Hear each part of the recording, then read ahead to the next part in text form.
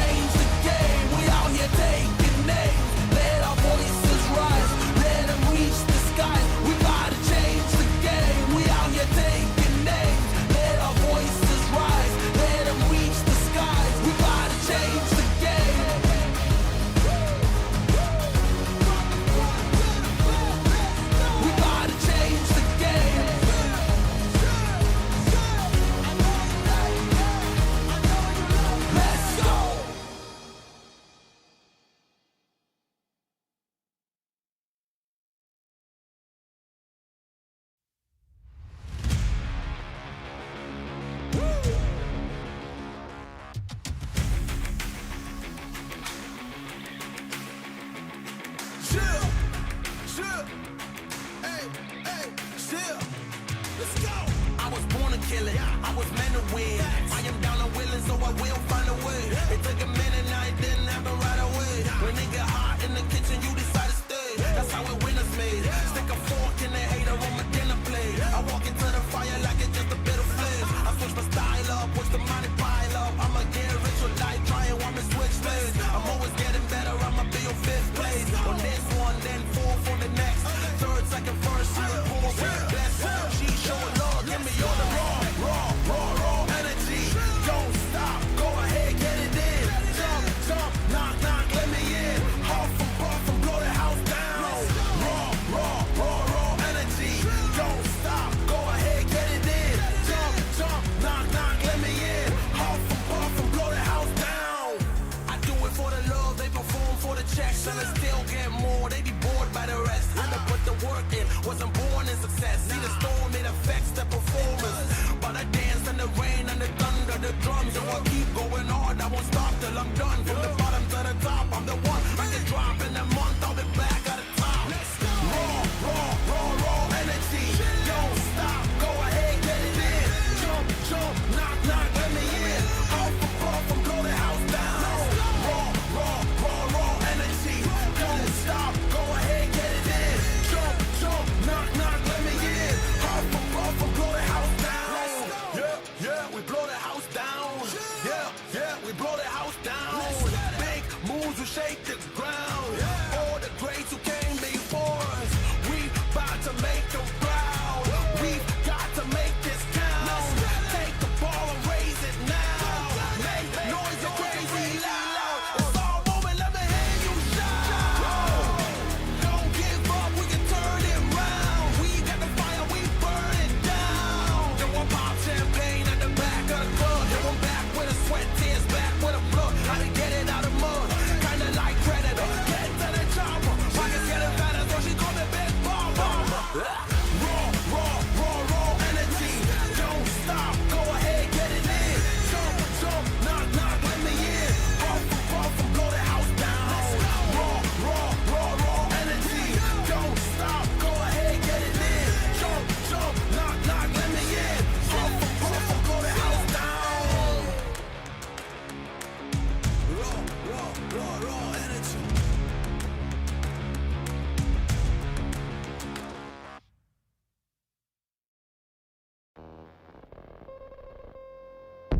Everything is twofold. What's joy is pain on the other hand.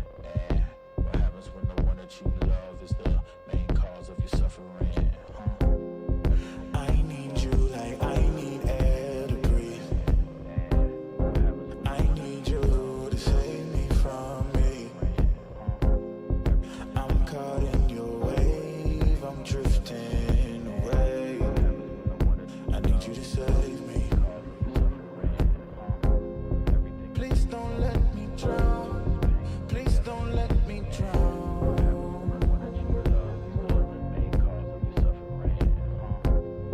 Please don't let me drown. Please don't let me drown. Whoa. Give me all of your lies, 'cause you're my demon in disguise. I learned to love the cage you keep me in, but the walls keep closing in, and I don't wanna die, but your poison feels so right. Why do I want you when you're bad for me? My perfect storm, my beautiful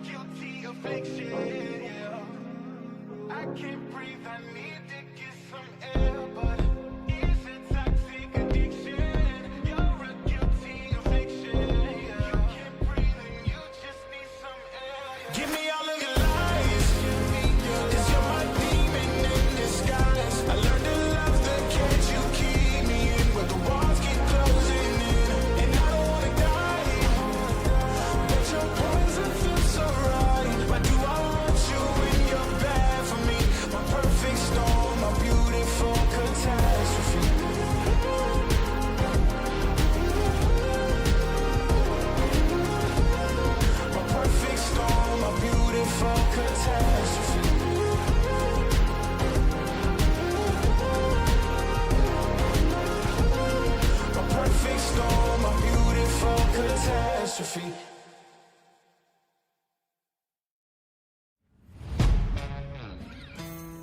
Yeah.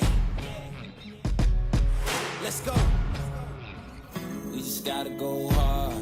I go the hardest. I bring the pain. Not what you used to. It's all part of the game. Yeah, I just gotta go hard.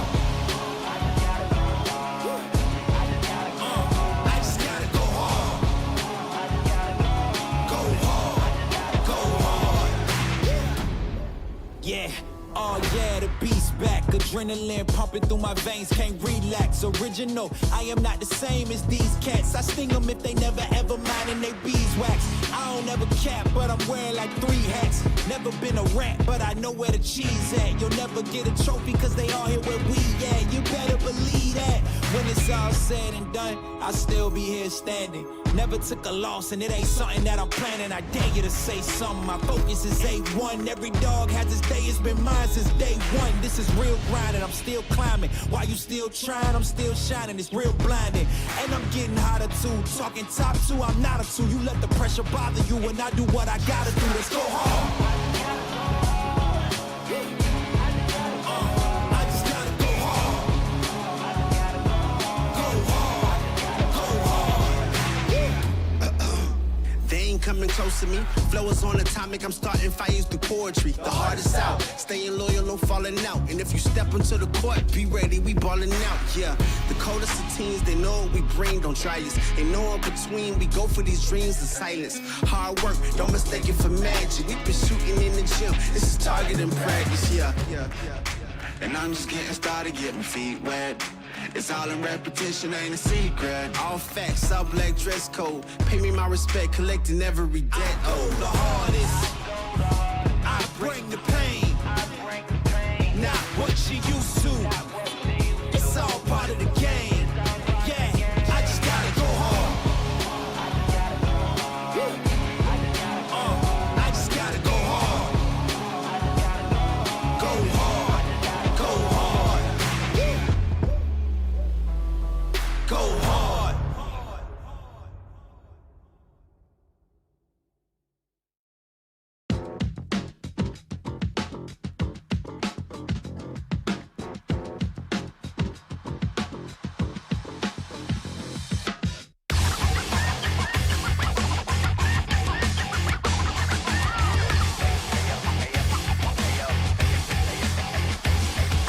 Started from the club with a baddie or 2. She was looking in my eyes cause she wanna be my boo, be my boo, be my boo. I'm me tripping in the stew. If they tryna get a bag, then they might've got the loot.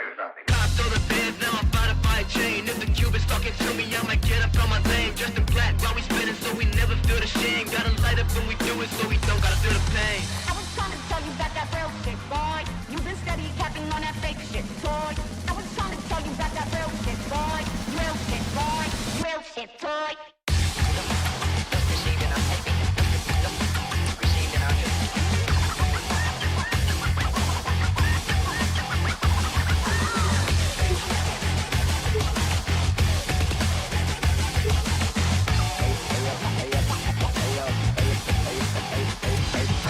Been around, burn out, flow it to the penthouse. Shotty's going crazy, then they quiet like a church mouse. Land up with the customs and we never get to get it out. Nitro in the engine so we see what it's about.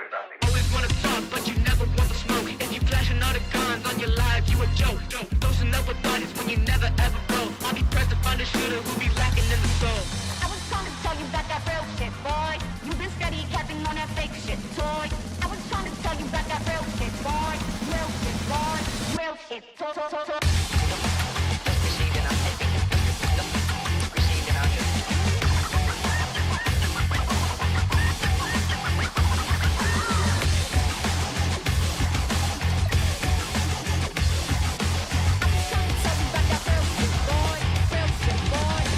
Shit, boy.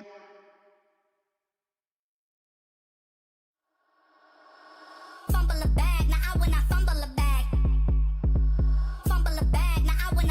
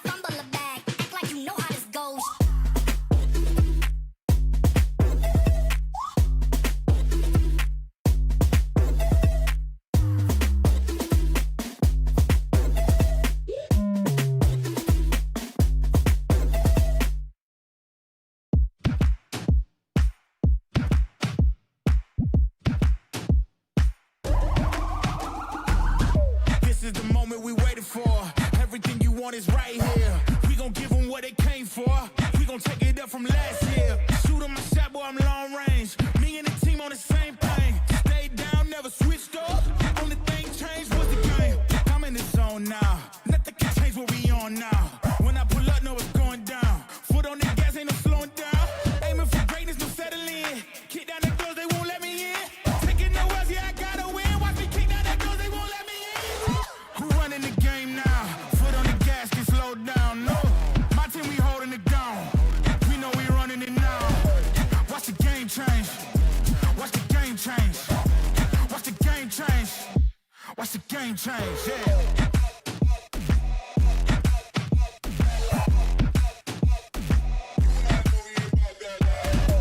Watch the game change. Watch the game change. Watch the game change. Watch the game change. I do not gamble, but bet on me. Tell them that's life, yeah, it's still of it. I'm taking a shot for my enemies. I can't waste no more time on my energy. I know they not got it on lock. Go against me, that's a long shot. Cause I'm counting wins all around the clock. Never doubt me, boy, I don't stop. Who do you feel when they make you the monster? I am not scared of none of you imposters. Taking the lead now while they watching. Think you should leave now while the option. Taking no else, yeah, I gotta win. Watch me kick down the doors, they won't let me in. Who running the game now? Foot on the gas, can slow down. No, my team, we holding it down. We know we running it now. Watch the game change. Watch the game change. Watch the game change. Watch the game change, yeah.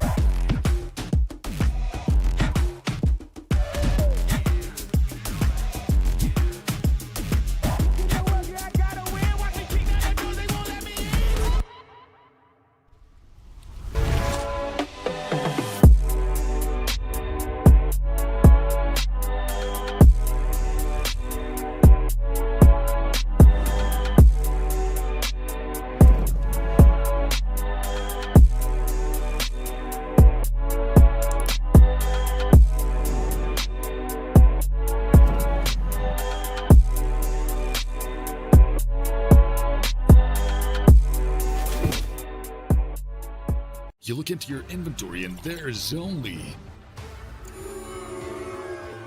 It's time to forget about this garbage. Here you will find everything to play with really cool skins.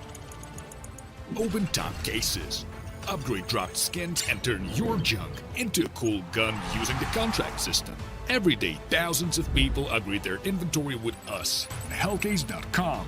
Look at yourself in a new way.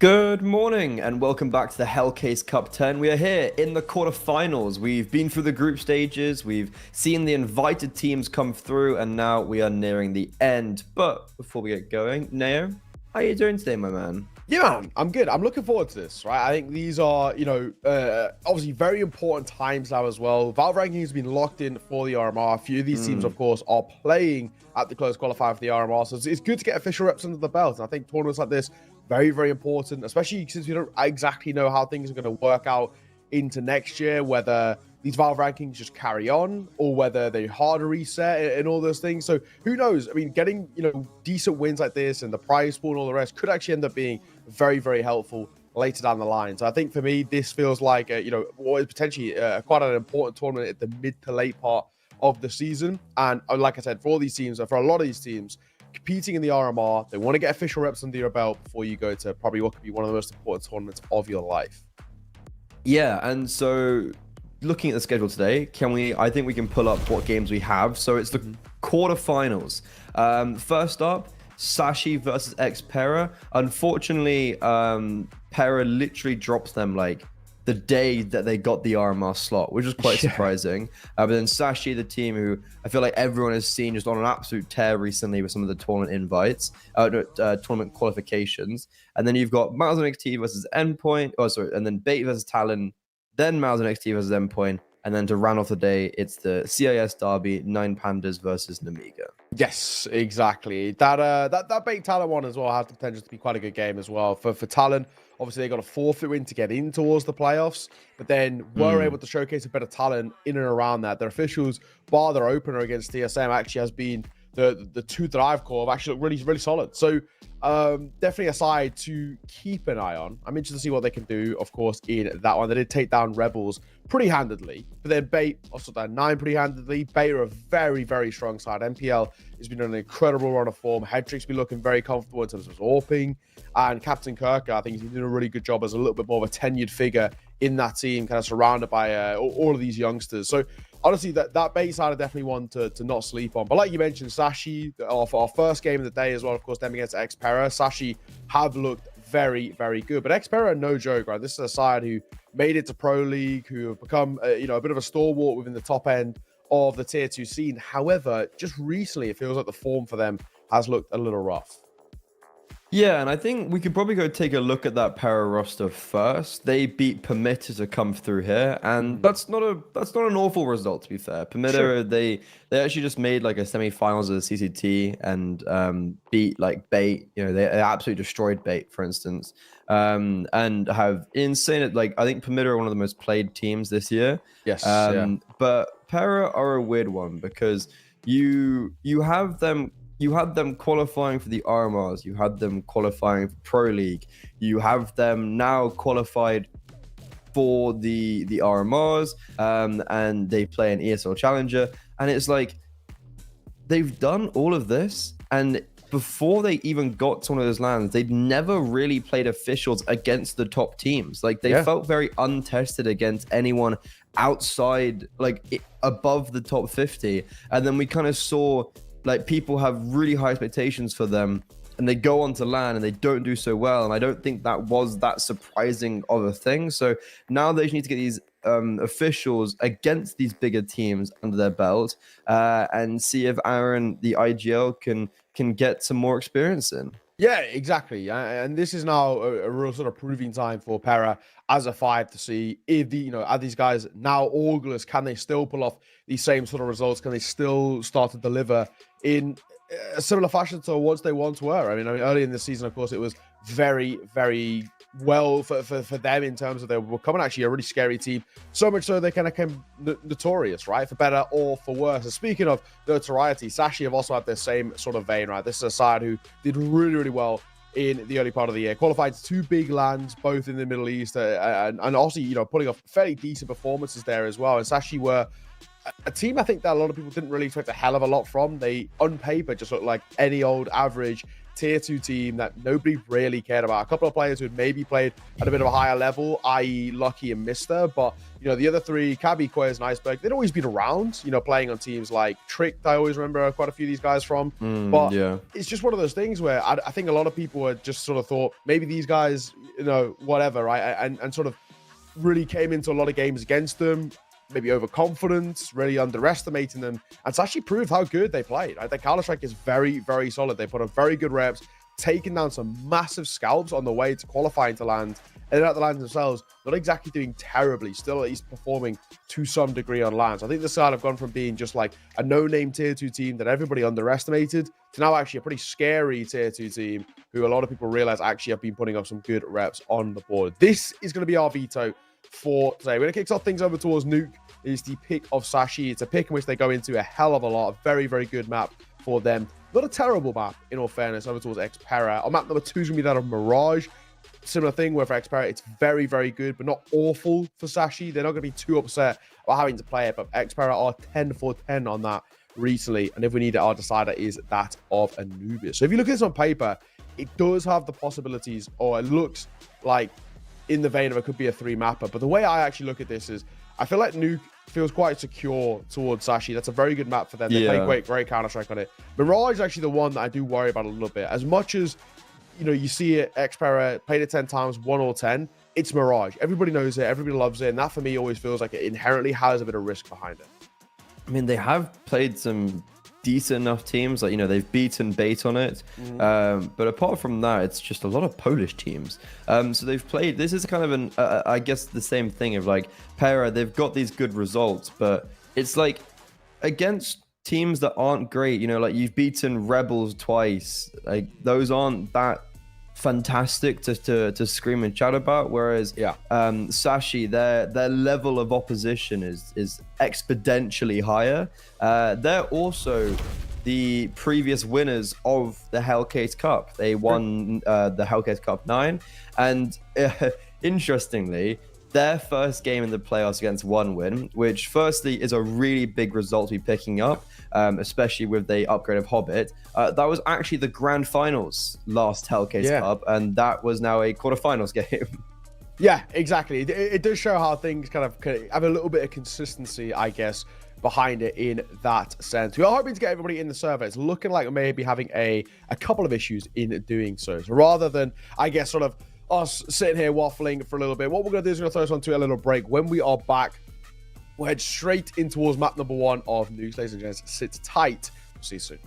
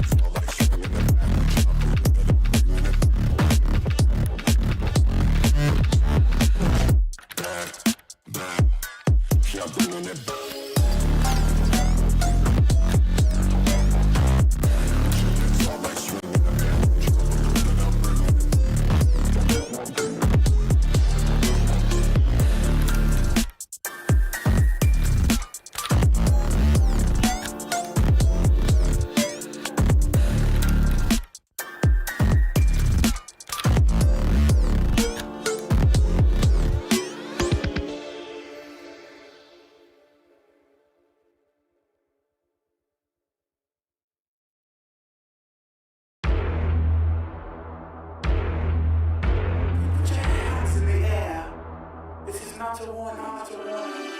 think that I'm running in place? Y'all really testing my patience. Right before I blow up the spot, I had to get back to the basics. What if my talent is wasted? It's sick, but I'm lacking the placement.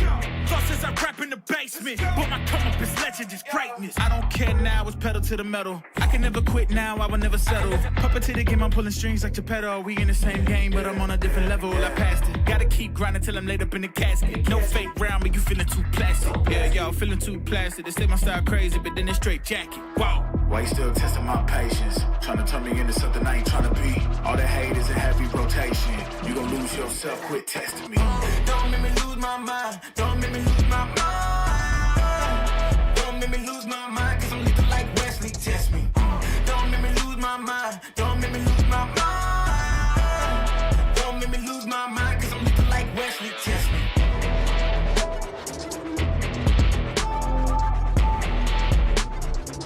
Cause I'm looking like Wesley, test me.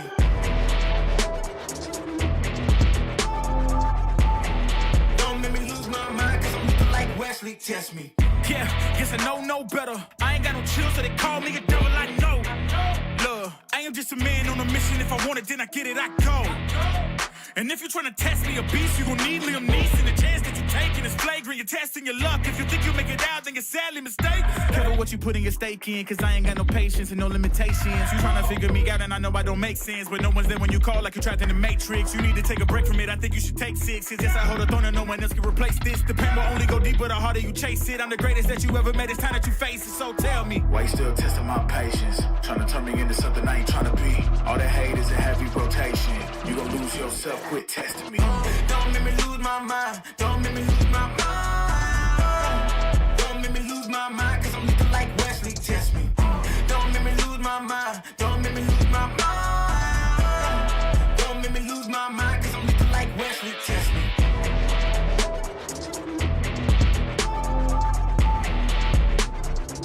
Cause I'm looking like Wesley,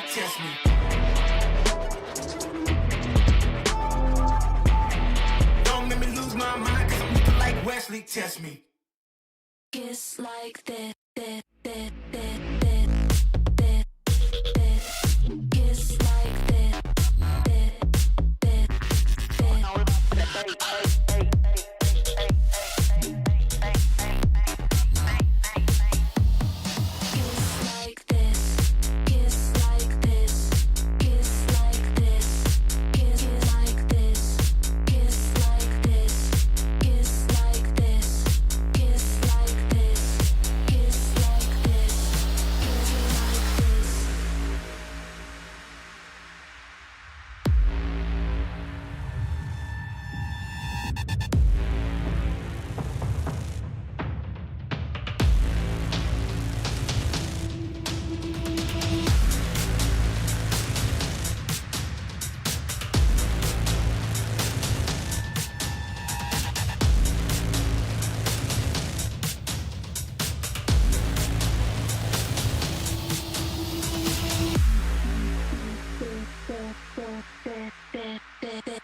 Kiss like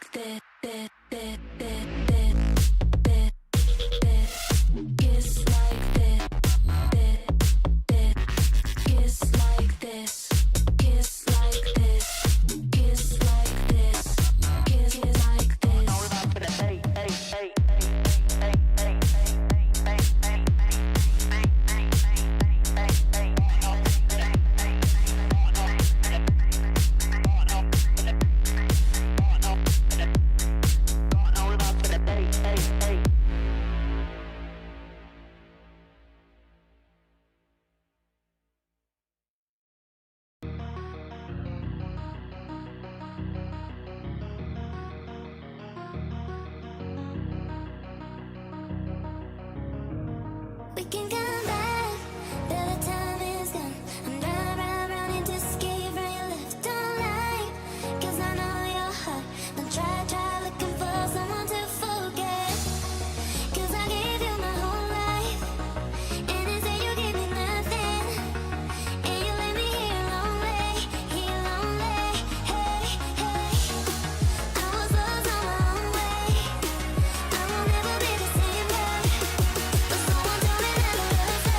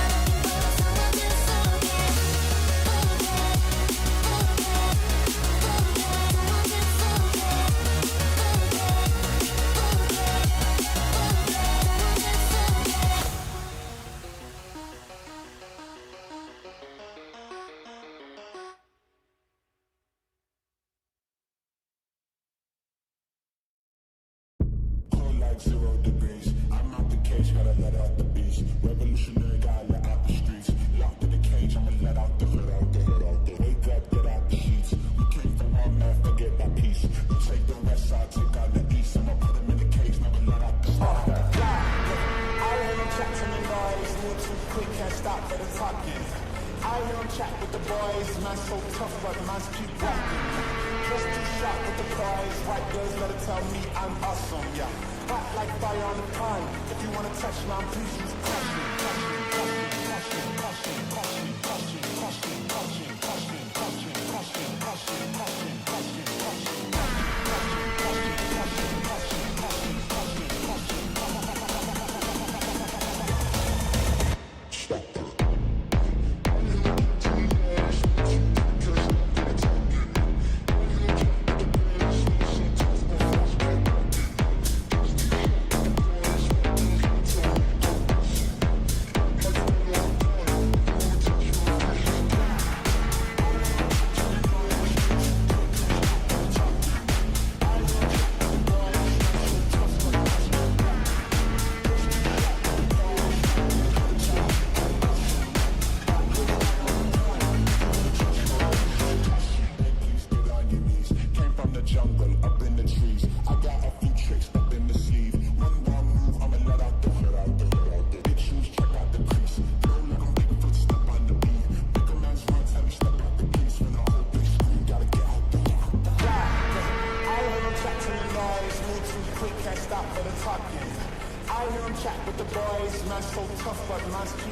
caution,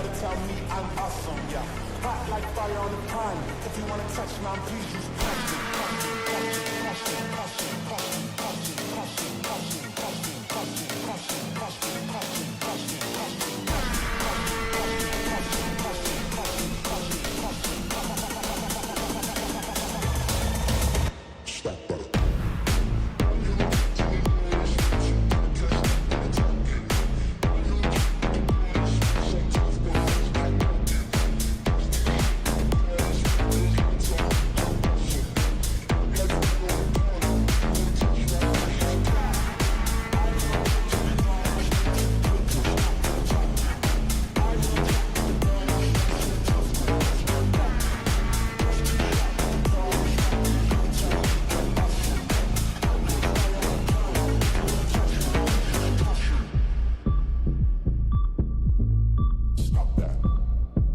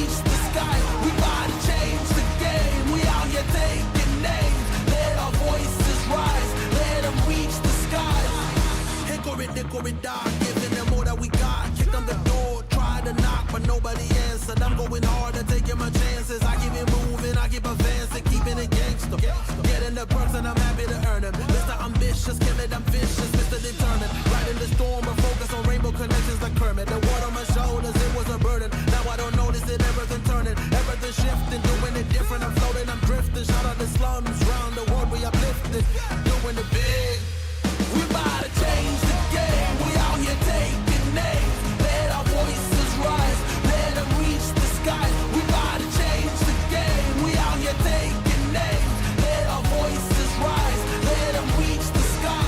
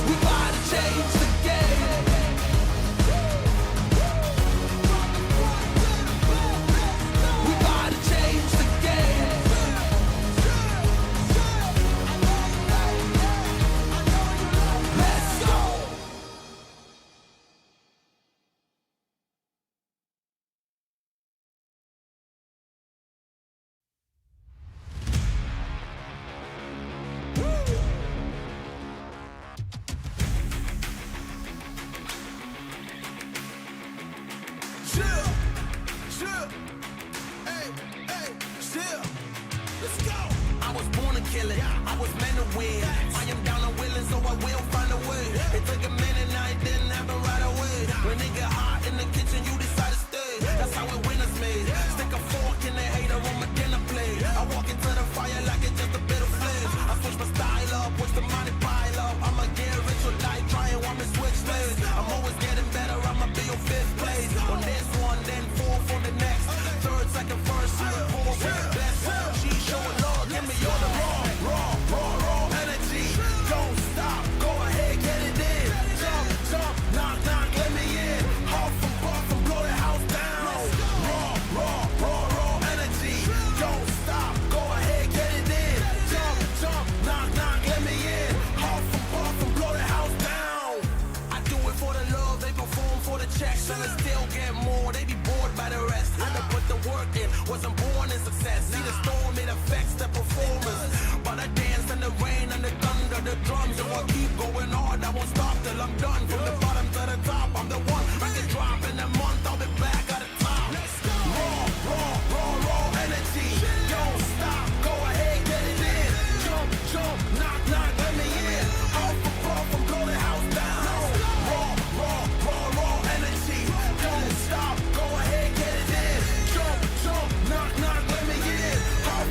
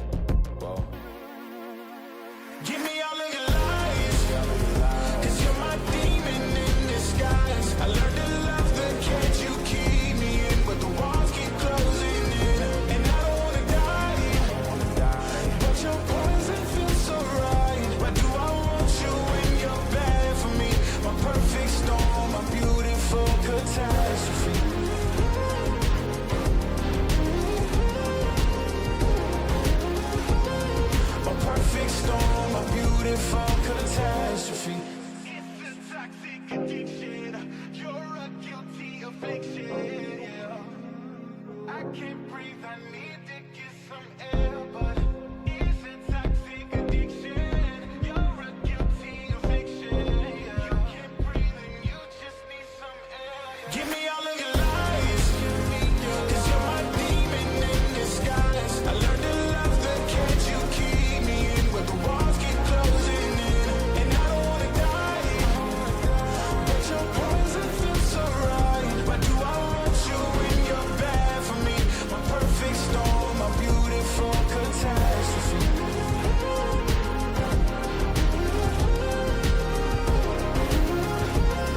My perfect storm, my beautiful catastrophe.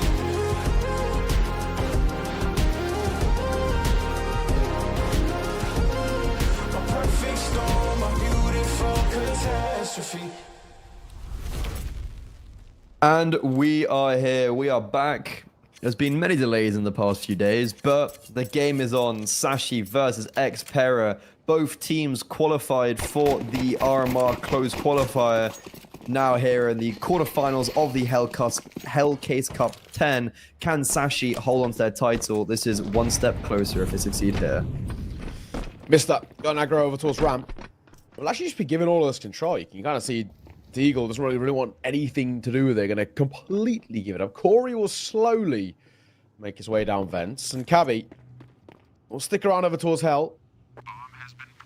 Just in case Defiant rotates. Iceberg, I don't... Oh, he was spotted by the garage player. I was going to say, I don't think he was spotted by the guy jumping off of... Oh, but it hasn't really made too big of a difference.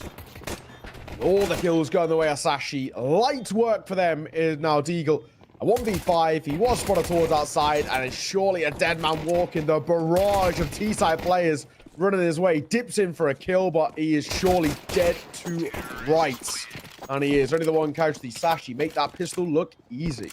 What a round from Iceberg. I don't really know how he's got 3 there. After being spotted, he still finds every single frag, but yeah, it's actually a really easy pistol round on their map pick. I think how we were phrasing this map is that it's probably going to be quite light work from Sashi. Like, this is one of their best maps, or their best maps, like their map, right? And they've beaten some really tough opponents on it, so I'd be really surprised. I'd be very impressed at Xpera if they win it out, but I'm just not sure if they will. Yeah, this feels like, you know, for Xpera, it's obviously a map in which they do play as part of their pool, and, you know, it's a pretty decent success to give them their credit, but I think it's just a different beast. Sashi right now look very, very good on this map. It just has been such a strong part of their pool.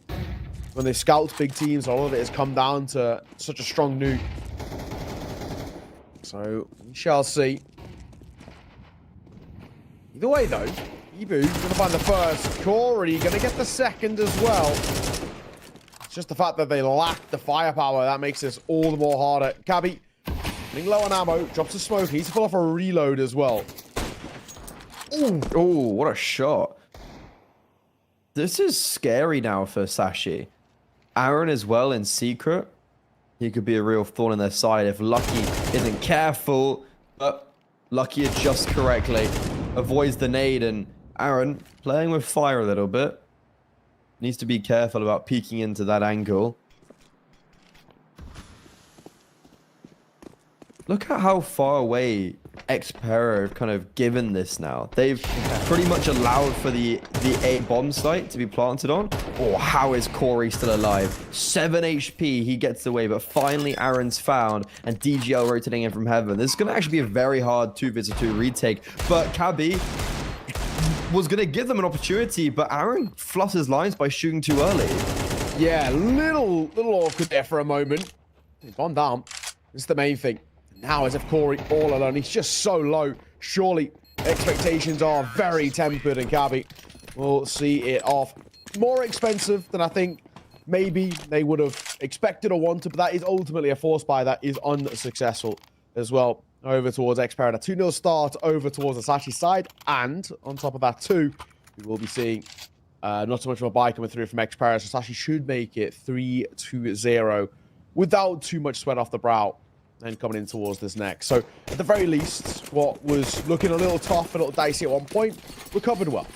Yeah, I mean, like, it's expensive, but it's, as you said, ultimately a force buy round, and ultimately also around that. I feel like Xpera probably should have won. So that's going to be a little bit unfortunate. They weren't able to get over the line, even though they had the advantage.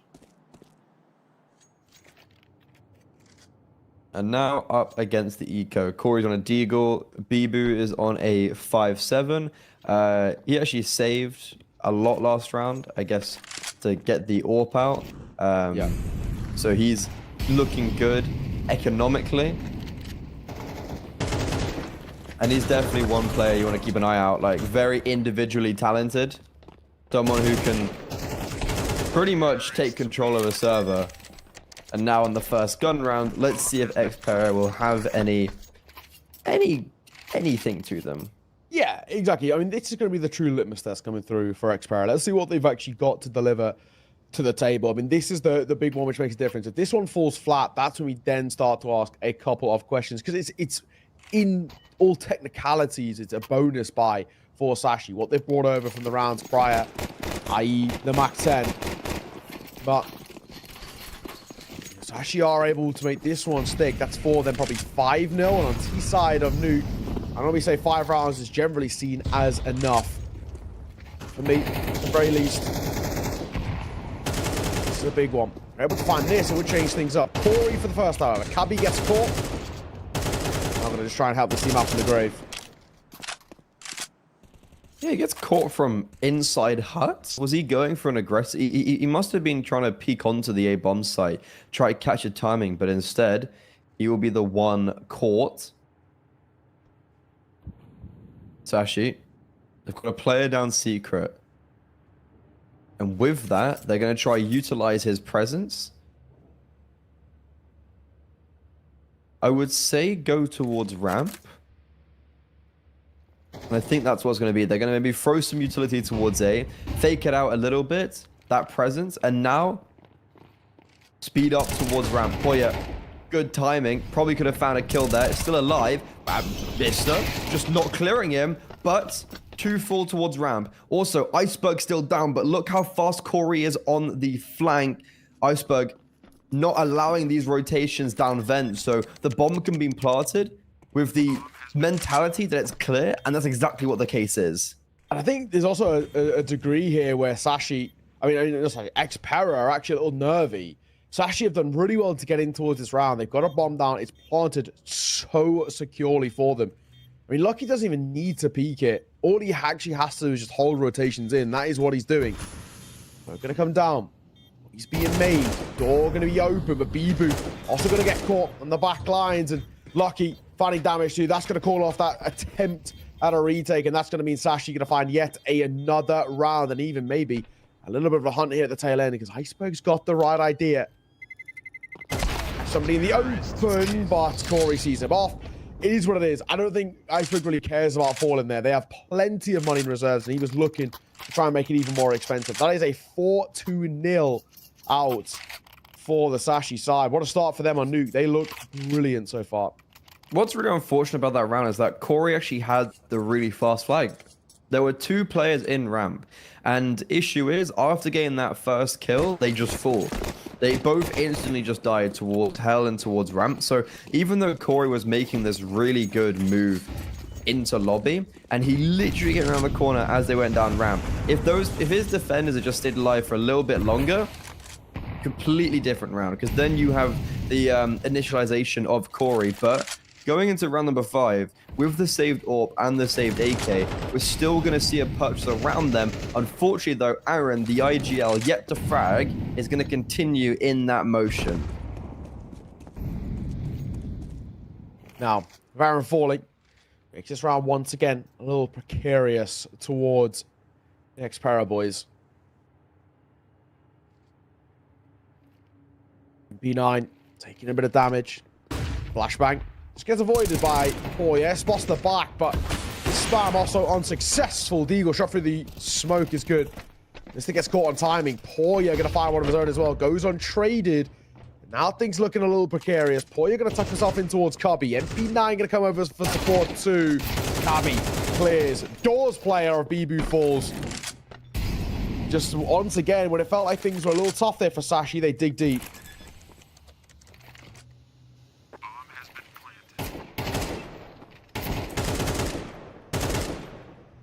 Retake.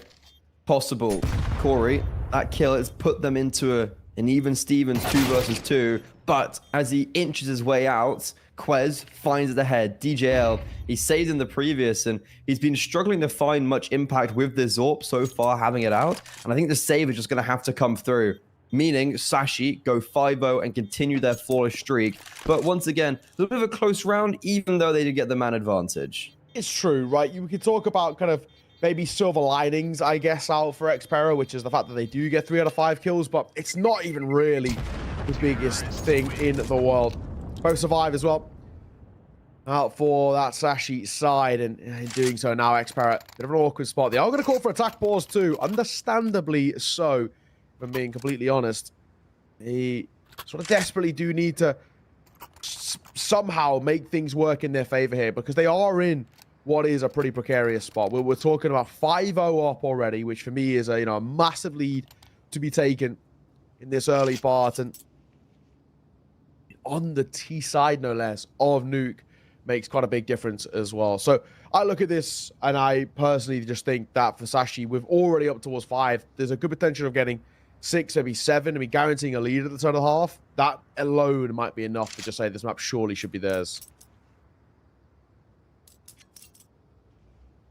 I'm not gonna lie, I really think Sashi should be running away with not only this map, but the series. Mirage is a difficult one because of how good Xpera have been on it recently, but against the lowest standard of opposition, so you kind of got to put that asterisk over their results. Sashi, though, looking good. Not going to be having a second to breathe. Xpera just constantly forcing back into it with the saved weaponry. Double AWP as well. Poya brings out the big green. He's over towards ramp. And DGL, by heaven, holding for if anybody is going to... Well, he was holding for the smokes, and now he's holding for if anyone's going to cross secret. Poya towards ramp. I don't think they're going to expect him here, especially with that... Oh, but what? Lucky absolutely owns him as Cabby jumps over his scope. I did not think that they'd jump over and expect someone to be on that angle after DGL had just taken contact. You could see it was a reaction because DGL had taken contact. Yeah. And now, versus 4, Sashi, another time they find themselves a man disadvantage and once again having to dig deep in this round. And 35 seconds, don't exactly have a hell of a lot of time. Expect guarding for a rotation. They're being given over to him. A bit of a timer here. Deagle's still going to hold. It doesn't feel like he's getting too testy. Oh, and the AWP with the swing. Iceberg will get caught. Bomb might be able to go down here, in all fairness, though. That's not exactly the worst thing in the world. 2v4, however, feels nigh on impossible. And it was. Bibu swings through the smoke and just on the corner of it. We'll get both to see it off. Xpera finally going to get their first round. Aaron gets his first kill as well. So, we got them everyone on the board now. But I really thought when they got that kill on Poya on ramp that they'd be able to explode at ramping. And they've been moving ramp every single round. It feels like we've always had some altercation on that part of the map. And now I think Sashi, I'd like to see them do a little bit, I don't know, just something different, right? Like outside smokes, maybe they could utilize that. Maybe they could just go for a fast A-pop, especially if you've got 2 AWPs, but there's only 1 on the server now. But Xpera, they've got a first round on the board. They're on their C side. They need to be probably getting a few more because 5 already on the T side is completely fine. Xpera, they lose 1, and Sashi are smiling. Or the Sashi side. How they fare off the back of a hiccup like that? Deagle holding above that smoke. He does spot one going through, but can't deny him going through. Lucky, however, will get caught. Alt falls. Being in a bit of an advanced angle in towards Art here, but I don't really know if he can make all too much of a difference with it. I speak too soon. He can. Mister going to get a catch as well on towards Aaron. There's the numbers flipping and being taken in favor of Sashi. Oh, big reaggression from Bibu. I don't think he entirely expected Quez to be there, but it's a nice reposition of the aim. Hoya dies outside. This is such a weird round for Xpera because they can never maintain an advantage after they get it. DGL and Bibu, 2 versus 3. Sashi should know that they've killed the ramp player. But if they do go there, Bibu's already down towards the B bomb site. And yeah, Bibu in a prime position to succeed. He's not going to be cleared. Trigger discipline employed. They're going to overlook him. He can deny the bomb. Mr. walking out in front of him. Looking for one more, and he will. Perfect from Bibu. Can't get the third, and therefore, it's a 1 versus 1. DGL rotating in. He's been here so many times and has just saved every single time. Now, can he win out the clutch? Iceberg swings, spots. DGL now spotted. Ooh. Swings out with a flashbang, and the 1v2 is successful. Sashi, they claw that one back, even though Bibu had his heroics. Oh, for a moment, it looked a little bit concerning, but then stepping up Iceberg in a big way. And your ship from him as well. Very kind of a guy who's getting a lot of respect recently, been putting up some pretty good numbers on an individual basis, but obviously doing a lot to help this Sashi side become so scary. And in that clutch, a massive one to take. Sashi at the bare minimum going to make this a tied game at the turn of the half. If we're being completely honest, should be able to put up a little bit more. Seaside looking very good from the Danes. Iceberg starts to move his way forward. I didn't even get timing on the smoke as well. Oh my god, he has. He's out in front of it, spots nothing.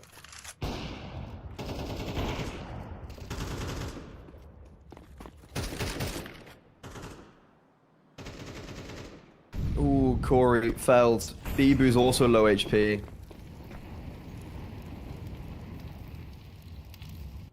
Sashi, they play this such slow, meticulous style of Counter-Strike. It must be so annoying to play against them on the T side, because it feels like they just consistently are constraining your map control. But right here, Xpera, they take matters into their own hand, and specifically Aaron. Outside, the IGL shows Iceberg that he can also frag out.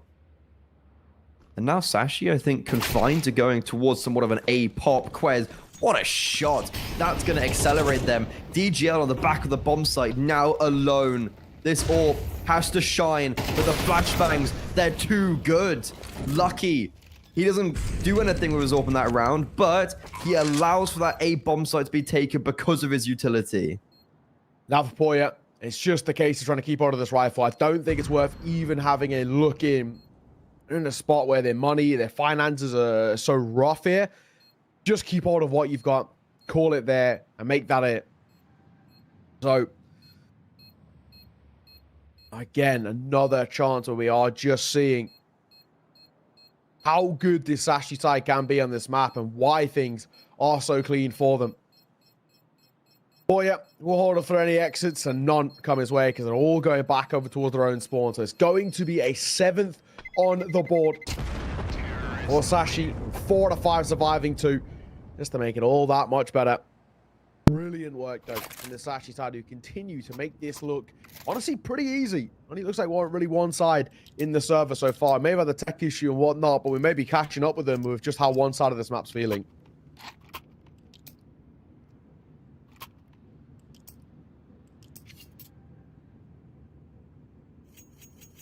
A very needed tactical pause for Xpera. I need to figure out what's going so wrong. They've been put on a low buy here. Sashi are running away with Nuke currently on the T side. And yeah, I guess with this low buy, like, I guess they've never crunched like lobby, but at the same time, Sashi have been very acutely holding that. Maybe if outside smokes come in, Xpera could just try get a little bit aggressive and take some map control, possibly. Yeah, I feel like something's got to change up for Xpera. They've got to try and get a little bit more proactive, I think, if they want sort of any chance in towards this, or they're sort of a bare minimum. Aaron, normally the outside player, he started going down ramp. Poya, the ramp player, is actually going to be starting outside with the A1S. So that's a bit of a change up already right there. Iceberg down towards Secret. Aaron pulls that smoke. Iceberg's heard it. Ooh, that would have been such a nice headshot, but instead, Aaron now just maintains his control down towards Secret. Lucky, however, opens up towards Garage. He gets that shot from Squeaky Door. Sorry, Single Door. All right. Iceberg towards our side, though. Oh, Corey and the Nova. Gonna get one. Nice shot from Deagle, the scout. But again, in favor of the CT side. You have seen multiple times now to actually win from these sort of positions, so you can't really count them out just yet. They might get a bit of a gap. Aaron might get caught, will get caught. It's Comrade Abibu playing out the MP9 over towards Alt Ven. Might also join him, smoking towards main. Do they clear this? Is the question. Surely he's got to get a look in, but maybe not at the right time. Bomb spills forward, 1v2. Lucky got it all to do. Holding the swing, will get it, but he doesn't get the guy coming through the smoke. Xpera win around on what is a bit of a half buy in terms of the actual rifles they bring to the table. They needed a second, and they'll get it. Even if they were going to clear Bibu there, he takes matters into his own hands, and he swings out, catches Mister in the side of the head. And that looked scary for a second for Xpera, because you had another man advantage potentially slipping through their fingers. Aaron, who had come up vent, was holding for the main wrap, and he thought Bibu was holding his door, but Bibu had just on that timing gone and checked hut, and that's when Aaron died. So it was really unfortunate timing, but maybe Sashi should have realized that if Aaron's exposed like that, there is supposed to be someone else holding for him. Also, DGL made some noise swimming through the smoke, so Lucky, unfortunately, doesn't cop onto that. Sashi now, though, bit of a change of pace. I was going to say multiple players going down towards Secret, but that bomb has just spilled out. Lucky plucked through the smoke by DGL's orb, and that's DGL finally coming into action, getting an opening kill for one of the, I think, the first time this game. True. Very true indeed. Now, Bibu just trying to dip back down towards ramp. Gonna join up over towards B. The only area they've kind of left open is the fact that they can wrap down towards this B site. Aaron sitting backside A. Under a minute. No decision being made just yet. Aaron and Corey playing off each other here. One's going to be first contact. The second will swing off the back of said contacts. But this feels awkward for Sashi. They don't really know where they want to finish. Like we said, though, they've been here before. Man disadvantage situation is also something they're completely opposed to. They have been able to make these work before, so you can sort of count on them to maybe do it again. Cabby got a bit of space to work with as well over towards Ram, so they'll wrap back down. Deagle not going to have any impact there, but Bibu will. Deagle then comes alive. Bomb drops. Round done. Bibu closes it. And Xpera find it flawlessly up towards their third. Well, that's a lot more like it. Sashi now, for the first time, are going to be on an eco on their T side. Is 5 CT rounds enough for Xpera? This is a bit of a rough one, because they had that really difficult, slow start. So even though that they are building back into it now, is 5 at a maximum enough on their CT side? I'm not sure. Yeah, the way I go, I mean, I always normally say when I commentate new thing, for me, 5 rounds T-side feels like enough. Any more is good, and the fact that Sashi already got up towards 7, even at N725, it still feels enough for me. It requires Xpera to get a pistol, and probably like the first gun round to even then be in kind of the conversation. And just generally, with this map being statistically the most CT-sided in the pool, you'd expect Sashi to come in towards that second half, and at least when he got to the gun rounds, maybe just take control once again. Bibu gonna find one of his own. Iceberg gonna get caught. Gabby, Quiz, both tapped away. Nice work from Poya, who ended up with the third as well. Beautiful stuff at the end, but it was only the pistols, so we don't have to read too highly into that. Final round of the half, however, 4 buys come back in place for Sashi, and a chance to make it an 8-4.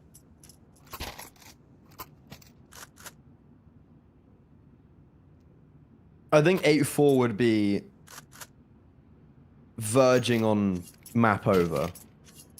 But 5, some would still class as map over. I think 5 with the added momentum they've been gaining, you know, doing rounds pretty flawlessly. I think that could be enough. Sashi, outside smokes once again. Iceberg, not going to be doing anything with them. He instantly goes back towards lobby, and he needs to be preparing because Xpera, they seem to be wanting to go for this lobby crunch. DGL catches Iceberg completely off guard. And now, the initiation from everyone else to start walking in. Quez trying to survive, trying to fight for his life. This is so awkward. There's CTs and Ts mingling within each other. And everything's going in favor of Xpera currently. Yeah. And it will continue to go that way as the Eagle finds a couple more. My God, some nice shots. And it's a flawless way to see off the half. So it may have taken a while, but Xpera do find some form at the end and at least now have something to work with heading towards that second half. Like I said, though, it still feels like to me, though, that 7 rounds is pretty good, right? I mean, that's the main thing that I look at. For Sashi, they may have dipped off in form a little bit in those last few rounds, but ultimately 7 rounds on T-side still feels like it should be enough. If they can get a pistol, they're right back in towards those leading ways. Oh yeah, pistol round completely neglects anything that's just happened, pretty much. But Xpera, look, 4 rounds in a row, and I think they did majority of them either flawless or like near flawless. DGL, great last round there. And Sashi just did not know how to react to this lobby crunch.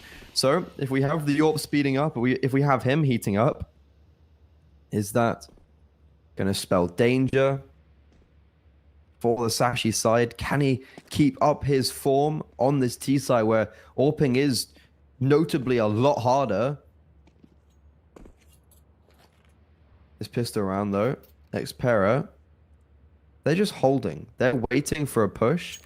But I think ultimately they want to end towards the A bomb site with a mollo top heart and a mollo back site. And it's going to be perfect. Missed that. He's going to take in the molly. They're actually a little late off the back of the molly, but they still catch him regardless. Cabby for 1. Oh my God, he's been given the chance to reload. What are we doing? They don't trade him. And now 1v2, he's low, and he will fall to the hands of Quez at the end.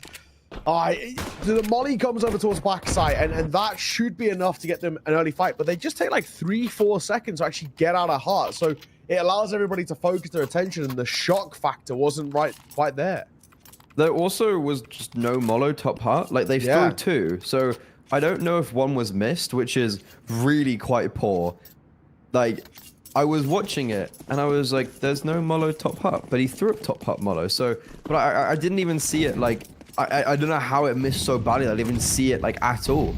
But Sashi, as we were mentioning, like a pistol round completely just sets them back on the right track, and I think that's exactly what we're going to see up against the Eco. No bomb down for Xpera. It's going to be a free night for Sashi. Lucky, only able to get 1 with the MP9. Probably would have wanted to get a few more, especially as he wants to be saving up for the AWP. But even though he has been 1D'd, I was going to say that should be the only casualty until Corey also hits another banger for himself. Yeah, Sashi overfighting here. They're overfighting massively. I don't know what they're doing. We do not need to fight here. Just let them come to you. You've got the site still. Auto shot gonna miss that. Gonna dip down in towards heart. But yeah, this is awkward. They're just so keen to fight.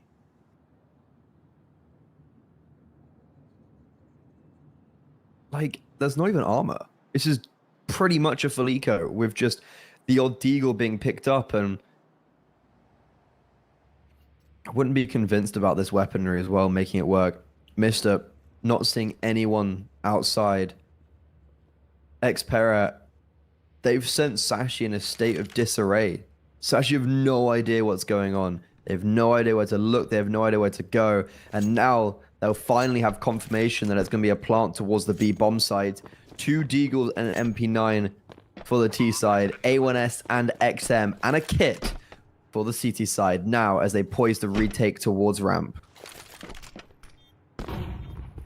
This is tough. Well, the shotgun though is pretty good, but we don't get close. Left. V2. Quez. Taking any damage. Will now make it a 1v1. It's a possibility. Corey Deagle swings out with it. Brings that door. Oh, he does tag through the smoke as well. Looking for the bomb, he can't find it. Tap on towards it. The spam, he's now going to reload. Quez has got a kick. He's so close. And Quez is going to win it. How has Quez pulled it off? And how has he got out of there alive as well?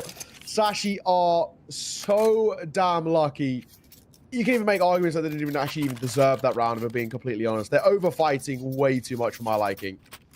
Yeah, I'm not too sure what Corey's doing there, because he was playing on the back of the bomb site, or like on the railing. So if he had actually just stayed there and fought, and they had just double swung, multi-swung Quez when he was in that clutch, when it was in the 1 versus 3, like he would have died. But Quez kind of is being given those 1 versus 3s, and I think he just got given loads of respect, where they were like, don't peek him, like don't give him the fights, because they know they have no armor and they know they can be softened up quite easily. And I think, yeah, Xpera just give him so much space, give him so much respect, and if you do that against a team like Sashi, they will take advantage of it. But still though, an eco round where they get the bomb down in 4 kills, that's not too bad. Honestly, I think Xpera will take a few positives away from that. At the very least, it'll help buy out a little bit, give them some extra trimmings with the util and the rest, and of course, force Sashi into, a pretty hefty reinvestment. Mister going to take a big chunk of damage, and somehow actually giving the luxury of a cross, in all fairness. Lucky man for that. Spam doesn't quite catch him either. Iceberg will get caught, however, on the other side. He will fall to the hands of Corey. Opening kill and damage, of course, is very positive towards Xpera. Mister looks a little tentative here. I mean, it's also a fantastic opening kill, because that is Iceberg down on Secret. You have no control outside. You have no control down towards B. You don't have lobby control. Xpera are in the driving seat for this round. The question is, can they park the car on a 6th round? It's all going to come down to this interaction between Lucky and them outside. Lucky not going to give them the fight, but we'll be able to just spot that they are there. Now, speeding up down towards Secret. Vent can actually be dropped into, because where Corey's positioned himself, but they don't know that. And Corey continuing his domination towards the B bomb site. Cabby made that contendable for a second, but I think realistically, this should be a 6th, unless Lucky can catch out Bibu. No. Yeah, Mister just going to have to save, and no money whatsoever for the CD side because of how costly that previous round was. Yeah, no, exactly. Mister alone here for him. I don't think we're really going to be giving this a go. Even though the rifle might be the way forward. Doesn't look like he's too tempted to, if we're being completely honest either. He's already tagged. It wouldn't really be too much point. That will be that. 9-6 now for Xpera, and like we mentioned, with the economy a little bit broken over towards the CT side, it probably should be 9-7 too. 2-round game makes that next gun round out for Sashi all the more important. That one falls flat. Being completely honest, things could actually end up being quite problematic. Could end up being a little bit of an issue. Yeah, let's see. What have we got to work with now? Xpera at least are coming alive, making this T-side look a little bit better, but on the other side still, I do feel like Sashi are, for my liking, a little bit too comfortable and all the rest, and are allowing opportunities for this Xpera side to get back in towards this game. So, yeah, this one, in all fairness, it looks like we're just going to fall by here, which actually, for them in double eco is pretty tough in terms of lose this, and we actually are talking about a real possibility actually of Xpera tying this game up.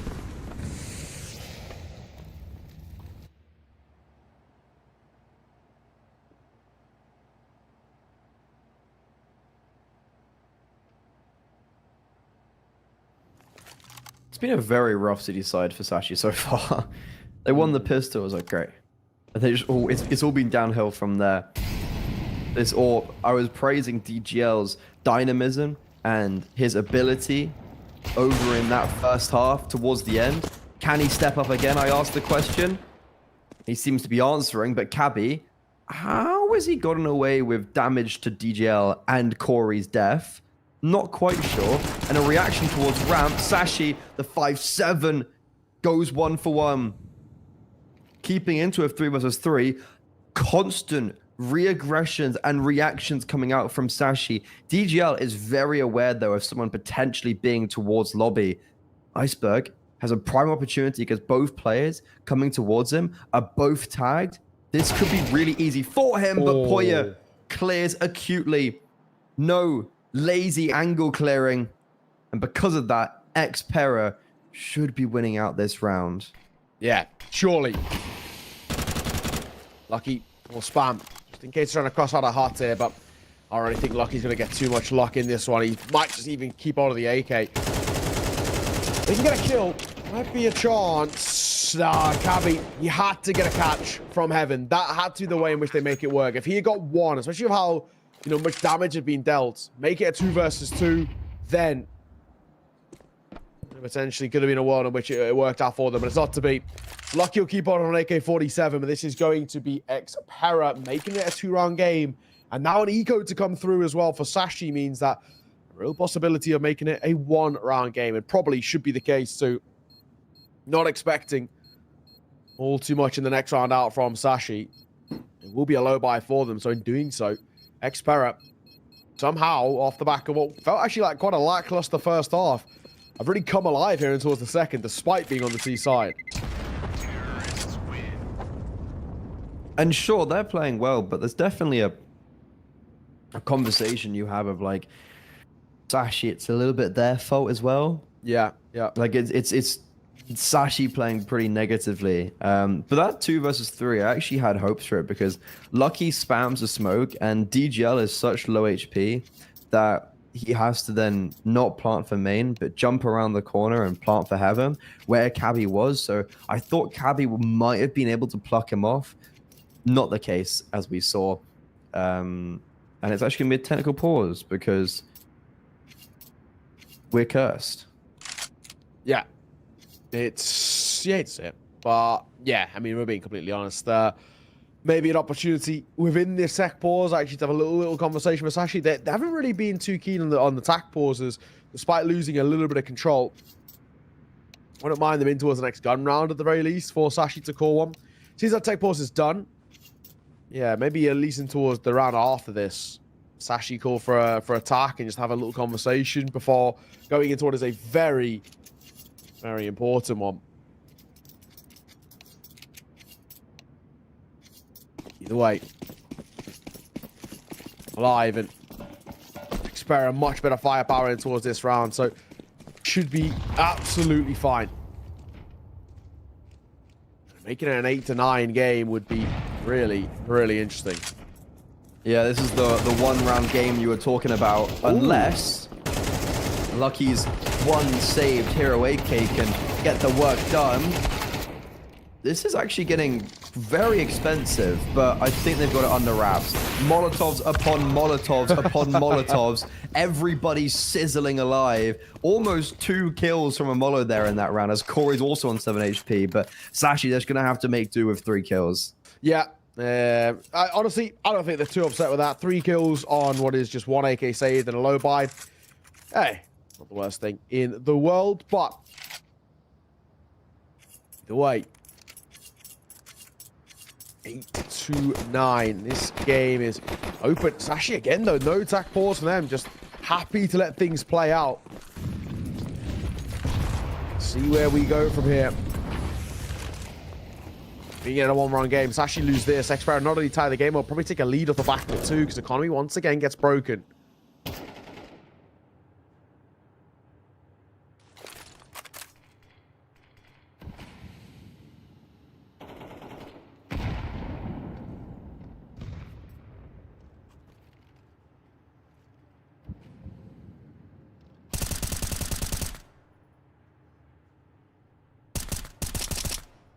Xpera setting up to do some sort of outside smokes, but ultimately ending off towards this in either a ramp or A.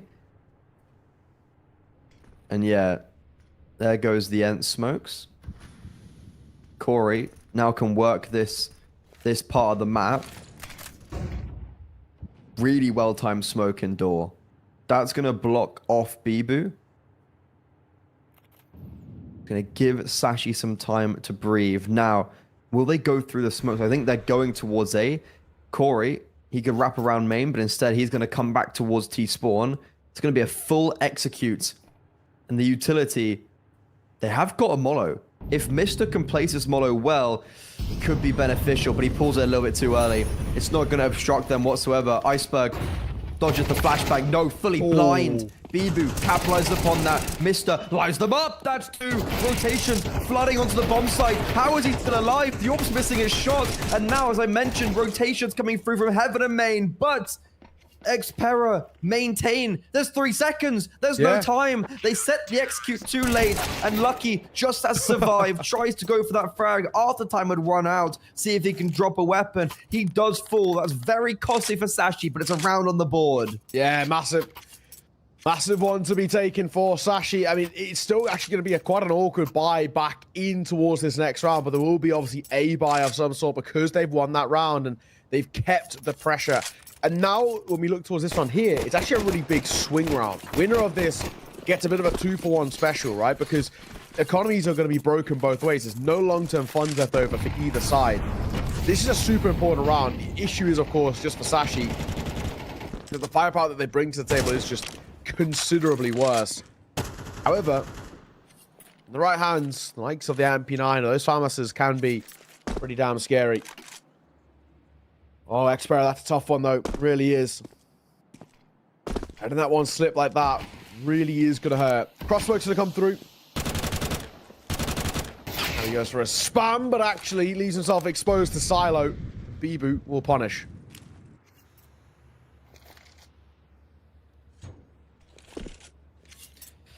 That was a round win by Sashi, but not convincing. And now, especially with Bibu getting the opening kill on Cabby,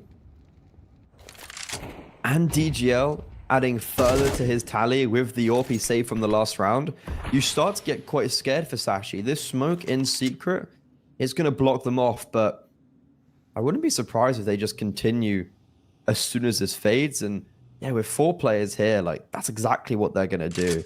Lucky. Tentative of both vent being someone coming from vent and also now this smoke.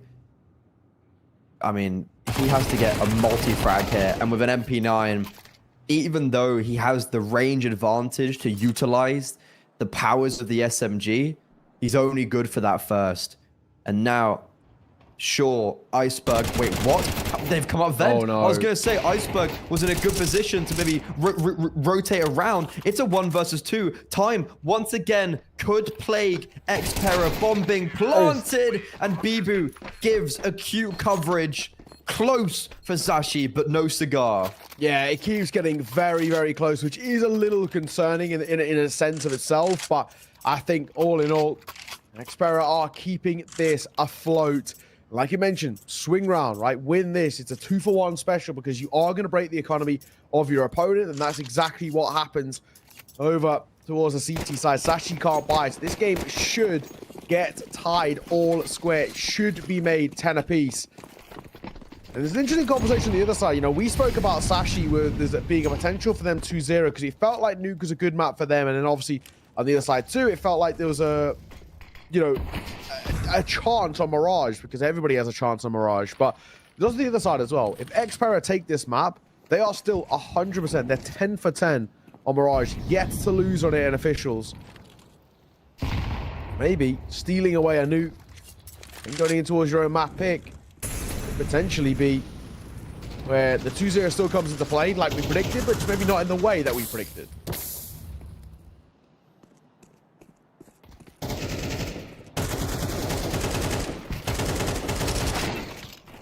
Of course, an eco round win. That's all we need right now. Just like another layer of insanity. Oh my god, what the advantage. 2 versus 2, Bibu. This Mac 10, please. Come on, for the sake of everyone's sanity here. Don't lose against the full eco.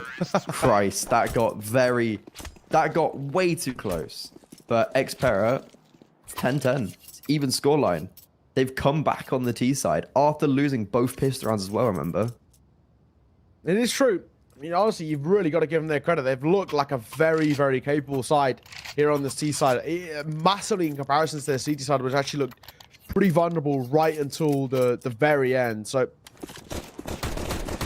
you really can't have any complaints at all about the Xpera side. Back into this, they're looking like a really, really solid team. And Sashi, they just look so vulnerable on the CT side. And Corey, another entry for him. They get traded immediately, but then Bibu keeps the numbers in favor of the T side. Already not bad. Cabby gonna play her in front of that Molotov. Again, going 1 for 1 isn't terrible, but the numbers and the trades are generally beneficial to the T side. We're forced to save. Sashi slinking off into the distance. They have potentially just thrown away their map pick. Yeah. I have no idea what's gone wrong. I have no idea how this has happened, but Xpera, they could be taking this series, especially because, like, if they take Nuke, that's a one-way road to taking this series. Mirage, their map pick up next. They've yet to lose in the last 3 months. They've only played it 10 times, bear in mind, but they've looked pretty convincing every single time, with recent scalps such as Bates added to their collection. Money, great for the T side. Cannot be said the same for Sashi. Yeah, Sashi, they've really dwindled in this CT side. No two ways about it. It's a real lack of consistency. It looks like the plan for Sashi, off the back of that save, full buy in here. The issue with this, if they lose this full buy, especially if they lose all their lives as well, then it means heading into what potentially could be the final round. They're chucking out the economy behind it. So this, for me, is the most important one for Sashi. They want to stay alive in Nuke. They have to find number 22 and make it stick for them. Iceberg with an MP9. Going to go up on high toward top. Or top part, that is. Cabby playing around outside. Equal with the AWP. Honestly, been given quite a lot of control here. They've got, and Xpera been given so much space towards outside. Generally throughout this map so far. Just going to continue to abuse it.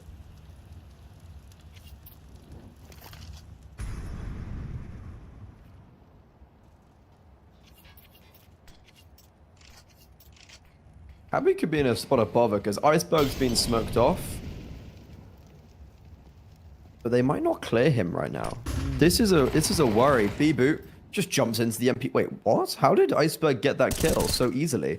Wait, was there a gap in the smoke? There must have been a... like, just instinct kind of thing. Yeah. Yeah, if that's instinct, then fair enough. And Sashi, 2-man advantage. Cabby, still alive outside. Xpera, they've kind of put all their eggs in one basket here, and you can see the outcome of it. Iceberg on the flank, not spotted. That's massive. This is a round-winning play from the IGL. Hoyer, yeah, just coming to his teammates, it's clear. And because of that, DGL can be killed, back turned. In the meantime, Lucky executes one more. Whoa, Iceberg can't get a single frag, but doesn't matter. 10 seconds, Xpera once more, the clock too low for DGL to get anything done. 11-11, the high-risk play from Sashi pays off with the purchases. Yeah, I think when you look at it as well, for the Xpera side, they had a call out of spawn, right? Let's take outside control, and then we'll make a decision off the back of what space we get. The issue is they just don't. So they make this call from spawn, and then it all just falls apart. It's as simple as that, right? They get out in towards outside. The smokes come down. They don't have any coverage towards secret, and they just don't opt to really go through it. And then on the other side too, they lose a life towards main. They know somebody's in towards lobby, and internally they're just thinking, this is it. We're just gonna stand and wait and hope this opportunity arises, but it just never comes. I think Sashi just played quite patient in that situation, and it works out well for them. He comes over towards our side, catches Corey for quite a chunk of damage, and we're all square 11 apiece. This game still has legs behind it. Yeah, I think Xpera have realized that outside maybe isn't the play for them. Still though, smokes are going to be propelled, and Corey will be taking some space uncontested. Lucky hasn't even had an AWP yet this half. I think they've just never had the money for it. Quez, though, he's got a lot on his shoulders. No one to support. They're hunting him down. Lucky will rotate in, but it's far too late. 2 opening kills towards ramp. Now, speeding up down towards this lower bomb site. Sashi already calling the save. They want to keep as many weapons alive as possible. And they better hope they're lucky stars they do, because one player falls here for Sashi, and they won't be able to get a full buy in the next round. They need to keep all 3 of these players alive if they want to be able to edge us into overtime. But it's going to be Xpera taking 12 first and have one opportunity to end it off before we go to overtime. Yeah, wild one, to say the least. I don't know if we're going to go for a hunt here. Xpera, like you said, if they catch just one, it makes it so awkward to decide. But do they want to lose anything? No, we'll risk it, I guess. It seems like no. They're not going to. Sashi will save these 3 guns. The smoke to come down as well, just to give them the coverage. There we go. Xpera, 1 round away from stealing Nuke. Sashi's map pick. That would be a huge one if they're able to do so. Sashi under a lot of pressure, but like you said, able to buy in. That's all that ultimately matters for them. Final round of regulation. Only 2 ways this can go, possibly. Overtime. Extra rounds required if Sashi able to get a 12, or Xpera close it right at the tail end of this map. Off the back of, you know, a poor half and the pistol's not going their way, that is a lot of respect. Honestly, fair enough, right? Like, it's a... Sashi have thrown this away.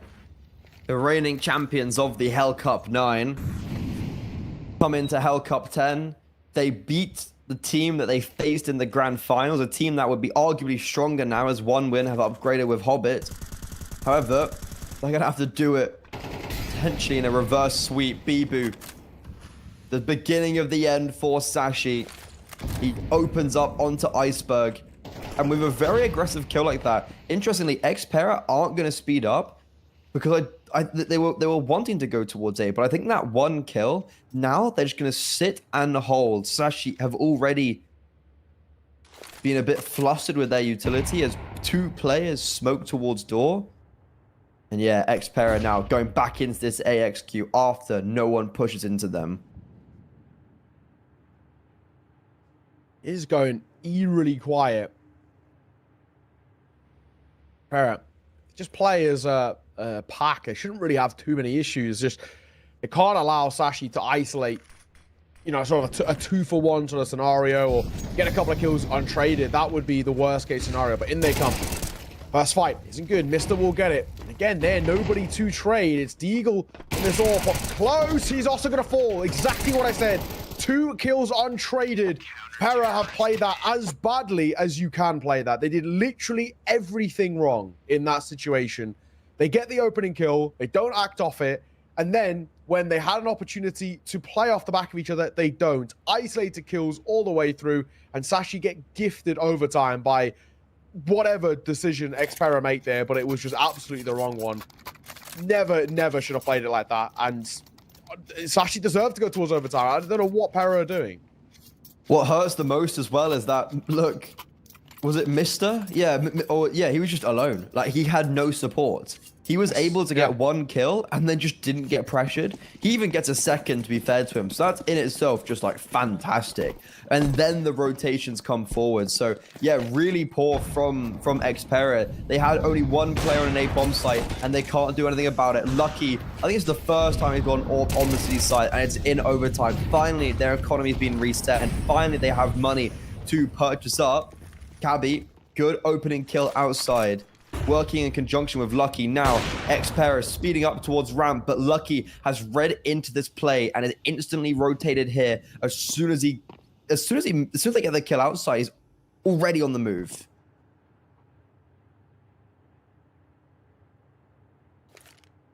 Oh yeah.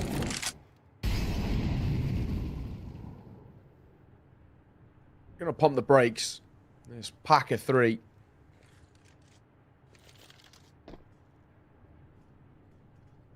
Here's the plan to finish. Here's the one I'm looking at. I mean, do we actually want to go here? 3v5, they got no real control, and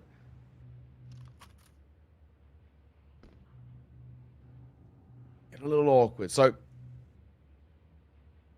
let's see. 35 seconds, making a move. One backside B. Quez will get the first. Looking for a second as well. One player on the low hand side. He's going to get it as well. Surely not all three for Quez. But it looks like the Eagle might be getting out of there. But saving is not an option. Flank is here. Cabby is just there to try and stop you making your way out. And they do a little bit more damage too. And he's a dead man walking. Whether you save or not, it doesn't really matter. But a 1v5, nothing getting off the ground. Perfect again from Sashi. Brilliant. And you have absolutely no complaints about the Danes, who are now absolutely flying. I think as soon as this goes into overtime, you start to already think like, Sashi, they've broken the deadlock. Overtime spells victory. And yeah, that round from start to finish was all favorable for the Danes. Feels like Xpera really, I don't know, like, even those last few rounds in regulation on the T side were not filling me with loads and loads of confidence. Yeah. And especially now we've got like actual money for Sashi and actual ore power for Lucky. We saw in that last round how important it was for him to be wielding that big green. Xpera just not really doing anything. This is very similar to what happened on the final round of regulation, and pretty much all their rounds, where they just have Corey outside and then they just go for this A execute. There's going to be a little bit of difference with the utility. Aaron is boosted. Oh no, sorry. I thought Aaron was on DGL's head, but no, it's just going to be the standard utility.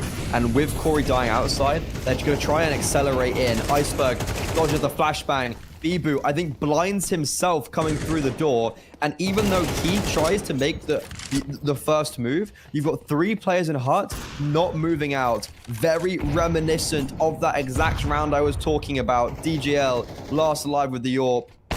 Not sure what he can do here. And they will have the AWP in the next round, but does it even matter? Yeah, doesn't matter. No. Is really what the answer is. Actually 2 for 2 in OT on the CT side. Oh my, how things have crumbled over towards Xpera. Had a couple of opportunities to close out this game and arguably should have as well. Now, we find ourselves once again in a spot where, I mean, it's actually go 3 for 3 on CT. I don't think if there's a world in which Xpera get back into this. Actually, T-side didn't look bad at all. Important, though, of how things have drifted. That might lead in towards potentially a bit of an awkward conversation that we have on Mirage. Chunky grenade there. Vista playing backside. Lines up 2, but he gets 1.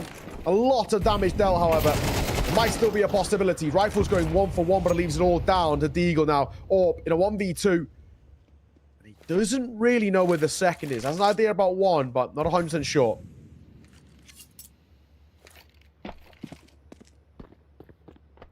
This is definitely a tough position to be in. Lucky making space, but is isolated. Quez, this is a. I think DGL's got this.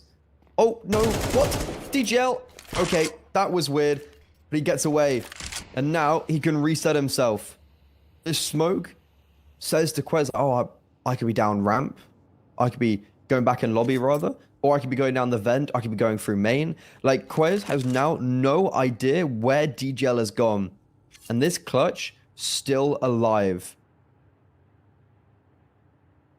What's Quez doing? Okay, so Quez is actually... He's basically following the footsteps of DGL without the information. And so, when the bomb gets planted or starts to get planted, Quez is going to be in a prime position to react down ramp. I don't think DGL is going to expect this. And you can see with how he's moving towards ramp, he's making a lot of noise, assuming Quez to come down towards either secret or vent. Does think about ramp, but it's too little, too late. Sashi go flawless in the first half of overtime. Yeah, beautiful. Beautiful stuff. Can't complain about them at all. And I mean, now it's really going to change up the narrative a lot, right? This is Xpera who are playing really, really well. They looked great all the way throughout, and I think, you know, for them, they had put themselves in plenty of opportunities to be able to close this out, and they didn't. And then they went into overtime, and look how things have slipped away. This is, yeah, this is really, really awkward. Really uncomfortable, and I think for Xpera, they've probably dwindled their chance at stealing away this nuke, and it now does put a real spanner in the works when we look towards Mirage as well. A map in which Sashi obviously don't mind, and we know that they have this ability to just beat them in War Angels. 15-12. One more round is all that Sashi require. The T-side wasn't bad as well in regulation, so I'm not going to completely count them out either. Might still be a chance here. Ooh, damage for damage. No fatal blow. Both Quez and DGL lucky to be getting out of that one alive. Should have been an opening kill, though, for the CT side. I think that should have been a DGL frag. Look at Iceberg. He's not going to expect this re-aggression. Really nice from Aaron. He's had a quiet game since that first half. And yeah, Iceberg caught off guard. Both the IGLings coming head-to-head once again. Sashi looking to react towards A. What a shot from Lucky. How has he just opened up this bomb site trade? Effective. DGL wrapped upon. It's a 2 versus 2. Both CTs are retaking from heaven. And there's a Molo that's going to be blocking them off. Bomb can be planted safely. Question is, do Sashi realize that both players will be here? Another Molotov. Whittling down the clock. There is retake utility at the disposal of Xpera, and now they can start. Quest holding for rotations from B ramp, but nobody's coming that way. Double stacks via heaven. In comes the U-turn. They should realize to a degree that there's both there. Both bits of utility thrown simultaneously, but they don't need to peek. Mister will fall to put it all onto Quez. He's low. Bob. I'm going to say it's planted for him, but Aaron holds. Xpera by the finest of margins stay alive in that one and in this game, but they still need to go flawless themselves on the CT side if they want a chance at taking this map and taking it to yet another OT, which in itself does feel slightly outlandish. I mean, that round's a perfect example of why, because it's a disadvantage for Sashi. They are funneled towards the A bomb site and still make their way out quite successfully with really sharp opening kills. Like, that is sign that Sashi can just pull out at any opportunity. Yeah. 2 rounds in a row Xpera need. As you've mentioned, they need to go flawless as well. It's a start. It's not the cleanest of starts, but I guess Sashi also had a clutch that they had to fall back on, so that's theirs for Xpera. And now Sashi, once again, working outside, looking to get Iceberg down towards Secret, I would assume. They haven't really ever utilized these outside smokes to wrap towards main or to wrap into Garage, and this round will be no different as Iceberg gets into Secret. True. Yeah, they're down. Not going like super quiet about it, you know. He pop flashes himself down there, Iceberg, and he's, you know, point. Stepped. Exactly, yeah. So, you know, they're trying to draw attention in that way, and it might work. Yeah, Cabby has just pulled off that ramp hold. We're pushing here. Looks for now like no. 55 seconds, back towards outside. Bomb will be collected by Cabby. And in all fairness, they might actually... The re-aggression in lobby. Yeah, they might actually look to kind of group up here and try and barrel in. Xpera don't really have any information to work with. Xpera have all the information to work with. They have all the information towards lobby. They know that Sashi are outside, and you can see everybody is there waiting. Unfortunately, DGL smoked off. He needs to get his move down towards this B bomb site where Aaron and Poya are already remaining. The best play here would actually just... they have to continue the secret. There's players holding the vent, pull up. Aaron obliterated. These entries, so efficient. Similar to the previous round. Bomb needs to get planted. Lucky holding the vent rotation. He gets dinked in the process, but both fall. And even though Xpera played this round perfectly, it's DGL called upon into the 1 versus 3. He falls, and Sashi just about win their map pick. Yeah, and the issue with that at the end for me is, it's all well and good gaining the information, but I just don't think Para ever they're not really proactive. They always gain information, don't do anything with it. And I think in that instance, that's exactly what you see. They just, I think in a lot of situations, especially with how CS2 is, in back and go, that sort of round is perfect. You can hold angles, you can sit tight. I just don't think in CS2 anymore you can have that luxury of just sitting on site. Entry fragging is such a difficult thing these days. Anybody with a Snapchat keyboard is going to absolutely delete you anyway. We're probably expecting that like half these guys do. You know, the counter strafes are actually perfect these days. So it's just a thing for me. I feel like when you're X-Parry in that situation at the end, you've got to get a little bit proactive. You've got all this information, actually do something with it. It's all well and good knowing they're going towards B, but they're still going to delete you on the entries. That's exactly what happened. So for Para, for me, I honestly think Para actually played a lot of that nuke actually pretty poorly, if I'm being completely honest. The last round of regulation was one of the worst rounds I've seen in a long time. They played that in every single way, just terribly. Should have closed out this game, should have actually won this map, no two ways about it, but did quite literally everything that could go wrong, did go wrong. And I think Sashi, fair play to them, they dug deep. I think they were on the back foot, back against the wall, looked like they were about to lose their own map pick. And yeah, they steal away, taking towards overtime, and very few mistakes made. Yeah, that T side was good, and then just laid really flat for Xperia. But they took Sashi to overtime on Nuke. Now, as Xperia can go onto their map pick of Mirage, there's still a world that we go to a third map. All those questions shall be answered after this break.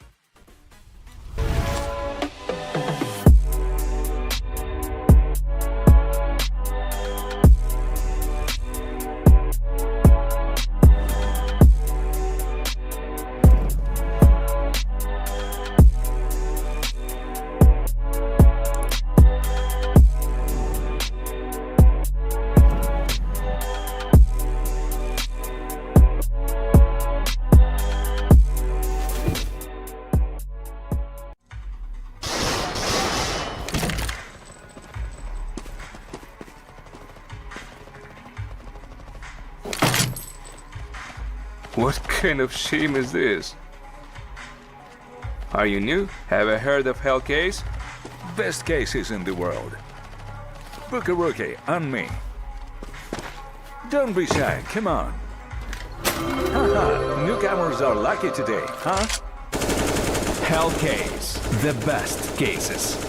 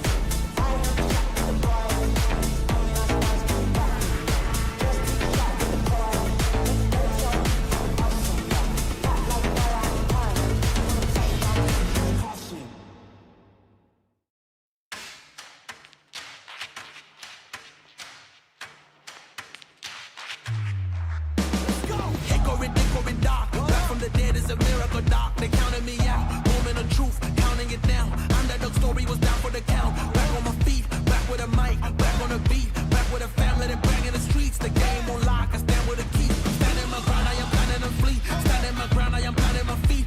Taking a stand, embracing my destiny, shaking his hand. Flipping the script, changing the plans. Off to the top and I'm taking the fans. Making them jump, making them dance. Making them jump, making them dance. We about to change the game. We out here taking names. Let our voices rise. Let them reach the sky. We about to change the game. We out here taking names. Let our voices rise. Let them reach the sky. Hickory dog, giving them all that we got. Kick on the door, try to knock, but nobody answered. I'm going hard and taking my chances. I keep it moving, I keep advancing, keeping it gangster. Getting the perks and I'm happy to earn them. Mr. Ambitious, kill it, I'm vicious. Mr. Determined, riding the storm, but focus on rainbow connections like Kermit. The water on my shoulders, it was a burden. Now I don't notice it, everything turning, everything shifting, doing it different. I'm floating, I'm drifting. Shout out the slums, round the world we uplifted, doing it big. We about to change the game. We out here taking names. Let our voices rise. Let them reach the sky. We about to change the game. We out here taking names.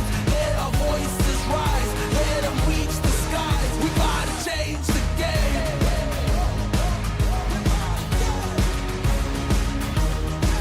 We about to change the game.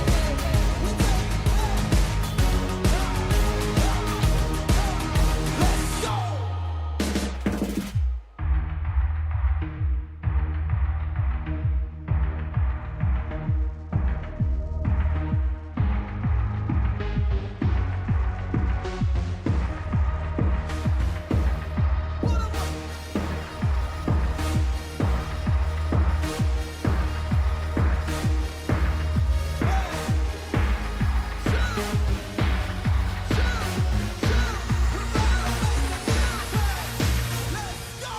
We about to change the game. We out here taking names. Let our voices rise. Let them reach the sky. We about to change the game. We out here taking names. Let our voices rise. Let them reach the sky. We about to change the game.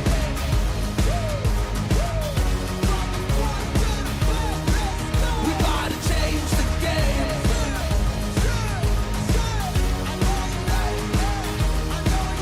Let's go.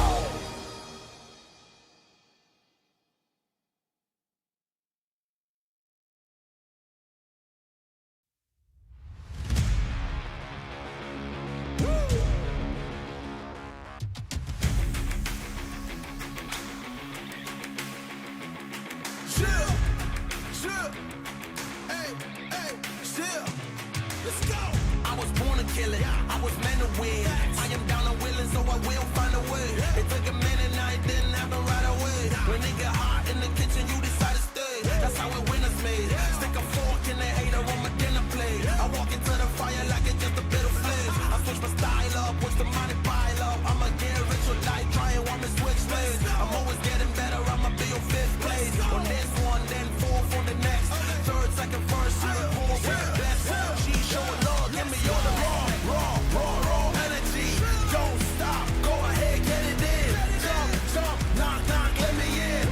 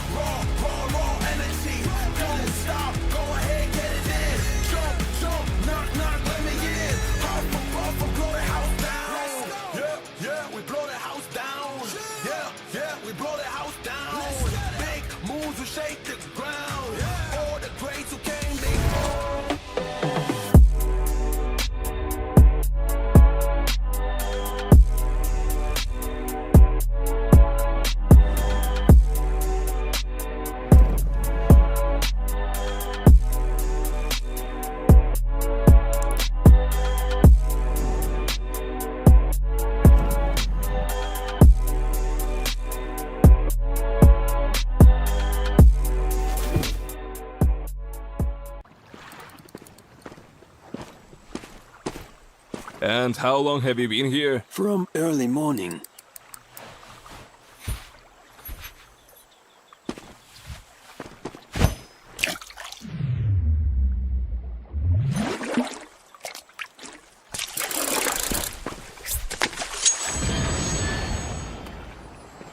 Take notes, kids. Hey, was that a bait? Will you share? Hellcase, don't miss your luck.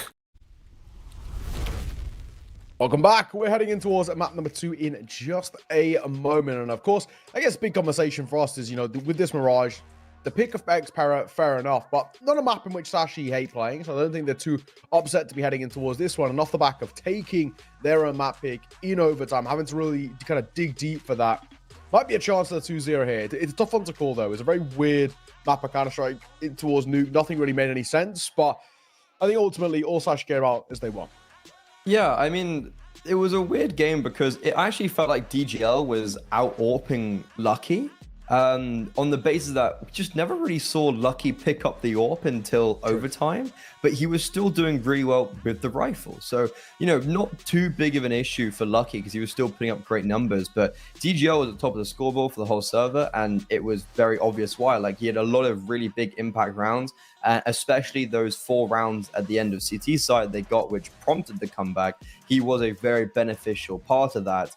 The one worry I have for Sashi is that, look, Mirage, they've definitely struggled on this map coming back from the player break, losing to numerous teams. I mean, they did beat Koi a couple days ago, but at like 13-3. But kind of apart from that, they've got 4 losses on their scorecard. And also, look, they won both pistols on Nuke, and it still had to go to an overtime after they got 7 rounds on the T side. So Mirage, a little part of me is scared, Neo.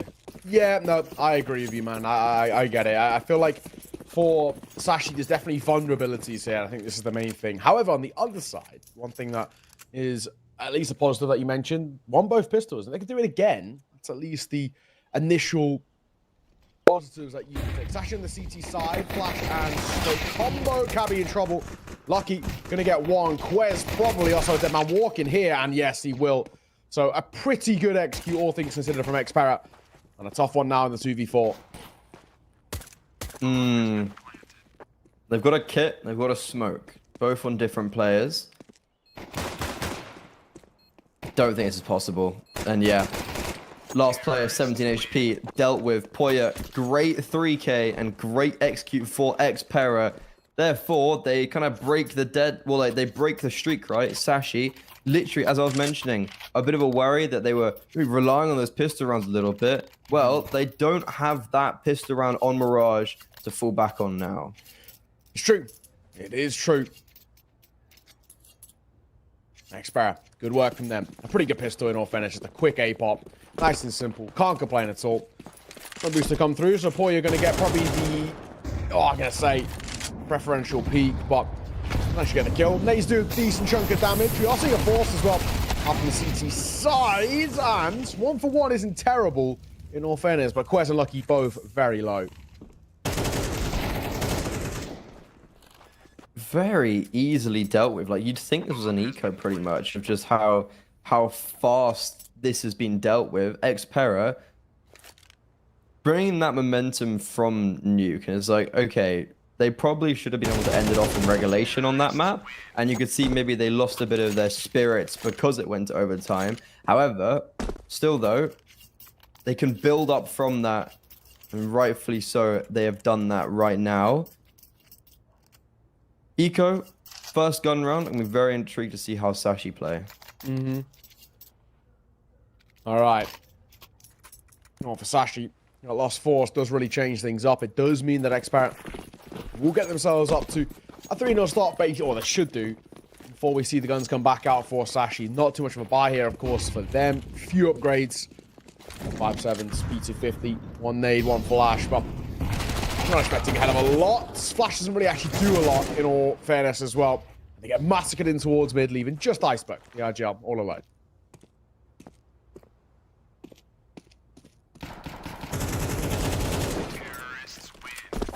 Easily done.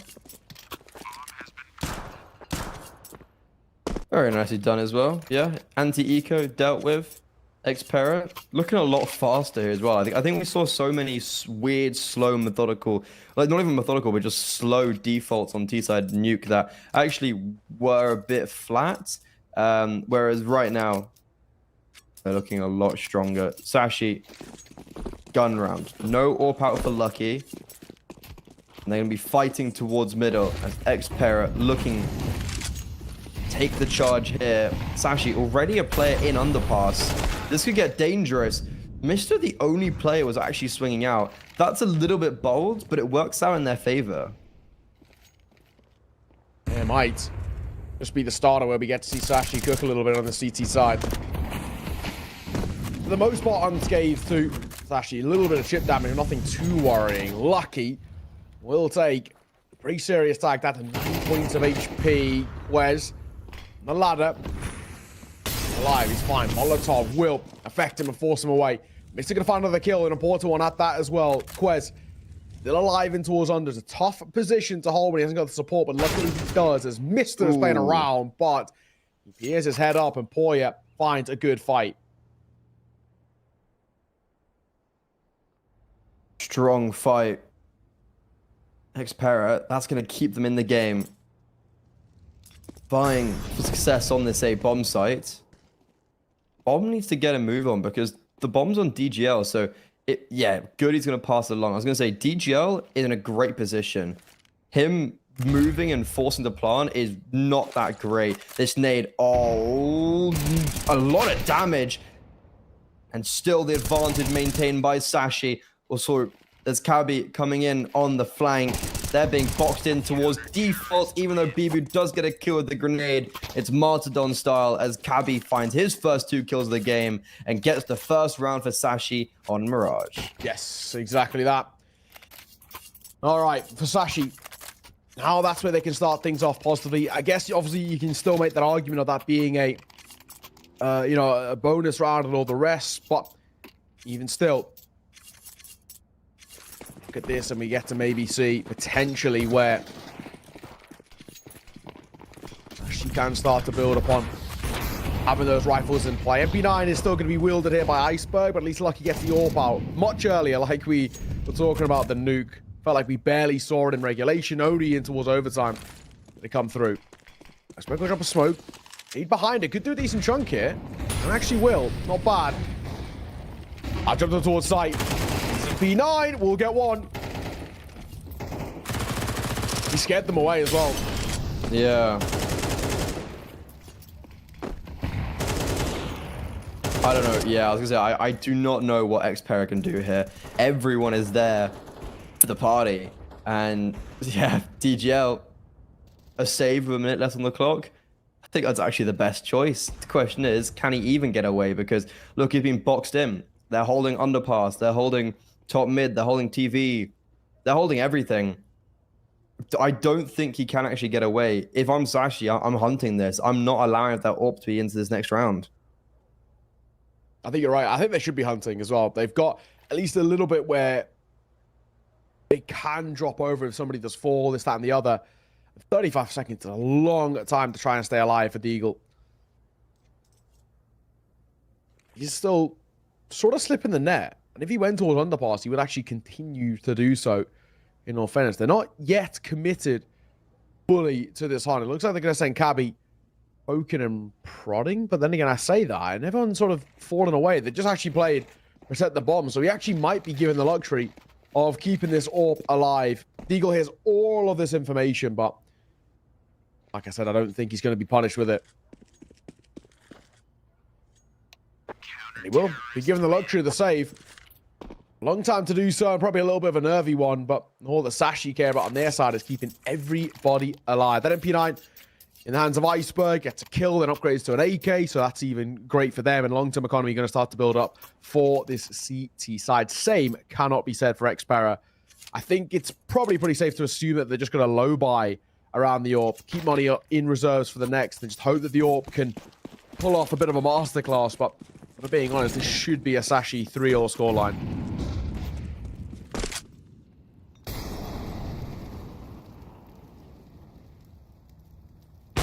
Yeah, like I do see an issue with saving the AWP here of just like, it really it really screws with your economy. And I thought Aaron was behind the boxes there. I was confused why it wasn't being tagged by the Molo, but also DGL instantly eliminated from the server. Yeah.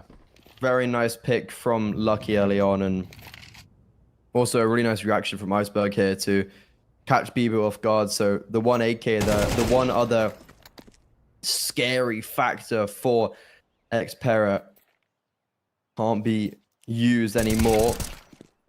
Whereas information they're coming towards A, last two towards Palace. Need to be careful, mister, because if he overexposes the AWP, that's when it can start picking them apart. No utility. Corey's just going to have to try and jump out, do a bit of madness, and oh, he catches the best timing possible. Lucky, as he's throwing the smoke, peeks in, gets the one dig, but that should be it. Aaron, not known for his AWPing prowess. This should be short-lived, and well, not in the way I anticipated, but I guess he does die. Yeah, all collected as well. Of course, can be dropped over to back in the hands of Lucky. It's actually going to tie this game up. Oh, well.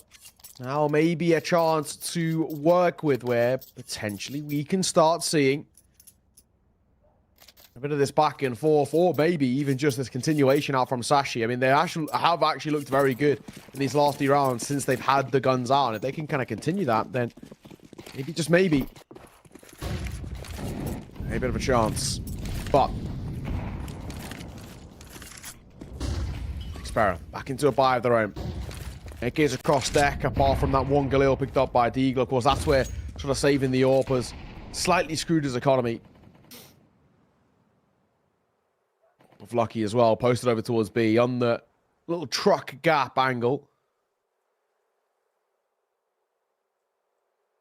I love this angle. I don't think it gets used as much. Like you sit here with an AWP or an AUG, you're mowing. The one issue of having Lucky here with the AWP is that it gives a lot of space to Xpera elsewhere on the map, and if Lucky isn't rewarded with a frag, then it basically negates his position. There's actually a negative on Sashi. Iceberg has been given more prowess towards short. Lucky instantly dies as well. Iceberg had to get a double there or just survive, and Lucky, there's no way that he just dies there with the AWP. Sashi, they fall apart, even though the AWP was in the right position, and they also had Iceberg in a very aggressive position towards ladder room because the AWP was covering apartments. Yeah, exactly. Gabi, Quez, for them, just going to say even keep hold of what they've got, but good round that has to be taken as well for Xpera. For a moment, things looked a little bit uncomfortable. Like there was maybe a world in which Sashi could have made that one work, but it just isn't to be. Well, we get to see ourselves into what is potentially a chance for Xpera to start spiraling in a positive note. You know, they have the opportunity. We know they have the kind of possibility as well. They had a pretty decent T-side at times, especially that tail end out from Xpera. Bar the last kind of couple of rounds. I mean, you really saw them spiral actually in quite a positive way where Sashi felt quite uncomfortable. The mid to late part of the half was very good, got up towards 12 and all the rest, but just obviously weren't able to close it out. So we know that Xpera can put up good T-sides. On Mirage as well, statistically, the second most CT-sided map in the pool currently as well. So if Xpera are able to get somewhere in the region of like 6, for example, generally you consider that a pretty good half. Not exactly too far away. But he needs a chunk of damage. They're going to want to fight here behind the boxes. He's caught by a flash, but they don't 100% know he's here.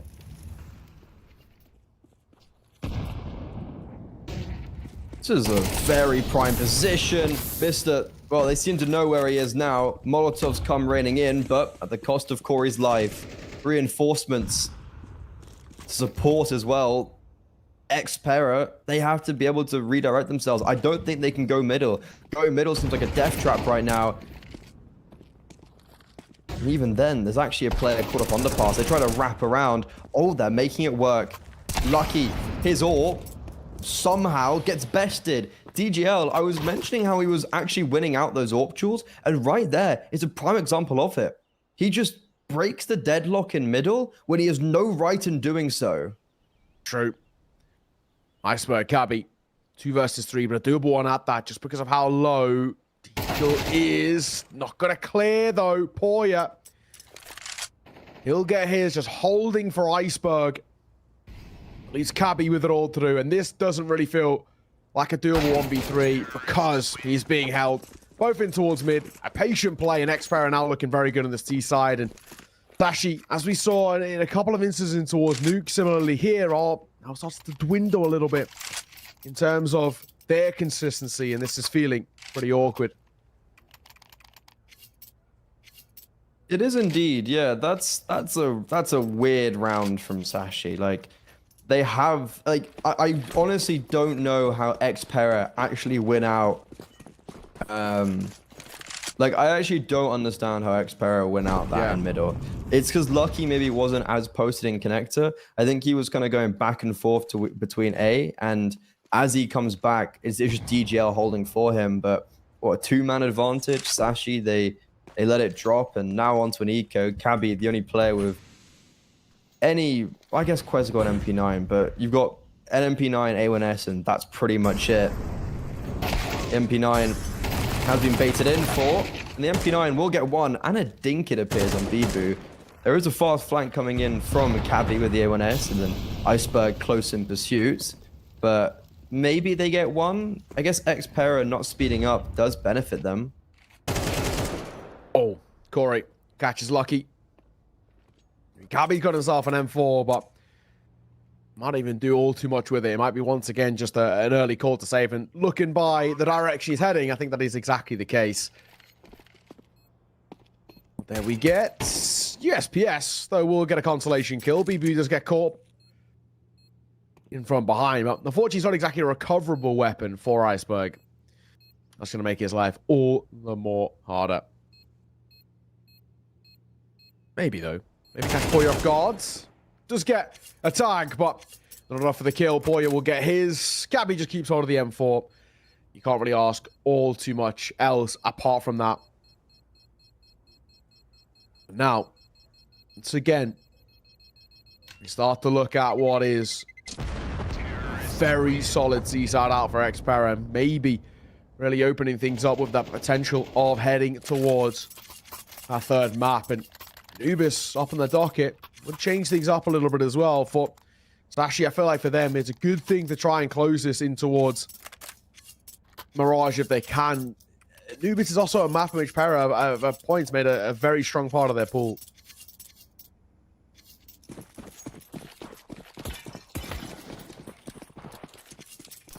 This is the round for me where if Xpera win it, I think they're going to run away with this half. But Sashi, yeah, they need to be able to stem the bleeding right now. Once again, mid-play, Corey, 1-for-1. The fact he even gets one kill there is slightly impressive. DGL unable to achieve a frag from the player crossing in connector, but Bibu catches off the B lurk, and that's round over. Yeah. There's just nothing they can do. I guess Poya does give up him a free kill trying to catch a timing there on a player rotating, but realistically, that's not going to do anything else. Yeah, 2 kills, 1 in mid, 1 on B, round over. I think Bibu's starting to realize that Iceberg, or yeah, is it Ice? So it was Cabby playing short this round. Yeah. They play very deep short. They play very aggressive, and they have left the B bomb site very vacant multiple times. No, exactly. It's undermanned, and it's just being exposed quite consistently here for Xpera. Good work for them, though. I mean, that's all you could ask. On the C side, make it look very clean. And now, of course, in this side, we're starting to look at the potential of what is Sashi dwindling so badly on the CT side. They just don't give themselves enough chance to work with. Heading in towards their T side. I mean, this is a map which is generally very favorable on the CT. We can see as well by how they're playing why Xpera hold 100% win rate on this map currently. It's looking very good for them. And for Sashi, same can't be said. Very difficult, though.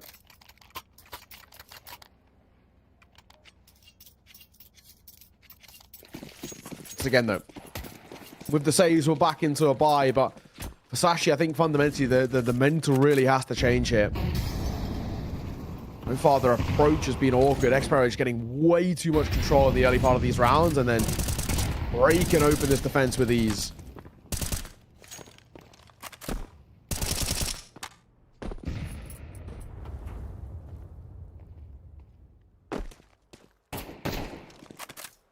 Still a full buy though in this round. This, I don't know, 5 could be enough for Sashi.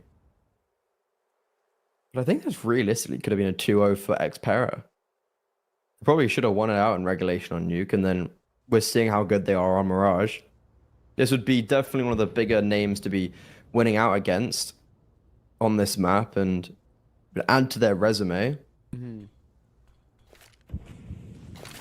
Also, interesting enough, Sashi have just decided they do not want to have any sort of conflict in middle. Like, they have been losing there pretty much every single time.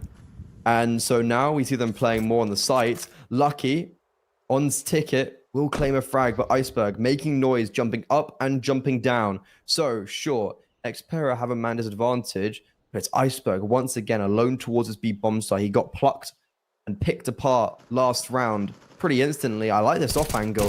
They might not expect it, but he can't capitalize on his surprise. Now, here comes the Molotovs. Here comes all the utility, and Iceberg unable to get anything. In the meantime as well, the rotation of Mr. also unsuccessful. Aaron, nice lurk. Round over, and it's costly for Sashi. Yeah, I mean, we are seeing it, right, where just for Sashi, it's a consistent thing of just leaving this B-site on demand and leaving Iceberg so alone there, which you can't even really blame him. Maybe you could say at least get 1 kill, but there's quite a bit of damage there, in all fairness. I mean, both Poyer and BB are both low, but, you know, they don't really give him too many opportunities. He is so isolated, being fought, you know, by, like, multiple people at the same time. Can't really ask too much of him, if I'm being completely honest anyway. So, I don't know. It's a weird one. It feels like they're just not learning the lesson here. Xpera, quite consistently, just walking in towards B. And also, a lot of it's contact plays too, which does give opportunities for the CT side to get aggressive. I feel like if Sashi don't get an 8-4, I feel like they don't really have a chance at all. 9-3 feels unrecoverable. 8-4 maybe still has a chance behind it, but it would also require Sashi getting a pistol. Obviously, they didn't get a pistol to start off this map as well. Margins are fine. We'll see. I mean, that round was a man advantage as well. Like, Lucky gets the opening kill in middle, and even though there were basically 4 players on A, there was no re-aggression towards ramp or aggression towards Palace to try and take some space away, and there was no real movement or dynamism around that map. Mr. was holding Murder Hole, I think, from CT, so he was a fast rotation, but still nullified as they were just holding for him. Xpera looking really clean on this map. I do not know how Mr. hasn't got a frag there, but Cabby will continue what his teammate could not finish. 2 nice frags from him in underpass, and also he can get away, redirect themselves towards the A bomb site. Quez had to find that frag. Now space being opened up by Xpera. Lucky with the AWP though. He's been quite regimented with how he's just basically stayed towards ticket, but in this round, that's gonna favor him. Yeah, absolutely. Numbers advantage. Or Sashi could be about to be brought back level, but no. Cabby, good flank, finds Bibu, drops the bomb. Leaves the Eagle overall to do. Shy at 40 seconds. So, not really got too much to work on here. This should be that 4th, like I asked for Sashi. It's better than nothing. They get a pistol. We know that Xpera are like a force buy, but they've been quite unsuccessful, the force buys. Maybe a chance where we can talk about, can Sashi get it back into this? But it's going to require something quite special on the T side. Gabby sees it off. The Eagle will fall. And just like that, an 8-4 half. A very good half out from Xpera. I think they just look, for the most part, great all the way through. And obviously, there seems to be quite a few inherent issues towards Sashi. His T side is going to be difficult, it feels.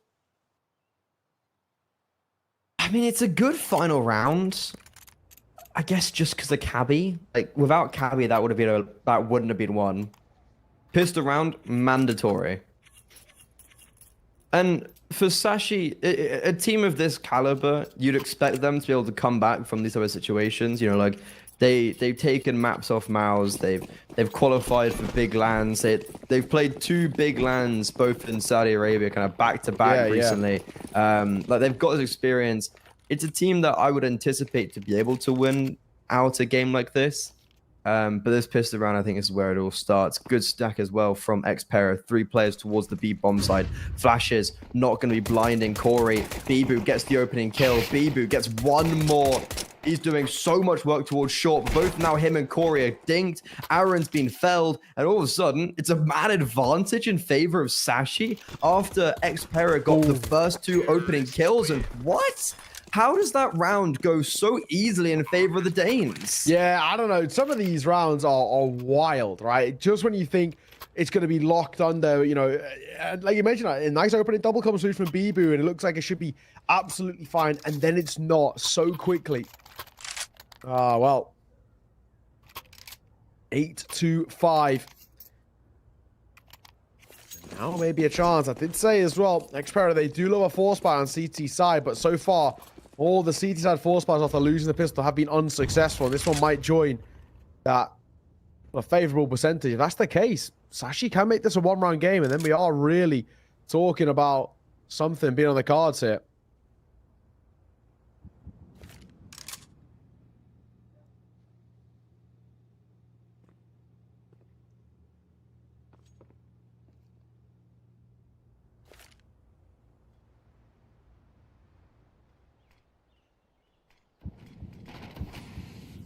Slow-paced round by Sashi, methodically taking middle control, no resistance. What's the read here? Because the bomb was obviously looking to go towards A, but now they're moving up short and going towards B. Whatever the read was, because I'm honestly not quite too sure of why they did that, but whatever the reason for it was, perfect. That's exactly what they needed to do. Yeah, no, exactly.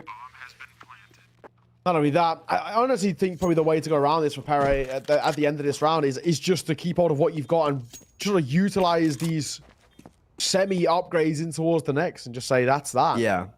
I like this personally. Send Aaron at least prod, and maybe if he gets to like an upgrade, that'll be something, but I think that's the case. Oh, okay. It's okay. It's he can drop nothing. The Deagle to. Sorry, is it DGL or is it Deagle? I've heard it's Deagle. Really? Yeah. Huh. Because I've always interviewed. I'm pretty sure I interviewed one of the Xpera guys at Pro League, and they called him Deagle. So. Huh. Yeah. Because I actually don't. I honestly like because I've always thought it was DGL, but honestly, like Deagle, it would make sense. Like yeah. Maybe that's what it stands for, but then everyone just calls him DGL. Yeah, I'm pretty sure I interviewed. I can't remember who it was now. Aaron probably. I think Aaron does most of the interviews. Yeah, I think actually at that time though it was Chikada who did it, and I think he called. Oh, the coach? No, he was the player. He plays for Nexus now. Oh yeah, the Romanian guy. Yeah. But I'm pretty sure he called him Deagle. So okay. I used to call him DGL, but when I called him Deagle, I think that's when I changed it. It's just so awkward saying Deagle when it's like. Deagle's got a Deagle. So yeah. Cool little play on the word, I guess, though.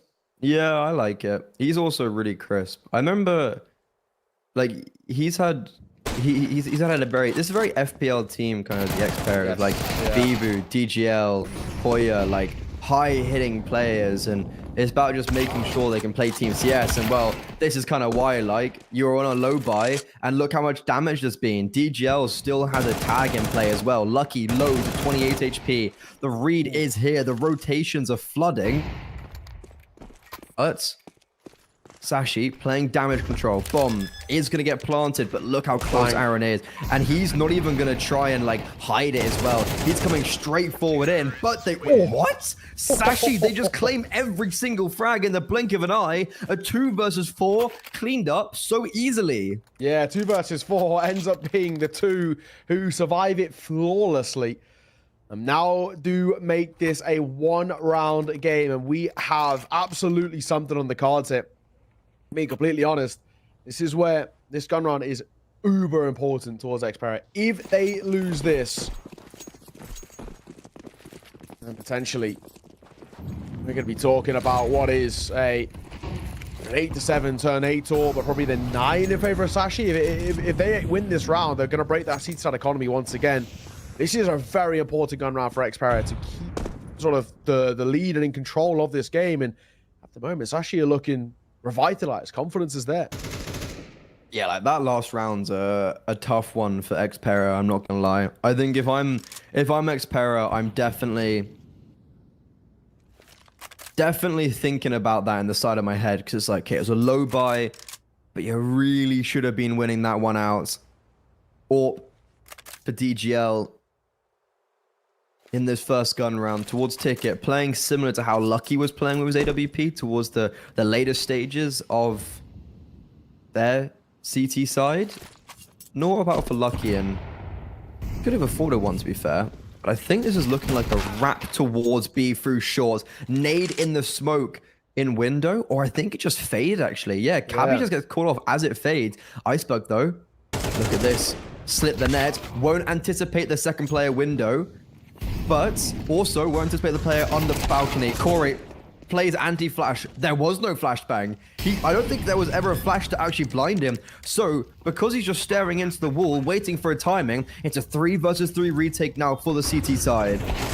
Oh, flash into his door. Oh. Mister. Gonna line up both. This one is done. Last man is Poya. He will take a little bit of a tag to that nade. He picks up the AWP as well. He might actually get caught on a timing play. If Quest decided to move off the back of that, he doesn't. And he exits. I actually want to give Poya a chance. So we'll drop a smoke, and Poya's out of there for the save. It is going to be Sashi tying this game up. And like we said, economy is going to be broken as well. Oh, I think Poya's dead. If Lucky... No, okay, I was going to say, Lucky basically can't stop moving. He has to continue if he wants the timing of it. But look, there, like, that's another round where not sure that should have been won so easily, right? Like, you're in a man's advantage in middle. You constantly are in a man's advantage. It's a 3 versus 4 execute. You instantly kill Corey, who is probably one of my favorite players on this roster from, you know, the Sangal days. Like, he's not someone that I'd be looking at and being like, oh, okay, he's going to die instantly. And then just a really unsuccessful retake where, to be fair to them, they had no kit. And I think that is maybe why they went for this faster play, more of a brute force out of market. But still, it's 8-8. Sashi are literally on fire. They're igniting themselves. And I don't know. I'm a little bit scared for Xpera now, I can't lie. I'm with you. I think Xpera are on the back foot a little bit, definitely in terms of momentum and kind of confidence in the game too. Oh, this is definitely very awkward. Oh, I mean, for now, attack ball's done. Get back underway, and all 4 spying around this AWP. Double M4, B9, Deagle. Weird buy, isn't it? Yeah, and an AWP in play in the hands of Deagle. So, Sashi, you win this one. So confusing. You are cooking. They're going quick towards A. Underplayer does get away with one. Quick trade will come through. A control's still pretty decent, but they need to be careful over towards CT and, of course, stairs, because look who's here. Deagle gonna get one of his own. Bibu will pop up, and Corey playing trigger discipline. Maybe cost him his life, and might have cost him the round as well. Last player stuff spotted on stairs, but Bibu will just about keep Para in it. They win it out on the force buy, and it gets very close. It actually does hurt Sashi a little bit in terms of their buy too. Just happened. Oh my god, how does Corey not get a single frag there? And also, why aren't they flashing for stairs peak? Like, those trades going back and forth were ultimately favoring Xpera because of how close the rotations were. And also the fact that Bibu caught off the mid rotation, or the mid lurk. Xpera, not the most orthodox way to win your first round on the CT side, but it works. And I was just kind of thinking that DGL's had a bit of a slow affair, and when you compare to his performance on Nuke, I think he was one of the real figures why Xpera were able to do so well. So there, a pretty big pivotal frag. Hopefully he can continue it. Aaron getting aggressive towards middle. Very similar to what he was doing outside on the CT side. over on Nuke. And these kills just one by one falling into the laps of Xpera. No way Sashi just capitulates. Yeah, and we saw this happening towards that first half. They just completely, well, the second they lose momentum, they just dwindle. And this is the same thing we're seeing here. Just under a minute to work with in a 2v4. And I really don't know what the players. Deagle holding for the cross. I just don't think they're really going to even get past him. He should at least get one here, for being completely honest. And he does perfectly. Drops the bomb as well. And Lucky will just keep on to this AK if he can, but knife in hand, going to get caught. Xpera, another round for them. 10-8 now as well. And ever closer to that finish line. There isn't a buy for Sashi either, so they should get 11.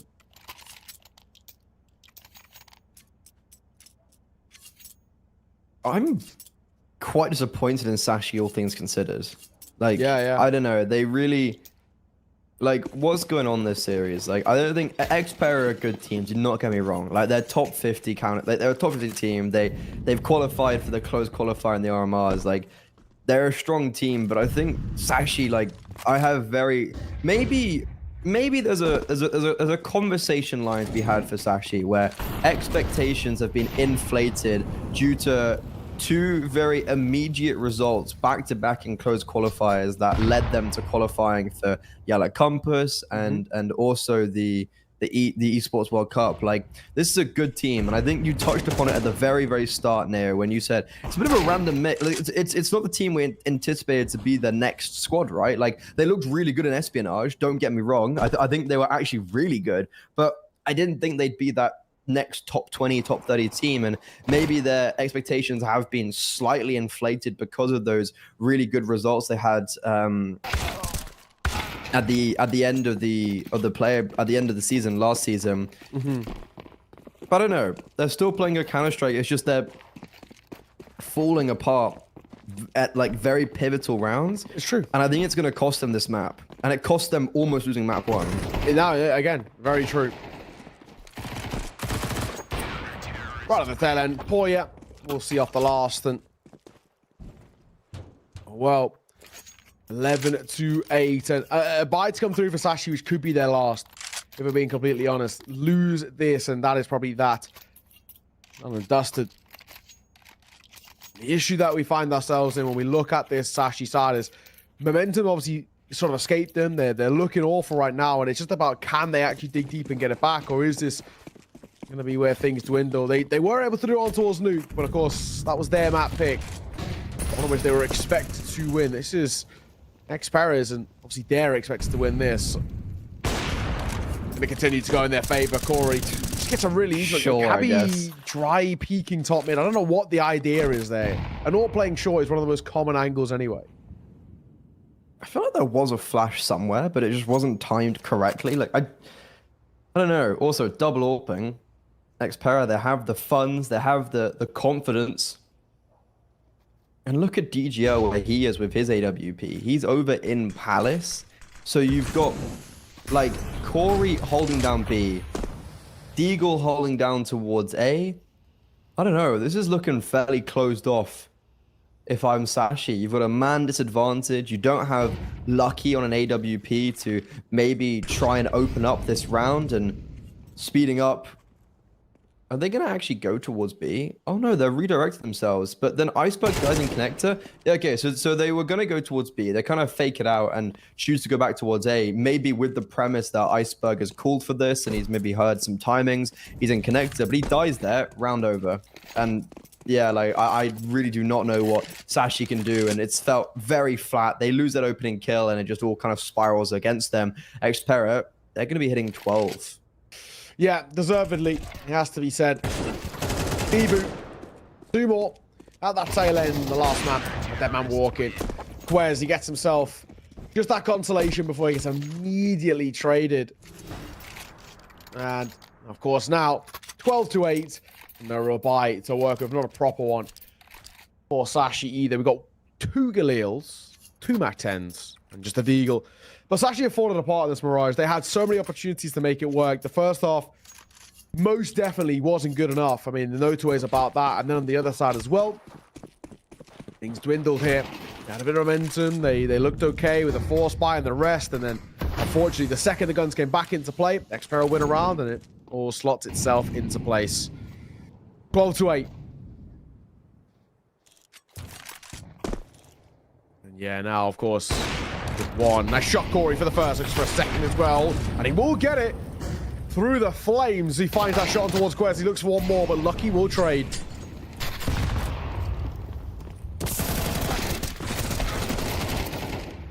It can't escape the AWPs. They're everywhere.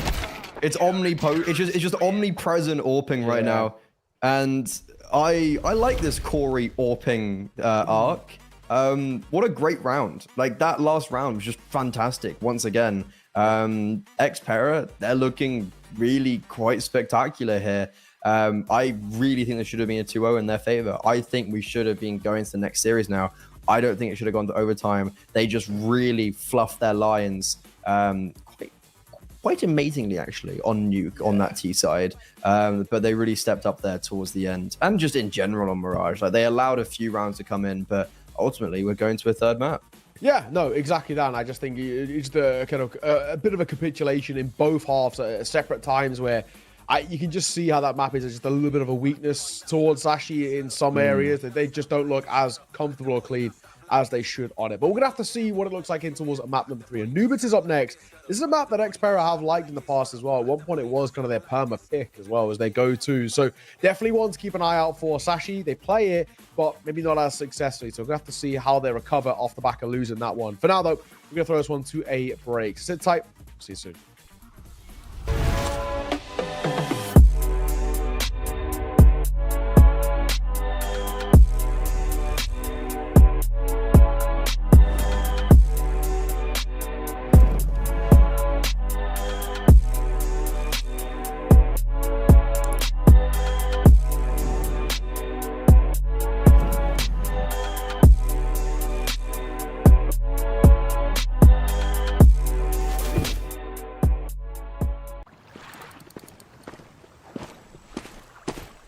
And how long have you been here? From early morning.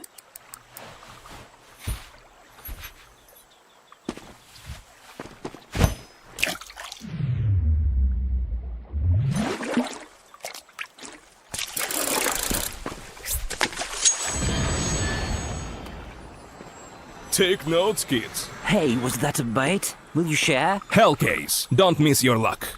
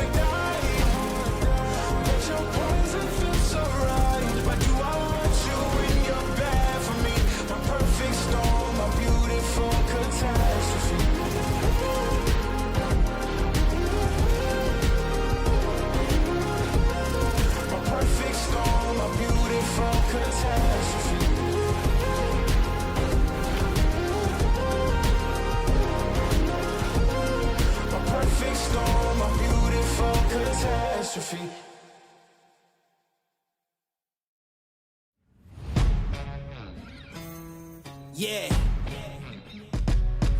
Let's go. We just gotta go hard. I go the hardest. I bring the pain. Not what you used to. It's all part of the game. Yeah. I just gotta go hard. I just gotta go hard. Go hard. Go hard. Yeah. Oh yeah, the beast back.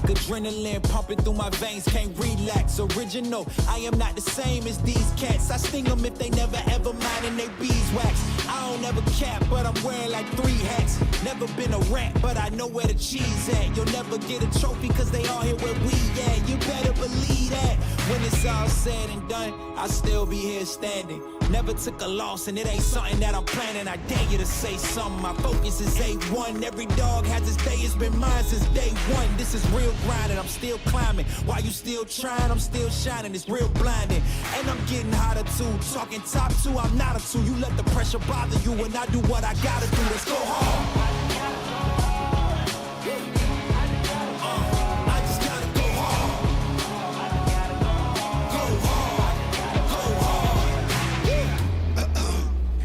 Coming close to me, flow is on atomic. I'm starting fires through poetry. The hardest out, staying loyal, no falling out. And if you step into the court, be ready, we balling out. Yeah, the coldest of teens, they know what we bring. Don't try us, ain't no in between. We go for these dreams in silence. Hard work, don't mistake it for magic. We been shooting in the gym. This is target and practice. Yeah.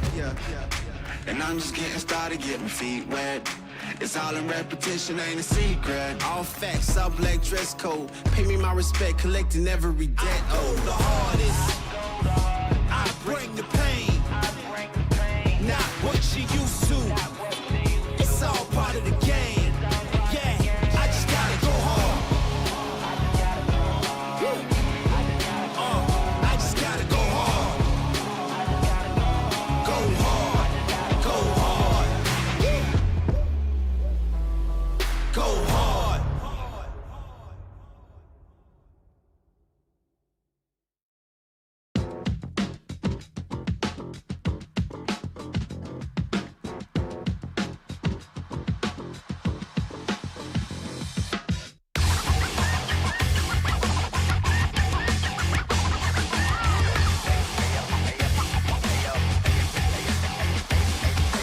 Got that from the club with a baddie or 2. She was looking in my eyes cause she wanna be my boo, be my boo, be my boo. I'm here tripping in the stew. If they tryna get her back, then they might've got the loot. Cops all the bands, now I'm about to buy a chain. If the Cubans talking to me, I might get up on my lane. Just in black while we spinning so we never feel the shame. Gotta light up when we do it so we don't gotta feel the pain. I was trying to tell you about that real shit, boy. You been steady capping on that fake shit, toy. I was trying to tell you about that real shit, boy. Real shit, boy. Real shit, toy.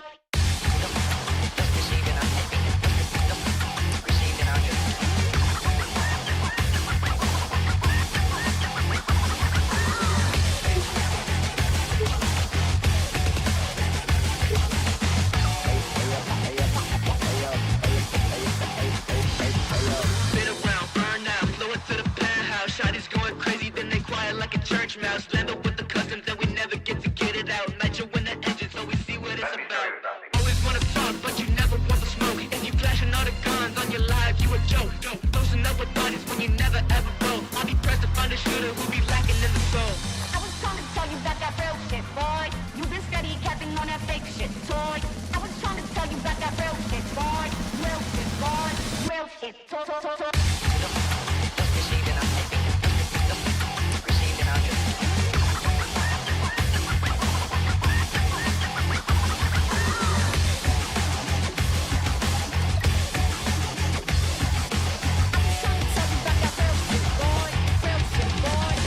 Shit, boy.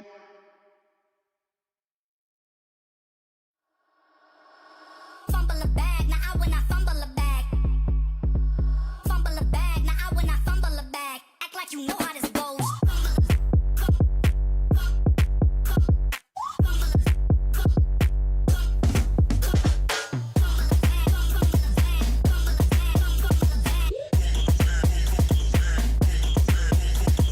Fumble a bag, now I when I fumble a bag. Act like you know how this goes.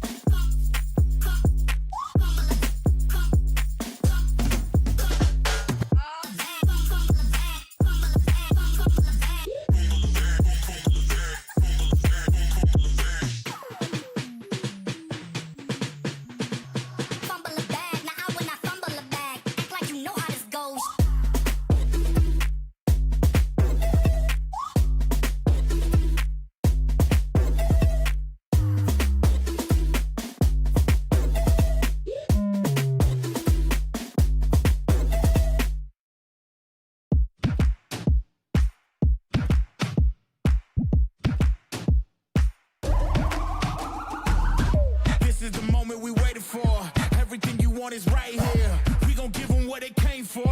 We gon' take it up from last year. Shoot 'em my shot, boy, I'm long range. Me and the team on the same thing.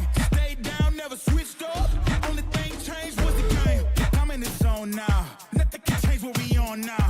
When I pull up, know it's going down. Foot on the gas, ain't no slowing down. Aiming for greatness, no settling. Kick down the doors, they won't let me in. Taking no else, yeah, I gotta win. Watch me kick down the doors, they won't let me in. Who running the game now? Foot on the gas, can slow down. No, my team, we holding it down. We know we running it now. Watch the game change. Watch the game change. Watch the game change. Watch the game change, yeah.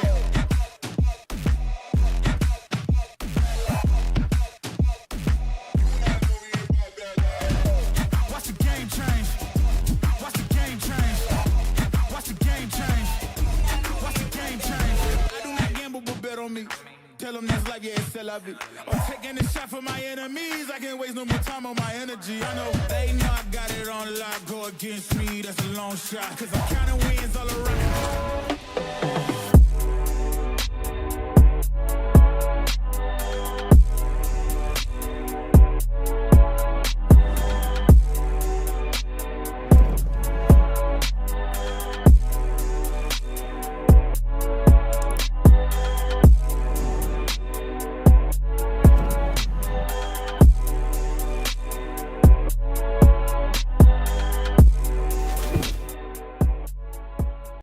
Come on, it's almost yours.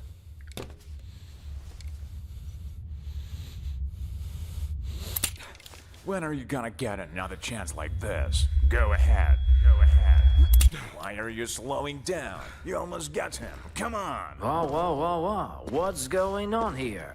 So, this is what you decided to do to me, to all of us, for pixels?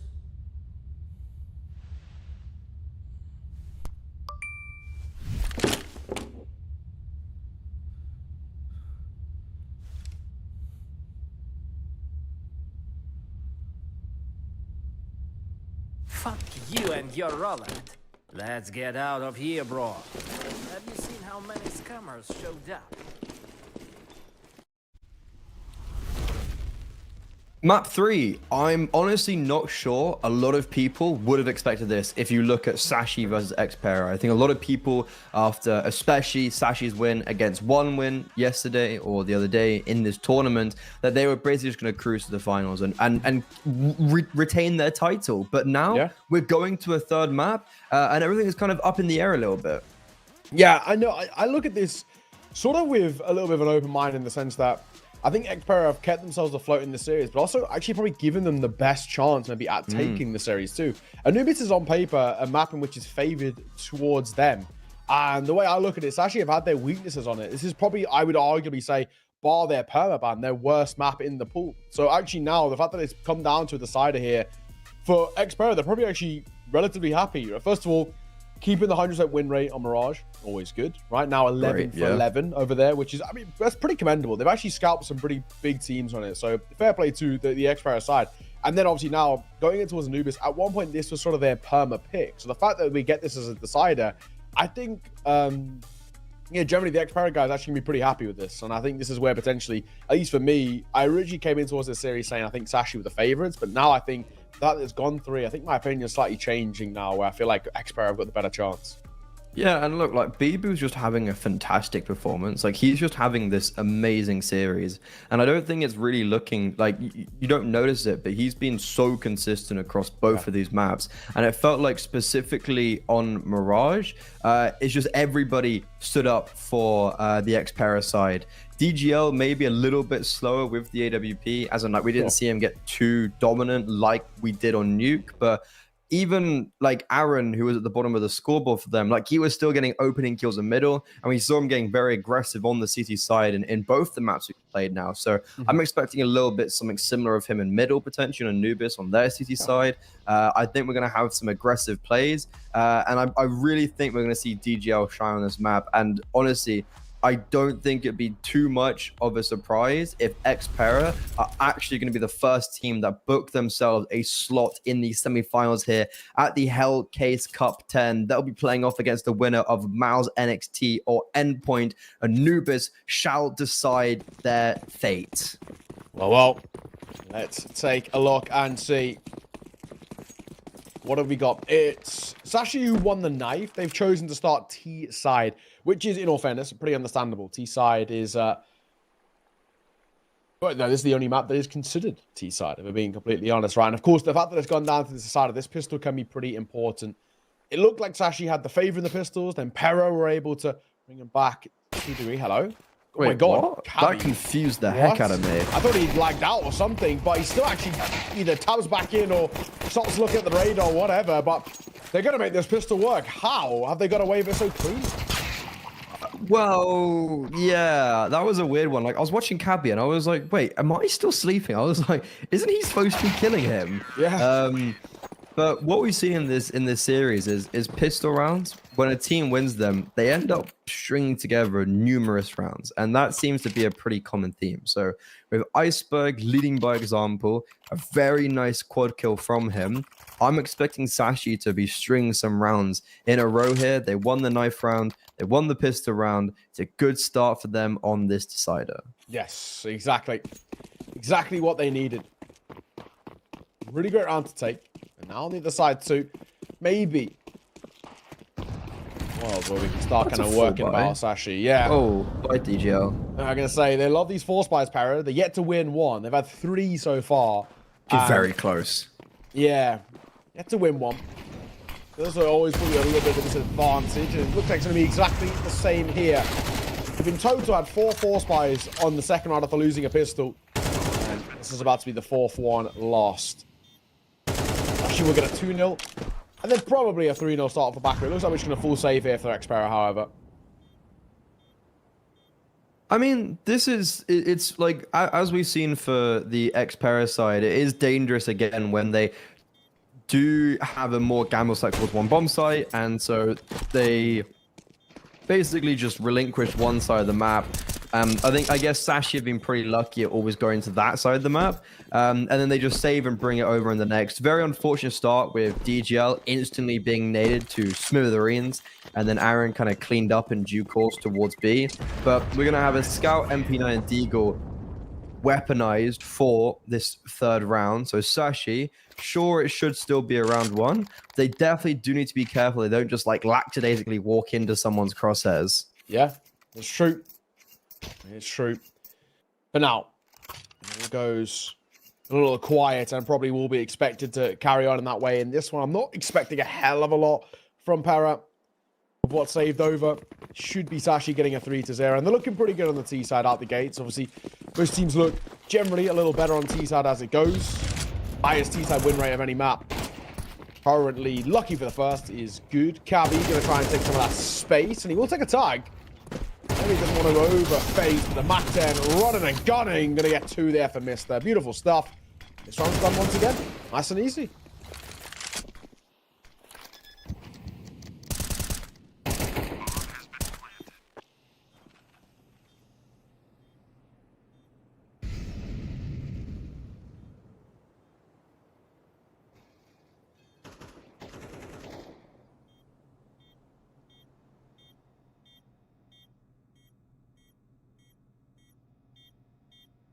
Oh, yeah. Him. It's about keeping all of this MP9 right at the end here. A kill would probably be like a kill, and even if he dies, a kill's probably still like completely fine. But no, this eco saved weapon force by type of thing dealt with quite easily. Yeah. I'm a big advocate for not force buying after losing a pistol on the CT side. I think the success rate is so low. Like 40%, give or take, maybe. Well, it's actually even less. Is it less? I've been taking numbers on it because I've hated this for a while. And people will try and justify it to me because they always say like, oh, when we get our first full buyout, i.e. now for Xpera, we get full nades with it. That's always their justification, which I can understand, right? But it is a justification. But in MR13 or MR12, the way I look at it is you throw yourself kind of 3 rounds into the bus. So you're always playing catch up, and just the success rate is so low that it just isn't worth the risk. For example, in EU, of the games that I've casted, including this one, right, 15 of them have been successful, 46 have failed. So exactly the greatest percentage.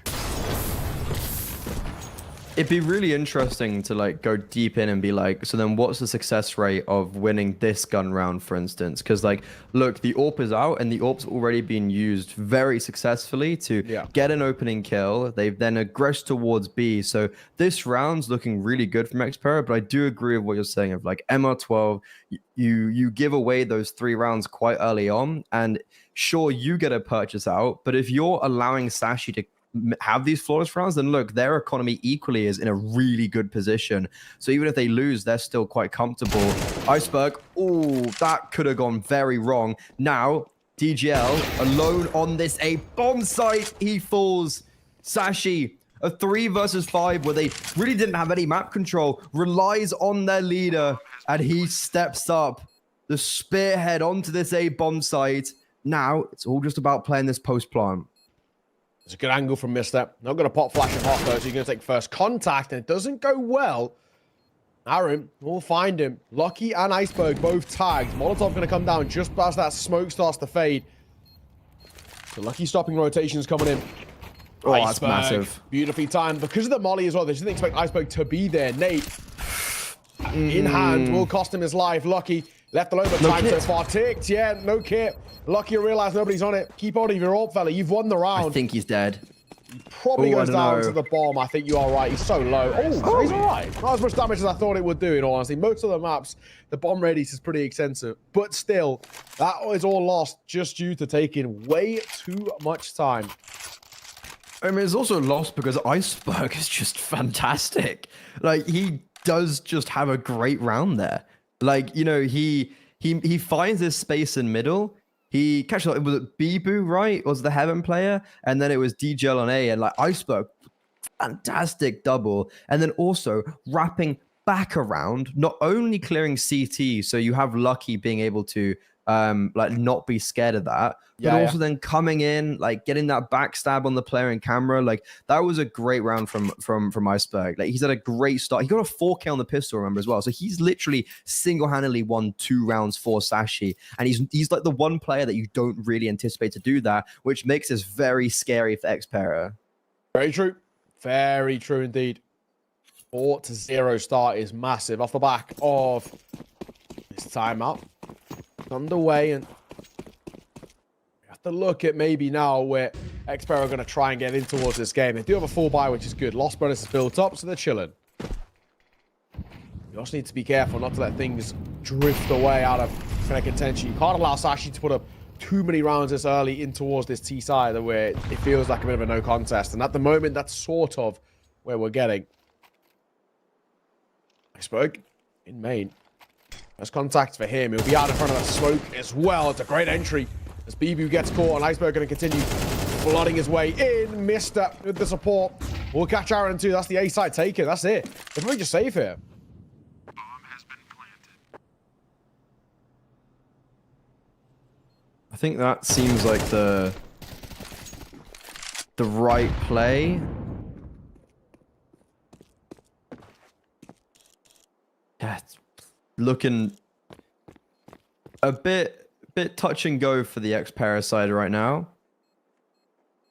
5-0. We saw it from Sashi on Nuke, and well, I did go to overtime, to be fair. True. And we somewhat saw it from Xpera on Mirage, and they were able to close it out a little bit easier. Ooh, not a huge fan of Lucky, you know, hunting with the AWP in that manner. Corey, sure. It's the, you know, it's the Corey AWPing arc. Yeah. You love to see it, and he's double AWPing, so Xpera is actually what worked for them on Mirage.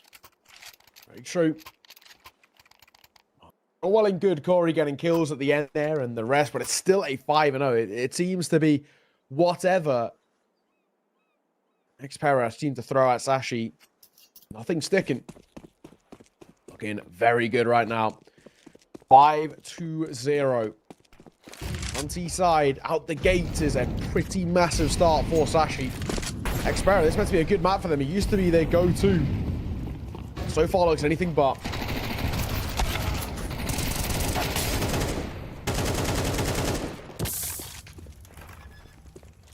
This is a faster place, a change of pace from Sashi.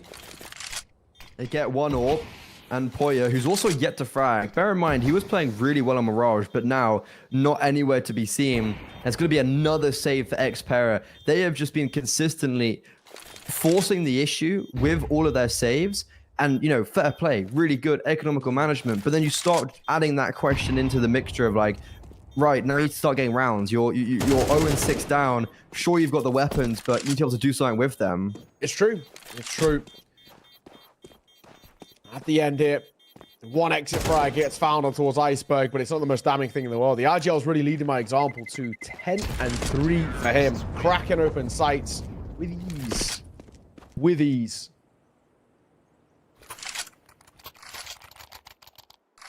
6-0.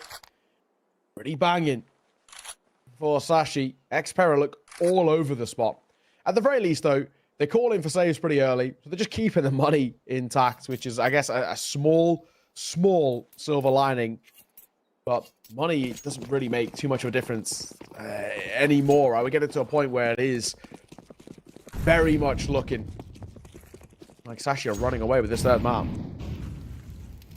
For now, anyways, and I always like to play devil's advocate and be like, okay, look, we saw Xpera do it on Nuke, and like they are on the less favored side, but it's not looking great, is it? Also, the change of pace as well. Like Sashi been playing Anubis really spectacularly, even though, as you were saying, Neo, coming into this game, it's not maybe the best map for Sashi, but they're playing it really well, and I think Xpera just not even a look in. But DGL, that's the second time he's got an AWP opening kill towards middle. The first time, they couldn't win out a 5 versus 3. Now, a 5 versus 4. Direct themselves towards the B bomb site. Sashi, they're looking to open this round up on Corey. He's walking through the smoke. He's going to catch Mr. off guard, I think. This is such a huge play from Corey, but no. Mr. in the nick of time turns around. Aggression towards A. Only good for that first. A heavy rotation towards this B bomb site for Xpera. They have all the information in the world, and with 35 seconds left, Sashi, they have to commit to this. It's looking really weird. How is DGL not on this boost just yet? And because of that, he's going to miss the opportunity for a nice kill. Pandemonium and Iceberg in a 1 versus 2 as the smoke fades. Bibu, a double kill, a must-need double kill to put Xpera on the board. Massive. Again, just when it felt like maybe a chance for another round for Sashi, Xpera finally gets some success through. So at the very least, there's maybe something to work with. But very least on the other side as well. 6-1. It's still a pretty hefty deficit for Xpera to try and climb back into. Normally, I would say kind of 7-5. 7 being on that T side is normally the sort of handshake for me, where both sides can actually be relatively happy with it. This is a T-sided map. Has more rounds, one on the T side in general. So a lot of teams find a lot of their form there. 5-round CT side, I feel like it is absolutely fine. Doable. Get a pistol, right back in contention. However, does need a real chunk of consistency out to be able to do that. Cabby swings on the back of Aaron's nade, which breaks up in the smoke, and we'll get a kill off the back of it. Utilizes his own util against him. Mr. How has he stayed alive? How has he got both? Wait, I'd be... Wait, they might not expect Poya just because of the 2 players already dead in on A. He has to get both these kills. Poya in a very slow start to this game. He was like 0-5, 0-4. Now, lucky to get away from that Molotov, excuse the pun. Poya, though, forcing the issue. This is excellent play. Unfortunately for him, though, Corey has allowed for them to go towards this B-bomb site. So, even though Poya has had heroics on A, it's the other extremity where the issue is. And Quez such conviction, pushing so deep in there, reads Poya perfectly. Cavi doing the exact same to Corey. Rough for Poya, but a fantastic round for Mister. What incarnation. Yeah, not bad. Not bad at all. I mean, how he even stays alive, I have absolutely no clue. How he makes something of that is sort of beyond ridiculous, but it will be Sashi now guaranteeing bare minimum a lead, which I think is one thing. And now it's about the questions of can they get any more. If they are able to do so as well, but it gives yourself a massive opportunity coming into the second half and sort of locking it down. I mean, basically already meaning that kind of job's done here too. Sashi, they're getting close to that point. Anywhere near 8 or 9 rounds, and it would be ridiculous. 7-1. Back pause by Sashi concluded.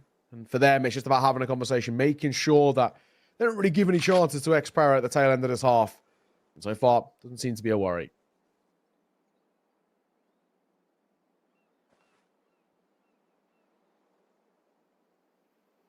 Can't believe missed. I actually still can't believe he gets both the kills as well. Yeah. So rough.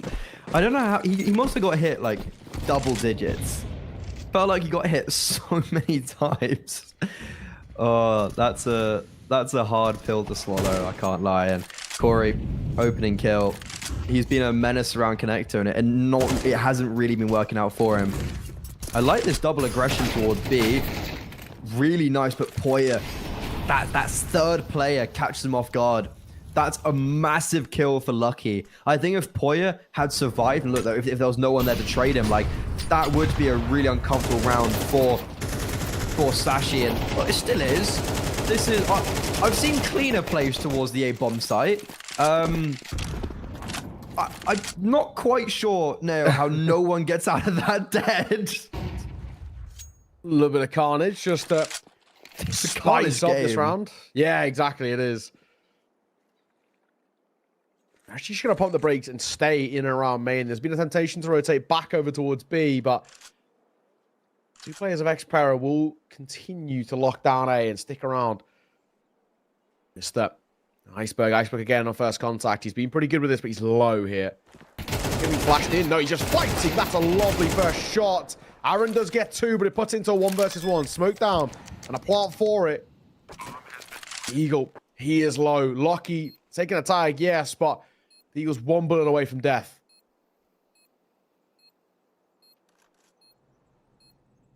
Lucky's played this perfectly. DGL has no kit. It's planted so out in the open. I think there's a world where he does just save this. No, he's going for it. Okay, he's very kit on the ground. That's massive. He's got a smoke as well, remember. He's low HP, but a smoke on the bomb and a kit makes us winnable. Ninja defuse unsuccessful. Lucky 1 versus 2. Yeah, beautiful. Beautiful at the end there. Sashi, another round on the board for them. And once again, we get to see what this side have really got to offer, as Sashi have just been, for the most part, flawless. There's been, obviously, the chaos and the carnage, but it really does feel like the Sashi Rosario are kind of thriving in it. And Xpera just cannot seem to find a way to break down this T side. Everything they're trying, where it's slightly quicker plays, isn't working. They're not punishing them well enough. When they slow it down and try and shell up one towards the site, they're just getting overwhelmed, and the entry fragging is too good. Actually, so few complaints you can have about them right now. Deagle, a lot of damage taken on towards him, and Molotov's to stop the key. Aaron will find the first.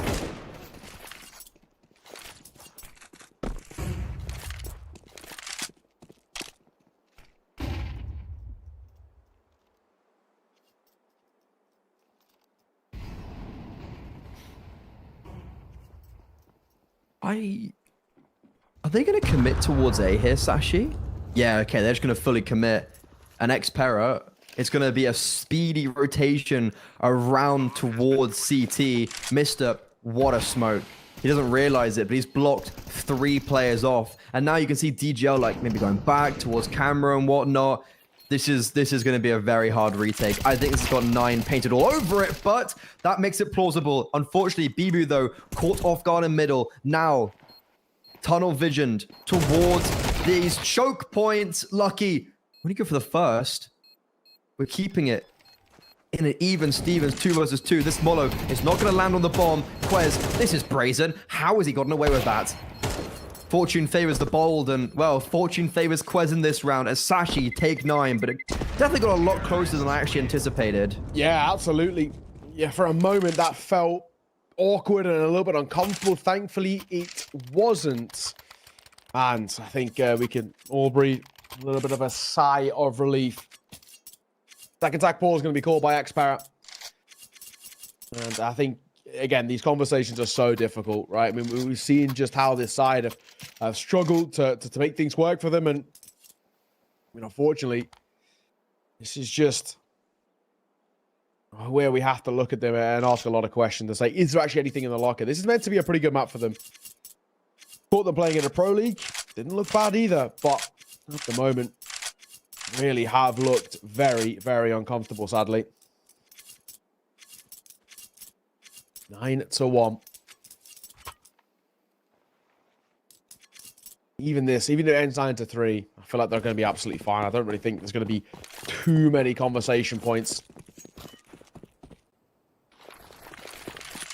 One aid made.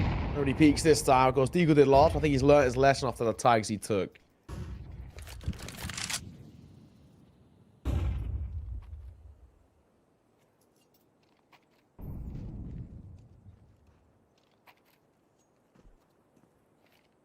Well, this is one way to not keep us on schedule, but point us in that direction.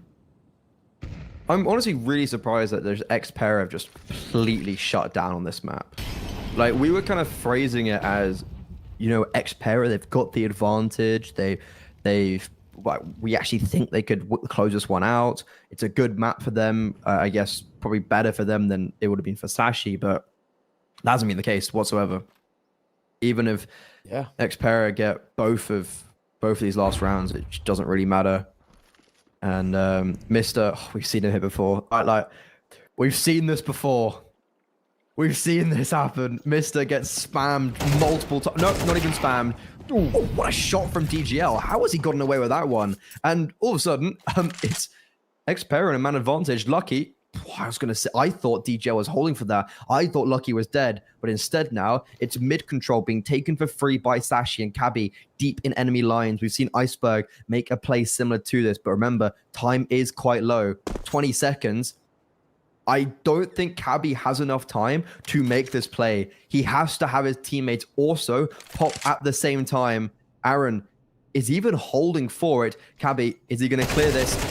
Yes, it's Ropey. One player still here. DGL, 5 seconds. Bomb, not denied. Cabby, I said there was not enough time, but he proves me wrong. And he steps up into the limelight, imitating Iceberg perfectly. Yeah, how do they get away with that? Bomb plant with a second and a half left to work with him. Now a very, very doable post plant where it already feels like he might be locked in place. Cabby, waiting on that smoke. Peering through. Corey will get away with that. I'd have a bit of util for the bomb plant itself. Up shot doesn't connect. It does actually put Quez into an awkward spot. They're on the bomb here. And Quez going to get caught. So they actually will pull off a retake. Just when it felt unwinnable on both ways. Somehow, Xpera with the finest of margins themselves make that retake work. How is that the round that they win? Like, of all rounds, what was it, 3 versus 2 when the retake started? Or sorry, a 2 versus 3 for Xpera, right? How is that the round they win? And they also don't lose a single player? I mean, fair enough, right? But Sashi, they're probably still chuckling. They're probably still creasing. They're like, guys, we're winning by 7 rounds. Unlucky, but nice round, Cabby. You know, you can still be happy with your performance. Let's go and get double digits here. That's how I anticipated it to be. I think Xpera, like, I could imagine their team speak is maybe a little bit doom and gloom still. And while Cabby, he's continuing his momentum. He had a pretty slow game actually up until now, but he's looking to turn up the heat. Good reaction from Xpera to get this, also the control and frag in canals, but it's taken Poya down to 3 HP, and also you can see they're expressing a lot of utility towards B main, and they've actually dumped Molos on smokes and stuff, so they've somewhat wasted it. It's true. It is true. Quez spams the smoke. Bibu falls. Lucky holding above it towards back plat, but he actually just kept holding that. He would have probably got a kill. of the player who's just crossed over. Poya and Corey both tagged him. Poya's incredibly low. He misses. Second time of asking. Looking in to try and catch somebody.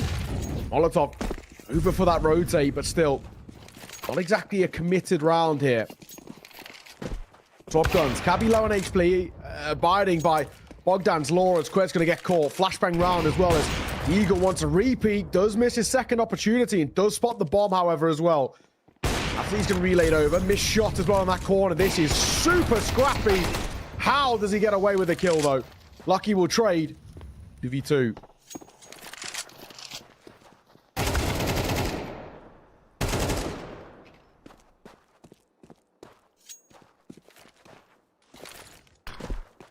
Corey had to get both. That's a big frag from him. But now Lucky, we've seen him clutch up before, and this should be the easier one. Does he know where Poya's coming from? He seems to have a pretty good idea that A main is a worry. 3 HP. So tantalizingly low, and yeah, Lucky. Well, he actually just hits the headshot. Doesn't matter. And Sashi, take double digits. Lucky, that's his second 1 versus 2 of this half. Okay, 10-2. I mean, we may have had some kind of back and forth, overtime as well, but this has been one-sided as it comes, and Sashi just look incredible here on this Anubis. It didn't really, on paper, look like too strong of a part of their pool, but so far, so good. Little to no complaints at all. What a showing.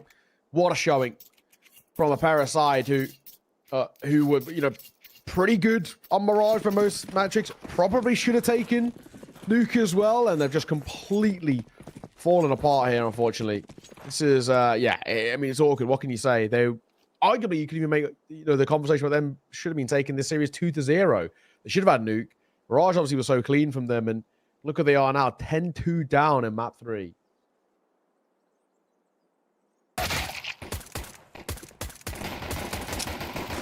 Ooh.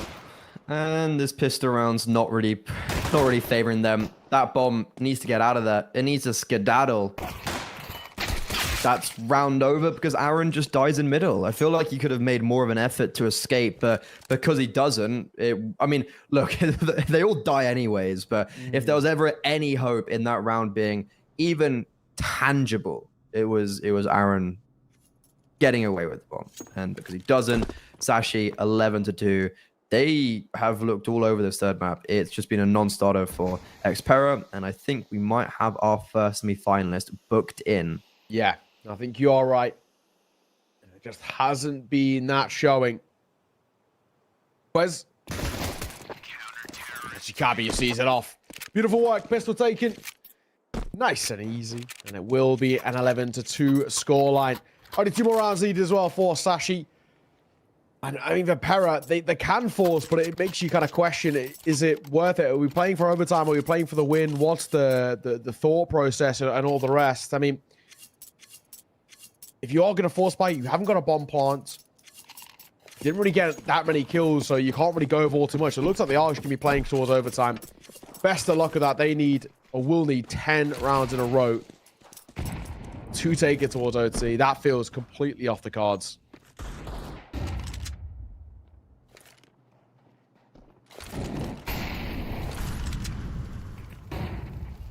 Would you have wanted them to buy into this round, or are you a fan of the fact they're ecoing here? I think both is a loss anyway, if I'm being perfectly honest. So yeah, true. I don't think it matters, if I'm being completely honest. It's too late. That's the way I'm thinking about it. Too little, too late. Yeah. If it was like they haven't even had it yet. Maybe a chance, but yeah, it is what it is, right? This is a complete throwaway round, and the next is probably going to be pretty similar too. Even if they are to win it, all it takes is just like one mistake or hiccup, and they'll just stumble across the line to victory, Sashi. So, in my eyes, they've already done enough here. 12-2 is a pretty steep scoreline, isn't it? Not sure how they're going to dig themselves out of this one. I guess they have the AKs. They have utility. DGL, not sure how he has no money. He must have bought something in the last round. Yeah. So he had 3,700 exactly. Maybe just kind of, maybe they're equally a little bit annoyed and just like a little bit like deflated. They're on the T side. to get a little bit more success in that first half. But now, Bibu, he's going to have some pressure on him towards carpets. He's being double pushed. He dies here. Round certainly over. I haven't even spotted him yet. I'm not too sure. But this A-Rap, I don't think it's going to come into fruition just on the basis that Bibu knows they've pushed A main. So I think that's why they're not going to actually go for what their original play maybe was. Abby, trying to get up close here. Will join Iceberg, but Iceberg didn't even need the support as MP9 is good enough. Gets his.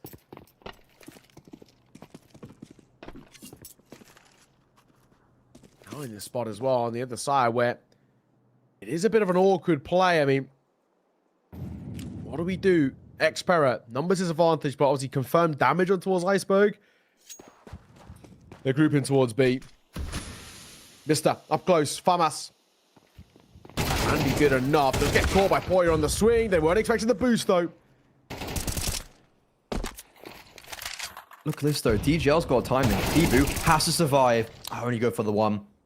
DGL caught a master timing because Lucky actually rotated away from camera as DGL came around the corner, but those last few interactions were just traded out. Sashi, eliminate Xpera, invited into this tournament. The reigning champions are the first team booked into the semi-finals. They'll be facing off against the winners of Mouse, NXT, or Endpoint, but we are not watching that game. We're going to be going to Bait versus Talon after this now. Yeah, it should be a bit of a banger as well. You know, a lot of credit has to be given, I think, over toward this Sashi side. They just weren't tested at all. And I think probably it's more, you know, obviously credit and congratulations towards Sashi, but commiserations, but also questions towards Xpera. What happened? That's meant to be a map in which, A, they were very good on. I caught them playing in a pro league. They looked pretty solid against tier 1 opposition, and they just completely fell apart. I don't know whether it's one that they've just not really played as many reps on. They've let it slip away in terms of the officials or whatever, but that was tough to watch. Definitely back to the drawing board for Xpera, especially for Asada, who've obviously got the EU closed qualifiers to the RMR soon, right? That's a map in which is played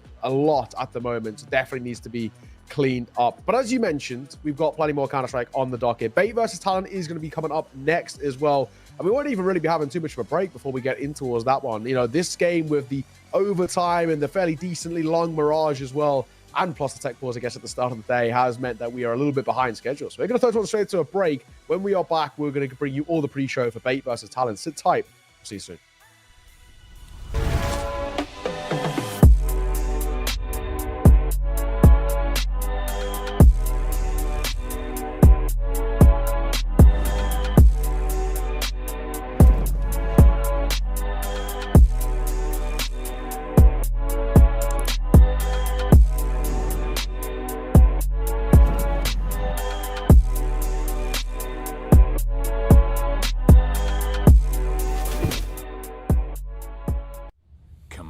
It's almost yours.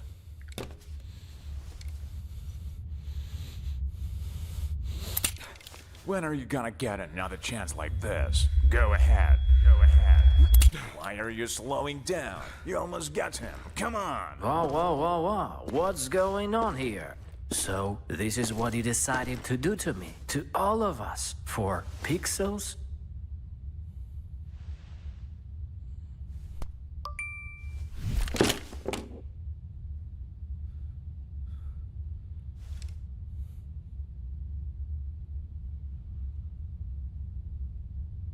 Fuck you and your Roland.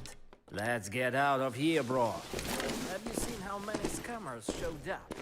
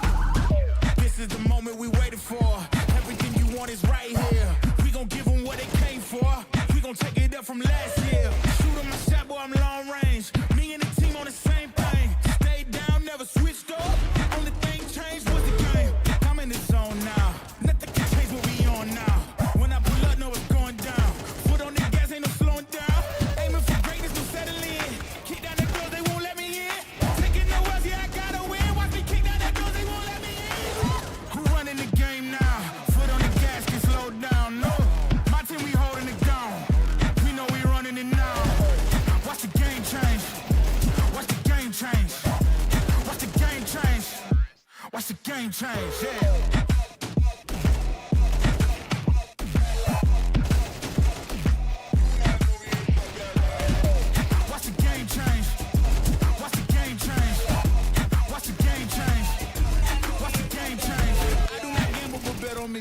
Tell them that's like, yeah, it's still up it. I'm taking a shot for my enemies. I can't waste no more time on my energy. I know they know I got it on lock. Go against me, that's a long shot. Cause I'm counting wins all around the clock. Never doubt me, boy, I don't stop. Who do you feel when they make you the monster? I am not scared of none of you imposters. Taking the lead now while they watching. Think you should leave now while the option. Taking no else, yeah, I gotta win. Watch me kick down the doors, they won't let me in. Who running the game now? Foot on the gas, can slow down, no. We holding it down. We know we running it now. Watch the game change. Watch the game change. Watch the game change. Watch the game change. Yeah.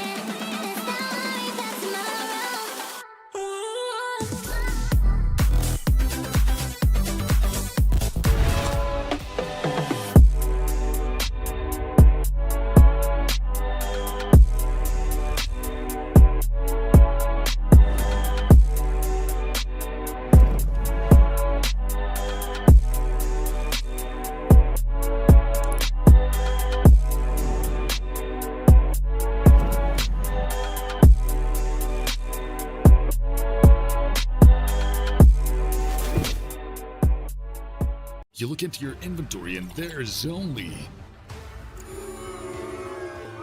It's time to forget about this garbage. Here you will find everything to play with really cool skins. Open top cases. Upgrade dropped skins and turn your junk into a cool gun using the contract system. Every day, thousands of people upgrade their inventory with us. Hellcase.com. Look at yourself in a new way.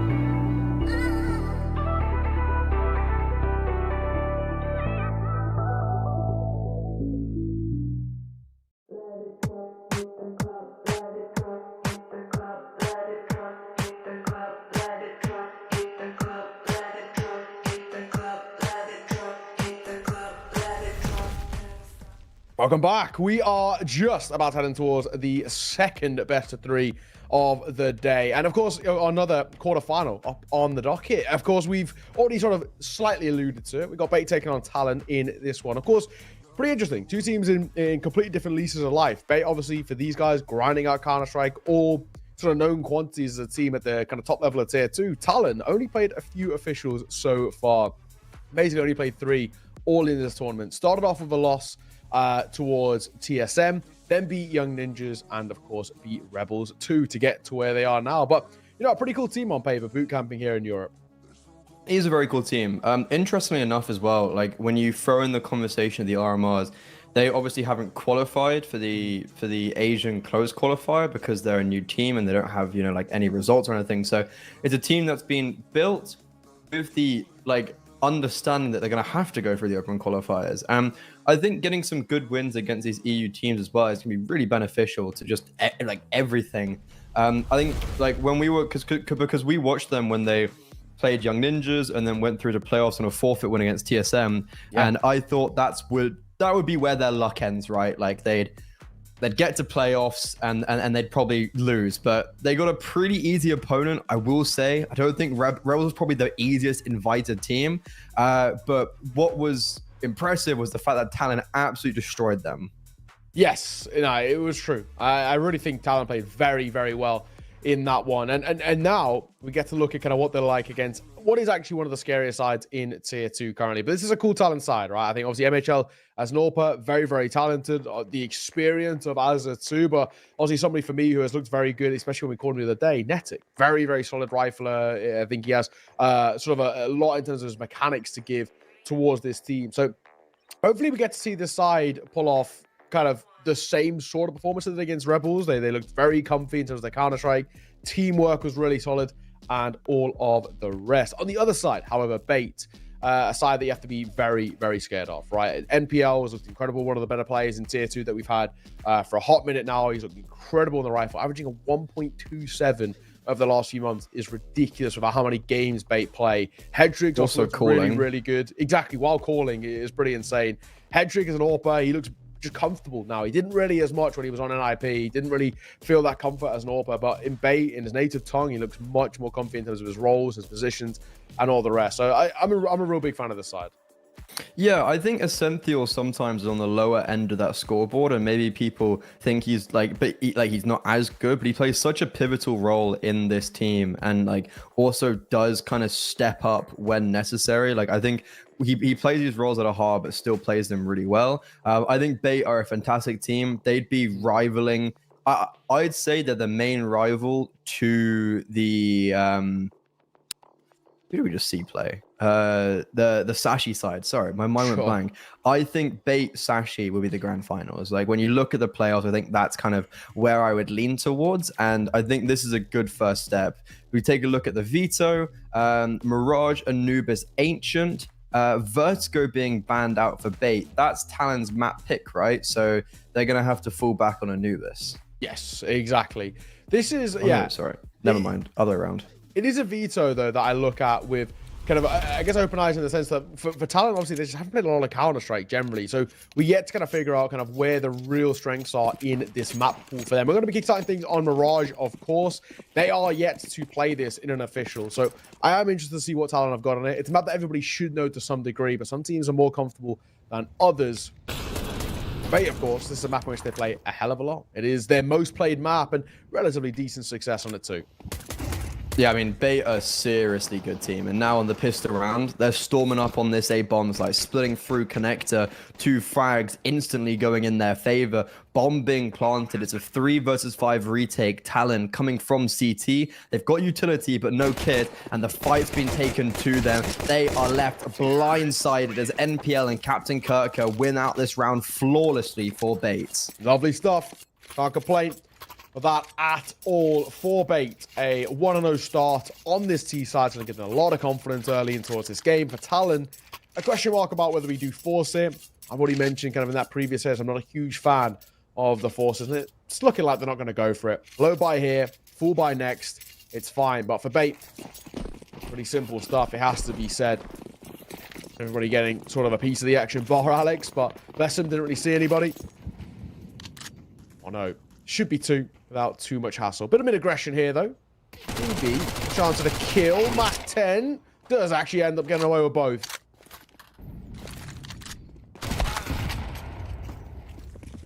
That will be it, though. Not a third. Sorry, with the veto, I meant to say that Talon, they pick as Anubis. They're just good on Vertigo. I got mixed up a little bit there. Yeah. But yeah, so Anubis have actually looked really good on. They beat NIP in overtime, and it was like a comeback as well. And then obviously Rebels yesterday. But Mirage, as you said, unknown entity. MHL against the Young Ninjas, he had, like, he was just insane. Like, life series is a word I guess you could use. He was all over the map, dominating. And I feel like this is a map where he can thrive in as an AWPer. Glass Cannon AWP out straight away. It's going to be really exciting watching him versus Headtrick on this head-to-head.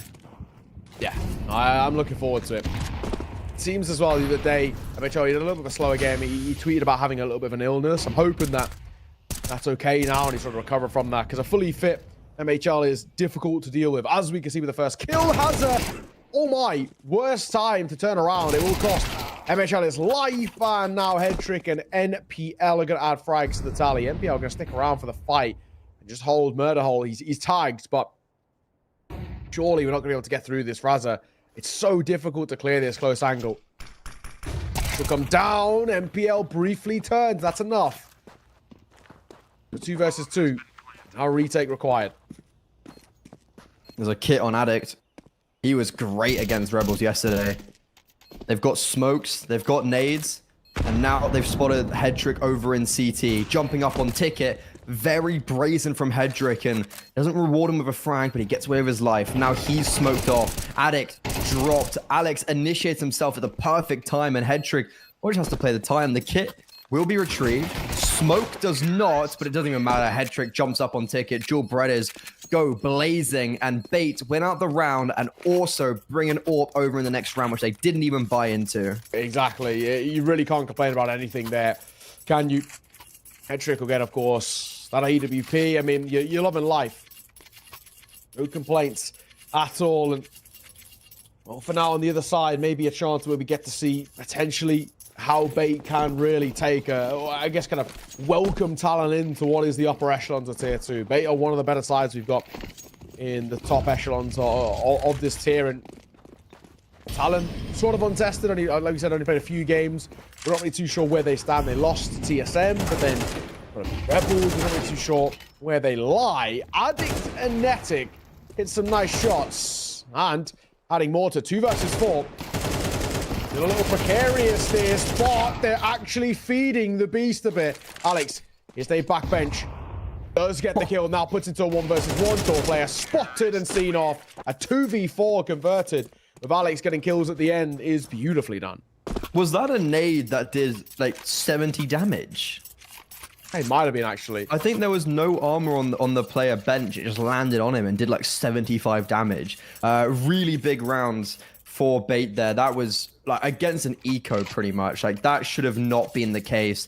They shouldn't have been able to have it that close, but massive that Alex and Essential can clutch out while also Alex saves the AWP. So it's a tactical pause of Talon.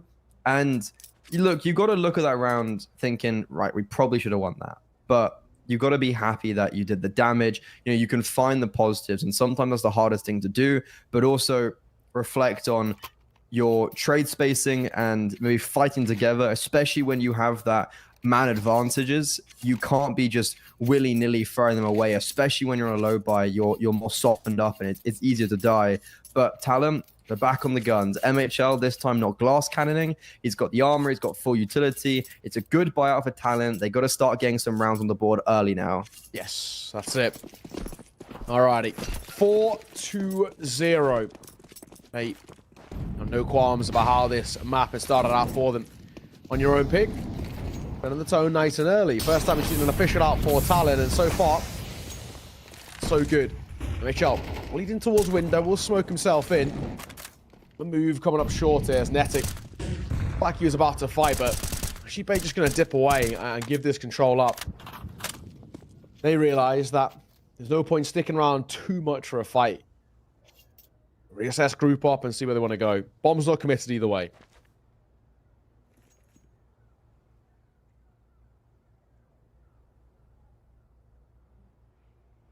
Mid take coming forward. MHL's AWP is over in ticket, so if there is further aggression, he can capitalize. But now, in middle, you've actually got Talon giving some respect. As soon as the utility comes forward, they can't exactly fight against it, but I like that smoke from Netic into connector. It gives Azza space to breathe. But bait, they fully encompass middle. Netic spots them jumping up on bench. That's all. You only see one player. Now, he's going to get mollowed off. He's going to fight ahead of it. He could be out in the open, and he will. He doesn't get any frags. Hazza only good for the one, but Azza lines them up. Good trade with the AWP. Shotgun AWPing right there. Now it's MHL's turn, but that was a peak and a half from Essentio. I thought he got that kill fully jumping, and now Addict rotating in from connector. He has a kit. He has a flashbang, and he's been in a very similar position before.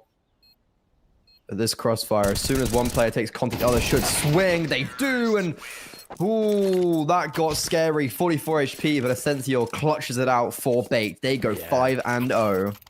All right, bait. This is, again, where we look at this and just say how things are getting potentially a little worrying. And what we've seen too, for Talon, they've had a couple of moments, sure, but they've just been unable to really lock into place, a round, or I guess even a little bit of confidence as a team, and where they can say these are the ways in which we're going to break down this bait side. So far, most things are going right. Talon have these occasional moments, but it's just not enough. Fight, obviously, going to be pretty lackluster here too. Money broken. Can't really expect anything else. Sent the out. Will be first contact out here. Spots in top firebox. Hazard looks away. I'm not sure where, but he looks away, and he'll get caught off guard.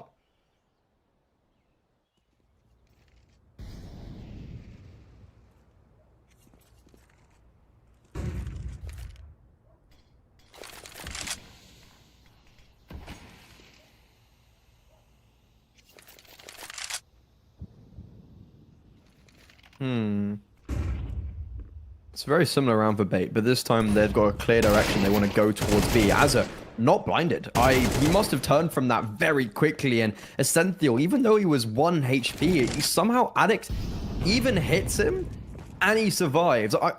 He got hit for like 10 HP by an MP9. I'm actually not too sure how he survived there, but Essential's been on absolute fire. He's been entering, he's been clutching up. Like, this guy's been all over Talon right now. As bait most likely go 6-0, but it was against this low buy, so it's kind of what you anticipate, but it's just important they do it cleanly, because they've definitely been struggling to maintain a bolstering economy. True.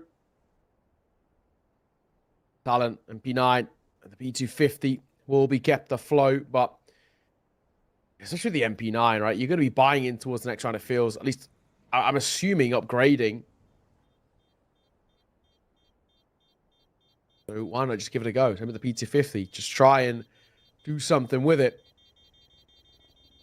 Not to be anyway. Bait, gonna get their 6th with ease. Another one casualty too. You can't complain about that at all. All in all, Talon, we're already getting to a little bit of a worrying time where we are starting to say if they can't find a round in the next couple, things might actually already be out of contention before it even really sort of starts. And that for me is where you do have to ask questions about Talon and, you know, obviously the boot camping here and all the rest in Europe. But yeah, so far, not so good in this map at the very least. And Mirage is always a good litmus test to see just where a team are.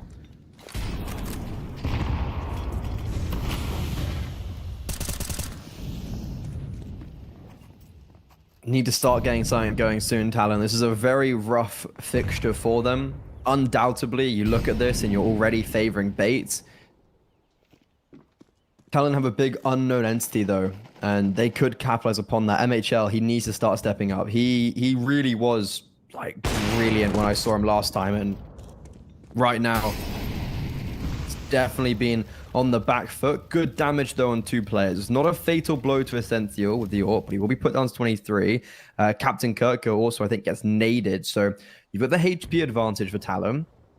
But once again, they've relinquished mid control. They have been running this out very easily, and they're going to continue doing these splits, but this time with more of a focus towards A main. Netic heard a Sentinel drop. He, a dead man walking, doesn't spot the second, and it will come at the cost of Hazard's life. 4 versus 4, still HP in favor of Talon. This A crunch still in action. Captain Kirk, a massive frag. MHL misses with the AWP. That will be his downfall. Azza, he's got a double in these situations before. He's going to have to do it once more. Alex scrambling with this bomb, should get it down, and look at the HP for Bait. They're so low, and Alex, he's got out of dodge. How has Alex got over towards connector? This is a perfect setup for him, but a smoke on the bomb, head trick, massive frag. Alex can just ninja defuse, but he's definitely lost track of where the rifle is. Head trick just biding his time, realizing now that no one is on the bomb, sticking it. Alex has to get the lineup, hits the spray, and clutches up for Bait, keeping them flawless. Beautiful, beautiful stuff from Bait. I got to come back to the point that you raised. How did Alex... First of all, how is he given the luxury of getting out of there? But how in general does he just slip the net? Like, there's a flashbang that comes around that does slow Azza down, so he's maybe not only blind but can't hear. And it allows him to run from sight towards jungle completely unscathed. But Alex doesn't stop for a brief moment. And then the AWP finds a player jumping up and towards Firebox, and it all slips apart. The 2 players there for Talon at the tail end just don't play off the back of each other, out of Alex and Azza, and they don't play together in that situation. They get isolated, and it just puts a little bit too much pressure on towards Alex's shoulders. It will be a 7-0 start. This is a real sort of welcome to tier 2 type moment for Talon. Bait. And no joke of a side, this is a team who not only obviously are in the EU closed qualifiers for the RMR, but honestly, they're probably one of the teams that are up there in terms of maybe not expected, but at least should be in consideration for actually making it towards the RMR itself. Definitely in that sort of top group, I would personally say. You can see why. It's like on the line of expecting and should. It's like a weird... It's like a weird, like they're just on the cusp, I think, of saying, yeah, we think they should be making it. But look, they're looking lights out. A lot of these rounds have been really close, I will say. Like, it's come down to a few clutches, a few 2vx's, whatever. But this is a round where that's not going to be the case. They basically go flawless until they hunt down Netic, and they 8-0 on their map pick. They are like the gatekeepers of tier 2, right? You have to get past them if you want to enter this tier of Counter-Strike, and Talon currently cannot surpass them. Yeah, it's true. It's very true. Well, unfortunately, this pause looks like it might be a bit more of a technical one. Hate to say it. But still, 8-0. There's only one team in this right now. An incredible showing from a Bait side who really just don't seem to have any holes in the armor right now. And it does make you wonder, what this sort of scoreline is going to look like, not only for this map, but maybe the series too. And Anubis also, when we look towards map number 2, you know, kind of scope out a little bit. It's on paper, you could even argue a better map for Bait. They've got a better win rate. They just don't play it as much, but it's still one of their most played. It's actually looking at it now as their 4th most played map, which doesn't sound like a lot, but considering they've got 16 matches played in the last 3 months, A, shows how much these guys grind, but also then, again, how okay that map is for them. With a 62% win rate, pretty good. I know, you know, to be fair to Talon, this is a map that they actually have played in officials and won both of them. Beat Rebels, beat Young Ninjas on it. So, you know, I can give them their credit. It's obviously been good for them so far, but, you know, if you're comparing the NIP Academy and Rebels towards Bait, there isn't really too much of a comparison, in my opinion. I mean, like, you've also got, like, I take a look at Bait's results, and the only team they've lost to are Sangao. Fair enough. They're fantastic. Zero Tenacity. One of the best, if not the best team in Tier 2 right now. They are cooking. Yeah, exactly. Zero Tenacity. They've got 100 maps on Anubis this year. yeah. Bleed. Bleed, obviously. You know, up there with, like, the Bait Sangaos. Zero Tenacity again. Fair enough. And then Bet Boom. So it's like, and Maz XT. So, like, those are all the best Tier 2 teams. Zero Tenacity are amazing and on Anubis. So then you look at Bait and you're like, okay, these are the teams you lose to. That's not that bad. You kind of beat everybody else. Like, you know, you've got wins against Sangal in there. You've got wins against 3D Max, against Bet Boom, against Koi. Like, you've got big wins against the upper teams of Tier 2, and they've only lost against the best pretty much. Exactly. So, Headtrick just ran through a Molo on ramp and died. Yeah, interesting decision. Azza then gets gifted one for the smoke as well. So Bait off the back of the tech pull, try and go quick, and it works against them. Yeah, too many moving pieces, I think. And even there, like, NPL, he's actually someone that I don't think we've seen too much from in this map, surprisingly enough. I guess he is the IGL, but he has been...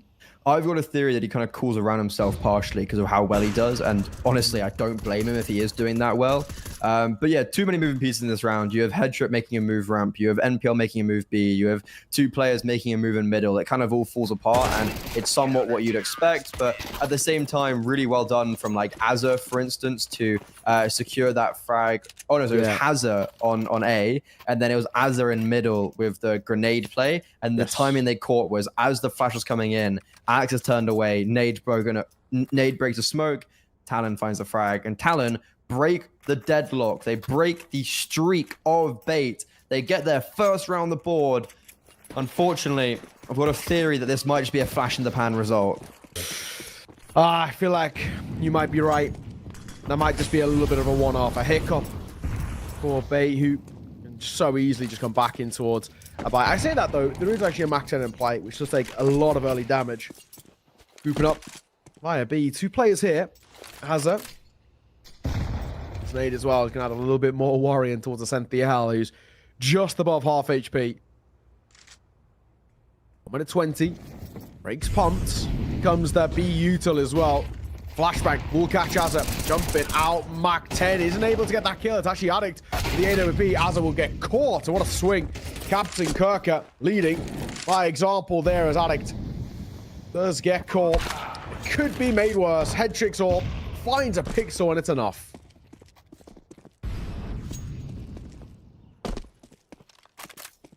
Flash in the pan, exhibited on the server right now. Bait just fast-paced. They don't have many moving pieces. They kind of just commit right, and that is making up for their mistakes in the last round. And perfect. Really well done from Bait. 9-1. Already we're in a position where this half is perfect for them. They got 9 rounds. What more do you want? Yeah. 11 is probably what they're aiming for. Yeah, very true. Very true. And like we said, was that a flash in the pan? Was it just a hiccup along the way? Yeah. Yeah, it was. So, this is the awkward thing for Talon. They're just not getting going at all. I even just feel like 9-3 is not enough. It really just doesn't seem to have, even if it was to be 9-3. I mean, 9-3, that's us being hopeful, right? I mean, it very easily could just be 11-1. Yeah, I don't know. Tough, to say the least. What can you do? They have a buyout here. Doesn't matter what the buy that Talon brings to the table. None of it seems to be working, unfortunately. Yeah, this is a hard watch if you're an Aussie fan, but that's a great watch if you're an MH. If you are the one, actually, never mind. I take everything back. Captain Kirker somehow has got that frag onto A within all of this, and oh no, MHL, never mind. Call an ambulance, but not for me. The AWP finally rings out. We've been waiting for that for a while. That's pretty much the only kills he's got this whole game. And after the performance I saw from him previously against Young Ninjas, I was expecting something of that caliber, but currently hasn't been like that. But he's done well there, so, you know, maybe this is the start of something more. Yeah, agreed. Hetrick. I mean, he might save. Money isn't exactly flourishing. And maybe if Cynthia wants to drop as well, he might actually require Hetrick to stay alive. But at the same time, bomb on his back, 30 seconds. He might give this a go. But obviously, there's just so much confidence towards bait. It wouldn't actually be the most outlandish thing.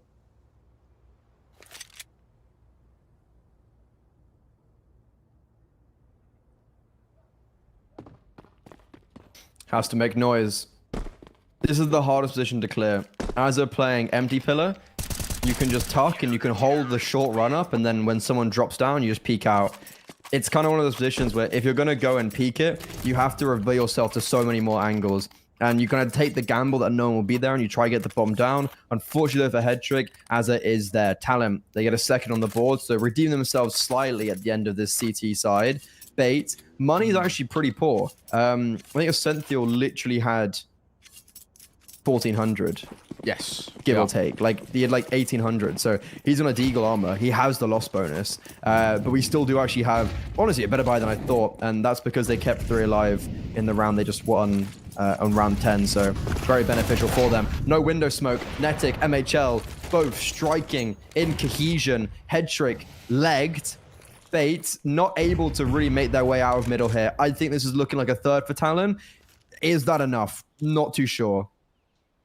Yeah, like I said, you know, we were being hopeful when we said if they find 9-3. No, dude. Oh, hang on. Before we even get there, though, let's not completely count out bait. A Deagle shot is nice. If they got another, maybe we could have spoke here, but I just think with Hetrick so low, this one's probably done. Captain Kirker, he's pretty good. I'll give him that, but he's really got to put the team on his back here in this 2 versus 4. Hetrick is a strong gust of wind away from using this one for Azza. To shut it down right here, right now. Hetrick again somehow just about survives. Yeah. I feel like, okay, yeah. He has gotten away with absolute murder up until this point. Talon, they take the third. I said that realistically, they were actually aiming for like 11 or 10 just because of how well they were doing. 9-3 is good enough. For Bates, is it good enough for Talon? This pistol round is a must for them to win. If they don't win this, I think we're already been going to Anubis. And even if they do, they're going to have to do a lot to prove me that they can still sustain themselves in this map.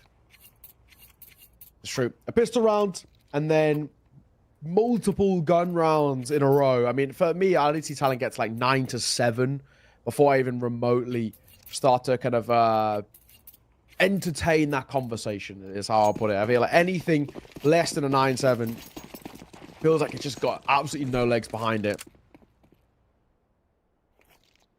CT side as well. Made a pretty good CT side Mirage. Feels like they've read this quite well too. 3 over towards A.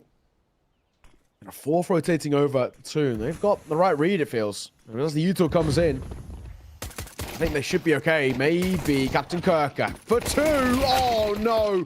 It's a massacre. Wow. Only 1 casualty towards bait. That's near flawless. That was just so quick. Like, even in these pistol runs, when you have the gamble stack, you see a lot of times where it's hard to maybe land those instant headshots. And, well, Captain Kirker, along his forces, bait, they go 10. That's really good play. And they are looking lights out here on Mirage. we were wondering what Talon were going to be like on their map, or on this map, as we've never really seen them on it before, and unfortunately it's not looking too great for them. But on this eco round, they do have a good play. Azza should be able to completely blind Captain Kirker, who is maybe still sitting on top ticket. Yeah, he gets blinded off, falling away, but bomb down is the best case scenario, and it's actually over towards B. I didn't notice that. Yeah. Hazza, he's all that's left. And this Glock just actually get a consolation.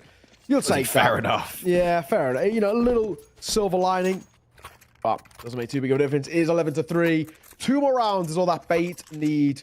And I mean, this is the buy, isn't it, right? This is the last hurrah. If Talon can't find this gun round here, it's bait who get 12 and re-break that economy over towards Talon. I'm talking about it's such a minimal buy. You can see the Leon bet odds. They're actually, I'm pretty sure reversed. Yeah, there we go. That makes more sense. And by the minute, getting more and more one-sided. I got to agree with them. I think even at the start, like, they would be pretty one-sided. Like, it's just no flame to Talon, but they are just absolute monsters. Miss smoke and connected, though, from the CT side. Didn't want it to be that deep. Or shallow, I guess, actually, would be the term. Kind of blocks their vision. It's looking like a mid to A, where A take the first contact, but Addict, unlucky. Tries to get a cheeky angle around this, the Molotov in Palace, but instead loses his head. Bait, man advantage, and Talon. They're just waiting for this utility to bleed out, but unfortunately for them, it's going to keep on being replenished. Bomb towards ramp. It's clear they want to still end towards A, but I'm not sure they're gonna have this second prom of attack from connector, because I don't think they're gonna make it there. True. Hedrick, not even really playing contact here. Happy just that. Wait for information. Spots 2 now coming out of him. No, there's 2 now in towards mid. Good frag to find. Spam on the smoke is a beaut. The second as well for Captain Kirker. Oh, that's huge. And Hedrick just comes in to clean this one up. Beautiful. Another great round from Bait. And Talon just seem to have absolutely no answers for a Bait side who've been, I mean, if we're being completely frank, nigh on flawless. There's been a couple of hiccups along the road, but it's never been in doubt.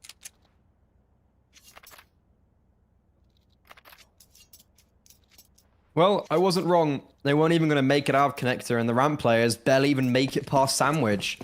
That one frag from Azza gave me a bit of hope. I was like, ooh, they could still make it, but no. 12-3. Mirage, it's over. Let's already look at Anubis. I think you're right, dude. Honestly, Anubis. Well, from what I've seen from Talon, it has been a good map. I'll give him that. Oh, dude, it just feels like Bait in terms of, it doesn't matter what map you go to. It just feels like the individuals are just on a different plane right now. I mean, technically speaking, they are, right? This is a Bait side who are used to the online grind of tier 2. And, you know, the amount of reps they get under the belt, but also the quality of them too. They're such a difficult side to play against. These are very, very good players. I mean, Talon are feeling the full force of it right now.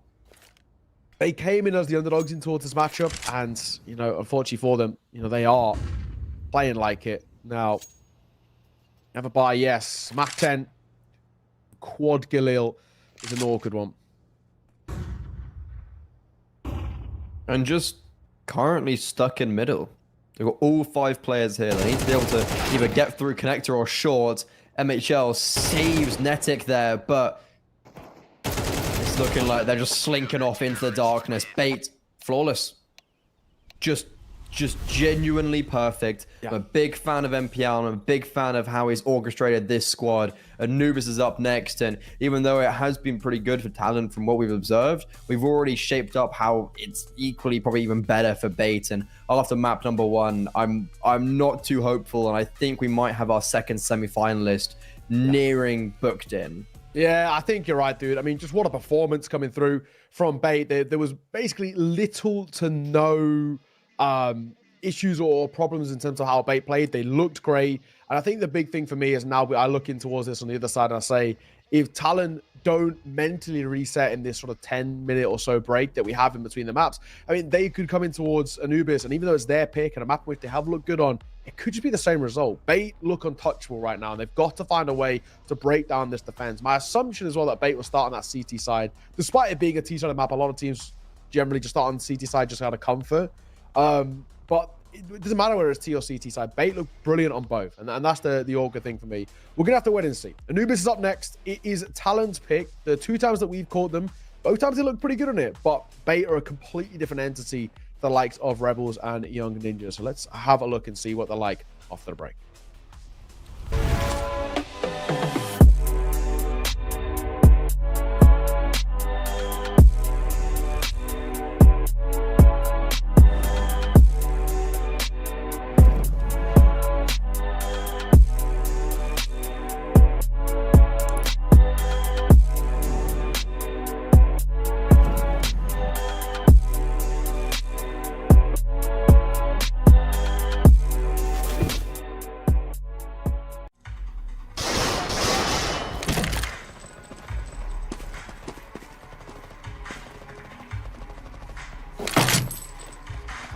What kind of shame is this? Are you new? Have you heard of Hell Case? Best cases in the world. Book a rookie on me. Don't be shy, come on. Haha, newcomers are lucky today, huh? Hell Case, the best cases.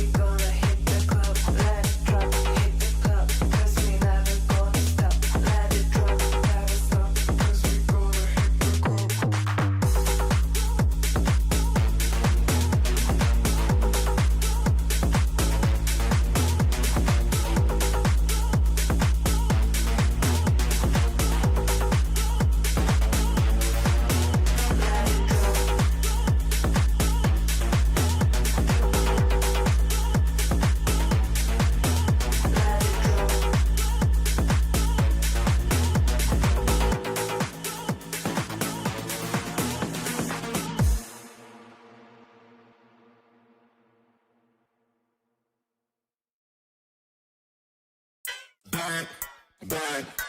Keep bringing it back, back, back. So I'm bringing it back, keep bringing it back. But you can't fall like swinging it back,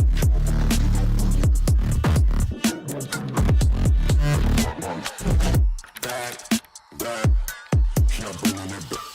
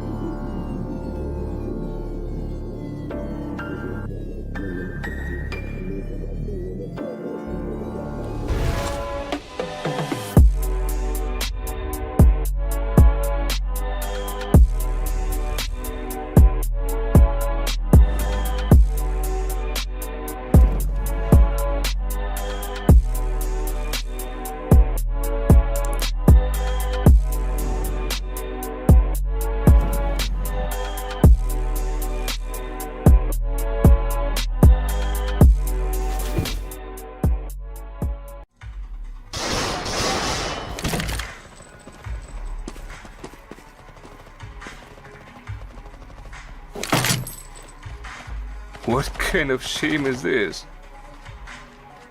Are you new? Have you heard of Hell Case? Best cases in the world. Book a rookie on me.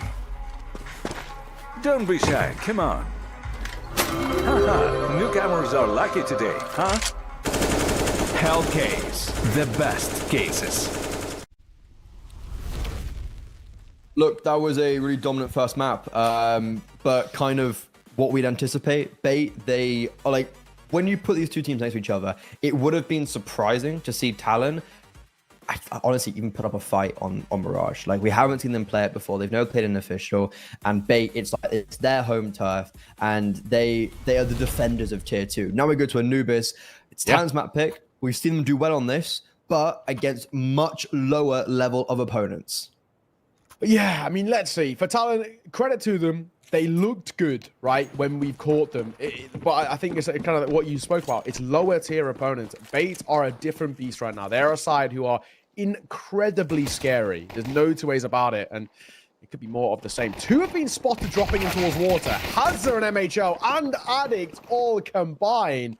What? So maybe our doubts and our worries were all for naught. It's a flawless pistol from Talon. What a way to settle the nerves. I mean, big pistol round. That's exactly what they needed. There's just no two ways about that. Flawless as well. Very dominant. Bait are just left sitting there going, lads, what just happened? what just went wrong? Yeah, no, I don't know. It's just a really good pistol round from Talon. And now they're up against the Eco, so can actually get the ball rolling a little bit on Anubis. Well, yeah, definitely a wild one to say the least. Bait, I guess I always want to say I think this is a smarter decision. Low by here, full by next. They were very solid on the gun round. So yes, that one may be a little bit of a wake-up call. I think also as well, when you dominate a map like Mirage in the way in which they did it, you know, it was just completely one-sided. There was never a conversation coming through from Talon basically at all. They had a couple of sort of hiccup moments, but it ultimately was only one team in it. So for me, the way I look at it too is that I don't think they're going to be too nervous. Yes, it's a bit of a wake-up call. They probably came in towards this one a little bit overconfident, a little bit too comfortable, and that was just probably a little bit of a kick up the arse. These pistols, however, again, similar. Not expecting a hell of a lot. Mac 10, and again, a lot of money in the bank as well.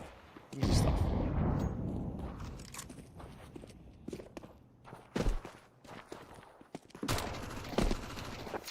NPL lost a fool. Okay, onto the rifles for the CT side. You can be appeased, Nair. They didn't buy into this round in the last. They didn't force buy. Yeah. You'll be very happy. I can tell you the numbers actually while we've got this little break. You said it last time and it was pretty damning. So for EU, it's 46 failed, 15 successful. This is the games that I cast. For Asia, 10 failed, 3 successful. For NA, I've only done like 2 games, but it's 3 failed, 1 successful. And for South America, in all fairness, 3 failed, 3 successful. That one's 50-50. But it is South Africa. South America, though. Exactly. Every other region, especially Europe, is incredibly one-sided. So. That's when you'd expect the gun rounds just to win it out. Like you see, definitely proportionally compared to other regions, EU succeed more here. Talon, fast play straight away on their first gun round towards the B bomb site. Addict, not sure how he's got that entry, but Essential snatches 2 away and survives. Alex 666 also in connector. Oh, he had to get a frag there. But look at the HP. Look how low it is for everybody on Talon. And equally for Bait. Captain Kirka, the only player who's above 36 HP right now on the server, and now he's even been dropped to 18. How has MHL tanked a bullet? He's on 2 HP, and ineffective flashbang means he survived. Smoke attempted to be abused. MHL, wait, they just held hands with each other. NPL, no way.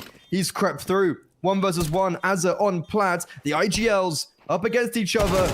And it's Azza who comes out on top. The Australian wins Talon their first gun round. I'm so surprised that he doesn't get spotted there, Azza. I thought his leg would betray him, but it doesn't happen to be the case. And Talon for them, already up to 3. They've already matched the amount of rounds that they were able to put up on Mirage, which, again, can't complain about at all. And this is a side who are looking considerably better. Bait just take way too much damage in the early part of that round, just as the post plan starting to be set up.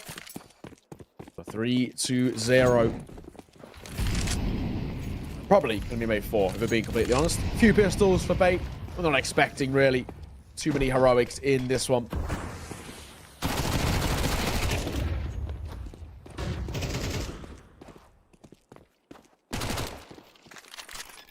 This is a lot more like it. Playing very, very fast-paced Counter-Strike. And it's actually catching Bay off guard for now. I wonder what we'll see, though, when we get onto Headtrick AWP, which he hasn't saved for, which is slightly worrying. He's actually bought 5/7 armor instead of saving for the AWP, especially on this map. You'd expect the city side AWP being somewhat prioritized. But I wonder what we'll see when we actually have a default from Talon. How are they going to, well, I guess, react to Baits? Because we've already seen these fast-paced plays come forward. Nice shot. Don't know how Hedrick went out that duel. True, very true. I mean, he can buy an AWP now. He's got armor as well. Yeah, honestly, I think that's not shabby. Just surviving in itself is actually a bit of a win. So yeah, Hedrick will get out the AWP. I think we're relatively happy there. MHL, of course, got one of his own. Oh, good head-to-head. We get to see his head-to-head again, which for the most part, was pretty one-sided. There was one round from MHL. He had one good round on Mirage on defense, where he kind of clocks everybody down. But apart from that, it was a no-show from him. It was actually pretty much... I think he's already matching somewhat his kills from the first map. It's a pretty good showing of how bad he was doing and how much he was struggling, how much Bait was shutting him down. Headtrick flashed, but still remaining on this angle. Is Addict even going to swing into him? I mean, it's information on one hand that for Bait, oh my god, Addict literally I think is walking in now. But no, I mean, it's information on one hand for Bait that they still have all this map control and they still have control towards A main. So Talon have committed a lot to maybe fake signing out, whereas it's an ineffective fake because they have the AWP in prime position. Addict, we saw Mr. so powerful for Sashi in this exact angle, but Addict misses his lines, and Captain Kirka, wallbang successful, man advantage early on for Bait. Well, not early on, but the first blood drawn for them, and now Talon, they're not really reacting anywhere off it. They really don't have any map control. It's true. I feel like they don't really know actually where to go now. You know, you see this occasionally where you make this sort of play out of spawn, or this call out of spawn, and if the play itself doesn't work out, then maybe you're a little bit concerned where to go, what to do, and I think like we're feeling that a little bit now. They're grouping up for a B here. There's 3 players here. PL, we smoked out. A back flat player to a flashbang. Trying to slow them down, and actually will give them yet another kill. Alex gets his, looks for more. Oh, Alex Beautiful work from him. And it's Ascential who supports, but it's Alex who does all of the legwork. How does he not get traded? How does it, like, even the second kill, you're like, oh, okay, you know, it's pretty poor trading. And then he had 3 bullets left and kills Azza. That is a magnificent hold on the B bomb side. Great mid-rounding from Bait. Great end as well. Talon, not the best. That's a pretty poor round from them. It felt pretty lost throughout it all. And then, obviously, the end just very poor. Great flashbang as well to set Alex up. Talon taking a tactical pause. And I think, yeah, rightfully so. They really just lost their identity in that round. Yeah, for sure. Talon just fell apart. They felt like they didn't really know where to go or what to do. And the second that opening kill drops and it goes the way of Bait, we've seen this where they just seem to run out of ideas, and that is another prime example. All right, off the back of the attack pause. Good thing is we can buy back in for Talon. I guess that's the main thing that they're going to care about. They feel still pretty okay about the situation. And they're still on a 3-round lead, so I don't think they're too worried just yet. But they allow Bait to find this round. It'll break the economy of the T-Stat, and it will allow them to get within reach and distance, if not tie up the game. That itself, then, it's a little awkward.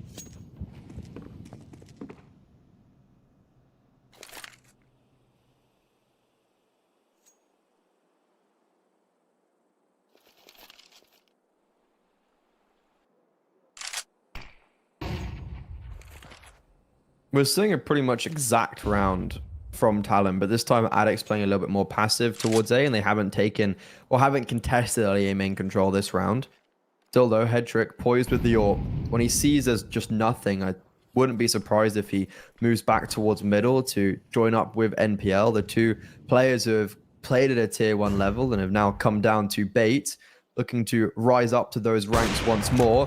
And Headtrick showing us why. AWP duel in his favor. MHL falls, and I'm a little bit cautious that we're going to see something similar from Talon, where they just lose their identity after losing an opening pick like that. Bait now the numbers once again in their favor, looking to play in and around that B holds. Hazard goes 1 for 1. Attention kept drawn in this area, but with a smoke down, Captain Kirker, he's playing close, mate. They have to fight for this. They're going to go for a contact play too. That's a bold decision, but it worked out. Nice find. The Netic already in towards the side. This is a tough retake in the 3 versus 3. Worst case scenario for Bait. Over-rotating towards the B-bomb site. Headtrick being caught off guard lackadaisically, and also Captain Kirker just being obliterated by that MAC-10. Ascential ahead of the Molotov, maybe trying to bait in for Alex, who's behind him. So like, you know, Ascential takes the first contact, goes for a 1 for 1, and they don't expect Alex, but Alex still watching with a wary eye. And yeah, with MPL falling towards camera, it's going to have to be a save. AWP can be picked up towards B if he starts running now, but his exit's also starting to be blocked by Azza and Bait. That round was just nightmare fuel. Was, yeah, for sure. Couldn't really have gone too much worse. I think for Captain Kirker playing around that smoke, the way, if he's completely alone in that spot, the way we should be going about it is actually deep on towards site, back donut heaven, maybe plat, something like that, and actually allowing them main control around that smoke because you're alone, right? At least if he's playing backside, he can buy time for a rotation to come through. But unfortunately, not to be. Talon, once again gifted. A bit of a 4-round buffer, at least a bit of leeway and a sigh of relief, I guess, in a sense. It was like a moment where Bait could actually just get right back to winning ways. Thankfully, that doesn't seem to be the case. First shot for Headtrick, good. As it gets caught, dry peeking through main is always a dicey one, that's for sure. And MHL will suffer the same fate.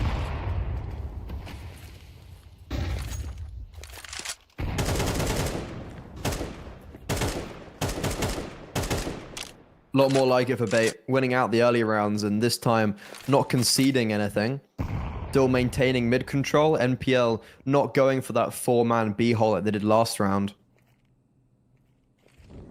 And Hedrick getting once more aggressive in towards connector. He's demanding a lot of respect with these positions. And it seems like Talon are gonna want to try and wrap from middle to A, but with the clearing of B main, now the clearing of canals, Bait, they have a perfect idea of what's going on. This smoke on Essential does just kind of confirm it, and he put perfect counter utility down. Talon, if they want to break through onto say bomb site, they have to walk through this smoke. That's exactly what they're gonna do. MPL stops looking. Oh no, flashbang comes through. Confirmation, and Captain Kirker this time doesn't fall. He doubles down, and Addict in a main. Molotov confirms his position, and this looking flawless, but Addict will actually draw some kills back and make it just a little bit more expensive. Yeah, just keeping, I guess, a little bit of pain on the side of Bait, making sure that they don't get too much confidence off the back of that round in its kind of specificity. But we're looking at it still with Talon, a comfortable enough lead. I think that's the main thing for me. Talon, even though it looks like we're going for a questionable full buy, is the way I'll put it, right? We've got something. An AK, a Galil, a Mac 10s, and a Tech 9 to round it out. I mean, definitely, yeah, something is a way to put it, but even losing this, and then probably losing the eco off the back of it, we still should probably expect them to not have too much problems in when they go back to the buy from Plat. As what a was shot. potentially looking a little messy, but yeah, nicely done. Apparently people call this position pizza. Where? So, you know when you're looking on the B site, when you're looking towards main, like the archers, that little plat on just as you're on the inside of sight, like where there's jail. Like, that's what I call it. I call it jail. But I've been playing with some American mates, and they call it pizza. And I was like, how? Just Americans. Yeah, like, we gotta, you know, like you just gotta forgive them for being so dumb. Yeah, exactly. I was like, I can maybe give you, like, so somebody called it like front left, and I was like, fair enough. Like that kind of makes sense. Bit wordy. Yeah, exactly. Bit mouthful. It's better than pizza. Pizza. Where's that come from? Yeah, and I was like, why'd you call it pizza? And it was like, I don't know. We just all call it pizza. And I was like, that's not a good call. There's no pizza there. There never has been. Like, it's not like, you know, like Boiler on Inferno, which used to have a boiler. Yeah. So everyone kind of still calls it. There was never pizza there in the first place. What do you call this? See, I call this. I used to call it hieroglyphs, but it's too wordy. I call it dark now, and then I call connector the bit behind MPL. Like, I call that palace or temple.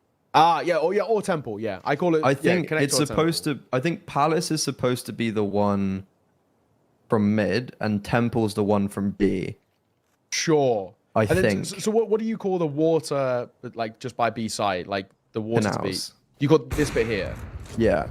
Yeah, but then what do you call the actual dark bit itself? Like I call that dark or connector. Okay, yeah, cool. I call it dark. Yeah. Yeah, I interchange between both of them, It's but I weird, think though, it gets Anubis the point is- across. Yeah, Anubis is the main one, which I think there's actually like debates about callouts. Because like, there's no clear like I don't know. There's no real clear like.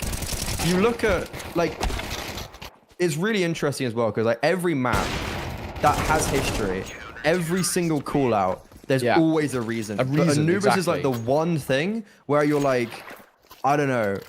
In UK, apparently it's called electric because there's an electric box there.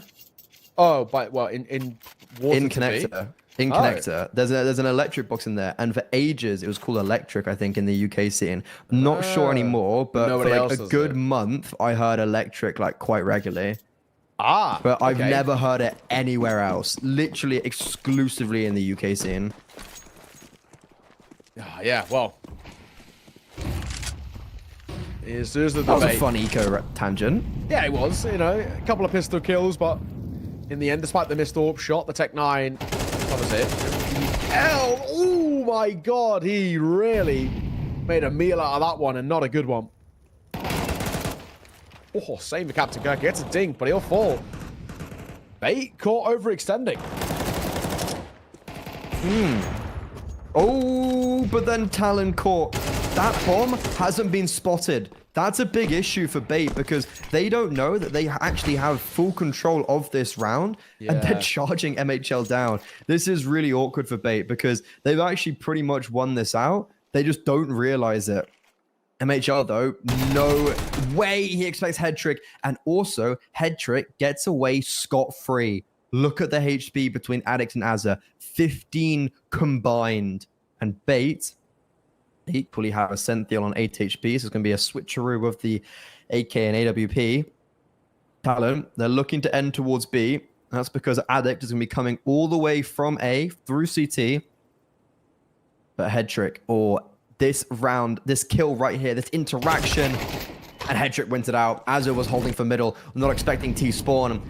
Issue is, I don't think Bait are going to know where Addict is, though. Yeah. Also, I mean, on the other side as well as time, right? You've got Addict with time, but then Bait with just no information. However, they've actually made this perfectly. First of all, isolated, right? Which is the one and only time where I actually think isolation's a good thing, right? Isolation here is where you win on time alone, but just dropping a smoke as well in towards main, making Addict's life tough. So with low HP, Addict will just tuck his head, and that'll be Bait finding around. Honestly, a really good recovery. Opening 2 kills don't go their way because they overextend as MPL and Captain Kirker fall.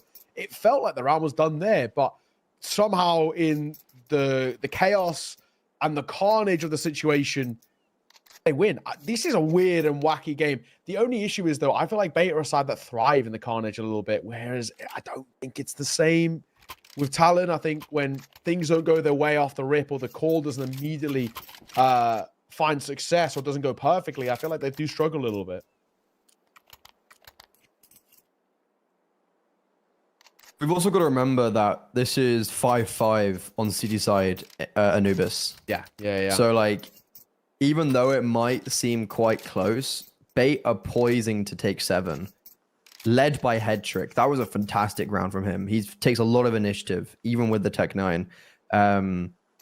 And Bait, if they get 7 here, like, I don't know, that's going to be rough for Talon. We've seen them come back on this very map against Young Ninjas, but it's just a different kettle of fish. Yes, no, exactly. Back pause concluded. Back underway. I think, yeah, the big point you're making is 5-all, but there's actually a real chance of it being potentially even 7-5. This is a full by Alpha Talon. Look at this, yeah. Yeah, triple Khalil, Mac 10, Tech 9. They're going through the flames as Azza will take first contact. Smoke, he's going to go through this. He is to his demise. Ethical trade, though. That in itself isn't bad. Orba Hedrick looked like you want to get out of there, but MPL says, no, buddy, no retreat in here. We don't do people who run away. Maybe Hedrick was in the right idea, though. The trades are good. Numbers favorable, but now only for a brief moment. Alex brings it back level. This is so chaotic. What is happening? What's going on? Still doable. Oh my days. Netic was so low, but he will win out this round. How have Talon survived that? May I have no idea what just happened. Like, I want to say, firstly, though, you had a great retake being set up from Bait with that advanced smoke, allows Hedrick to work around it, and then Talon just do one better and nade it open, and it catches Hedrick completely off guard. Great play there, I want to say, from Bait, from Talon. And then Bait just start taking the jewels, and it gets a bit crazy. Bullets start running out, smokes start fading, and they just block each other in camera. Talon somehow, with 1 HP left on Netic, clutch it up. Bizarre, wacky round. Head trick, yep. Oh caught off guard there. Addict. Another entries with these Mac 10s. Low buys, work it out for Talon. And that should be half over. We were talking 7-5 for Bait. Well, it's most certainly 7-5 for Talon, unless they do a monumental fumble. Yeah. Honestly, I feel like in these last couple of rounds as well, Bait are actually just their own worst enemy. I feel like they're just a little bit too proactive and too keen to fight. Unfortunately, that's cost them. Come over. Oh, he lined them up, but he only gets damage. There's MHL quick on the trigger there as he finds him in towards heaven. Last man sent the out. Might be the same fate for him. He's already tagged down low. Molotov try and force out a fight. Does do a bit of damage, but it's not going to make a grand difference. And now him even wrapping in towards the side itself is unlikely. Running out of ammo on the M4. This half is done.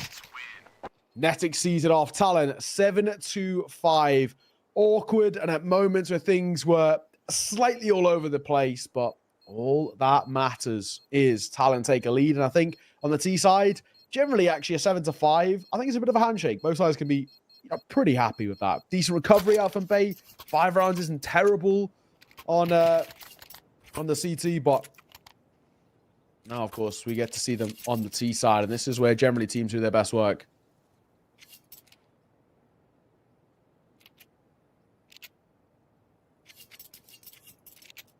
This has been a game and a half. Just a lot of wild plays.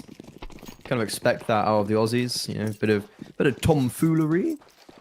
But remember, Talon owned the first pistol round, if you can remember. It was just not even contendable. And they actually are going for the exact same pistol round. They're going to be running onto this B bomb site through middle, come down through connector, and Essential, perfect. He gets a double goosh onto the third player in Palace, and then, well, it's a replication of the pistol round. Just flip the sides and flip the teams. It's the exact same, just T-side domination. Yeah, exactly. Bait, probably, if we're being completely honest, regardless of force buy or not, should tie this game up. We get to see what it's like as well, where the Talon pressure back on their shoulders, on their map pick, and starting to really face the evil end of Bait, who really, I mean, when they get going, they are so difficult to stop. And Talon know all too well about it. They do not want to allow a side of this caliber, how good they can be, to start snowballing. It's the worst thing that could possibly happen here in a series that is already feeling maybe like it might be in its last legs a bit. Sential, the charge. They are going in towards the stack. Oh, what a second tap from Sential is abused, and he adds even more. Everyone was here, and it makes zero difference. Man, Essential's such a dark horse in this team. Like, he's been so good this series, and just that round, like, I know it's against the Ecos, but it's just so clean. Like, him and Alex 666 are such dark horses because people just don't know who they are. Yeah. But they've been around for long enough where, like, they're known enough, and they're just so crispy. This Bait side is actually so strong. Yeah, no, exactly. I mean, Alex is definitely somebody for me who I've caught in the past, and honestly, he looked really good last time I caught him. And for me, that would have been, I think the last time I probably would have caught him was actually before UKCS? Yeah, unironically, but I would actually think it was probably the EC Kiev days was probably when I first actually got to really look at him. Yeah. Pretty sure back then he was playing and stuff. Yeah, Soltovsky, right? And those was guys. he on that team? I feel like he might have been. Oh, maybe it was the generation after. I don't think to be he fair. was. Yeah. Yeah, that might have been like he might have been. I feel like wasn't he playing at the same time of like Amster and Soltovsky, like Burya? I feel like I remember them all together. He's jumped. Something that's always confused me about Alex is that he's always been jumping around teams. Like, I think I've seen him, like, so he used to play for Bait. Yeah, he played. Oh, he did play with the EC Kiev. Yeah, but yeah, like, I feel like when I watched them, it was three like games. It was like yeah, it was him, Soltovsky and Amster. Smash, yeah. Yeah. So yeah, that's why I first got to know him, and yeah, I mean, honestly, he seemed like a guy that's worth kind of keeping an eye on. But yeah, he's roster hopped quite a lot, hasn't he? He's been around a lot. He's of been different teams. around. Remember him briefly on Hellraisers too for like a few months. It was the Hellraiser squad that was just the Gucci squad that were unorged and made a good run in ESEA Advanced. Hellraisers picked them up and then they didn't do anything. Do you remember he was on Cossacks with Isk? Yes. And who was the main guy on that? Edward. From Cossacks, didn't he? Yeah. Right? And then he played the Armars with Bait and then got dropped and then is back on Bait now. Also, this round, is it winnable? Maybe. Captain Kirk, I thought it was completely off the cards, but actually in 1v2. Never mind. We cursed it. I think the issue for him is that he was A, so low, and B, actually didn't really have any information. He obviously knew that at least one was going to rotate him, but it was about where that other was. But yeah, honestly, Bait for me are a side who I think have that potential to make it to the actual RMR itself through that close qualifier. Yeah. They are actually a really decent team. But the thing with Bait, they have a little curse on them where it seems, they always seem to go 2-0 up. It's happened 2 RMRs in a row. Happened at IM Rio, then at Blast as well. Go 2-0 up and then lose 2-3 and don't qualify. So they have, when it comes to qualification to the major, I'm pretty sure I read a post somewhere that they have like one of the worst records for it. That's really rough. Yeah. And probably since RMRs aren't even like, they're not that old. They're still like a relatively newish concept in a sense. They probably do actually just have the worst record. It's like 0-6 or something like that in qualification for the major games. So close. Yeah, exactly. It's a rough one. Early damage dealt towards bait, but the opening kill in their favor. So, but now I don't think they're too upset about where they're currently at. Of course, Talon have the lead, but it might be about to be clawed back to a tied game. Essentially, Al, I can't get the second extension. He's tried to take the space there, Essential, but in the process has given Talon a lifeline. This 5 versus 3, if they grouped up and played it together, would have been a sure done deal. NPL with the Na'Vi stickers still. Cheeky throwback. I thought he wasn't too bad on Na'Vi. I thought he was alright. Yeah, he got dealt a rough hand of cards, didn't he? Yeah, bad roles, bad team environment, basically everything that could go wrong in that team that was sort of against him. I honestly, for a youngster stepping into tier 1, sort of really bailing the main team out, I thought he did all right, in all honesty. And obviously, I'm glad to see him now doing so well at Bay. He's easily one of the hottest prospects coming in towards that major cycle. If Bay play the way that they have been in online, I mean, we honestly should be able to see them, like we said, make the RMR. But it would even be the most outlandish thing in the world to talk about them making the major. They're a side who actually within tier 2 have looked pretty good. If they just found that land consistency, who knows? I wonder what happens when these guys, if they do make the major, because like you obviously have NPL and Head Trick who have made it to tier 1 and had to come back down. So okay, well if they make it back to the major, like where do you put themselves? Like where do you put them with their stock? I think Head Tricks is a little bit fresh where it's still all over the place, but NPL, like I think there's also a big difference. Head Trick with NIP did nothing, unfortunately, no flame. NPL still made like Kato playoffs, for instance. Like, you know, there was still good results for him in Na'Vi. He just got victimized and scapegoated, it felt like a little bit. I think you're right. Oh no, tech pause. You hate to see that. No. You're only a brief one. I think most of the tech pause actually have been quite brief. They've normally like been ping issue. Yeah, ping issue or lag. Yeah, exactly. They've been through small things like that, like ping issue, packet loss, or like you know, the occasional one's like a TeamSpeak issue where they just sort of lose sound for a brief moment. So honestly, for the most part, they've been all right. I don't think we should be too worried. Hopefully, with just a bit of a ping issue, it can generally be fixed quite quickly. I always find it surprising when I see these issues. It's like headset problem. It's like I've never had a headset problem. Yeah, I've never had one. Yeah, like I've never had a keyboard problem or like TeamSpeak issue. I've never had a TeamSpeak issue. So it's like, how do these things happen only in like pro games? The biggest one for me that happened like all the time.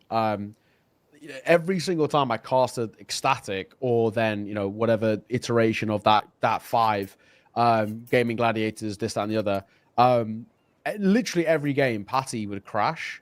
And I remember reaching out to them and like, what's actually going on with this guy? And they just said like, he's just like has a bad PC. And it's like, come on, like it's got qualified to like top 8 at a major. Surely we can get a PC upgrade. Or surely like gaming gladiators could have born him one or whatever. But yeah, he would crash every game. But it's also like small things like I've like literally never had the tab out bug, or I've never like blue screen from CS where like I have friends who tab out. So I mean, I've got a pretty tanky PC to be fair, but yeah, I've never crashed or had any issues. I still get like, I mean, I've got it capped, but I get 400 frames. Yeah, flex. Yeah, what can I say? Like, but yeah, didn't have to. You didn't have to do me like that. Yeah, you know me. But yeah, no, like I don't know. I remember when ITB made top 8 at the major, and it was like Cypher. We were kind of talking about it. I remember it was like Cypher was like, yeah, like my PC sucks, and I think they literally just bought him a new one. Yeah, or like got a sponsor for something for a PC or whatever. It's like that makes so much sense. Like obviously, right? Yeah, like what I didn't like. That seemed like such an obvious thing. And I remember Resalt and he came to LAN CCT Malta the finals that one, and he literally was like, yeah, I had 100 FPS until like a month ago, and like Jerry bought him a PC or whatever, or Forza bought him the PC. Jesus. What a, it is these small things. It's crazy how far some players can go. Anyway, we are live in this round. Drive-by from Essential to open up that site. And that might be the round already. With 2 pistols, and now with Asa dead as well, I honestly think we might just keep hold of what we've got here, if I'm being completely honest. Hazard can stick around with his USPS, but anybody else, I don't think it's worthwhile.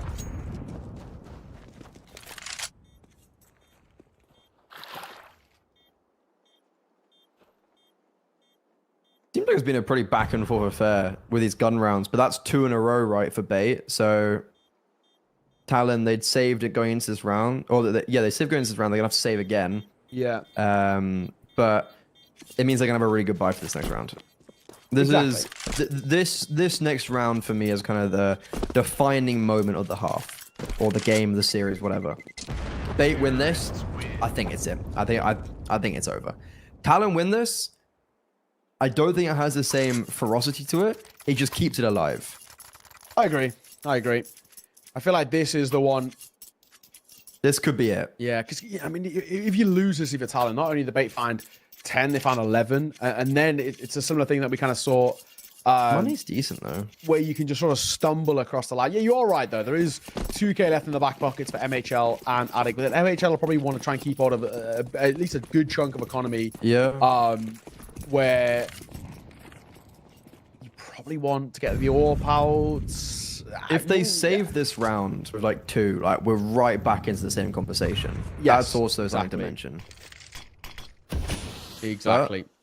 And to be fair, Talon have been saving because Bait have just been kind of hitting these bomb sites, getting the opening kill. And it's like, well, round over. And this is going to be the exact same case. If Hazard and Netic don't hold strong, it's safe. Yeah, safe. Round over. Oh my god, what an entry. What is, like, Essential, I said he's Dark Horse, and I'm reiterating that. He has had so many massive moments this series, and I feel like he's never been talked about. His stats don't look that amazing, to be fair to him, and I watch him, I'm like, how is this guy not like a star player? Yeah, because the thing is, he actually plays like quite bad roles, right? There's a lot of anchoring on CT side, and then he unfortunately for him, he's meant to be the cannon fodder to a degree on T side, but he's just so good on the entries that he's actually doing it well. I mean, like, you know, more often than not, the way that would normally work out is that he would get insta-traded, and then the guys who are second or third in the pack would actually mop up the stats and look a lot better. He gets away with it. Brilliant from Ascentia, a lovely double to crack open the A side, and that's a 10 taken. Good thing is, though, 3 being saved, can drop over, you rebuy it back in for Talon, and it's not the end of the world. They don't overcommit to try and any sort of retake or anything, so it's fine. It is what it is. No real worries. But, yeah, third and final attack pause for Talon. Safe to say they are under a fair decent amount of pressure now. Same sort of conversation we just had, but yeah, they've got a little bit more kind of that money in reserves, but they are getting ever closer to the series. Yeah, this is. I mean, it's the exact same conversation we had in the last round. And I literally said I think Talon are going to save because Bait are just hitting the bomb sites. They hit a bomb site. Essentially gets double entry. The one worry you do also have for Talon in this scenario is like, look at the money on Bait. They've got like 4 buys in them. They win that round flawlessly, for instance. Like, that's going to do wonders for your economy. 10-8, this could be the final chapter in the book for Talon in Hellcup 10. They've done really well to get to the quarterfinals. I'm not going to lie, exceeded every single one of my expectations. I think they came in as a late entry because someone withdrew, if I'm not mistaken, from that Group D. Yes, and they make it through second. They play Rebels. Easy opponent, I will say. They kind of get gifted that game. But it's still, to be fair, actually, it's something in itself that Talon can be a team like Rebels. I think that's a stepping stone to be like, look, we are at this level where we can beat the teams of Young Ninjas I just say, what was that? Rare Rebels. Yes, Like, I think that sets a standard, which I think is really good to see. Now, Bait, same round, just coming through from a different direction and very same outcome. This time, only one. This time they get 1 kill, but literally the exact same round. But they just come through middle instead of A main. I think they identify the lax hold in mid from a Talon and the 3B setup, and they just target. And Talon gonna have to save. MHL, man, he has to get this off. He can't die. He can't die. No. Why is he hanging? What purpose do you gather and benefit from hanging around there? You know, it's very true. I think you're absolutely spot on. Like, what is actually the positives there? There really isn't, if we're being completely truthful. Now, an 11-8 scoreline with no AWP, and he can't buy into one. I mean, with loss, maybe Azza can drop one over, but I don't know. This is definitely tough. Azza can, right? This is the thing. He can drop one over, and everybody else can sort of buy. Addict can drop over a gun too, so they do have the opportunities to rebuy in towards this, and if MHL is needed, he can drop over a rifle in sort of a trade, worst case. But we're still talking about what is a tough spot. Talon don't have any more pauses as well, so they just have to figure this out quickly. I'm assuming we're buying here, fellas, surely. Tech pause. That you hate to see. I was going to say, they were taking their sweet time, 2 seconds left or whatever, and they still hadn't bought.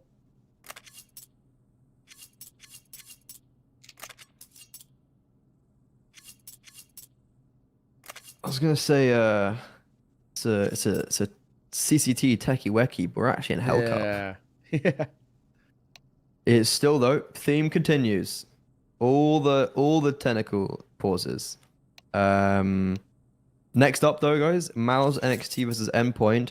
You'd think this game's gonna be ending soon. I think that's a fairly that's a fairly common. I don't think we're out of the question, especially with MHL dying with the AWP. I think if MHL had the AWP in this round, I'd give it an inch of possibility. But I think having... Oh, okay. He has the AWP. There we go. But they're honestly, it actually got pretty good money. Never mind. I take everything back. Talon have really kept... It's the exact same conversation I think I had on Mirage, right? Where they keep on saving. They keep on getting good money. You need to win around, though. But yeah, Mal's NXT versus Endpoint will be starting in 50 minutes. Maybe we go to a third. Maybe we're going to be delayed. Who knows? True. Who knows? Might still be a little bit of life left in this. Attack pause is done. We're back underway. 11-8. And similar vein that I feel like we've been sort of driving home the last couple of rounds. There is all these chances here for Talon. Money's been kept afloat just about with the saves plus whatever left was in terms of kind of the reserves of the economy. But it is Bait 2 rounds away from the map of the series and 3 rounds ahead as well. This is tough. Not a lot left in this game, it feels. Bait, it's taken them a while. It feels like they're back in towards that map number 1 form.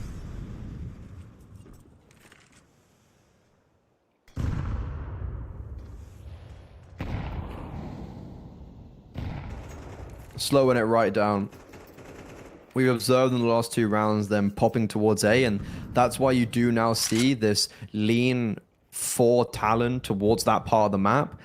The best play is to go towards B here. And they're going to be doing that. Great time smoke, though. Azza blocking off 3 players, it most likely would be towards Connector. They have a grenade. They also got 2 players in B main. There's also been a rotation from MHL. He'll re-smoke B main, so constant blockage by Talon. Bait, though, they're just going to wait it out. First contact, Azza lines them up. Perfect double. Head trick. Good trade with the AWP. Now, coming through the smoke. MHL's actually left the bomb site. Addict, that was a necessity of a frag. And because he gets it, maybe we do see the survival of Talon here, and they will. They're not going to allow Bait to hit 12 just yet. Yeah, honestly, that's a good round as well. Really well played from Talon. 4 remaining alive as well is massively important for them to keep them afloat. But still, where we are at, 11-9, Talon still need to be flawless. I think for at least the next 2 to keep the conversation afloat. Of course, no issues rebuying in towards this round, or the next, or probably the next after that. Basically, for the rest of regulation, Bay have got more than enough money to keep buying in more, well, most likely. Talon. They haven't got the excuses of like, well, let's hope we can break their economy and give us a chance. They just got to win raw gun rounds. Got to do it cleanly too.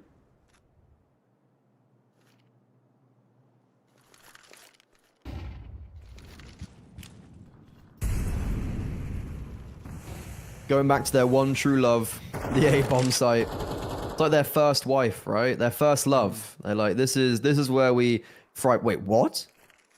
Is that a pixel gap? I've never seen that before. NPL spotted MHL through the pixel gap, but still falls. 3 players on this bomb site. Trades and frags going in favor of Talon. They need to fight their way out, and his head trick left alone.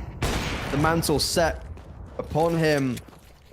I don't think he can win this round, and he can't even get out as a holding the exit. Not the worst case scenario that he can't save, because the money's still really good for the bait team, but Talon, they get double digits. They can still end this off in regulation. Yes, they can. Exactly. Well, maybe a chance here. Talon are keeping afloat, keeping in this game. Only one round at it. And we said there maybe felt like a little bit of life left in this one. That potentially might be the case. 11-2-10. Bait. Now with actual pressure on their shoulders. Like we said, they still have money left in reserves. Regardless of how this round goes, there still will be a buy-in towards the next. And probably the one after too. Most likely, but... Bait, they cannot allow Talon to tie this game up. No two ways about it. Ooh, good nade on Essential. Chunking him down a little bit towards a main head trick. This should be a done kill for him. And it is. Netic falls. Now everything resting on Hazard's shoulders. Too heavy is the pressure. Only one and bait. Bomb sites claimed. They're going to get the digits in. Talon. They've done so much saving, and it's kind of allowed them to get to this stage where they continuously had the economy after losing. I don't think they're going to go for this, but if they don't, they're then allowing bait to get 12. Maybe with that frag, they can. Head trick, though, the second layer in middle. Here's Orp sings out, and he spots both of them. MHL, though, still, frags being built up. The bomb has enough time. AK has been switched over to Alex, though, biding his time. He's played this perfectly. Now, initiate. Oh, never mind. Alex, not even needed. Essential does it all. He has had a magical performance. 21-12, and he puts bait on map and series points. Semi-final points. Yeah, honestly, this is the sort of performance that I'm going to remember for a while. You know, for Essential, while it may not look incredible, especially for people kind of who are just looking on paper, right? And or maybe, you know, looking via HLTV or whatever, they're just going to see, hey, you know, top frags in his team, but, you know, it's not amazing. He's not dropped 30, he's not dropped 35. But it's A, the impact, and B, how time and time again, he's bailing this side out. I mean, Talon, if it wasn't for Essential, yeah, exactly. If it wasn't for Essential, Talon would probably taken this map. As a team, everybody's had their moments towards Talon where it's actually been a little bit quieter in a sense towards bait. I think without Essential, there is a real conversation to talk about this maybe going towards a third map, but he has just looked so good. And he might even get a little bit more of a look in as well. He's holding for a bit of a main push. No one there. MHL nearly collapsed as well. Playing in the open there. Oh, questionable. And a second for MHL. Life still left in Talon. Star Orpa showing why he's the star. Slow series, I will still maintain for MHL, but he's had his rounds. He really does show glimpses of why he's so good and why he's been picked up. 3 versus 5 baits. They're walking into a 3-man stack towards the A-bomb side. Wait, no way. If they clear Netic, it's a 2 versus 2. They're not, though. I think Alex checked the corner and didn't really check it hard enough, so doesn't see anybody. Bomb down on the side. Alex has the confirmation of both players coming out from A main. This would be a from camera. I was gonna say it's be a massive clutch, but not to be an MHL. That hat trick, monumental. We could be still staying alive for Talon. Overtime on the cuff. True. Very, very true. Fan around the regulation, these two sides, inseparable. A little bit of life left in them. It still feels far from over. Oh, no. Oh, no. Just when it was getting exciting again. Back into the tech pause. There will be a buy to come through for Bait. The unfortunate thing is it's just not the greatest.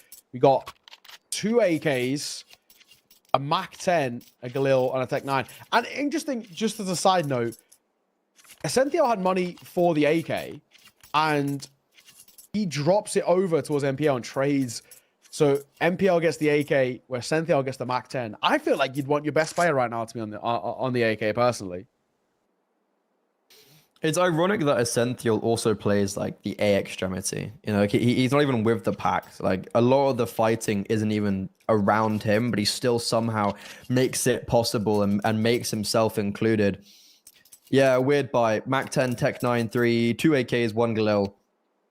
NPL probably not too happy that they didn't win that round, because literally if they just cleared Netic and Headtrick hadn't just run out with his bomb, if I guess was it Alex, yeah, didn't really clear effectively that left corner. If he had, yeah, then I think it would have been a winnable round. I think we would have been over. But Talon edging their way forward to overtime. They've consistently kept themselves in this map. They have just gone back and forth, blow for blow. Will it all be for naught? Will overtime be upon us? Once more, we go into the fray. Is it for the final round of this series, or do we have a whole lot more action ahead of us? Yeah. Let's see. 12-all.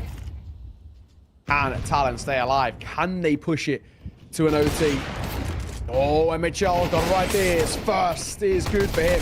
Addict still not clear properly. We'll get a second out of it. So 2 versus 2 ensues. But a possibility. Molotov.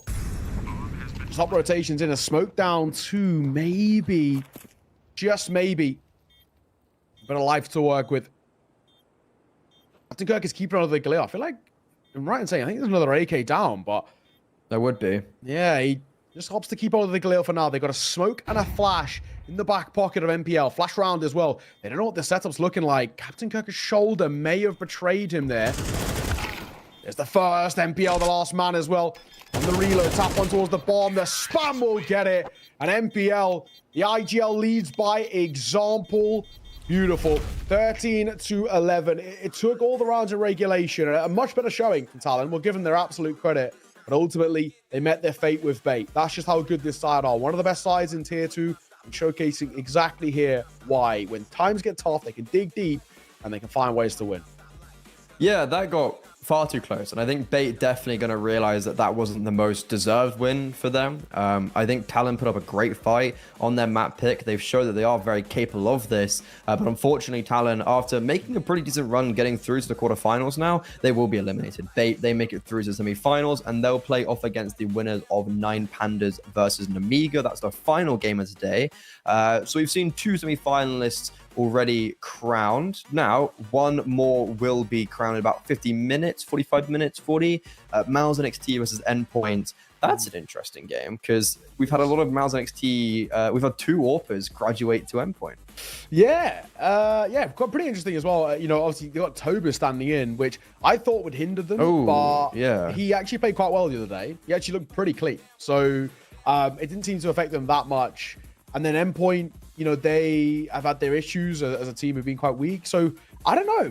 There could be a chance either way. It should be an interesting game, regardless. We're done for the day, though. Us 2. Of course, Hellcase isn't, but we're gonna bow out. I think it's Lucy and Brandon. I think are taking over from us Possibly. after this. I think so.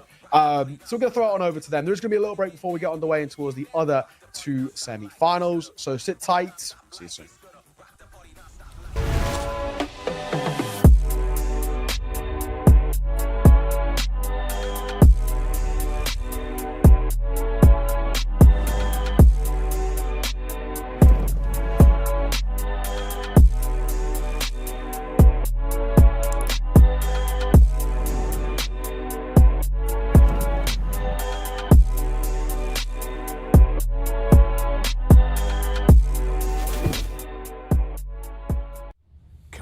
It's almost yours.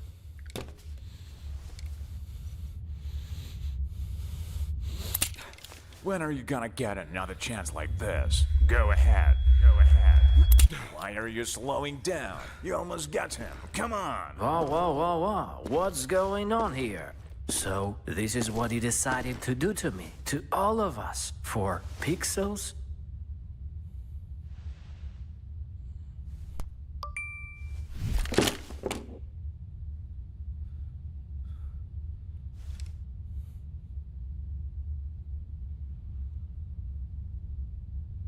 Fuck you and your Roland. Let's get out of here, bro.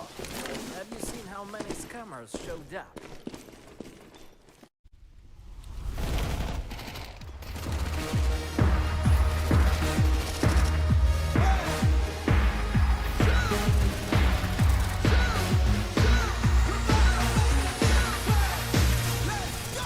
We about to change the game. We out here taking names. Let our voices rise. Let them reach the skies. We about to change the game. We out here taking names. Let our voices rise. Let them reach the skies. We about to change the game.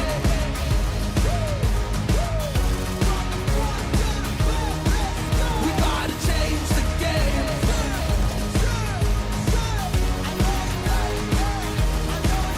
Let's go.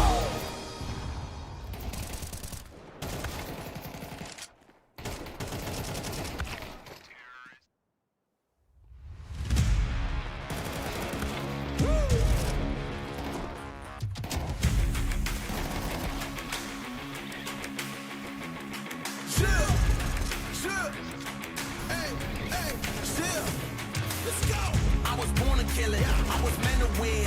I am down and willing, so I will find a way. It took a minute, now it didn't happen right away. When it get hot in the kitchen, you decide to stay. That's how it winners made. Stick a fork in the hater on my dinner plate. I walk into the fire like it's just a bit of flame. I switch my style up, watch the money pile up. I'ma get rich or die trying, want me switch lanes. I'm always getting better, I'ma be your fifth place. On this one, then four for the next. Third, second, first, third, fourth, with the best. She showing love, give me all the raw energy. Don't stop, go ahead, get it in. Jump, jump, knock, knock, let me in. Huff and puff and blow the house down. Raw energy. Don't stop, go ahead, get it in. Jump, jump, knock, knock, let me in. Huff and puff and blow the house down. I do it for the love, they perform for the checks, and I still get more. They be bored by the rest. I done put the work in, wasn't born in success. See the storm, it affects the performance. But I dance in the rain and the thunder, the drums, so I keep going hard. I won't stop till I'm done. From the bottom to the top, I'm the one. I can drop in a month, I'll be back at the top. Raw energy. Don't stop, go ahead, get it in. Jump, jump, knock, knock, let me in. Off the puff and blow the house down. Raw energy. Don't stop, go ahead, get it in. Jump, jump, knock, knock, let me in. Off the puff and blow the house down. Yeah, we blow the house down. Yeah, we blow the house down.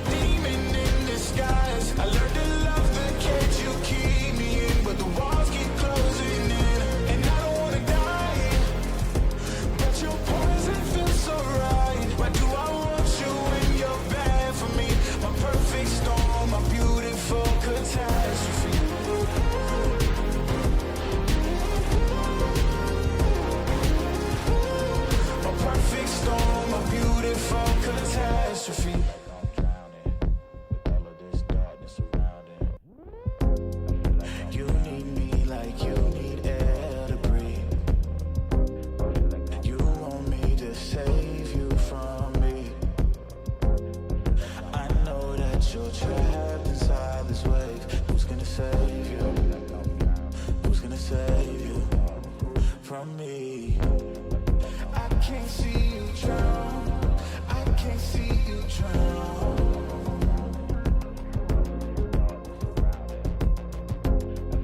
I can't see you drown. I can't see you drown.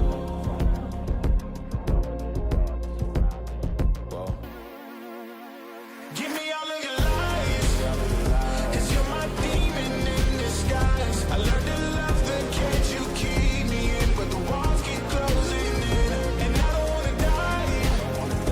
But your poison feels so right. Why do I want you when you're bad for me? My perfect storm, my beautiful catastrophe.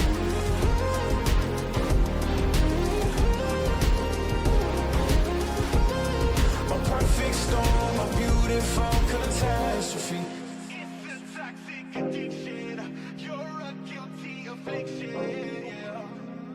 I can't breathe. I need to get some air, but it's a toxic addiction. You're a guilty affliction. Yeah. You can't breathe and you just need some air. Yeah. Give me all of your lies, 'cause you're my demon in disguise. I learned to love the cage you keep me in, where the walls keep closing in, and I don't wanna die. But your poison feels so right. Why do I want you when you're bad for me? My perfect storm, my beautiful catastrophe.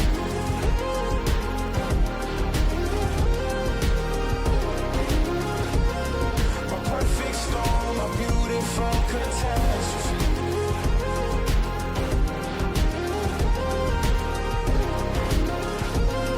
My perfect storm, my beautiful catastrophe.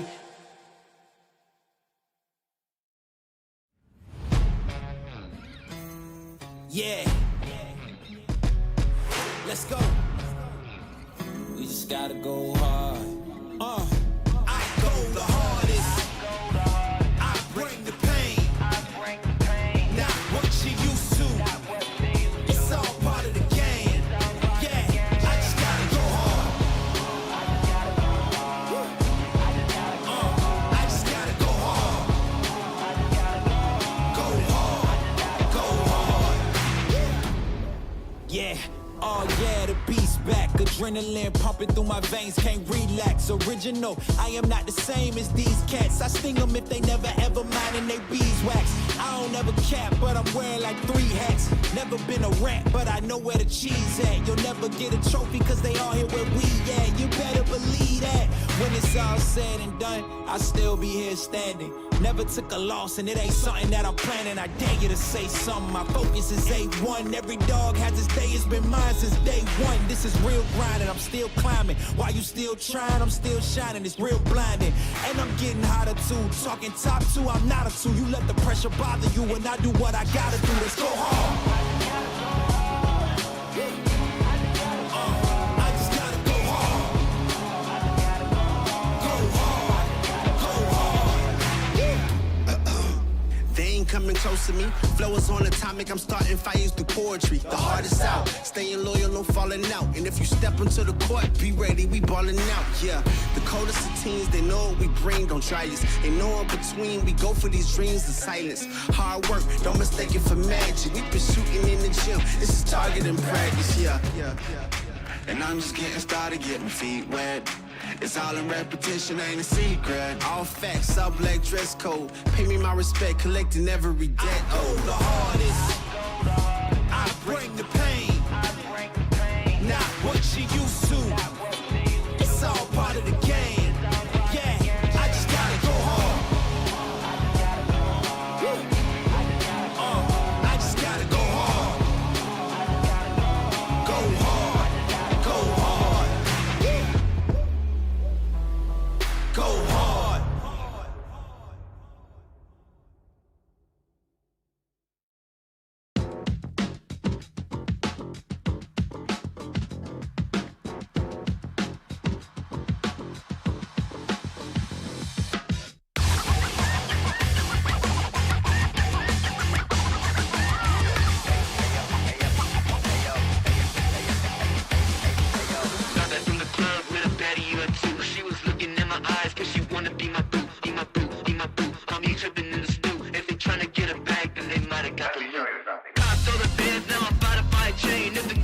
can tell me I might get up on my lane. Just in black while we spinning so we never feel the same.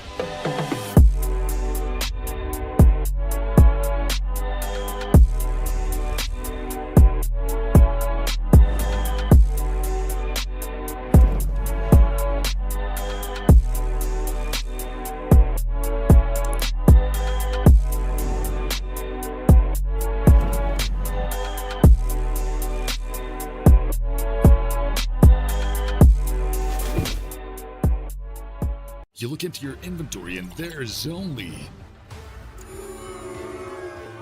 It's time to forget about this garbage. Here you will find everything to play with really cool skins. Open top cases. Upgrade dropped skins and turn your junk into a cool gun using the contract system. Every day, thousands of people upgrade their inventory with us. Hellcase.com. Look at yourself in a new way.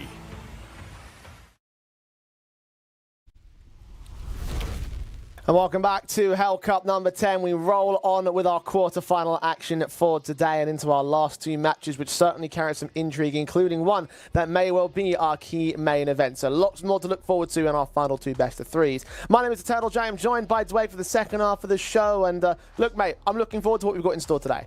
We've got some real banger quarterfinals and some really strong teams looking to promote themselves into title contention, really. I mean, I look at Bait, I look at the likes of Sashi, I'm looking at the squads of 9 Pandas and even Omega and saying between one of those 4 teams, that has to be our title winner. I mean, look, those are some very strong levels of opposition, but some underdogs will be involved in the mix. Of course, this is how the bracket is played out. You saw the first couple of matches earlier on today. Sashi, of course, beating out Xpera in 2-1. Bait dismantling your boys, the Talons, so the Aussies have got to go back home, Dweg. Yeah, they do. They'll actually be fairly happy with that series. I mean, to be able to at least keep the second map of Anubis competitive, these guys have only just played a handful of officials, and they've already made their way into a quarterfinal against European teams. I mean, they had to beat Rebels. I mean, even that is a fairly consistent middle-of-the-pack to high-end Tier 2 squad. So I think the Aussies will be satisfied with the results that they've been able to get here in Hellcup. Well, irrespective of how satisfied they will be, their run ends today. Of course, Bait move ahead of them, and they'll be waiting in the wings for that 9 Pandas and Omega matchup. Sashi will wait for our next match on stream. Mao's NXT versus Endpoint. 2 cores that have a lot of history between each other, going back towards the likes of last year. Mao's NXT, however, the most interesting stuff has got to come through from them here because, well, the pictures might say they're very different things to the names, but obviously the roster moves coming in for this Academy squad are going to affect the team. Yeah, and probably going to affect them for a little while, right? I mean, when you lose an in-game leader 4 days ago, your coach is going to stand in for the foreseeable future until you can find a replacement. So it could be weeks, it might even be a month or so. And we have to expect that for Tobiz, he's going to have to be the in-game leader. He's going to have to be calling the majority of the shots. And it comes down to his young players to step up around him to keep pushing some of these results and some of these deeper runs for the organization. Yeah, the old coach standing in situation has worked out in terms of enabling teams to get past the finish line, but never truly to a decent title run. So for Mao's NXT, whilst the old team was certainly rated highly, that tactical edge may well be lost to them, even though it is the coach standing in. You're right about him playing the IGL role. It seems like it makes the most amount of sense for the composition of the lineup itself. Well, not only was he an in-game leader when he was a player, but being the coach, you overlook exactly how the team wants to play. So a vocal player, someone that in the past played at a decent level with Singularity in the Danish scene. So while it's certainly been a while, he's been a coach for about 2.5 years now, it probably reminds him of some of the glory days of what it was like to grind in Tier 2. I'm wondering if they can get glory over the Endpoint side, who don't have any stand-ins, of course, but irrespective, a squad that haven't had the best of 3 months. Despite that, they are on a 5 best of 3 winning streak right now, Dwayne. Is that form something to worry about here? Well, the worry for me is that Endpoint are currently at their lowest HLTV ranking ever for the core. So you can tell me about this little winning streak that they've had recently, but then you look at it with a fine comb and say, oh, well, they beat DMS, and they beat Space, and they beat K27, and they beat Permitter. The only impressive result in my mind is that Passion UA one in the round of 16, and even that one got pushed to 3 maps yesterday. Indeed it did. So Endpoint have got a lot of cleaning up to do to establish confidence, and certainly going to be doubtful as whether they can work in against the likes of Sashi in that semi-final round if they can make it through the Mao's NXT side. They have got the one up in terms of the team head-to-heads, your player head-to-heads, Dwayne, though. You put Syrah and Crucial together on this one. Yeah, straight away, Crucial's had a really good tournament. 8 maps played, positive 47 KD difference, 1.33 rating. Someone that's played with Surreal and Max for a very long time in the past, a staple name in Tier 2. And he's going up against a young 17-year-old that we know a lot about of Syrah. Very strong rifler, very key cornerstone piece for this Mouse NXT lineup. Indeed. So two pieces that you want to watch out for the most, I think, in terms of these two squads. I mean, at the end of the day, though, got to take a look at those results on the endpoint side and wonder if it's going to be more of the rest of the squad that needs to step up to enable them to start turning things around again from those last 3 months. Well, on paper, Endpoint have got a very good team, right? You've got a stable core of Surreal, Max, and Azuru that goes back for over a year. You've got Crucial, who's played with these guys before, and then Seajot, who showed a lot of promise on Sprout. Something just isn't clicking. Something isn't there. And it's going to put pressure on Max as the in-game leader. It's probably going to put pressure on the new coach. I mean, Frog got kicked, their head coach, 7 days ago. So it does make you wonder what this second half of the season is going to look like for Endpoint. Well, we do at least know what this best of 3 is going to look like here. Vertigo, Inferno, and Dust 2 coming out in terms of these map vetoes. Like to see Mouse NXT banning out that Mirage, given how much has been played by Endpoint lately. Yeah, it's always a good veto for Mouse NXT because their perma is Mirage and it's Endpoint's best map. They pick it the most in best of 3s. They're also on a good winning streak on it right now. Now, going into Inferno, it's one that actually hasn't been picked for a little while for Endpoint just because they always go to their Mirage. So this is only now the 4th time in the last 3 months on HLTV that Inferno is being picked. Their track record looks average, 7 wins and 7 losses in the last 3 months, but it is a weaker map in the pool for Mouse NXT, so I'm expecting this to at least go to a 3rd map decider. Yeah, Dust 2 especially. What a hell of a map for a 3rd map decider as well. Mouse NXT have been doing well on it. Obviously, their latest victory against Amcal was a pretty significant win for them. Their Endpoint also winning a number of their matches, only losing it to Gun 5 and 5W as of late. So a lot of great results in terms of the map ups here. Where do you stand in terms of the series predictions, though, Dwayne? Because, again, we've got one weakened squad versus one squad that overall hasn't been doing all that well. So, like, how do we weigh this up? I'm going to go 2-1 to Mouse NXT. I think the Endpoint's form as of recently has been a lot of wins, but not against top competition. Yeah, I'm going to go towards 2-1 towards Endpoint, just to be more of the contrarian factor here, just because I feel like that form may give them some confidence, and obviously the limitations of Mouse NXT just losing out on their IGL. It might cause some complications as we get into Vertigo to start things off. Pistols on the T side start for NXT.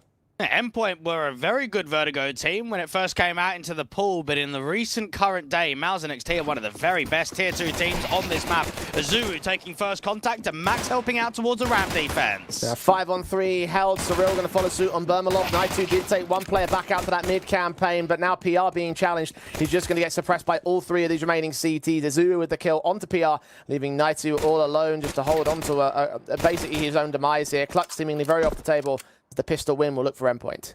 A good contacts for Endpoint. You had a triple crossfire out to ramp, and the entries just weren't able to get brute forced open. Seajot just toying with Night2 out to Guardian and CT. There is one pick for the NXT boy, but there's not going to be much more than that. The last 3, of course, pushing on to their standard post-round positions. One towards the backside here at A, of course. Night2's engaging against that man. Crucial caught him with his head turned away. Only a matter of time before the other players start closing in the pins as he's trying to isolate these fights, but unable to get the kill shots for them, leaving Crucial in with his kill, and Endpoint in with a pistol. And when we look at Endpoint in the last 3 months, the win rates on most maps have been pretty poor, and that's understandable. There's a lot of early exits in tournaments, a lot of 0-3 and 1-3 main Swissers, barely any playoff contentions. Their Vertigo only features 2 wins and 7 losses. Their CT side has a round win percentage of just 34.9. That is incredibly low. So watch out to see just how many CT rounds are going to get gained by the British core. Basic should at least give a second one up here and now. That was an XT, no bomb plant bonus, no sense in forcing the issue. As flashes in towards mid to keep Crucial away. He's going to get dinked up quite heavily by the Glocks at the very least. Now the SMG and the M4 over on the B-bomb site will start to adjust. Seajot especially here in position. Surreal with his double. Almost a triple. Claimed in the end. Julie's come out against the Seajot casualty. PR will not last long. And Endpoint won't lose much. Now, if you had one word, Jay, to describe the new Vertigo changes, what would they be? Hideous. Hideous. I'd go with rubbish. Yeah, they're about the same, really. Yeah, they're pretty on the money. I think we were having a conversation about this a few weeks back, and I think we said something along the lines of, "Oh yeah, they've butchered this map." Yeah, it's a shame, but look, some teams still like to work some of the map changes, right? And even with these changes, Mouse and XT have not shifted their map pool at all. Vertigo is still their bread and butter. So let's see when their response on T side is going to come. Very passive to start things off towards ramp. Bermalov, the man that's looking for first contact, did spot the jump face of Azulu, unable to find an angle on Crucial here. HG's down very nicely set the damage. Endpoint will try in their blind sprays as Bermalov will try the same through the tops, but neither individual coming off with kills here. Just that damage against the NXT line. I do like the intent here for Endpoint of fighting heavily ramp with util. We're seeing a lot of spams, HGs, even incendiaries going down there. Wanting to make it uncomfortable for Mouse and XT, not to give them that respect. Now, the gap smoke coming in for Crucial allows him to play around it and get out to a 51 area. Sprays through on Azulu's part. Crucial will follow suit against one. 5-on-3 being gained until Naitu can take Crucial down through that smokes for a response available. Eventually generated here by the NXT boys. You still got that backline being held and 2 rotators inbound now. And Mouse and XT have got themselves in a very uncomfortable position. This is a good read from Endpoint, and for Azuru, he just needs to work the contact to establish a crossfire because of the low HP.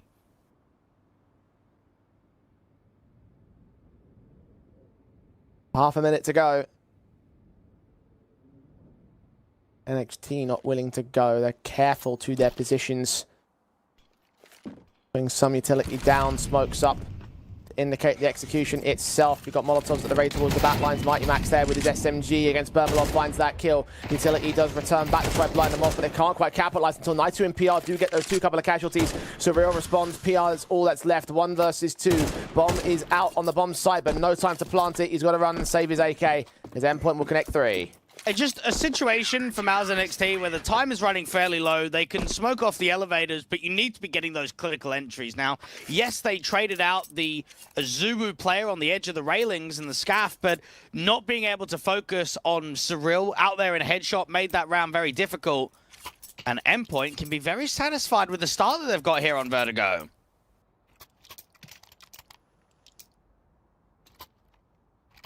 That they can be.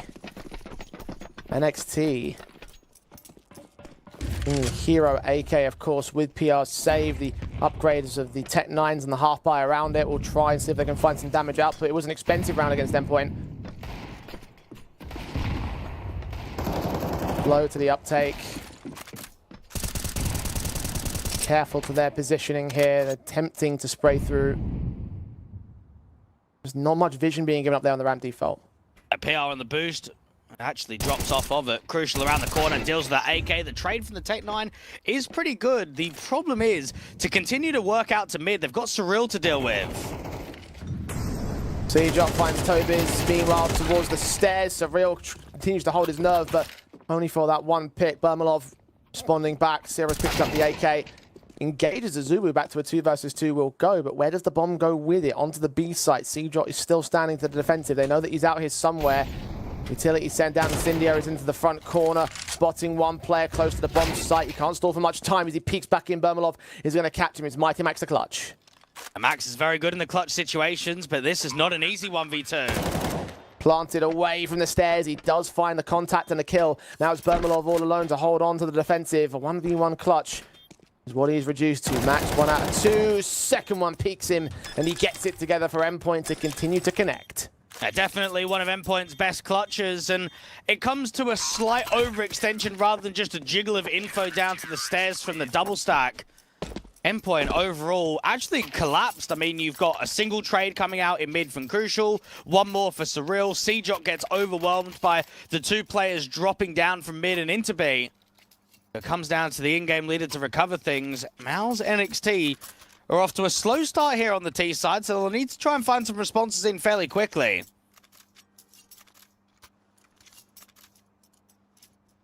Early good stuff from the British core. Positivity for Endpoint. Mouse,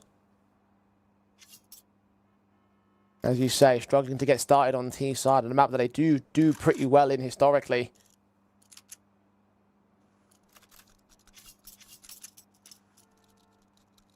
At least they can bring those guns back together.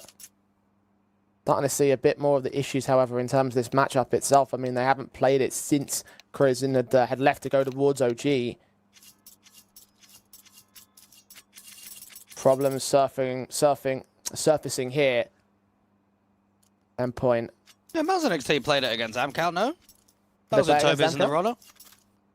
What's that? I've only got Fnatic on record as the last one that they played. Okay. Okay. I mean, irrespective, they've got the rifles now to try to turn the situation around against the Endpoint side. AWP straight in for Crucial. Down towards the stairs, doesn't spot anything. Crucial.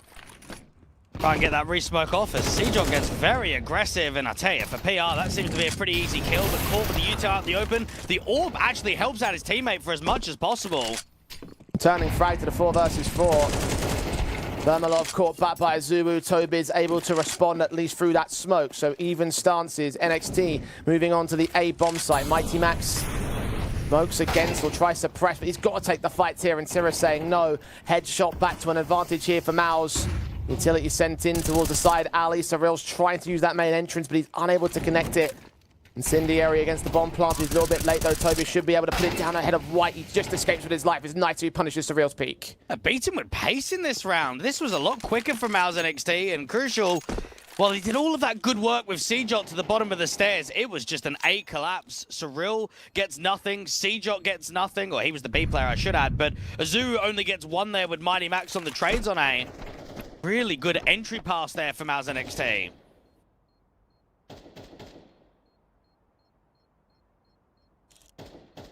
Well placed on the T side line at last. An opening round gained for the Academy squad. At least Crucial can make it expensive. That shot on Tobias takes him out of the picture. Might get hunted and should actually be taken down by Syrah very quickly, moving up from the higher levels. And the kill gets found to drop all 5. Now, Mouse NXT can now look at this starts and say, okay, Max won a 1v2. With them won the previous, their economy is going to be very light. They're probably going to be close to a double eco in round 6. So come through successfully here. We're going to generate a round streak. We're probably going to get ourselves up 3-4. And at that point, that's when we can start showing some comfortability on this T side. So this is a key round to win.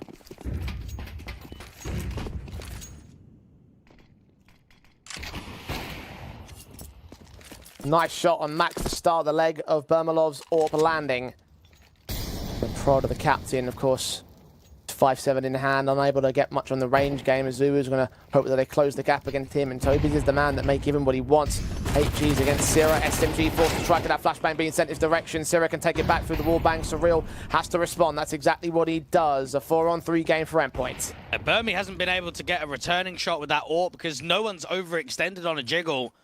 Now, as soon as that AWP is fired, Crucial's used that timing to get very aggressive down from ramp and pick up an AK that got dropped. Nice bait and switch there from Max and Crucial. Max jumped face to get the AWP to fire and recognizing that they fell back away from the common entry position. Crucial now has map control and a rifle. Second one picked up by Max as well. Meanwhile, Surreal and Seajock on the SMG and 5-7 still on the B defensive as they make their way up with utility. Third man has rotated, fourth pushing in the backstab. Endpoint covering off all their bases as Mouse have no choice but to make a move. PR getting one trade as Naitu fell towards Surreal. He still holds a close range angle. PR struggles to get his kill, but he does land it alongside Bermalov's AWP pick. Now Crucial is left to try and dish out the damage in a 1 versus 2. He snuck in earlier. He creeps up to PR, whiffs the spray. Can't get the man in the AWP. Bombs on site. Actually does get caught off. Adjustment almost gets caught on the jump face, and indeed Bermalov can finish off the kill. A really good timing on a lot of these trades from Mouse NXT. You always felt that that was going to be a fairly comfortable kill for Bermalov because it's a 1v1. They know where the backstab is. They don't know where Bermalov is. So it's always just the matter of information. You jump up on the railings. That's just going to make it even more uncomfortable to reset the accuracy. Mouse NXT, it came down to a clutch, and because of that, Endpoint want to buy again. Now, this is risky, because this could very well be a tied-up scoreline if Max and co don't pull away here with a round victory. And they're hoping to find that reset. As you mentioned, the damage done to Mouse is staunch. First on the board of the Academy side in a tactical basis now.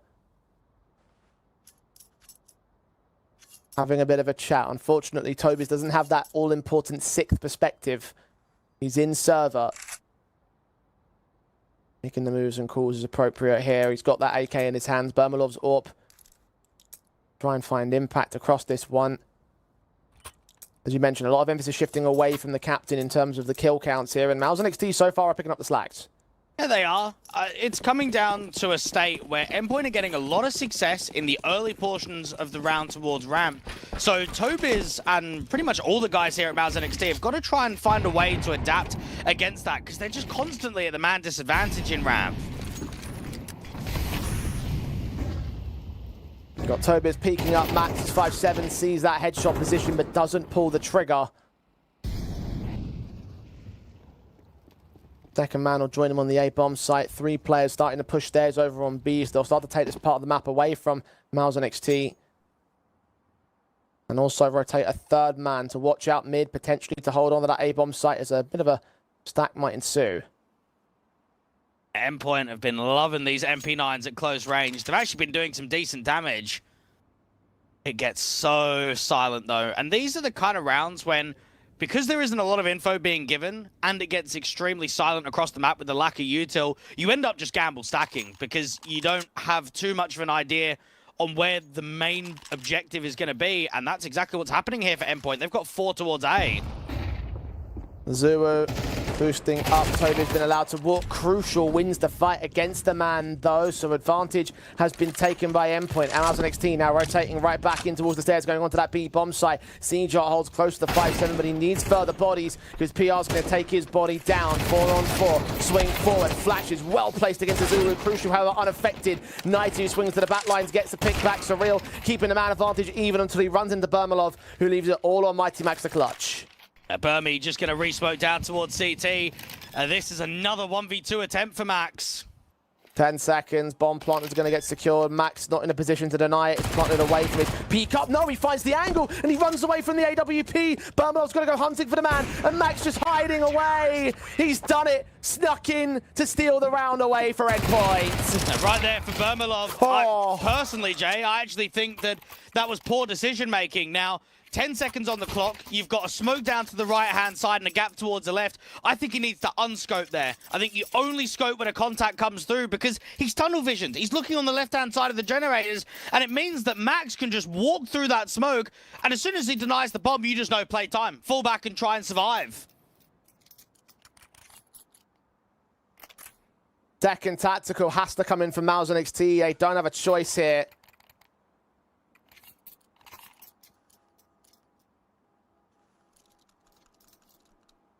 And the buy is going to come back from them as well. They're going to try and force the issue like Endpoint did.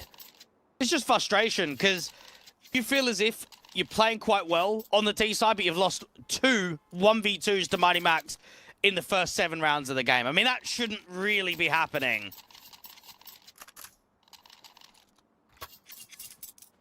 But that is what happened. Thank you, Jay. You're welcome, Josh. 3 rounds in the lead for Endpoint. Now the next team have got to deal with these circumstances, deal with this position. Smokes to suppress, flash is being sent, Crucial turned away, good spray with the flash support, keeping him blinded. 2 kills to his name. Tobias and Syrah, the victims of the engagement of Endpoint. Damage has been done to Crucial and Azuwu. Surreal tagged up as well towards the B campaign. But not a lot of map control here for Mouse and XT to play with. They're trying to walk up B. Now, PR has done an excellent job with these entries on the B side. He's done it once more against Sejon, but I don't think 1 kill is going to make much of a difference. They need more in this round. Especially because 3 players are at half HP or less, particularly Surreal on 4 points of health. These are some very good trades available for Mouse and XT. Mighty Max starts pushing in from the lower floor, though. He's going to make sure that it has to be the B commitment, so the defenders will have to stand their ground. Crucial, close range. PR is going to catch off Surreal in the end. The bait and switch as Crucial starts moving. He just made noise to that quick run up, and Naitu knows exactly where to spray through that smoke. Azuwu now, M4 in the back lines. Bomb plant going to be attempted. PR not seen. His shoulder just got spotted there, so there's a returning frag. close range of that SMG. The MP9 doesn't get the kill against Bermalov. Azulu takes his back up though. Both players low. Shot of the M4 missing on both sides. The head of Bermalov's just revealed, and Azulu can barely hold the round together again for Endpoint. Now, I want to know, can Endpoint actually win any rounds outside of clutches? Like, it's great for now, okay? Because you're up 6-2, you're hyped, you're thinking, man, these are close rounds, but we're coming out.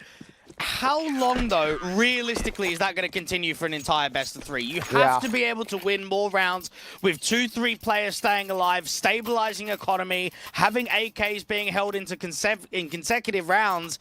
I'm just not buying this very much from Endpoint at the moment. Well, they're not buying it either. Tactical in for the CT side, their first one of the series. Now, I want to say, because we've got the likes of Frog, who was the head coach, being benched and basically being kicked out of the org, Neil M, who is currently just a manager of the Endpoint side, surely he just stands in at the moment to try and be the head coach, just to be someone in the server, because they're probably scouting for someone new. They're probably scouting for someone that can be a bit of a helping hand for the next few officials and the next few tournaments. We've seen him be a coach over many different teams down the years, dating all the way back to Reason Gaming in 2012. So, in my eyes, he has to be coaching right now. It'd make the most amount of sense. At least being in the server, right? Like, he doesn't have to be involved in all the scrims or anything, but just being that figure that's a sixth voice in important games like that, especially when you're going into a quarterfinal against Val's NXT.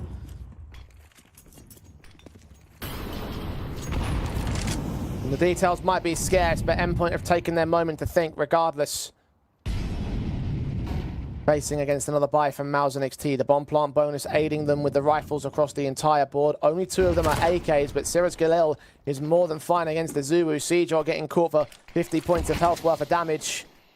Advantage going to extend as well for the T side. PR finds his man, peeks in towards Surreal, makes it a double and makes it efficient on the take towards B. I find it just so entertaining, Jay, that we've got Sinners, we've got Eklot, we've got Sampy, and PR on the international team of Mouse NXT is the best Czech Republican player right now.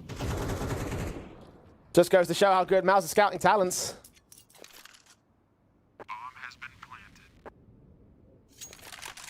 Many names having graduated from this roster, some of which even into Endpoint.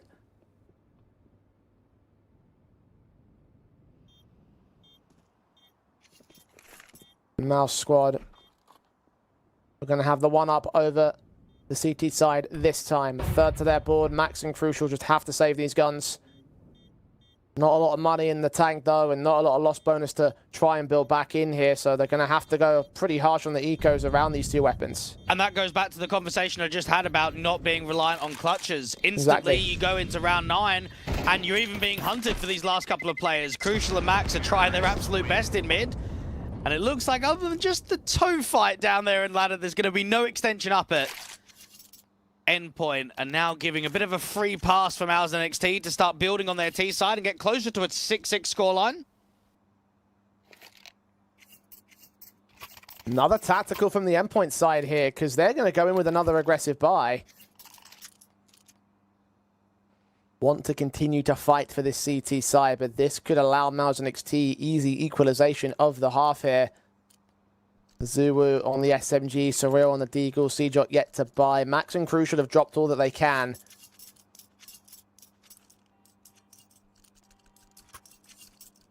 And this round could be very important to Endpoint here. And Tobiz, the coach standing in, has had a rough time towards ramp, but at least his other players are stepping up. We've seen the coach stand in the round of 16 game versus 1 win in CCT and against Amcal yesterday. Had a really successful vertigo of that 13-5, a pretty easy dust to a 13-9. So knowing that 2 out of those 3 maps are going to appear again in this best of 3, positive signs to only continue. Crucial, aggressive with the AWP in mids.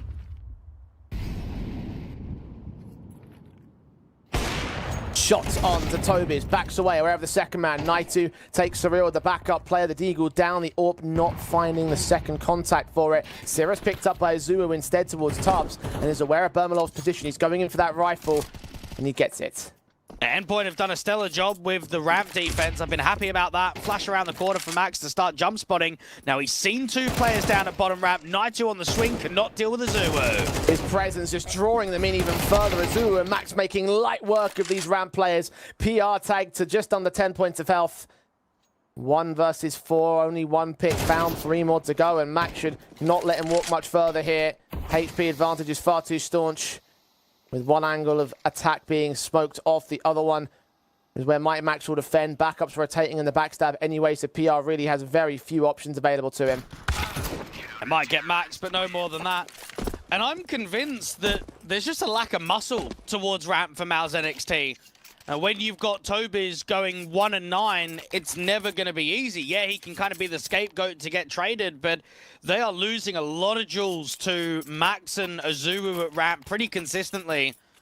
It's been, what, the B stairs that's basically the success zone, I would say, where PR is getting picks onto C-Jot and running it into the generators area. Out to ramp, Mal's and NXT have not been able to hold their own.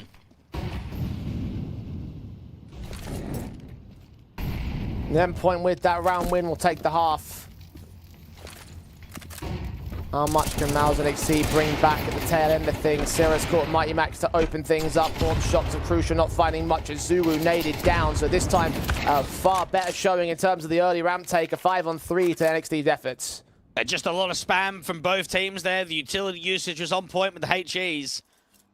Endpoint, Gamble stacking out to A, and probably need to start retaking ramp, take some space away.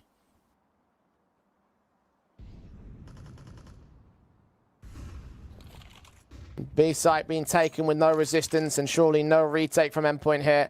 There's no point. You might as well save the 8K, get yourself a strong buy into round 12. This is certainly not winnable in the 3v5. Especially because there are AKs dropped around that ramp play, so Surreal can grab a second one. Going to round 12, you'll have a little bit more than just the standard eco basis. Endpoint can still make it 8-4. Oh, but Crucial falls down to Tobiz, who finds him at low points of health. His second kill of the game. More than enough to put the hurt onto the Endpoint side, and they're going to continue hunting. Sierra's going to get caught by C-Jot. Surreal takes PR back. They maintain their defenses towards this corner position, but still being pressured from ramp as C-Jot drops. Surreal's M4 is the only man to stay in play here. Position revealed, challenging Tobiz, losing the rifle. All 5 do go down for Endpoint in the end.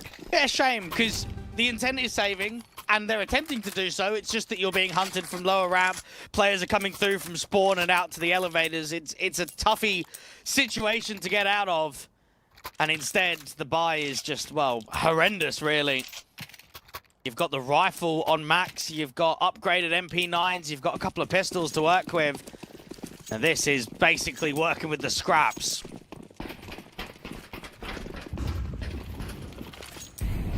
One rifle to work with. Max backed up behind the sandbags here. Got plenty of backup around him in these pistol players, and 4 in total on the A ramp defense. They're trying to prod in for a definitive kill, but unable to find it on the start. Now they need to give themselves an opener or start shifting the gamble stack elsewhere. Now C-Jot on B can re-smoke off the stairs, and that's actually pretty well timed because you've got a mass pack that's starting to regroup.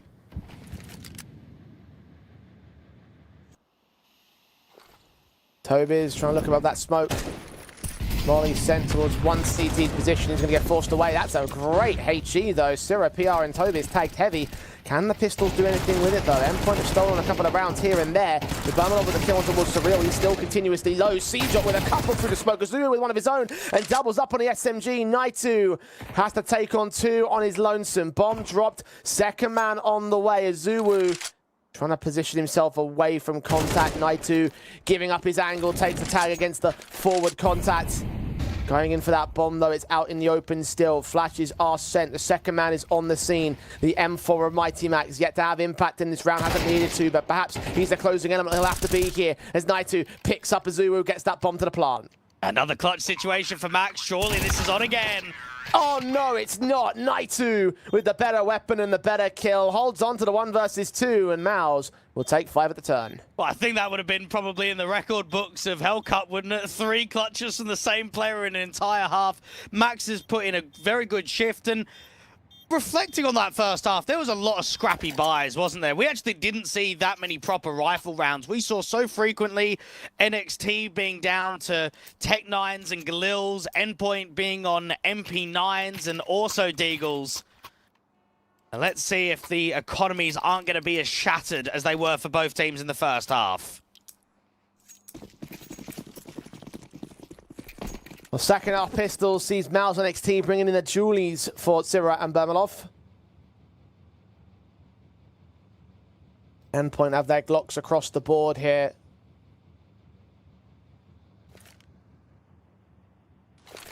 Flashes at the ready. Utility coming in real quick. Round the outside, the P's are going to look to go. Azulu prodding in. Toby's finding Azulu to start things off. Kill found. Surreal trades back 1. 4 versus 4. Crucial with a follow-up. Double up secured by the man Sierra, trying to hold on to trades. And indeed he does. 2 versus 2 to his 2 guns. Mighty Max takes him back, and Seajot in mid will hold on to PR. Overwhelm the last man. And Endpoint will take another pistol. And Endpoint are getting close to upsetting this best of 3 with stealing map number 1 now.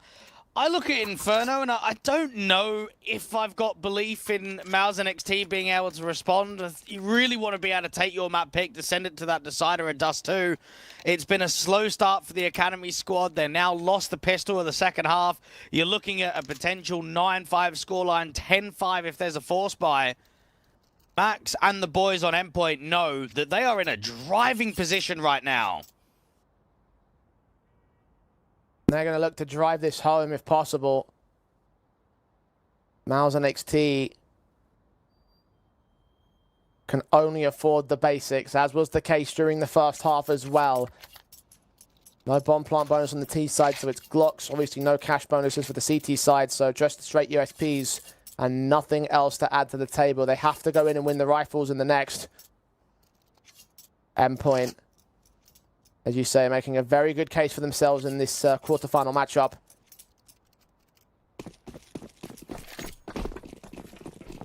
See if these Mac 10s can farm some money. Endpoint have to look at this round and say, yep, as long as we're not losing any more than 1 player, we'll be happy with that one. Tobiz taking point there towards ramp, the jump facing, attempting to catch players off. Smokes onto his position as Endpoint puts some utility up. Eventually will start to make their way forward. Now the conversation has to be made. Is it better to have Tobiz standing in, helping out the calling, or just getting another stand-in player? I mean, if you're going to have your coach dropping 4 kills and potentially continue to be on single digits to the rest of the map, I actually don't know what is better.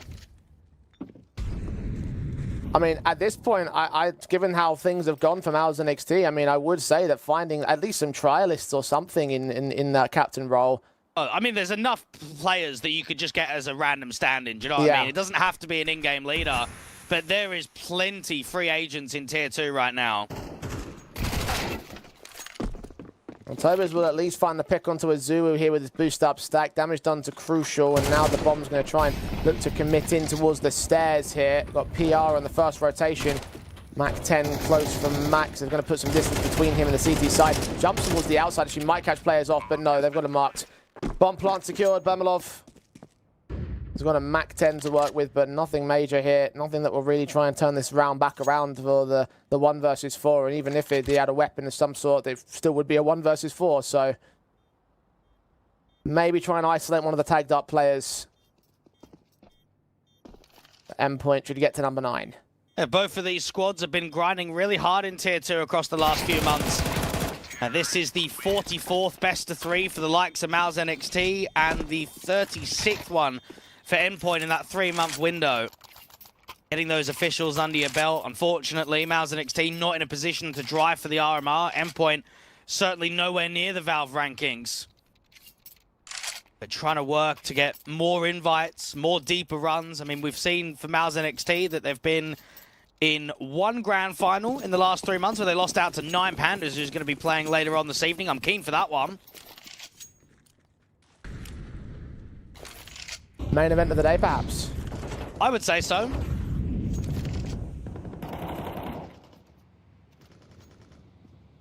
For now, Endpoint need to find the closing elements against NXT here on Vertigo. 4 more rounds to the win. They've got the rifles back from the CT side, hoping that they can turn their fortunes around. PR just caught on top of that boost. Damage done towards both sides. The HE on C-Drop was a lot more impactful than the M4 though, so health advantage starting to get negated by the counting utility of Endpoint. It looked like just a missed opportunity there for the likes of Crucial. He was still working around that smoke, so probably didn't help out the vision. The PR was a sitting duck there on the aggressive double stack. Tobiz at gap. Bermalov deeper towards Crane. And getting siphoned off with a teammate as Endpoint start using some utility. Bermalov starts moving. Sira starting to press. HE's down. Well done. Zulu wins that fight against the Ukrainian though. Tobiz will take him right back out. Mighty Max is so low. There's for all sorts of players being tagged up on the Endpoint side. Naitu finds 2 of them there in mid. Cjot and Surreal are down, and Max and Azulu are left to 2v4 this situation. Max on single digits of health. Endpoint just wanted to pressure 2 areas of the map at the same point, and instead both of their mid players have gone down with no success. Off angle for Sira to line up 2, and Maus and XT make that round look easy. Wonderful patience from the young man. Well played once again for Maus. A opening round will come in for the half for them. The guns seem to uphold the Academy squad. Endpoint don't have the economy to uphold the rifles here. Scouts coming in for Max. Should see some Galils out as well. Early game economy, and the damage that Maus and XT did is going to come back to bite them. Endpoint, look at this round with swing potential. This could be one to catapult themselves up 11-6 and also allowed Maus and NXT back into the map. Hero is not hearing any aggression, so doesn't need to put that incendiary down. HE at Bermalov is going to get evaded mostly on the damage count. Endpoint did get all 5 players tagged, especially with that second HE against Max. Sprays through from Bermalov, gets him past that smoke in the end. Advantage taken from Maus and XT. Incendiaries will be there to try and block off progress, but they're happy to put the smoke down on the cross. A lot of spams coming through from Bermalov, but it's still a lack of info on where the other players are here from Maus and XT. Endpoint don't even have a single lurk. No one at the B stairs, no one at mid. All 4 players are at bottom ramp.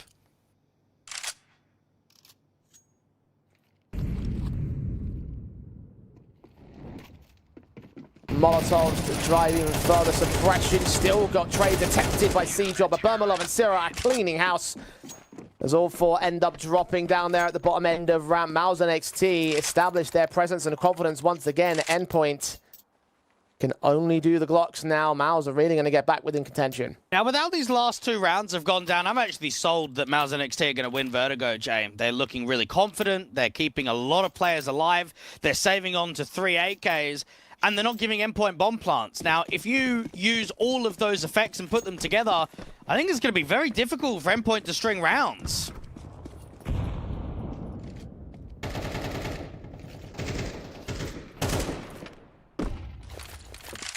They got the pistol and conversion so far on T side. A rifle that went awry, a broken buy that will now concede 1 more back to Maus here. SMG of Tobiz should be in for a bit of an easy enough time. PR's there for extra M4 support. Plenty of cash being gained by the SMG. Naitu. Let's put a little bit of sleep there in mid, but does react towards Cjot as appropriate, so all 5 stay alive. And this is Endpoint's chances to change the tune, to change their opportunities again. Rifles will return. It's all AKs. And the aspect that does at least help Tobiz is that he's been playing a little bit of Vertigo for Maus and XT in the last few months now. He's played it most recently against the side of Amcal. He also played it against OneWin, and then he played a couple more officials a few months ago, I know with the map changes, but it's his most played map in the pool since standing in with the squad.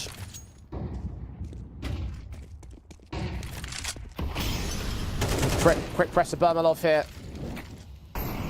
Sira tries to also make his moves. Incendiaries close towards those smokes. They are in the way. The HGs of Bermalov dishing out quite a hefty amount of damage to Max and Crucial. Azulu Edge of the smoke does spot Syrah aggressing. Mighty Max gets caught for further damage to return, but there's no trade to Mouse on XT. Perhaps a little bit of impatience there. Syrah trying to make a solo play, aggress by himself without util. It lands Azuwu, an easy pick at bottom ramp. And now you can start seeing that shift of rotation. Naitu coming into the elevators, PR maintaining both Guardian and the B-bomb site by himself. That HE coming in from Naitu, perfectly placed against Max, caught his teammate for damage as well.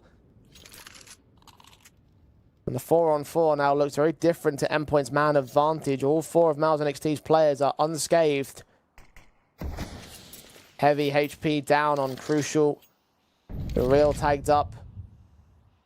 Endpoint needs some confidence going into this execution. It's a slight misread here from Mouse and XT. They think that it's a cancel towards ramp. What they're going to find out is it's a double pump.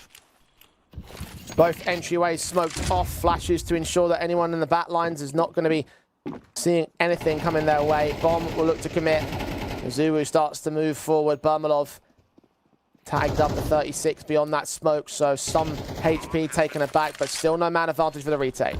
Surreal with that re-smoke. Now, if a kill is not being presented in the next 5 seconds, I actually think it's going to be a save here for the Academy squad.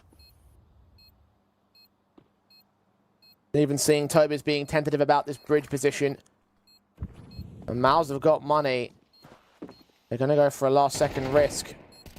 Will it end up being worth it? Naitu's AK certainly not worth a concession. He still takes the pick on towards Siege. Crucial takes PR back. Bermalov was seen making his way around the outside. Surreal in the back corner has pushed forward, maybe to perfection. Bermalov needs to get towards the bomb. It's planted towards right. Surreal just needs his one decent kill, and that's exactly what he's going to get. Tobias is nowhere near the retake. And Endpoint will find 10. I mean, Bermalov should have just gone for the kill there. There's no way that he's going to be able to stick a 5-second, not without teammate support. And Mouse and XT, they just took too long on that retake. They took ages to get into position. And yes, the frags are being presented quite nicely. They get themselves in a 3v1, but Surreal just knows, as long as I get this first kill and play time, that's it. They're not going to be able to defuse.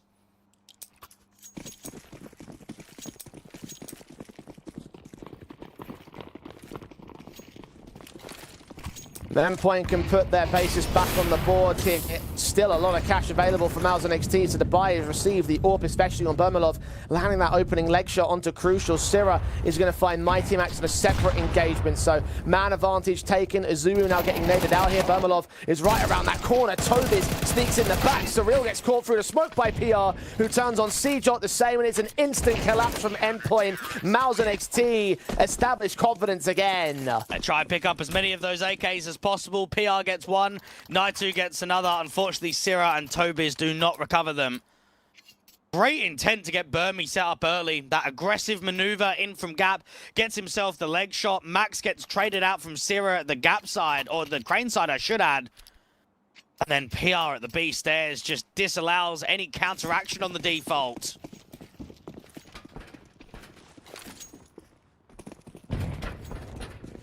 Wonderful stuff again from Mao's. Endpoint, just when you think they would have gotten away with one. Can't seem to return to their confidence. Now the CTs are looking to take full control. It's an eco cleanup. All 5 alive again from Mouse and XT. Cash is flowing for the CT side. And we are at 10 apiece. Endpoint, their potential threaten of the 2-0 is now going to get threatened of its own right. Miles are the ones that seem to be in control. Can they take official control on the scoreline? Well, this is where we have to come back to the conversation of context being really important. The weakened vertigo for Endpoint in recent history, the strong amount of wins that Miles and XT have got on this map. 9-5 to 10-10. Is it a missed opportunity? Yes, it is. But is it unexpected for Miles and XT to have this CT-sided performance? I don't think so.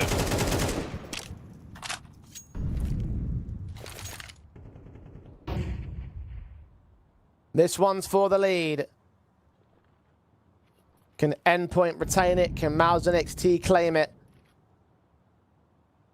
Bermalov. Posted in mid, waiting for Seedrop or Azubu to make their move. They've got one player with a flash. Seedrop might have to set Azubu up into this round, into this peak. Instead, he goes dry and gets shut down. That's an easy pick there for Burmy, and he's actually going to go in for a double peek. Surreal gets a pick on B, so that brings the attention back over for the AWPer. Look up for the shot, connects it on Crucial, 2 to his name. Azuru again in with a responsive, and Surreal will close up towards the main entrance of the B site. Advantage now for Endpoint. Azuru's extended out towards Spawn. Toby's didn't quite spot him through the flashbang. Azuru didn't see him either. Back to turn, the stack is being ejected. Toby did some damage. Azuru knows there's a player coming in from Spawn. Sierra heavily tagged. He's got it back to a 2 versus 2. He peeks in towards Max though and leaves it all on the coach. Standing in, needing to stand up for this 1 versus 2. He's slow to peak. He's careful, expecting and hoping that someone gives him a fight. He does take one against Mighty Max. He's not ready for Surreal, though. Triple for the man. That brings Endpoint back up to 11. Endpoint have looked very comfortable in late round situations. That 1v3 that we had previously from Surreal, the 1v2 that's kind of getting set up, or 2v1 you can say, for Max and Surreal to play default and wide. And then even in that first half, the 2 1v2 clutches that were won out by the in-game leader. So Endpoint have shown in the very last few seconds or last impactful kill of the round that they can be stable and that they can show up.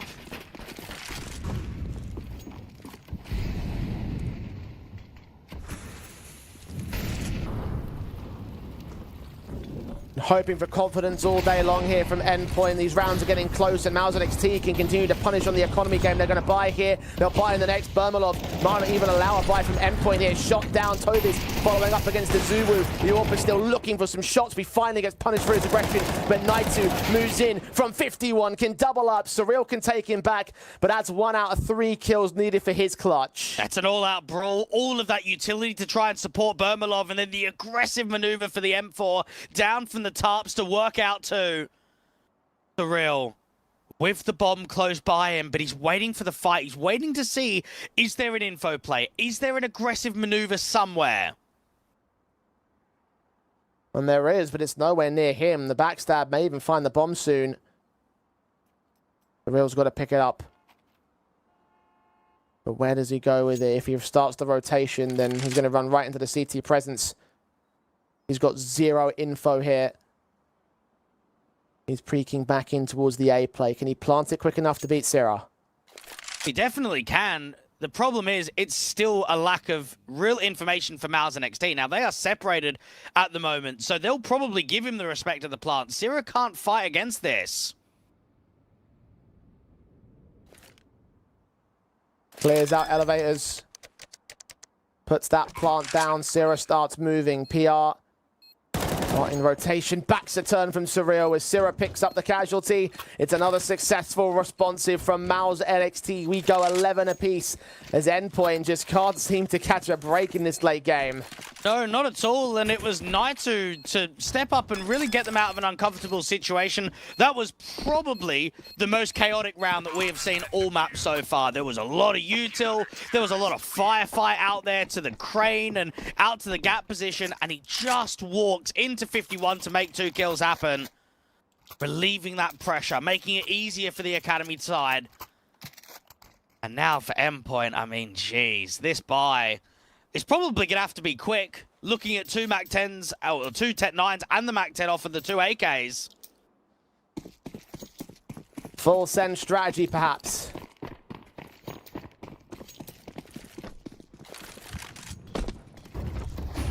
Flash is missed. The Orpa Bermalov is at least going to miss his chance to find a kill against Max or Azuwu. They're going to walk their way up from ramp. Utility getting sent to the flashbang of his own right. Second shot also gets caught back. Sierra's going to get overwhelmed by Max in his Tech-9. And Surreal domes in the Orpa. Naitu pressing onto the backside. Out on elevators. Max is going to get caught. Surreal responds back. And indeed, the pace is going to work for Endpoint. 1v3 for PR. Revealing himself with that HG. Endpoint can set up against this. He's just hoping that someone's going to fight him aggressively to give up a fight. He's always in a position that he can attempt it because of the money. But he opts against Endpoint. I would say that's when they're at their very best, is when the veteran players are stepping up in rounds like this. Max to get 2, Surreal to get 2. Those are the kind of players in these situations that you expect them to be the difference makers. They made all the difference here. Surreal making the difference in the map itself. 23 kills for the man.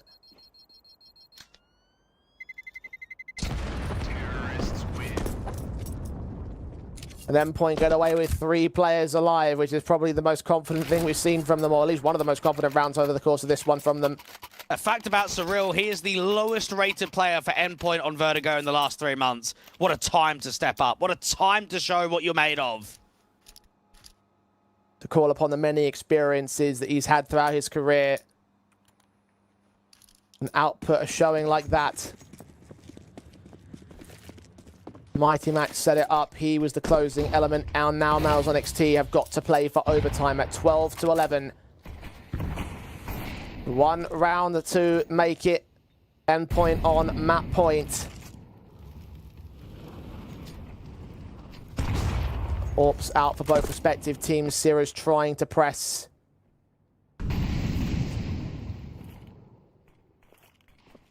The smoke fades towards ramp, enabling Endpoint some vision and perhaps some progress soon enough. Try and get those double HEs down to the bottom of the ramp sandbag. They know Mighty Max has been jump spotting there quite frequently. NXT on the other side do not have anyone in that position. Now, Sira and the AWP, they're almost tempting fate to drive Endpoint up to a contact. They're not really fighting ramp aggressively at all.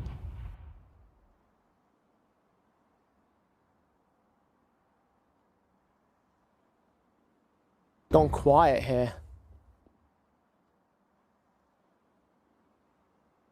The walk will begin.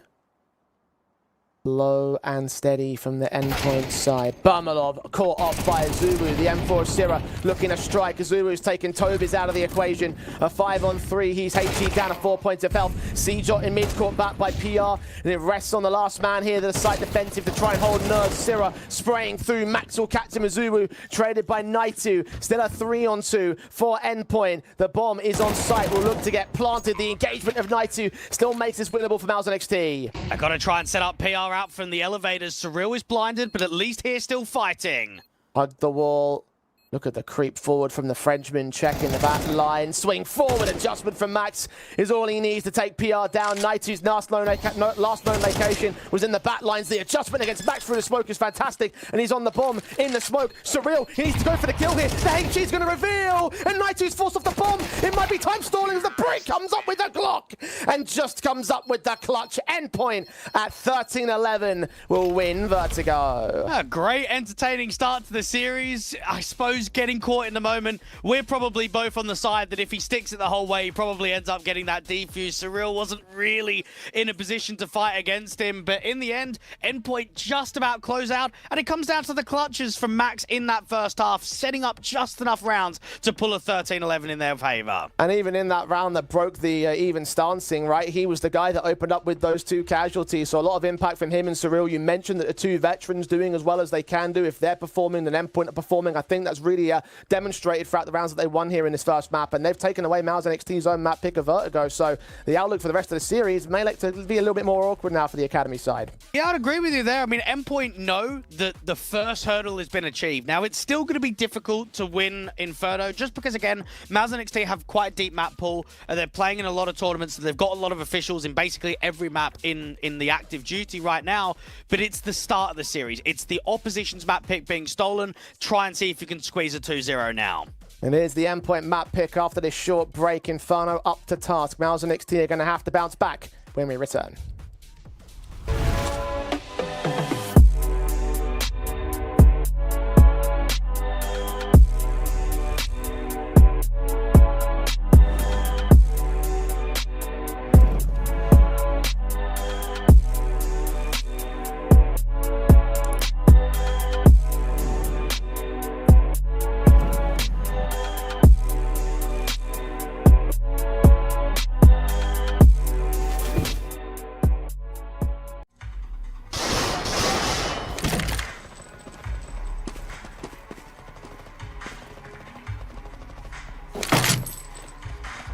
What kind of shame is this?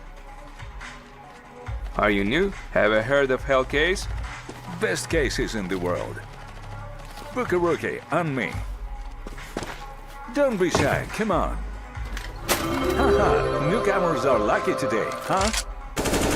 Hellcase, the best cases.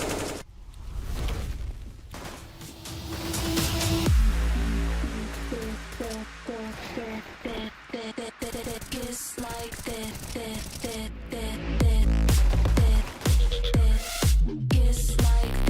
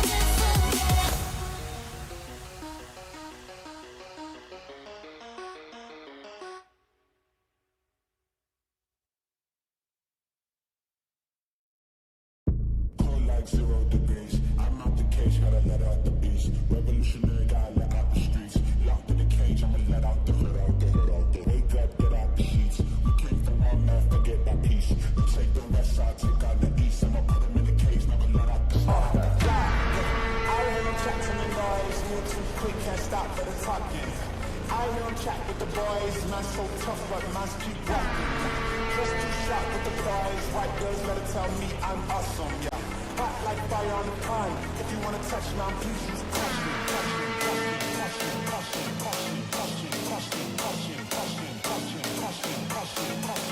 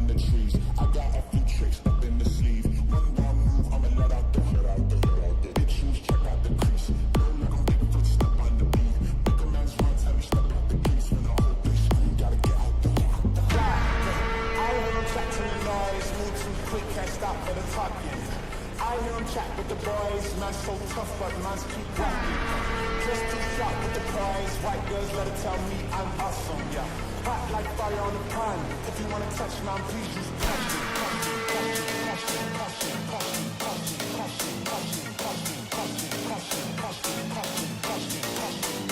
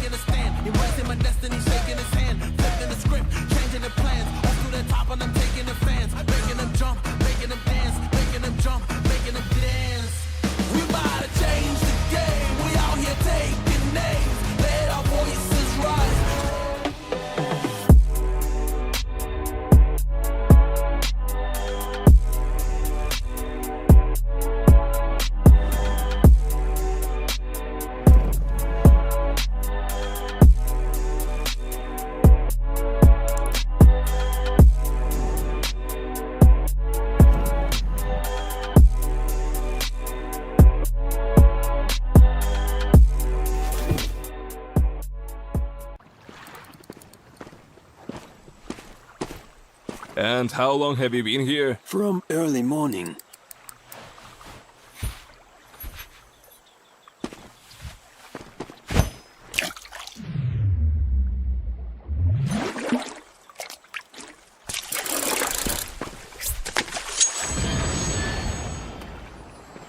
Take notes, kids. Hey, was that a bait? Will you share? Hellcase, don't miss your luck. Well, there was a struggle, but Endpoint got that in the end. 13-11, they take over Vertigo. Mouse and XT's map pick. It came down to a lot of clutches. Certainly not the most confident game in the world, but a win is a win at the end of the day for Endpoint, and it's positive now going into their pick of Inferno. Dweg, you mentioned that Mouse and XT obviously play this map a lot, so you should expect them to be at least a little bit protocolled. I think the concern for me comes down to the number of wins they've had in the last 3 months rather than the number of times it's been played. Yep, that's very true. I will also add that they've been able to beat a team like Fnatic on this map, and who have Endpoint beat that's decent recently? You'd have to look actually quite far down. Johnny Speeds nearly a month ago. They took 5 rounds off of Metasport, 13-1'd by Sinners. Yes, Endpoint are in position to 2-0, but I actually still think this is going to a third map. I'll say this, right? Like, at the end of the day, I don't think either team played the most confident game in the world. Like, obviously, Mouse and XT, you can expect that because they're missing their main IGL. Toby's trying to call is not having the same amount of impact as you would expect from a regular player who's in the server 24/7, right? But at the same time, as mentioned before, Endpoint down to a lot of different clutches. So it is still up in the air. I respect that much, but just the idea that obviously you're going into the into this match with a game plan that's not going to be as defined as what they would have had they had their permanent IGL in the server.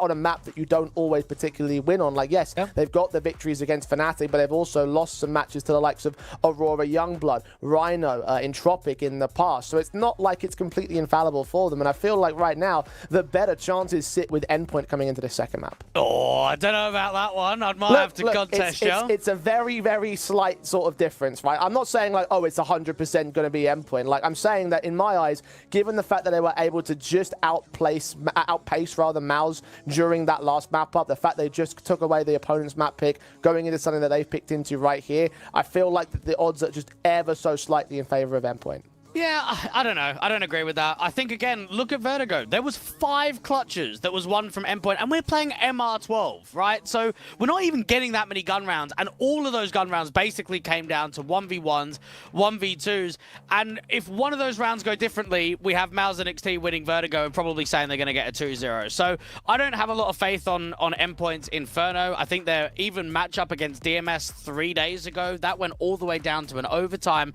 For Endpoint, though, it is the best chance to do it. I think if you send it to a decider of Dust 2, which is a fairly good map for both teams, I think you've lost your edge. This is where they can come out, get a good 2-0, get a good performance. They just need to prove it now with the result. Yeah, Dust 2 has historically been extremely close between these two sides, so getting to that third map, I think, would probably be the worst-case scenario for... I mean, I'd argue both teams, to be honest. I mean, for Mouse and XT, like, they haven't really got an option at this point. They have to go towards that Dust 2. But it does mean that what is an up-in-the-air series right now will get even more up in the air. Endpoint need to end this now. It is their map pick. If we get to the pistol, they'll be on the T side start. Double Julies, one out towards brackets and another one at the half wall. PR and Tobiz. Jeez, good shot there from the P250 from Crucial on a contact. Excellent shot. Azu, a follow-up.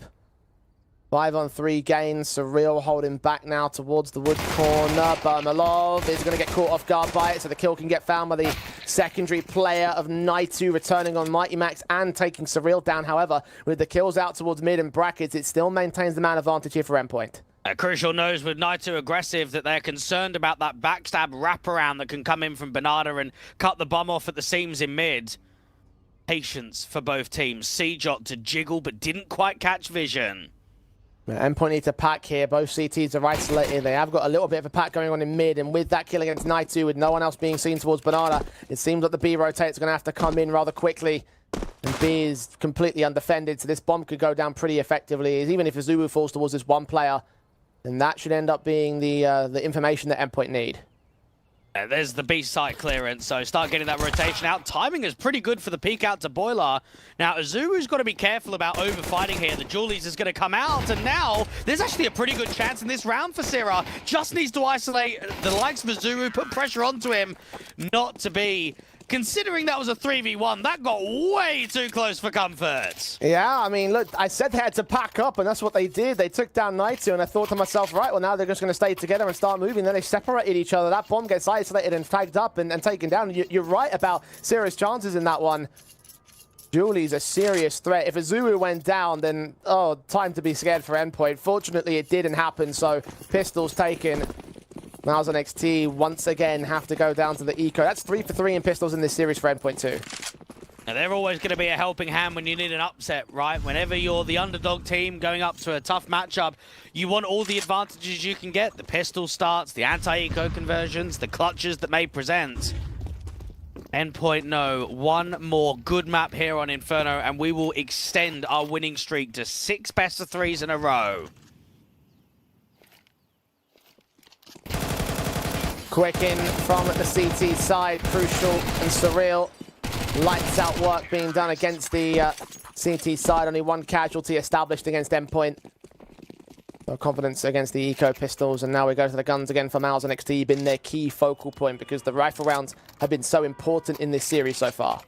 And Miles and XT have played a lot of Inferno in the last 3 months, 18 to the number, 7 wins and 11 losses. Now, the highest rated players that you'd normally watch out for is going to be PR and the likes of Syrah.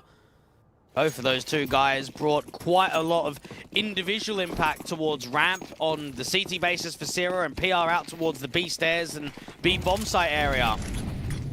Early utility down with that deeper smoked banana, but Endpoint have got a bit of a pace in here at mid towards brackets.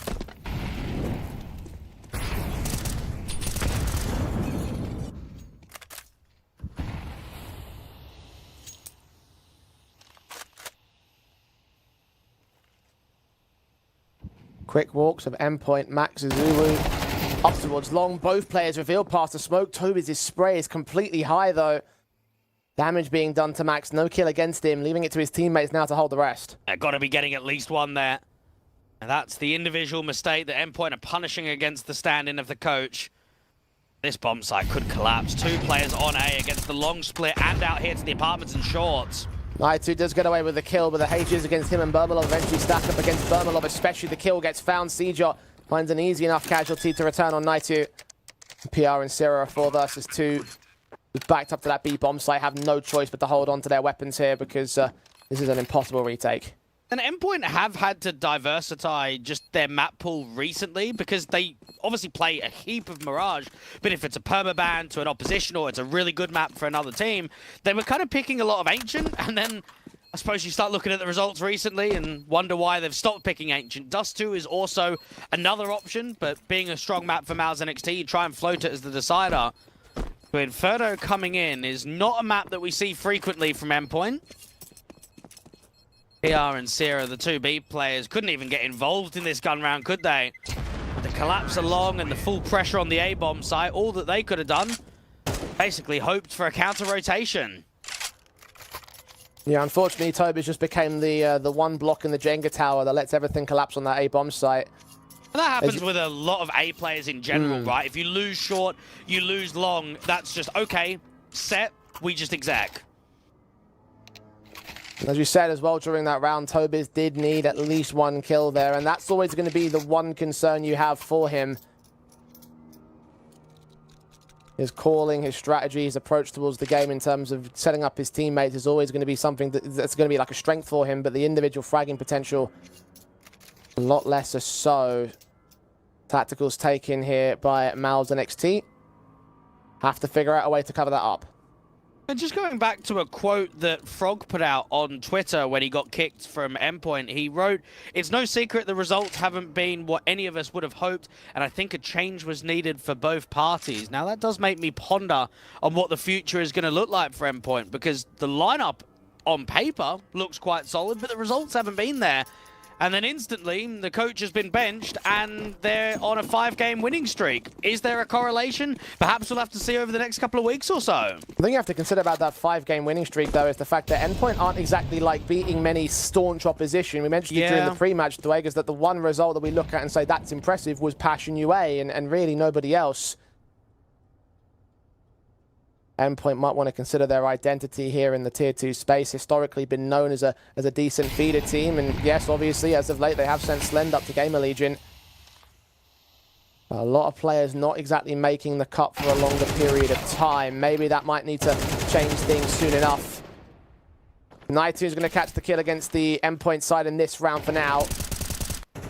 Frag taken here in the anti-half-by round, but that seems to be about all that's available for Miles and XT. The bomb rotating away from Zero, the main T-side force about to stack up towards the A play. Bermalov scouts. See what tags and headshots he can gain. Now, Mal's NXT are just hoping for just a slight amount of economical damage in a round like this. Burmy sees them coming in pretty quickly. Good shot from Crucial. I mean, that's just a pre-fire, basically, towards the library when the smoke goes down. And Syrah, you might as well save the M4. There's no point hunting too aggressively.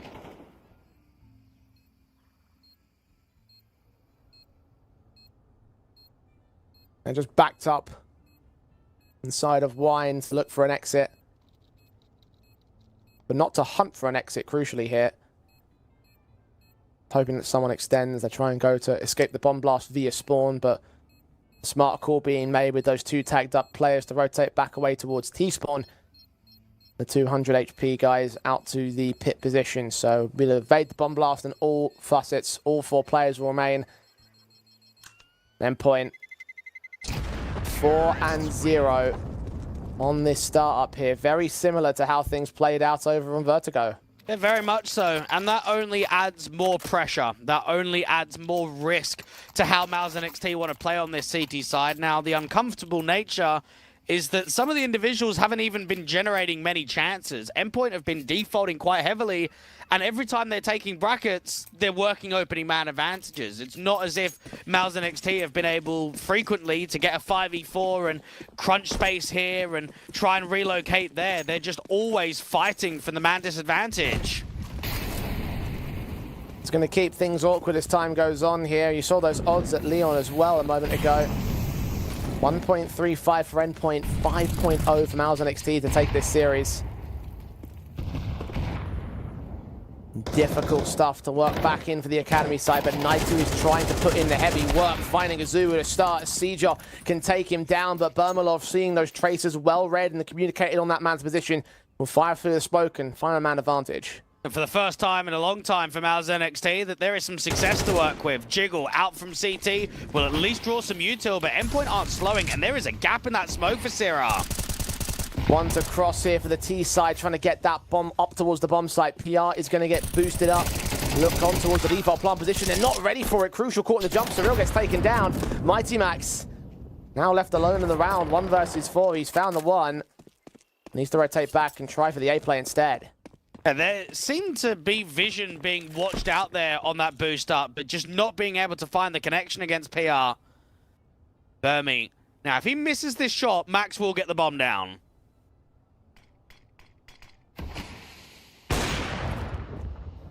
Tempted baits and smoke down a suppressed cover. Incendiary doesn't land as close as they'd like it to, so indeed Max will set up on the bomb site. A 1v3 to play in the post plant though. Again, an overall 1v4 in the round itself. And holding inside of that smoke. Is he going to be ready for Burmy? The AWP not even required. Tobiz still actually misses the mark on the kill shot, so Bermalov, good adjustment there. Even so, it's always going to be easy pickings in that clutch situation. First round of the board of Mal's NXT. Even the cash bonus going the way of the Endpoint side, plus the money they've already built up. So there's going to be a definitive buy for them. I actually like the way that Max has played that. Get the smoke down to Moto, get the bomb plant in, know that the AWP is out to that Moto and library area. So if you sit in the smoke, you're thinking AWP's going to still be scoped in when that smoke clears. I might just be able to catch off the AWP, and if that happens, I can then set myself up for another kill. Instead, smoke clears, and there's more than just the AWP on the other side. Mal's NXT get there first. Let's see if they'll turn it into a round streak. A good, smart play from the captain. The man has been around this Endpoint organization for a very, very long time. Leader in multiple regards. Can he lead them to success here on Inferno? So far, it is still them in the lead. Mal's NXT giving them their first true testing moment. The HGs coming down to test the HP bars, especially Hazuwu down to 41 points. Naitu hoping that he extends out here. The sprays will at least have the right idea of the wrong positioning. Hazuwu will peek up and catch him as he throws out utility, but not do nearly as much damage in return. They're quite chaotic with the back and forth util, but in the end, it's Endpoint that get driven away. Now, Seejot is hoping for an overextension to look down brackets, and that's where he can catch the timing from Boiler. Max once again leading his team into Banana. Third player on the rotate here for the CT side. Have the B site pretty much on lock. Boost up from Syrah will get towards the position as Smoke gets sent towards Cross. Mighty Max jumping past it. Syrah getting the kill against him, doing so much damage towards Azuru as well. Push forward, gives Toby the chance to get himself 2 kills. Azuru trades him, and there's one more player caught in the smoke with some damage. Azuru needs to plant. Seejot is still lurking back in the apartments here. Azuru is all alone. He's going to get overwhelmed so quickly. One player makes his way out for the smoke in towards the banana entrance. As Naitu finds Azuru, he did a significant amount of damage to the Frenchman, and now Seejot on the backstab, closing in real quick. Bermalov, I think, is going to hear these footsteps, adjust back for the shot that does miss. Bomb is in the open. Actually, I think it's planted behind the fountain, so I think the players can find an angle of a defensive. Either way, the smoke's in the way, so Seejot, distracted by the AWP, cannot get towards the defensive line. It's a second round for Mouse NXT. Now, I'll put it this way. If Endpoint survive on the bomb site, if they trade nicely, then Seejot probably is a round-defining play to set up the backstab in CT. The issue is, when they lose as much damage as they did to Syrah, and Azuru is basically alone, that lurk is just useless, isn't it? It's so late because you don't have mass players on B. And once Azuru goes down, Seejot basically knows that round is over. Mouse NXT get 2 in a row. Money still well built for Endpoint. They're going to buy back, including the AWP on Crucial. Good incendiary there from the CT side to force them away from the bedroom over in the apartments. But the HE returns from Surreal, I believe, has done tons of damage towards Bermalov. 44 points of health on the AWP, trying to get towards Banana early. Didn't quite make it happen, though. Endpoint haven't been very aggressive with pace at all here on Inferno. They've been very disciplined, very slow to working top Banana in the brackets. Incendiary is going to drive them back again. And Burmy is just hoping for a slight jiggle out there on the top Banana corner so he can get a pick from CT. Reactionary utility here from the CT side. A lot of Molotovs baited. A HE doesn't do a whole lot of damage past that half wall. Naitu.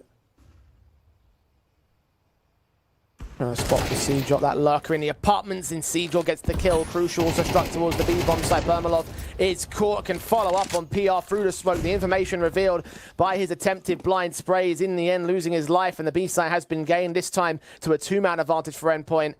Zuru now just hunting these players, and the lurk might catch a player over towards Bridge. He's a little bit late to find him. Either way, this round looks to go the way of the T side. That rifle that's saving deep is certainly going to drop to this backstab for Azuru. Now, I am worried for Mouse NXT at the moment, Jay. This is a slow start to the first half. Even that rifle round, very good lurk deep in the apartments for Seejot. Good entries on B. Mouse NXT, they're not contesting as much as I would like if you really want to cause a threat here in the second map.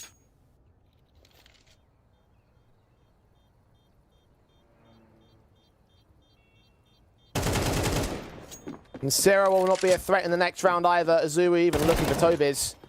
M4 can at least take the responsive, but ultimately, one man alive for the CT side, a couple in a row. At least money's been saved, so they've got some cash to reinvest here.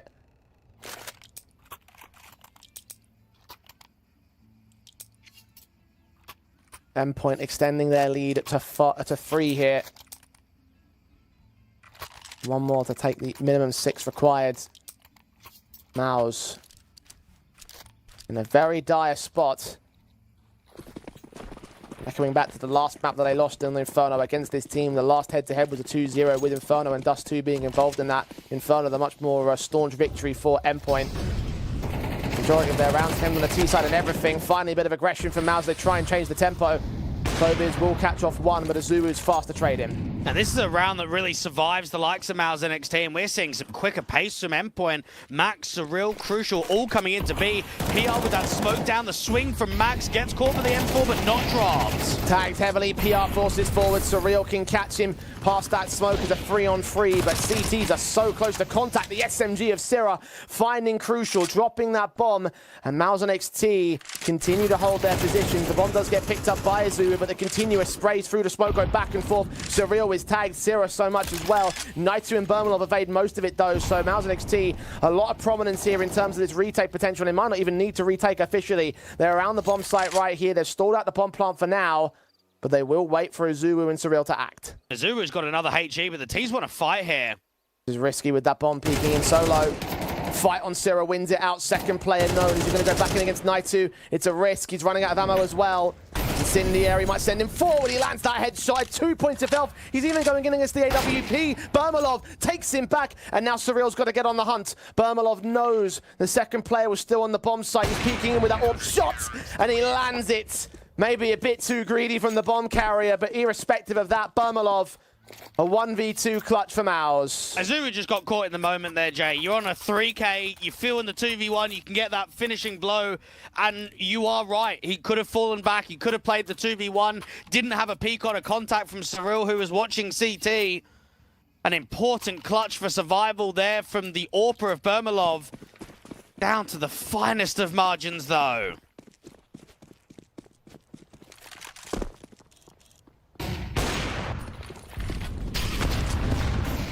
Nade damage done to Endpoint heavy. Sira credited with the kills or his Molotov, but PR, a ton of damage done by his own right. Sira pressing for even more control against Crucial and Surreal. Past that smoke at point blank, he finds one, rushes down a second, but runs out of ammo in the magazine. PR fast to respond. And Maus and XT starting to get a move on with these CT rounds now. Endpoint starting to run out of money. Azuru from Boiler.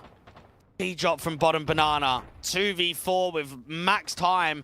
This is so uncomfortable to work. Two different forms of action from the last two Endpoint players. Seajot's got the bomb on his back. If his casualty is taken, then there is no further chance for Endpoint. As slim as it is right now.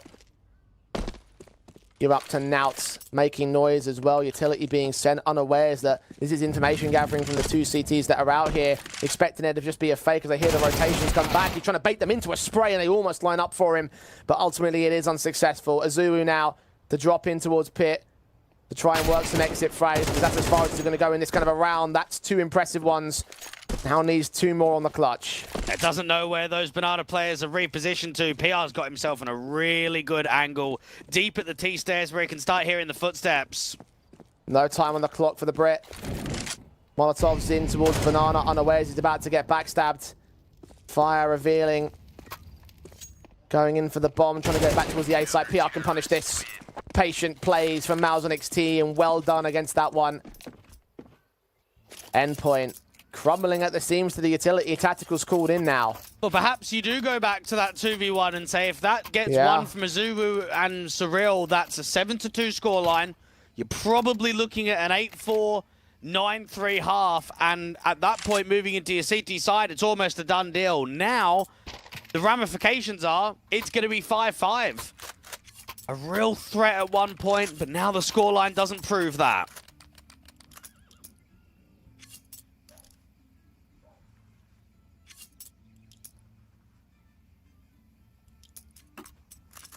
You said before, Endpoint and their many funds have been whittled down over these last couple of rounds. There is one more for Maus to make up to equalize. Endpoint have to focus on trying to get 7-5 at the turn, because that really is their best case scenario, or realistic best case scenario right here. Glocks only for this round. Endpoint. I've got an aggressive maneuver for Azuru, but let's be real, I can't see any kills being created. Damage already done to Azuru and Max. Okay, there's one.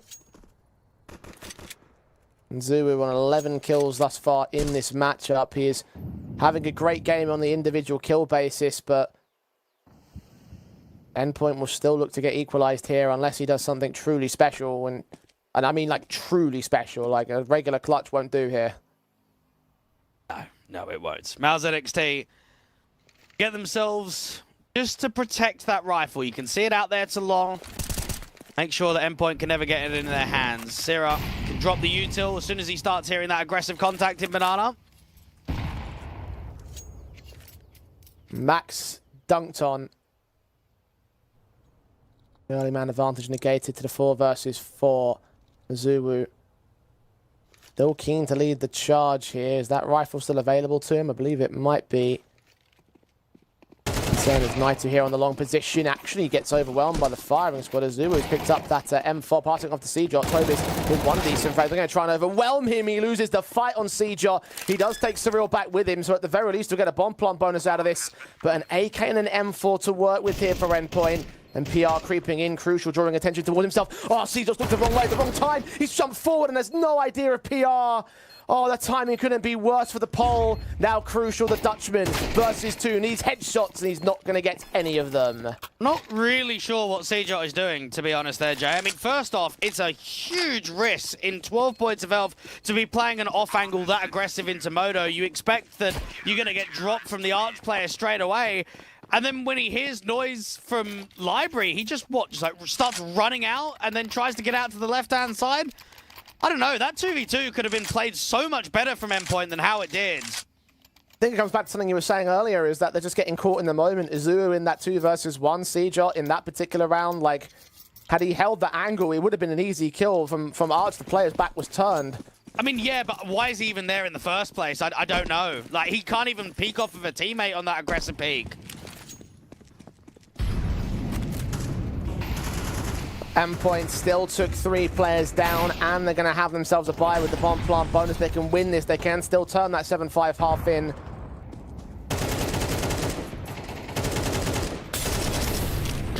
Oh, Sierra through the smoke, finding Crucial with the blind sprays. That's a start from Al's NXT. Indeed it is. Endpoint start putting more players into the apartments. Now, you've got Surreal that's still maintaining Banana, but they need to find a response elsewhere. Got smokes into the T side to block off presence here. In at long, fast players coming out of the apartments. Tobis is going to catch off Mighty Max Naitu. Credited against Seejot, doubling up towards Surreal. And Azubu on 28 points of health. There's no further chances in this round. This will be number 6 from Al's NXT, and perhaps the half to their favor instead. And perhaps that conversation that Frog was talking about how things aren't as good as they should be, does it reflect back on this should have been a 7-2 scoreline. This should have been a really comfortable, massive lead going into the second half. And instead, I mean, it actually looks like they're going to go 5-7 down at the turn.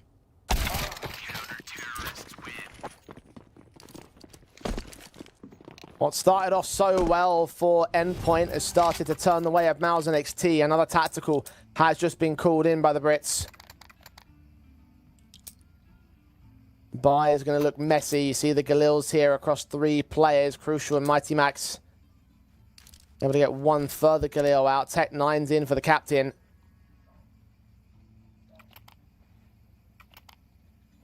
Very, very awkward stance to play from here. Mouse, they should know it. Endpoint are in a state where they're going to have to dig very deep in rounds like this. You're going to have to work an opening pick. You're going to have to work some space. It's difficult on Inferno when you're not allowed AKs in round 12. Just the amount of AKs that have consistently been saved from Mal's NXT in these last, I would say, 2 to 3 rounds is making it even more uncomfortable against the defense. 1 for PR, 1 for Naitu, 1 for Tobiz, 1 for Sierra. You can't ask for better weaponry than that.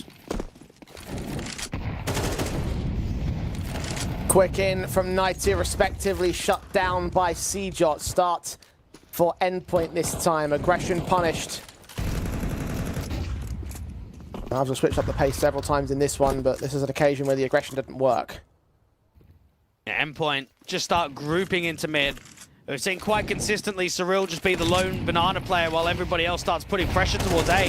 The issue is now he's getting pressured to flashbang, and the overall spam from Sierra connects. The second round in a row, he's gotten a blind kill past that banana position. The sprays back from Tobiz, unsuccessful against Crucial in his Galil. The M4 starts to work his way out, so heavily tagged up. Crucial can take a secondary frag, and it looks like Endpoint are going to burst into the bomb site here. Peeks at PR and Sierra, adjusted back against the Zubu's trade, but it's Sierra now alone to try and hold the half advantage from Al's NXT. Endpoint, however, have just barely recovered things.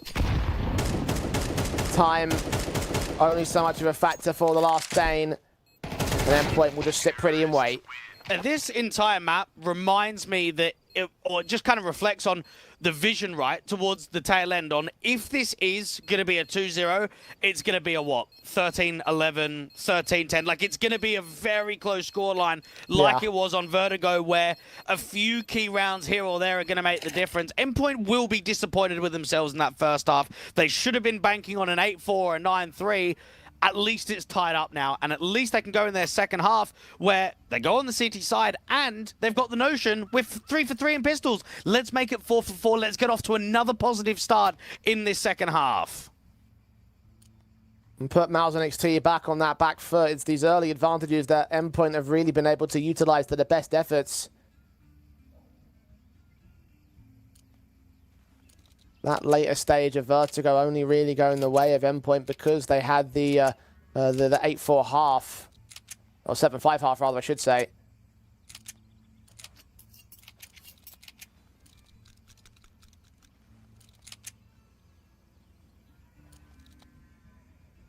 Working with that secondary pistol as well. Everything has been bolstered by Endpoint's ability to start off these sides. Can they do it again? Mouse and XT would love to drive it into that Dust 2, and I'm sure all the viewers as well would like to be able to have that final map decider. A lot of Dust 2 being played from both teams. You've got a 73.7% win rate for Mouse and XT and a 75 for Endpoint. That's very high for Dust 2. Get that decider. Get us that chance of yet another best of 3 that goes the distance, because there is a good rivalry between these two teams. It's always nice when you've got teams in Tier 2 that can keep playing one another on a regular basis for a span of, what, 6 months, 9 months, sometimes even a year, like the last or the first head-to-head of the cause, dating all the way back to September of last year. Mal's NXT up against Endpoint. Here in the second half of Inferno, you've got quite a bit of util to start here for the T's.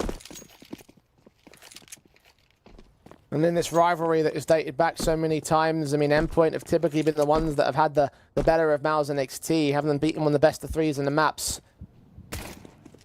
You need this one to truly edge them out, though.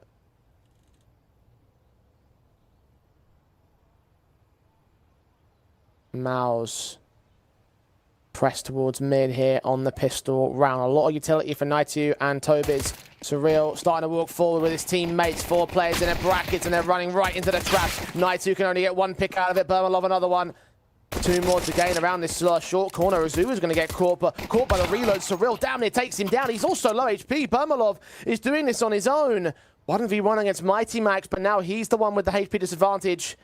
And he's playing carefully to try and isolate the captain to take that headshot against him. He's waiting for him to cross towards the bomb site. Bermalov, turns away at the wrong moment, timing everything for Max as he takes the pistol again for Endpoint. And that whole build-up, Jay, as soon as Burmy gets that kill from Porch, in my mind, I'm thinking the worst person that you want in a clutch right now is Max. This is his 3rd clutch successfully taken in this best of 3. Great work from the overall contact in there at brackets. Double short, double long. They're all swinging. They're all doing a lot of damage. And it's the captain yet again to be the finishing blow.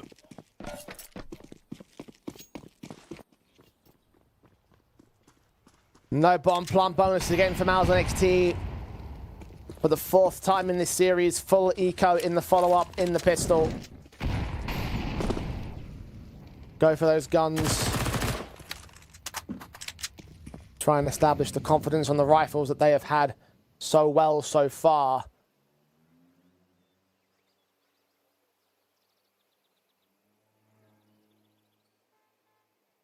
And they're waiting this one out.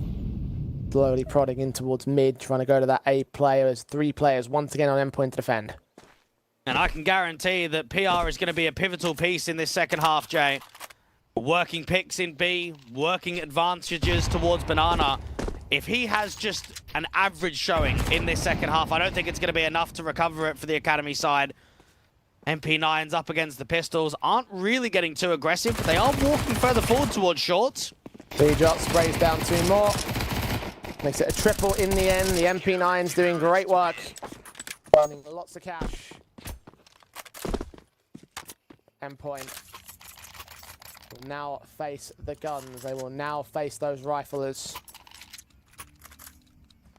Now face to see who's going to be the man that steps up in that second half. Mentioned during the last map how Endpoint really rested on their veterans. Surreal become the top-rated player of that last map. Down at 7 kills so far in this one. Crucial's taking the mantle of the advantages, so perhaps he might be the difference maker now. A lot of nades being dropped, so that might indicate to Mouse and XT that they're playing 3B early rounds. Now, something to note is that Seedrot had a lot of money to drop an AWP to the likes of Crucial, but they've opted against it in this first gun round.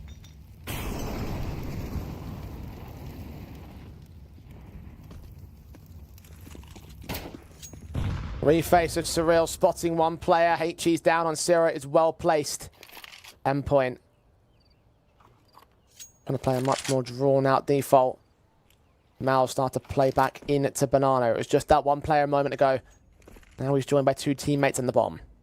Endpoint can play quite passively just because of the amount of nades that were dropped outside of that CT angle that Max can keep recycling. Incendiary down. It's actually going to push the T's ahead and separate them. CT side breaking away. PR looking for later engagements to cut rotations. Naitu going back and forth. Surreal's SMG, though, has caught those 2 casualties on the trades. Meanwhile, the B site attack finally supported by Crucial. And Azuma will clean up that mid lurk. Endpoint hold their nerve as they take number 9. Now, unfortunately, we didn't really get to see what was going on there towards Banana J, but what I'm looking at on the radar was separation. Now, typically speaking, if you're at that car area and you get mollied, you've got 2 options. You can either smoke it, well, maybe there's 3. You can either smoke it, you can fall back and play really defensive behind the half wall, or you can explode into the bomb side. And for Mouse and XT, they were kind of caught between 2 minds. 2 players went aggressive, and the rest of the Banana players ended up going passive. So that separation on the entry fraggers made it really easy for Endpoint on that B defense. Mouse struggling to get themselves involved, even with the bomb plants here. The Tech 9s, all they can afford for this next round. They're going to try and go faster in towards short. Good dink on Crucial here. The HE's placed relatively well from Seedrot, but the damage is evaded by Mouse and XT as they back off away from that explosion position into brackets and back towards mid. Reflash into brackets, but with the setup with 4 and A, Mouse and XT, I mean, I'll be surprised if they can get the bomb down. It seems unlikely in this setup. Got to go fast with this apps pop. But they got to try and sell Banana first. Smoke starting to get sent in, and actually they do pull attention away from the A bomb site. So much rotation room, a lot of Tech 9s firing back, but Seedrot has seen the real play. Kills found in the apartments for Azuru as well. Toby's trying to respond back with his own Tech 9. Seedrot playing behind the boxes of default. He's alone for the time being, and players are closing in on all sides. Toby's can overwhelm. Bomb is in the open, though. Actually, might be dropped out there in the apartments. No, it does get picked up by PR. You can try to commit that to the plant. Get that bomb down. Syrah's trying to get that wraparound into the apartments. They'd love to be able to try and work a rifle at some point. Damage up against Toby's and Syrah. Crucial's tagged as well. A lot of attention rests on PR. Centralized to the bomb site. Seen on his peek out there. Toby's waiting for his chance to strike. Oh, he's caught all 3 on the lineup. They didn't see that one come in. Mao steal it right back. It's an ace for the coach. Yeah, well, good work being done there from Toby's. Enough distraction on the bomb site. And for Endpoint, I don't think Max is going to be all that happy with how much of an over-rotation there really was. That is a light investment eco. You're looking at Tech 9, a bit of utility, some armor on players. And players are just starting to move. Seedrot does pretty well with that first line on A. But in the 3v3, it is a collapse on the retake.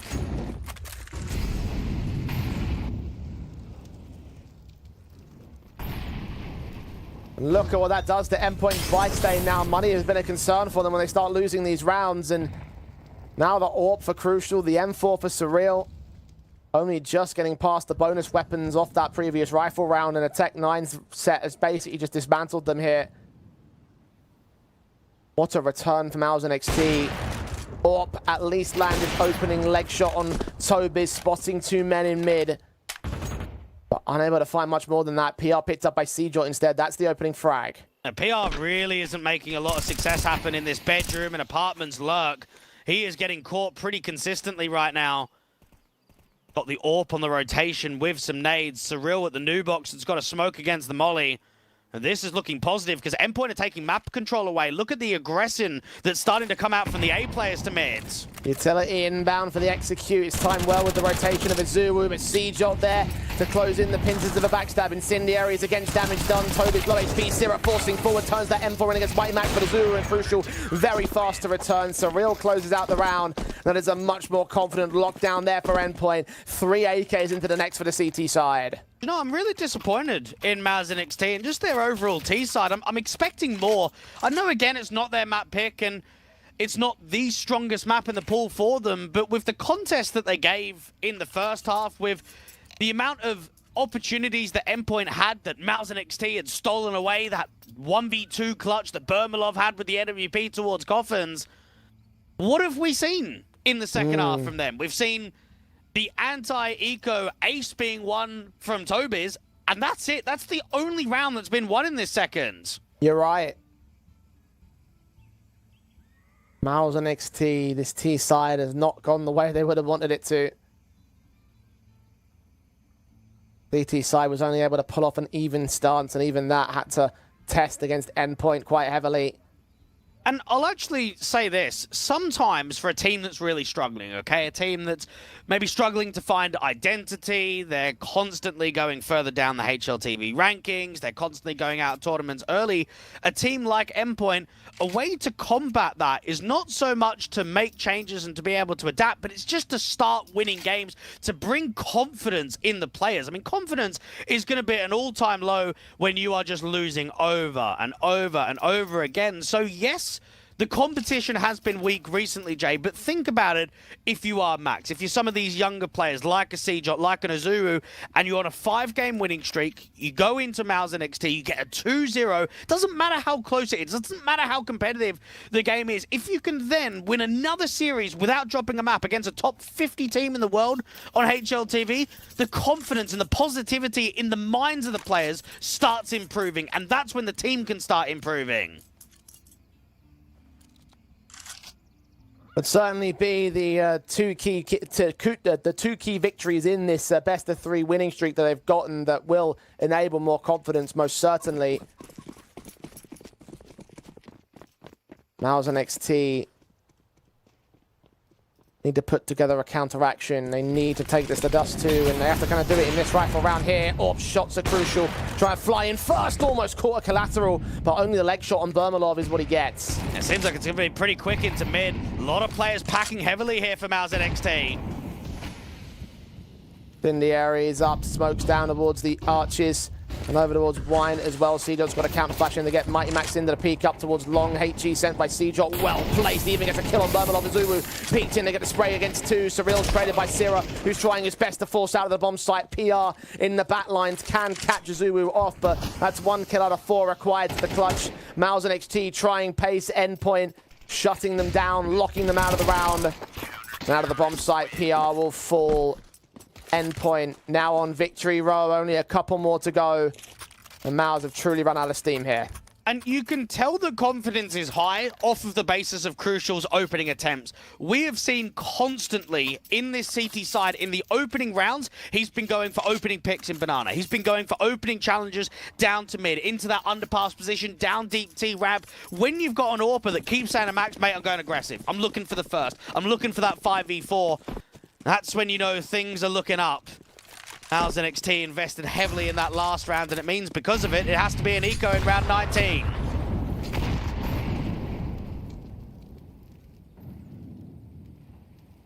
Raining thunder down at Banana, trying to get something back for Mouse. Dishing out damage to Max and Surreal, so at least that's a HP positive start. And Tech9s have won them rounds so far here. We saw it in the previous steal. Endpoint need to hold their nerves against this execution. Rotations will be slow, so Max and Surreal have got to play the defensive strategies. Back is set. HG do that damage, and Max and Surreal converge upon Naitu and Syrah. Both players caught off. Further utility down, doing even more damage to PR and Bermalov. PR's isolated to the headshot. Bermalov falls in the center of the bomb site. Toby's fighting valiantly, but fighting in vain, as Endpoint are now on map, match, and quarterfinal points. And they deserve this victory. They've worked hard today. I would say that it is night and day in terms of the performance from map 1 to map 2. Map 1, they scraped by, okay? They had a little bit of luck on their sides with the late round clutches, but on Inferno, they really have outclassed the opposition, especially in this second half. It's been a good showing from Endpoint, and that's what you want to see from a squad, because again, they won't be happy with sitting at 109th on HLTV. That's the lowest ranking ever for the core. We'll start to bring some of those placement points back, because they'll be in the top 4 of the Hellcup at this point. Toby's in PR, trying to cling on to life though. A couple of kills out of this rifle buy. PR's tagged Toby's and Sarah tank donated to the face, but Bermalov's of course siege or elsewhere, so now Endpoint losing a lot of individual fights, suddenly look like they're going to have to play on a little bit longer. It seemed from the kill feed that a lot of those fights were just straight spams. Mal's NXT can at least give themselves that early advantage within the first, 20, 30 seconds of the round, where picks are just getting generated in the apartments and in brackets and out there at top banana. Max and Crucial, let's see how much they can find. I mean, realistically, you've got to be thinking about the save in this situation. Yeah, money isn't perfect for Endpoint, and retake on the bomb sites, even if it was perfect, I mean, always going to be a tough task, and Max will still go down. Now Crucial has no choice but to fall back into the apartments. Keep that up. Can drop weapons for his teammates. They've got some other players as well with a pretty decent amount of money. We'll look for exits, at least try his luck at that much, but this will be around for Mal's NXT. 1 out of 5 required on the comeback. And it does make you wonder from day to day, how has Mal's NXT been able to slam Amcal? Now, we know that Amcal's AWPA has, yes, gone all the way to Cloud9, but even still, you've got a stable core and you've got a really experienced team in Tier 2. And that was 13-5, 13-9, wasn't even close. Just got owned. How do you see that yesterday and then see this today? I don't know. I don't know what the answer is. Well, perhaps part of the reason why is because of some technical difficulties on Crad in that last matchup. There's so much so that Fat had to actually sub in during map number 2. Maybe there is an asterisk next to that particular result for Mal's NXT. Yeah, maybe.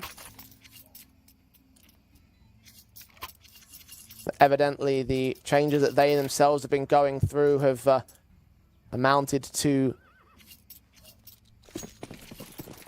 not a lot of success, really, against Endpoint.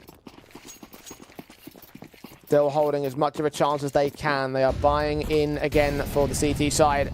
Orps of Crucial, no real savings available for them, so Mal's may be able to get a gift if they can turn this one in. And Max and Surreal aggressive in Banana, and they've got Azuru waiting with a flash.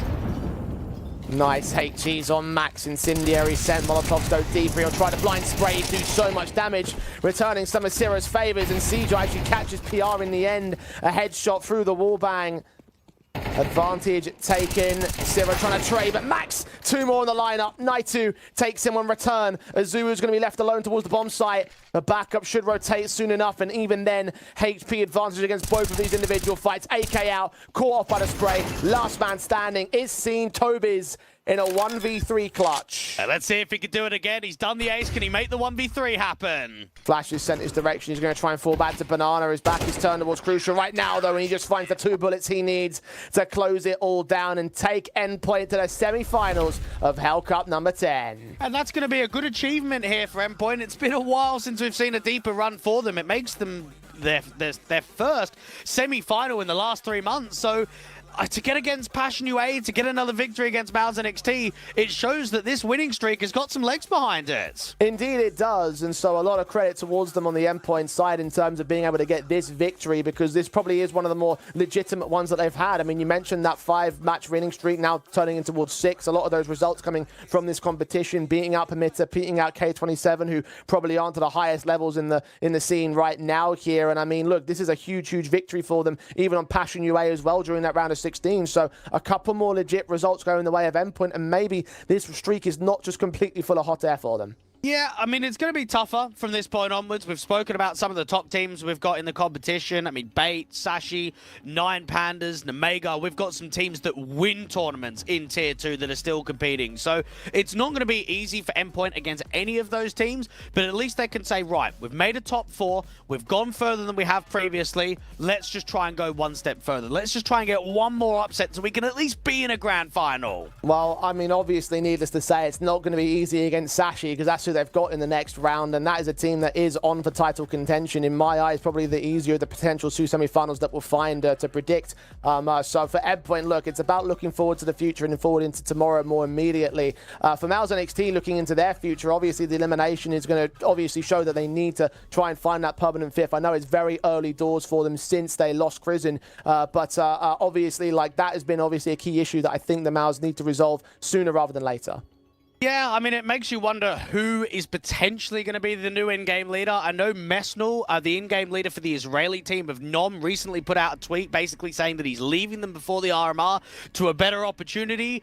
Could it be Mouse NXT? I think there's going to be a few names. I think you're definitely going to be looking at a young in-game leader. You're going to be looking at someone that's a similar age to the other guys on this organization, and they've got to be hopeful that it's sooner rather than later that they can officially sign their new in-game leader. Yeah, I mean, even if they start trialing players, like just to have stand-ins for the fill out that 5th role, I think that probably would be the better option for Mouse NXT at this moment to figure out who that 5th guy is going to be in those official competitions. And I still have faith, right? This result doesn't really like test anything in terms of Mouse NXT rebuilding back into a new roster, or into a new 5th rather more specifically. I don't think they need a full roster rebuild. But look, they look fantastic in the past. I think they can look fantastic again here with a new permanent 5th. But for now, they are eliminated here from Hellcup at number 10. As we look towards our end of the quarterfinals as well, we look towards our big main event, Dwayne. 2 of our potential tournament favorites in Nine Pandas and Nemega are coming up in a short few, mate. Yeah, I am very keen for that game. I think Nemega lost a lot in Flammus, but are still doing very well with Sway in the roster. We know that Nine Pandas have most recently qualified to a big LAN tournament that's coming up in a few weeks. So in their eyes, they're thinking, do you know what? We can win this tournament. And I'm sure Nemega are thinking the exact same thing. Well, only one of them can make it into the semi-finals. The question is, who is it going to be? We'll find out after the short break when we continue with Hellcup.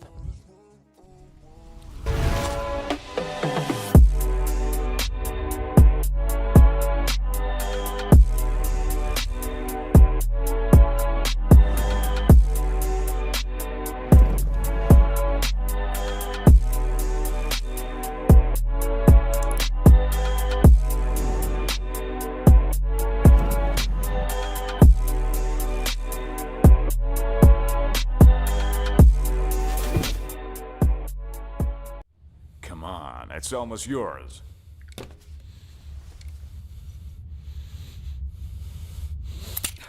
When are you gonna get another chance like this? Go ahead. Go ahead.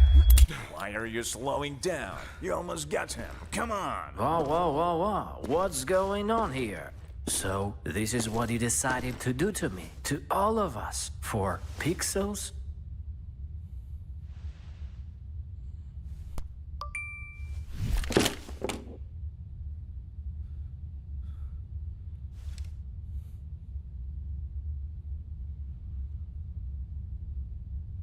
Fuck you and your Roland. Let's get out of here, bro. Have you seen how many scammers showed up?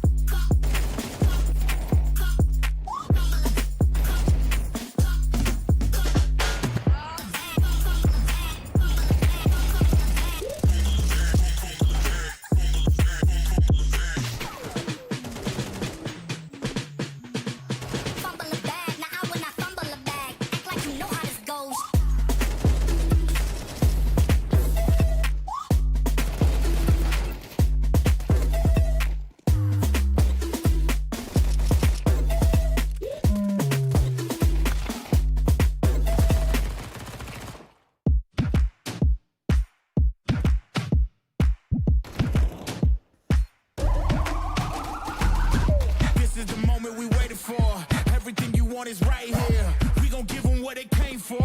We gon' take it up from last year. Shoot 'em my shot, boy, I'm long range. Me and the team on the same thing. Stayed down, never switched up. Only thing changed was the game. I'm in the zone now. Nothing can change what we on now. When I pull up, know it's going down. Foot on the gas, ain't no slowing down. Aiming for greatness, no settling. Kick down the doors, they won't let me in. Taking no L's, yeah, I gotta win. Watch me kick down the doors, they won't let me in. Who running the game now? Foot on the gas, can slow down. No, my team, we holding it down. We know we running it now. Watch the game change. Watch the game change. Watch the game change. Watch the game change, yeah.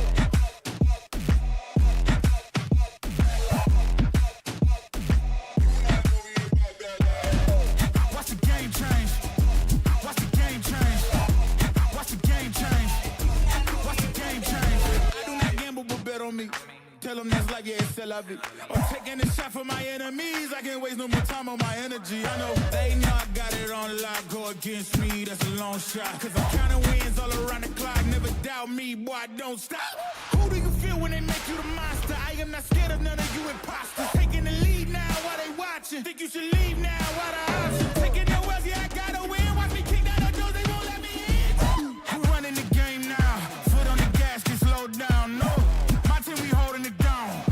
We know we running it now. Watch the game change. Watch the game change. Watch the game change. Watch the game change, yeah.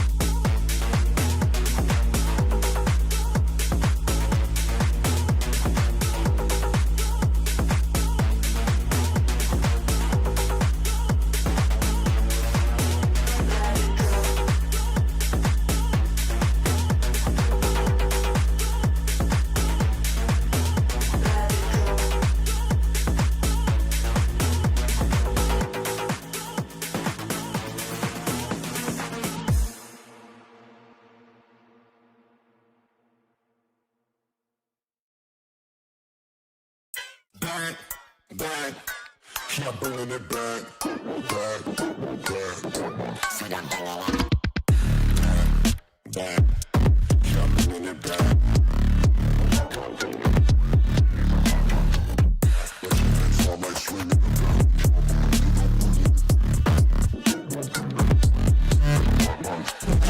back, back, keep bringing it back.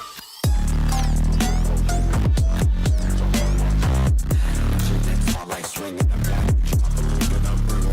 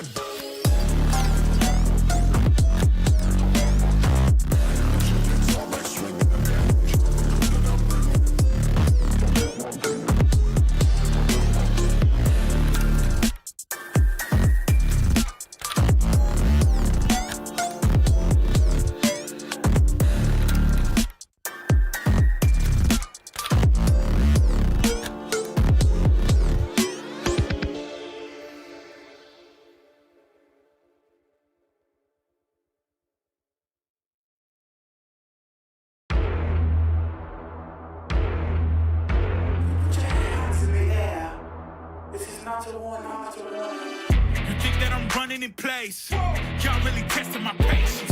Right before I blow up the spot, I had to get back to the basics. What if my talent is wasted? And see what I'm lacking the placement. Thought since I rap in the basement, but my come up is legend, is greatness. I don't care now, it's pedal to the metal. I can never quit now, I will never settle. Puppet to the game, I'm pulling strings like Geppetto. We in the same game, but I'm on a different level. I passed it. Gotta keep grinding till I'm laid up in the casket. No fake round, but you feeling too plastic. Yeah, y'all feeling too plastic. They say my style crazy, but then it's straight jacket. Wow. Why you still testing my patience? Trying to turn me into something I ain't trying to be. All the hate is in heavy rotation. You gon' lose yourself, quit testing me. Don't make me lose my mind. Don't make me lose my mind. Don't make me lose my mind, cause I'm looking like Wesley, test me. Don't make me lose my mind. Don't make me lose my mind. Don't make me lose my mind, cause I'm looking like Wesley, test me.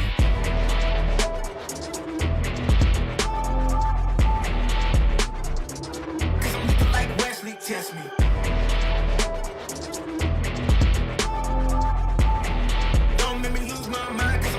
Wesley test me. Yeah, guess I know no better. I ain't got no chill, so they call me a devil. I know. Look, I am just a man on a mission. If I want it, then I get it, I go. And if you're trying to test me a beast, you gon' need Liam Neeson. The chance that you taking is flagrant. You're testing your luck. If you think you make it out, then you're sadly mistaken. Careful what you put in your stake in, cause I ain't got no patience and no limitations. You trying to figure me out, and I know I don't make sense, but no one's there when you call like you're trapped in the Matrix. You need to take a break from it. I think you should take 6. Cause yes, I hold a throne and no one else can replace this. The pain will only go deeper the harder you chase it. I'm the greatest that you ever met. It's time that you face it. So tell me, why you still testing my patience? Trying to turn me into something I ain't trying to be. All the hate is in heavy rotation. You gon' lose yourself, quit testing me. Don't make me lose my mind. Don't make me lose my mind. Don't make me lose my mind, cause I'm looking like Wesley, test me. Don't make me lose my mind. Don't make me lose my mind. Don't make me lose my mind, cause I'm looking like Wesley, test me.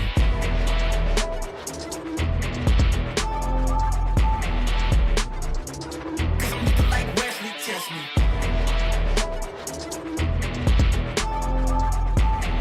Don't make me lose my mind, cause I'm looking like Wesley, test me.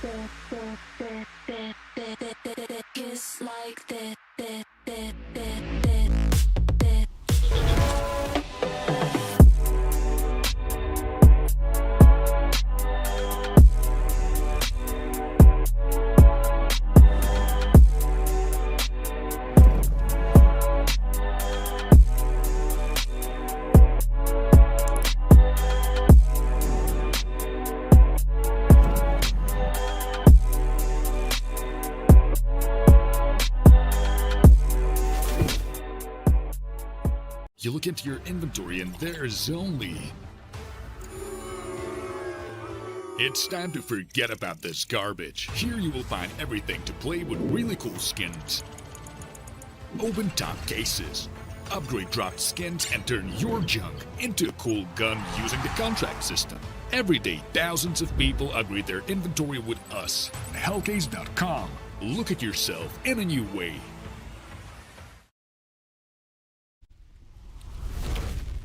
Welcome back to Hellcup number 10 and welcome to the final matchup of the quarter-final day. It's now time for our headliners to proceed. Two of our tournament favourites out of a potential 4 still in play, and they do battle for only 1 spot that remains in the semi-finals. My name is Eternal J. I'm joined by Dwayne as per usual, and this 9 Pandas versus the Mega matchup has all the hallmarks of a banger.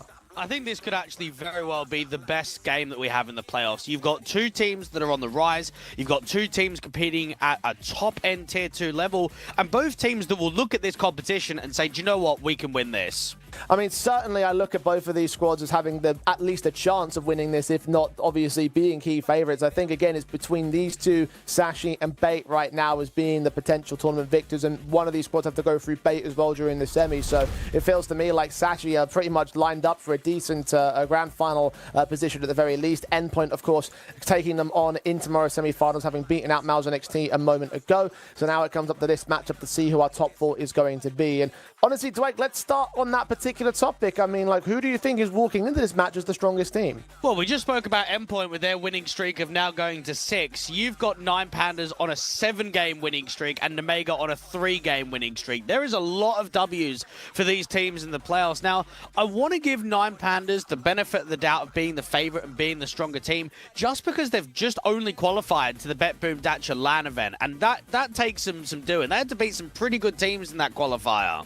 Equally so, Nemega made it to the Rest Regional Championship, and both teams will be in the Shanghai RMR close qualifier. So for both of these teams, they've obviously got their future endeavor opportunities to make themselves known as the top-end teams within the Tier 2 space. I will say that I do feel like the 3 matches that we've had from the win streak over on the Nemega side is a little bit stronger than a lot of the opposition that 9 Pandas have been taking on, right? It's very true. I mean, they had a 2-1 versus Aurora, who are a top 20 team on HLTV at the moment. They had a 2-1 versus Bait, who we're considering one of our tournament favorites. So the fact they've already beaten them only in the last couple of days is a lot of proving ground. And then the 2-1 versus Sampi. Now, for 9 Pandas and for Nemega, they actually did have some struggles in the round of 16 game, which is quite intriguing. 9 Pandas went up against Zero Tenacity. Map 1 and Map 2 went all rounds in regulation of a 13-11 win and an 11-13 loss. I'm looking forward to see this 9 Pandas squad try and press on in terms of doing more in the Tier 2 space.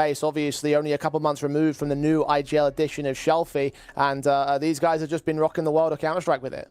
Yeah, indeed. I mean, he's an in-game leader that transitioned basically after Jerry got booted out of Forza. It was kind of the newer look organization with him at the helm. Now, he's come over and pretty instantly he's turned this 9 Pandas team around, because they were in a bit of a slump post-major that were really struggling to get results in the online atmosphere. They've now won 10 out of their last 13 best-of-3s on HLTV since that player break ended, and we've moved into the 2nd season of the year. Indeed, the 9 Pandas obviously did have that opportunity to go to the Copenhagen Major and didn't get there by virtue of no fault of their own. So to leave that particular chapter in their legacy behind might be the next thing that they focus on, with an opportunity, of course, to go to Shanghai, as I mentioned before. On the other side of the board, of course, you've got Nemega, and these guys have just been on the rise recently. They really broke out during the Rest circuit, in my eyes. And, well, I mean, look, they're going to that LAN event. They got an opportunity to make it into top 4, top 2, or maybe even top 1 of this tournament as well. Like, they have just been on a tear recently, and I love it. Yeah, they're actually title contenders in the majority of tournaments they play in Tier 2. We saw recently they won the 5th European Series in Rest. They went completely undefeated in the ECL relegations. Now, in this season of ECL, they've beat Art Red, they've beat Pera, they've beaten Space, they've beaten Aurora Bay, all back-to-back. So 5-0 in the first stage of the tournament there.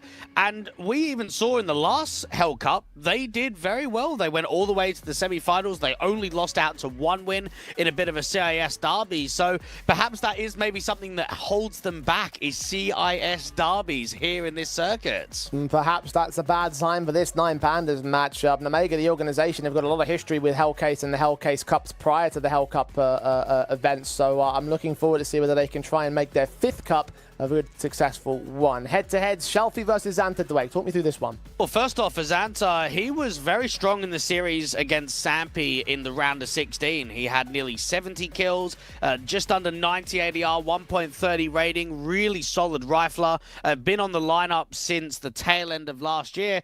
And then Shelfie, as the in-game leader, is one of the youngest players, funny enough, at just 22 years old. And to be on this team replacing Seized, I mean, it's not an easy comparison, right? Replacing an experienced player like him, but to come into the lineup that was slumping, that wasn't finding a lot of form, he's tried to turn this around quickly for Nine Pandas and get them their deeper runs, get them their LAN qualifications, and so far, it looks pretty good. Maybe a younger, fresher mindset and approach to captaincy is what the Nine Pandas needed. I mean, we've seen a number of younger IGLs coming through the scene lately, so his addition obviously showing the positives, giving Nine Pandas an opportunity to really rock this tournament overall. So I'm looking forward to seeing how well they're going to do against Namega. These are the map picks and bans. Inferno, Ancient, and Dust 2 will be played out in our final best of 3 today. Now, unfortunately, for the likes of Nine Pandas, they love their nuke. It's their best map in the pool. It's their go-to.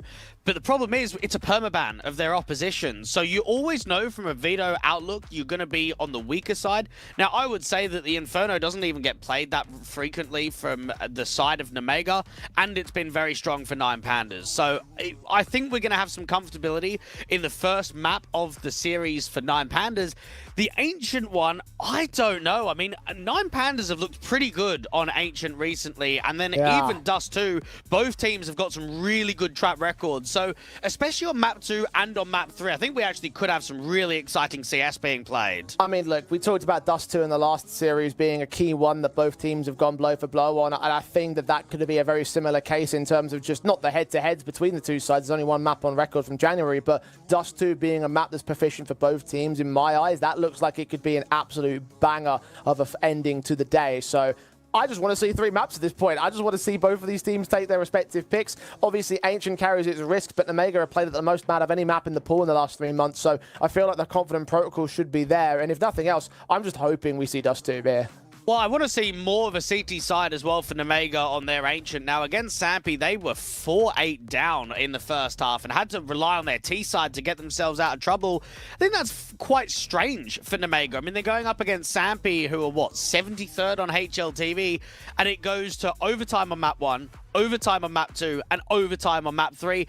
It doesn't feel right for a team that's completely undefeated in ECL and has won a tournament in the last 3 months. You'd think that they'd probably get away with a comfortable 2-0. So maybe the last few days has been shaky for Namega, and you wonder if they can bounce back because of it.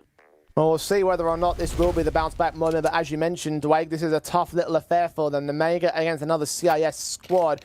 I kind of want to lean towards Nine Pandas in this one ever so slightly. I feel like the resurgence has been fantastic, but Namega have taken down some key opposition, so look, it could go either way at this point. Yeah, I'd agree with you. I'm probably going to bat Nine Pandas, but this is a series that is equally chanceable for both teams to be able to get a victory.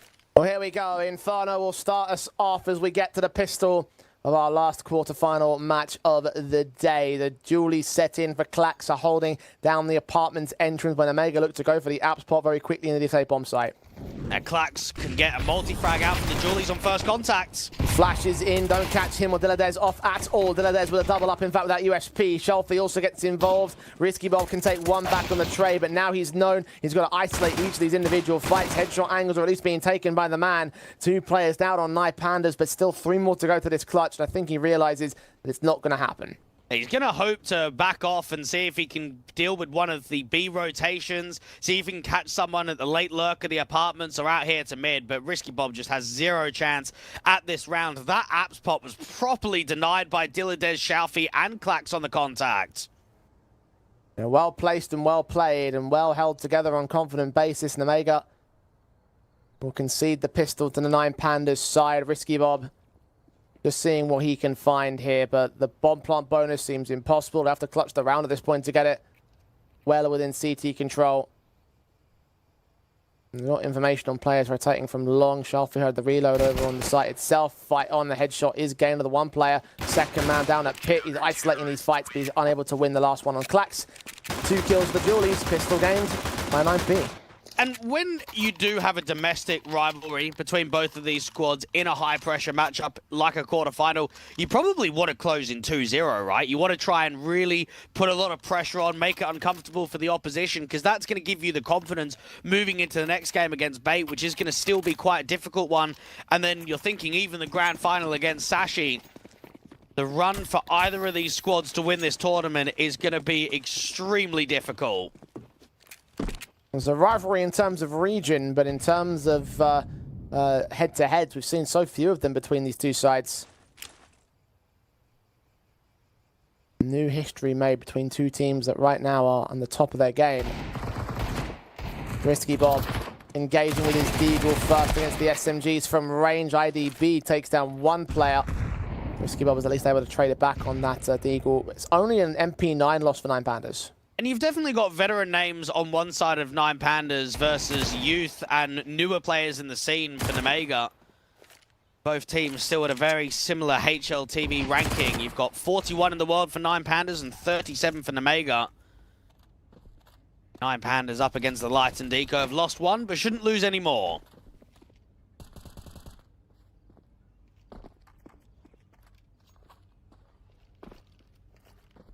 Starting to see those T-side players rotate in. Shelfie got his teammate jump facing for contact, but that smoke down do damage to Risky Bob. Shelfie starts to press as a result of that. They have to cancel that B movement and go towards the A site. No flash to allow Lear in for the apps pop, but Shelfie may just cut them off before they even get into the bomb site or into brackets. Burst fire on one, spray through on two, damage up on the third man. He goes down in the end. The nice and easy cleanup. 1 M4 lost, should be recovered. And Lear just trying to see if he can make as much damage happen as possible. Chuck that M4 over. So even after the skill from Dilladez, he's going to try and see where the M4 is and realize, nah, I'm not going to be able to go and get it. 9 Pandas make the 2-0 start happen, but it does get slightly expensive. Now, I always find it quite funny, really, when I look at 9 Pandas, that you've got Klax, Glowing, IDB, and Shelfie. You've got some really reputable names in the scene, guys that have played at a high level in the past, guys that have really had a lot of success. But yet, Dilladez, the most unknown player, is easily the best player on this 9 Pandas roster. Had a hell of a rise within this team. And funny enough, actually, the longest standing player on 9 Pandas, which doesn't feel right to say, but it's true. It just overtook 2 years. Mm-hmm.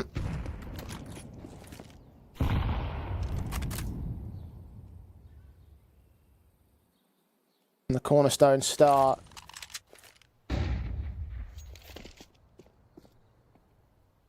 Holding his nerve, that SMG in that last round. Still holding the SMG in this one. It's Idis Balance that finds the opening start. Xanta is first to fall. And 9 Pandas with 3 towards A, and Nemega have got no more leverage towards Banana. Slow walk contact behind the smoke at long. Dilladez backs off even further to rotate the AWP out to Library. I think IDB is going to get another kill. Looking in to Whiny Peaks. Shots ringing out from the... Oh, the arch position. Khan swings on that headshot, and Idis Balance misses the flick. So suddenly it leaves that SMG in a bit of an awkward stance. Meanwhile, Klax and Shelfie still hold down the pit positions, expecting there to be some press from the Mega, and there is. They're taking their time with it, though. The kill against the M4 now leaves Shelfie in a bit of an awkward spot. Leads at least 1 trade, preferably 2, to keep it an even stance for the retakers. And he almost gets the kill on Zwei. Dilladez takes him right back down. Glowing's got a HE. If that goes down to the bomb site, that could do some damage. A little bit late on the mark, though. Puts it out to open space against Lear. He'll tag him to 71. The incendiary against Khan should force him out into the open. Smokes are thrown. Damage done to Lear even more so. They don't have information towards that. 9 Pandas starting to reposition. And that resmoke to Moto just makes it so uncomfortable for the retake. It slows it down completely. Even Lear getting aggressive out to the graveyard to look towards short. In the end, they opt to go ahead and save these guns here. Glowing going to grab the AWP. Dilladez, there's weapons dropped out towards Banana and AK that they can hold into the next. Money isn't fantastic for 9 Pandas, so they'll keep that much here. Nemega will even get away with 2 players alive. 4 casualties. An expensive round, but a round on the board for them to start. So Shelfie's probably just going to invest in MP9 armor, and then Glowing and Dilladez can drop rifles. The concern in that one is probably the nature of IDB. Now, he's going to be frustrated in himself because he knows that's a bit of an easy frag. He's got an opening pick on B. He's gone out to Library. He's holding the arch, can't swings, and it's a missed shot for the AWP. Instant punishment and a first for Nemega.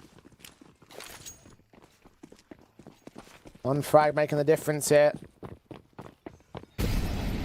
iDisbalance is at least back on the AWP, so we can have that much that he's at defensive. It's Nays down on Xanta, who still finds Shelfie to start. He actually had a rifle in him. The 5-7 was taken by Klax, and that's a rifle, a key one, lost here for 9 Pandas. Only one man on the B site defense left. iDisbalance got to get a trade back. Ready to receive, 2 to cross, 1 to shoot, 4v4. An aggressive play down mid. Look at how far Klax is going. Might even cut off the likes of Xanta. He's low HP, but the 5-7 just doesn't hit his shots here. Or posted, ready for a walkout. Oh, he knew what the man was playing at. Second kill for iDisbalance has turned a man advantage on its head. Glowing just needs to survive for as long as possible on B. Waste that time to fight those rotations. Lear moving in, hearing iDisbalance's rotation. Look at his smoke angle. They might not be ready for this here. Diladez is in fact caught off guard. Lear will get the kill against him. The M4 struggles for Glowing, but iDisbalance doesn't. A third kill hit by him. About to be challenged by Lear close. Galil making his way towards the bomb site. Bombs dropped in the open, away from the site itself. And time starting to run out on the last man. A 1 versus 3 for the Galil to win. Now Klax is on the scene. The swing from all 3 players. Should spot the shoulder, should spot the damage. There's nothing left for him now. A great round from IDB, really making a difference out there to the apartments. And I'd like to make a mental note for all the viewers. iDisbalance played on Nemega from April of 2021 to November of 2022, playing nearly 200 maps on HLTV with Lear during that time. This is going to feel like a very important game. There might not be head-to-heads between the cores, Jay, but when you're going up against an ex-organization that you were there for so long, you want to win this game. You want to show up. It was so long ago that he was even still playing back when Lear was on the roster. Former teammates from a bygone era. Now we'll see whether or not he can go so far as to trump this individual. Damage done. Lear taken down. The Molotov that Klax to put up earlier. Basic pistols available to Nemega. Starting advantage. Well poised at this point. Nemega have been able to work some eco damage out here from brackets, but Glowing lines up an easy couple. And 9 Pandas are off to a very good start on this CT side. Yeah, 4 to 1 will be on the board. Zwei caught off by Glowing makes that a very impactful casualty. The SMG will upgrade to the AK, so 2 of them can stay in. Can we also note that Nemega have decided to pick T-side? Now, that is very unorthodox for Inferno. The only map in the pool that I would say is a guaranteed T-side start is Anubis, and then sometimes Dust 2. Outside of that, every other map is start CT. So the idea that Nemega are starting T-side and they're 1-4 down, it is very concerning.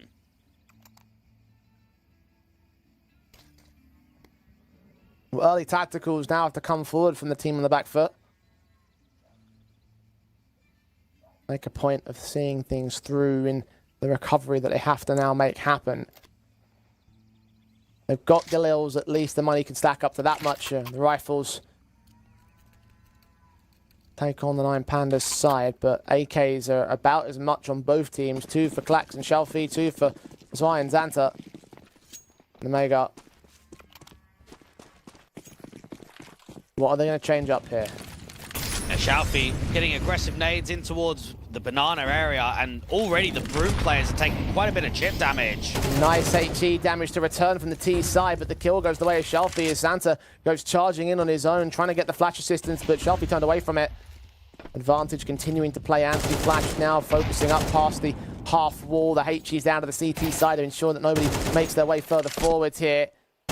Quite aggressive from the CT side, and he's getting closer and closer. Finally, he spams the head of Khan. Not quite spotted by Shelfie in time, so the kill has been returned. Shelfie was almost aware of it. You could see that he was watching out for that boost, but just getting caught in the timing when he gets out to util. Diladez has heard a little bit of movement in mid. Swing against the bomb. Klax gets the 1-for-1. That's good info. 3v3, even stances on trade. iDisbalance getting out towards short. Diladez striking in from Boiler, sticking around for Zwei. who finds that responsive IDB now pressured on the center of the bomb site. The AWP waiting for them to move here. One from Apps. That is the bomb carrier. Second man now on the way in with the CT defenders. Idis balance.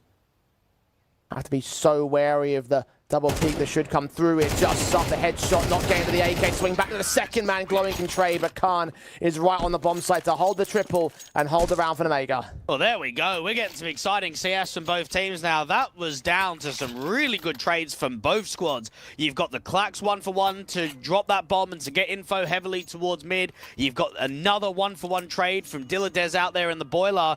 Unfortunately, the AWP has to scope there for IDB. So as soon as he scopes, it gets heard by the short player. So they try and peek together on that vertical crossfire out from the apartments and down from underneath. And he just can't quite get that connection.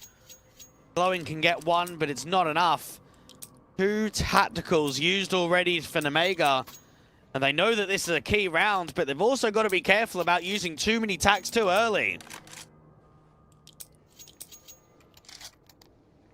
They've already taken the majority of them and we're only on round 7. One more in the back pocket to utilize, and then the question becomes, when do they utilize it? Will they need more time to think through this T half, or will they have to try and return comebacks on CT and focus on that instead? I know that they haven't played much of this map in the last few months. The only victory they've got on it is G2 Ares. Engage of IDB finds Xanta through the smoke again. 9 Pandas start off wonderfully down Banana. Dilladez forced back by the presence held in by Lear. Smokes will eventually get themselves brackets entrance wins. And Khan, a good shot on Black, has taken him down. This might accelerate them into the bomb site as Lear catches IDB off guard. Dilladez is going to make a move and get some trades together. 1 kill found, 2 players lined up, damage done. Lear continues to hold long. He'll trade back Shelfie as Dilladez falls. It's Glowing in a 1 versus 3. The Eagle shot to the first man. 2 more to go. He's got a player coming in quickly for this long challenge. Good shot there from Sway. And overall, for Omega, it's just felt slightly quicker in these last couple of rounds. Slightly more intent on getting faster control towards the brackets. Great shots being hit too. Unfortunately for Dilladez, just when he tried to give himself a bit of an off angle, right, to fight against those short players coming up, he just gets full blinded. That util usage was on point.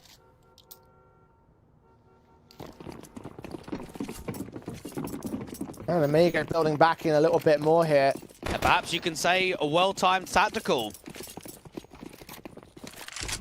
Couple rounds in a row again for the T side. 9 Pandas down to the basic pistols. Back in, over towards the A side. The HE is getting sent back, flashes forward. Actually, they do catch Risky Bob off guard. They must be aware of the number of players that are in here at Bedroom. They can isolate Idis balance, and the AK got to turn back around towards the likes of Glowing and Dilladez. Glowing just getting the trade against Dilladez, and the follow-up from Shelfie is unexpected. So that entire apartment's play has been dismantled by a bunch of USPs. A number of rifles for them to work with in the 2 versus 2. Will they opt to save these guns, or will they try their hand at the retake? I reckon you go for this here. I know you're not working with armor, but it feels tasty in a 2v2.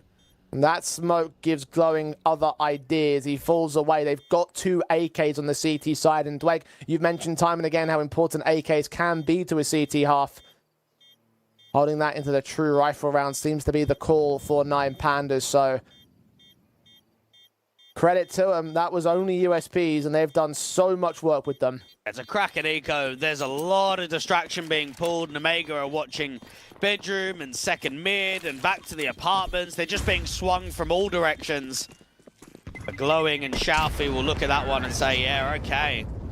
Let's get ourselves some upgraded weapons. Let's try and cripple the economy float. We've still got a handful of rounds to play until we close out this first. Omega. I do kind of wonder whether this is just going to be a game off of the back of just pure composure on being able to adapt to the pacing. Omega have been very quick in the gun rounds. I wonder at what point do they slow it down and maybe set up Khan a little bit more with the AWP. He's got it in this round. Looking towards brackets to start. No presence offered up by 9 Pandas. Xanta's continuing to pace out here at Banana. The HG's mostly evaded. Swing to the kill on Shelfie. Wonderful stuff. A Molotov to follow up on Glowing's position, forcing him back. No trades available for 9 Pandas. They're going in for more, and Xanta has caught a secondary pick. A third man still on the back of the bomb site, does adjust and does trade. But the T's, they go in a little bit faster here regardless. They know that our last man is at the backside. He gets a second trade back on Risky Bob, but now he's solo HP. Needs friends, needs backup, or does he? Lear sprayed back, a headshot received. Khan got to disappear through the smoke. The bomb is on the side, but not planted yet. Klax has seen the AWPer, and Khan will catch a shot back to a 2 versus 2. Other teammate out towards Banana. They know that Dilladez is down low. They don't know that Idis Balance has moved into the bomb site, though. Backed up at dark. He's not going to reveal himself until he absolutely has to. Bait and switch tactics. Bomb needs to go down here on the B side. They have no options to rotate.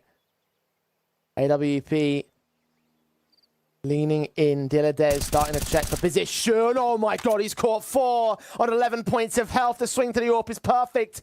And so 1 versus 2, aware of the one man. Still no info on IDB. He's given no information up. Creeping back towards Coffins. The Molotov should be able to at least push the man out. Kill found on Sway. Still gets a dink off the way out of the round. 20 seconds and he suspect Dark. I think he might just do. Oh, he's caught the clutch. What an effort from the one man of the CT side, but Zway is just too good for them. Oh, that round had it all. Now, first off, excellent opening kills from Xanta. Dry, aggressive, just pouncing on that 5v3 opportunity. And then Dilladez just has a masterclass. He is getting so much damage out there on the new box. Even that third kill when he's on red HP is nuts. But it's Sway, the youngster, the new player here to the opposition that is set to Dilladez. Nah, mate, it's not going to happen for you. Dilladez is going to be miffed at that, though. What an effort he put in. That's a proper round from him, too. You highlighted him for good reason. Top fragger of the board. Mass impact in that previous round. It's such a shame it didn't convert. But Zway, the new boy of the Omega side, brought in to replace Flammus, and big shoes to fill on his own part. So far, so good. Just 16 years old and competing for perhaps another title here for Omega. IDB has been clinical with opening picks, but we haven't seen him yet multi-fragging that frequently. Up shot of Idis Balance kicks off the round on the kill counts. Lear down at the minute marker. Omega have been allowed access to brackets. There's 4 players from 9 Pandas to defend against them, though. And Idis Balance is hungry for more. He might be walking into the AWP, but a T-side to flick down against Risky Bob. Doesn't quite work out for him. Shelfie's good to trade. Shalfie just jiggling, waiting to see if he can draw in another fight, but it's actually a cancel. Now, Xanta has all of Top Banana for free. The issue is they're in a man disadvantage and they don't know how many players are on B. Now, Glowing doesn't have any nades, so if he gets mollied from Khan, he has to wide swing out into the open. Look at this insertion from Zway. He's going to catch Klax. Does that throw distraction into the works? No. Shalfie continuing to push up mid, but the bomb's on its way here. Khan's going to get caught, and that is the round at Shalfie's hands. Omega didn't realize that they had snuck past CT presence. Zway had no idea of Shalfie's press.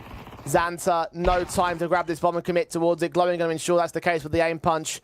Dilladez looking to challenge the last player here in the cubby corner, waiting, but 2 points of health is going to be a risky individual fight. Zway may even walk into him, going for the AWP. M4 around the corner, gets him after time. And that just ruins Omega's chances of being able to work a lead going into the second half. Now, in that round, Jay, that is an example of just doing a little bit too much, isn't it? Rather than grouping and going for the exec, there's a good timing as Sway gets one of those kills out on the A-bomb side. You think, great, he's opened up an avenue, he's opened up a pathway. We'll force in that rotation, but with such little time on the clock and a lack of info towards Shalfie, the in-game leader for 9 Pandas will not get an easier kill than that. That was wonderful stuff again from both teams and all.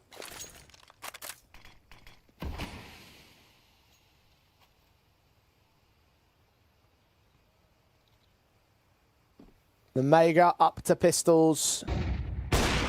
Idis Balance landing on Lear, his AWP pick is standard. Falling apart here with the M4s also in effect. 5-on-3 gain of that long challenge. Trying to commit that bomb back in from short, but again, there's 4 players to receive, and there's no chance for the Mega here. Nah, not at all. The 9 Pandas will look to try and see if they can extend this round streak into a 7-5 at the turn of the half. And I don't know what to think about this first half. You had a really good start for 9 Pandas. They're up 4-1. They've had a pretty good last couple of rounds. Who's actually had the better half? I don't know. I'd say it's quite 50-50, really. Well, objectively, 9 Pandas would be able to win the half at 7-5 if they're able to get this next round, so that probably would be 1 point to their favor. You are right, though. This one has not been as clear-cut. Better streaks for Omega. 9 Pandas currently hold the lead. Should hold the half on paper as well, because this next round bye for Omega isn't exactly hot. No, it is very weak. All comes down to being consistent with the money, allowing that bank to flow. I'll say that about round 12 at all. 9 Pandas would love to be able to consistently put the hurt up here on Inferno, because I think, again, it is one of these best-of-3 series where one stolen map could just be the series over.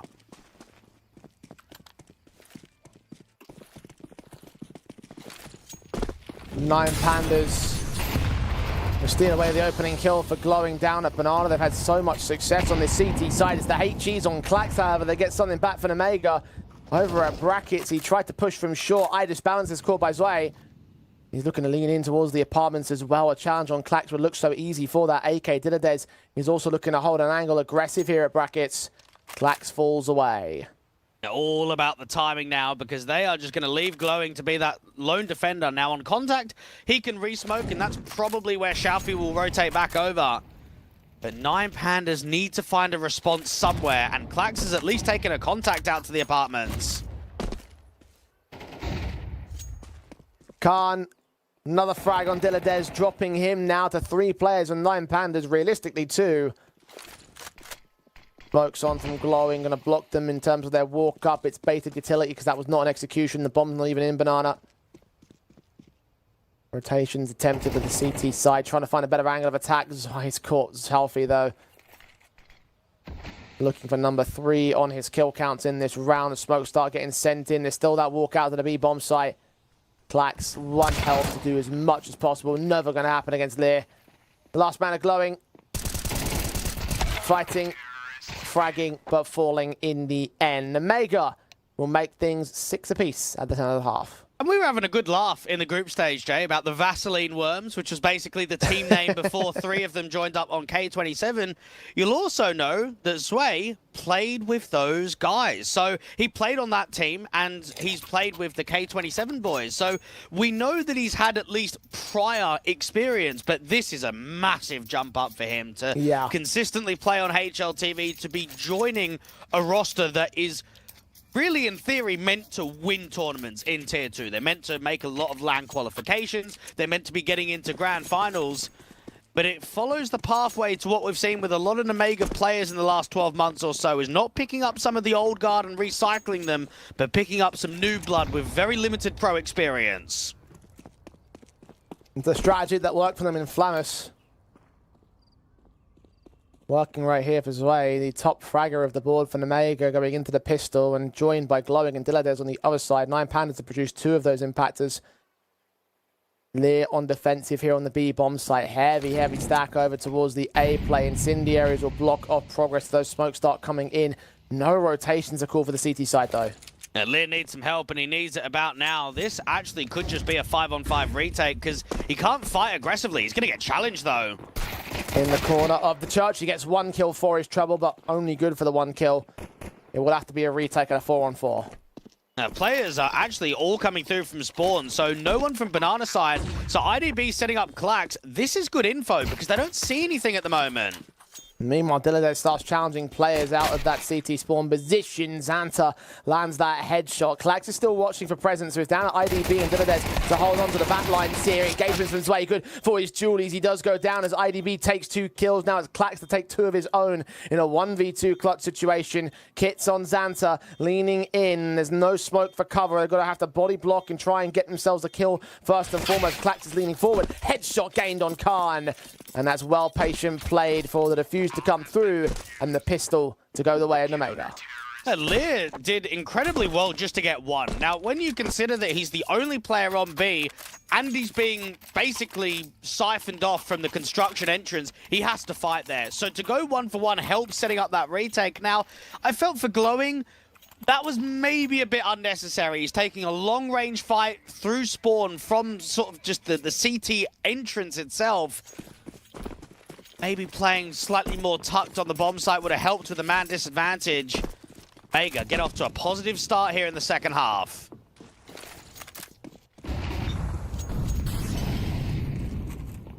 Trying to continue that positivity with nade stack sent towards mid. Unable to find much damage against Nine Pandas, though.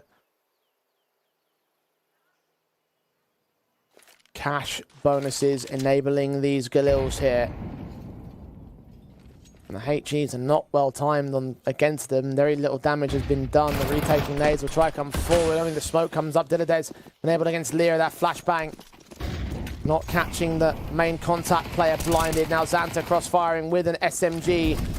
Credited with the kill against Dilladez. A 4v4 ensues. They're just dropping util to try and slow it down, but they're still trying to flash themselves in. Oh, good timing through the CT smoke from Xiaofi. I think they've got an inkling on it, though. The P250 watched by Risky Bob. His SMG cleans house. Xanta in the back line. Dice balance. Can have his back turner just back in time, but not in time to get the kill. Klax SMG returns fire. Khan's on the scene as he starts to rotate back. Klax in a 1 versus 2. Going in for the M4. Needs to fight from range, but he's running out of ammo in the magazine and needs to go to pick up that bomb and plant it soon.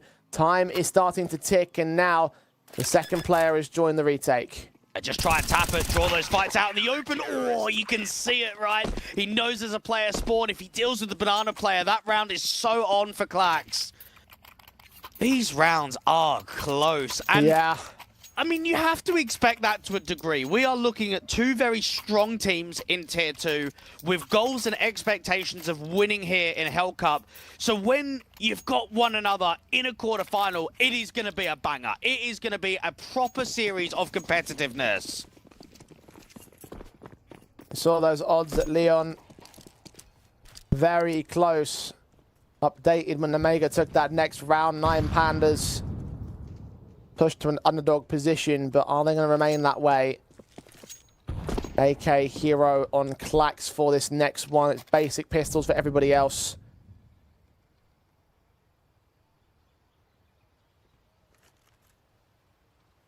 Slow to the uptake, careful to the default, looking into apps.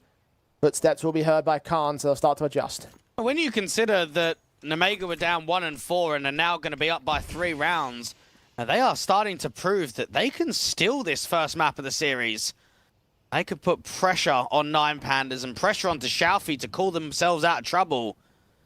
Khan, with 4 players on A, I don't think Klax's AK is going to do anything. Risky Bob is going to get smoked off from long. They're going to try and make their way in from Arch and overwhelm Lear instead. Dilladez jump facing second man seen with the bomb. Klax's AK is able to combine for an assistance. Dilladez credited with the kill. 4 versus 4 for it. 9 Panda slow down and readjust. They try and go back to A, but unfortunately that's going to be them running into the trap. Hesitation at the moment, but with that resmoke down at spawn, they have to go A. They cannot go B off of this. Time too short. Another kill for the M4. Xiaofi down. Glowing and Dilladez tagged so heavily. At least Klax still has that AK to work with. Dilladez makes his way out to the open. And Cardin's way, just clean house. Nice and efficient, nice and effective. And the mega positive starts here in this CT half. They've got the pistol. They've got a couple of conversions. The hero AK will leave Klax on a bit of an awkward spot. They can still get all the AKs out. The AWP for IDB as well. And this is where Idis Balance needs to work an opener. Now, on that first half, I know that his numbers weren't particularly that high, but he was really looking good. He was being really active. He was constantly searching for an opening fight. And that's going to have to be what he does again here on the T side. Zorp looks down over the second mid-range, Glowing, pressing. HG's up from the CT side, unable to connect much because they are so deep in on the team basis. 9 Pandas. HG's down, smokes involved, spray on Lear, has to combine with Xanta instead to get the kill. HP low on the Meg, but the opening kill has gone their way. And now Nine Pandas need to pressure somewhere else on the map, apartments or brackets, just because of that loss of player in Banana. Got two players that are strengthening this long attack. And at the moment, there's players on the elsewhere on the rotation, but Shalfie catches Xanta on a timing. 4v4 to his trade, double up on Risky Bob as well. This has opened up the B bomb site almost entirely. Players back up towards spawn, trying to get baited by Shelfie. He knows that they're on rotate, but can they hold off? Diladez goes in the back lines. Idis Balance turns up against Sway. And just like that, Nine Pandas' positioning has come to crumble in Omega. Khan has got the save. Very cheeky there from Shalfie, so he gets Xanta, and it's a risk for him to continue to press, because if he runs up into B and he loses that fight, they lose the trade, because no one else is there to be able to back him up. But it's a risk that pays off. Now, once he gets that double frag, he just starts jiggling on the CT side. They leave Diladez to cut rotations, they leave IDB to cut rotations, so everyone from Nine Pandas is just ready for that A defense to start shifting through CT spawn to get a tail on towards B. Excellent round for Nine Pandas. They'll be really happy with what they've achieved.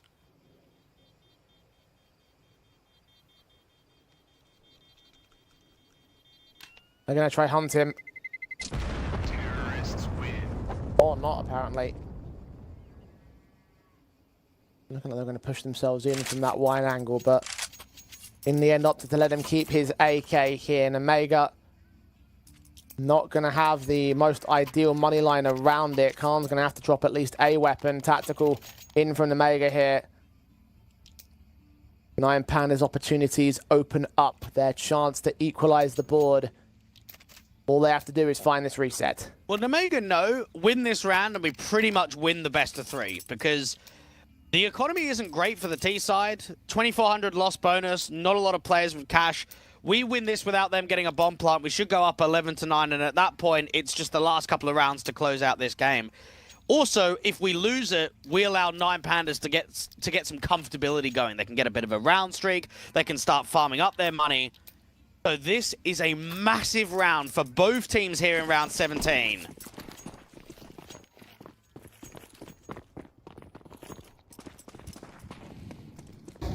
Two to the good on Omega. 5-7 for Risky Bob. HE's damage done. Lear tagged up heavily in that mid-fight. Definitely wants to find that M4 back on Risky Bob soon, because he can't find much more impact in this round. Xanta's been pretty clinical with some of these opening picks towards Banana. Risky Bob on the jiggle, just spots one. Drops the smoke and try and delay. Xanta's got a smoke of his own right here. Orp shot rings out. They'll pass that M4 off eventually, so Lear with a 5-7 and over to the B bomb site defense he's going to hold. The three-man play towards A leaves Long rather exposed. Khan focused on short. Omega hold the line. It's just a gamble they're going to have to make when you're basically 2 on A. You can have Zway just on the timing, clearing both the apartments and Long, but you are hoping that you can funnel them into B. Now, if Khan drops the util at the right time, it might force a counter rotation from Nine Pandas back into B. Coming in real quick. Rotations are up. Klax is caught Zway. Lear can't do much. Khan's on his own. Isolated, overwhelmed, flash blinded. Didn't even realize he was going down until it was far, far too late. And the last three players have got to save what little they have. The M4s, the Kevlar. I tried the gamble towards B, left the long position open. Nine Pandas exploited it, and that is their 8th round. Well, I appreciate the simplicity of that round for Nine Pandas. They've worked a default. They've been able to pressure Banana in the early portion, and then they just start grouping, and it's a fairly easy exec towards A. They smoke off Archers, they smoke off Library, they get some good flash assists over from their teammate of Glowing, and they make that round look easy. Sway can't really do anything, Khan is overwhelmed, the 3 players on B just end up saving. In such a critical round, Nine Pandas come away and just smiles on their face. With no money in reserve for Omega, you shouldn't be seeing a massive buy around these weapons. Maybe something aggressive, like a rundown of mid or a rundown of the apartments. Just feel in this round, you've got to make a play early with the rifles.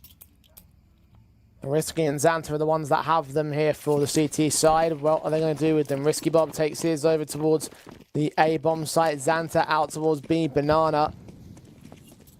Risky Bob at least prodded out towards mid. Seeing as Molotov's coming against him, he's going to charge his way past Apps. Damage done heavily towards the man. He did try something aggressive. I don't know if he's really going to find much with it. Yeah, both a Molly and a HE comes out there towards the bedroom angle. Xanta going to get flashed into Banana, but misses his chance. And TK actually, as IDB is completely blind. Glowing walked right into it. That's a bit of an awkward kill. I mean, well placed on the maker to pull it off, but a little bit of luck going their way. 9 Pandas down by a man. Risky Bob's still been tagged. And that rifle's unrecoverable to the CTs either, so they can't pick it up and apply a third rifle to their basis. Just leave Lear as the contact defender with all the utility back on the B site, stacked towards A. And 9 Pandas are making their way up banana. It's the right idea here. When you've got an opening pick and you're holding on to 2 rifles, you might as well gamble stack rather than separate and default. As soon as Lear gets overwhelmed, that's it. Just save the rifles on A. Orp sees his hand sticking out. The smoke will go down across, but it won't mean much here for the CT side. A pixel shot basically for the Orpa. Beautiful stuff, and well, there's nothing more that the other guys can do. They're going to have to hold on to their guns. Build in the amounts of cash into the next one. 9 apiece as 9 Pandas equalize. And Omega, just when they were starting to pull ahead, just when they were starting to look confident, have got to continue to play back to the advantage. And I am convinced that this is going to go 13-11 or overtime. Just with how the teams are playing, with the economy, with how competitive these rounds are looking, in the gun rounds I should add, you know that this is going to come down to a key round and basically a win and loss round. That's just what it's going to come to. 9 Pandas have had back-to-back rounds in which they've looked very convincing, and back-to-back rounds that they haven't ran into the gamble stack.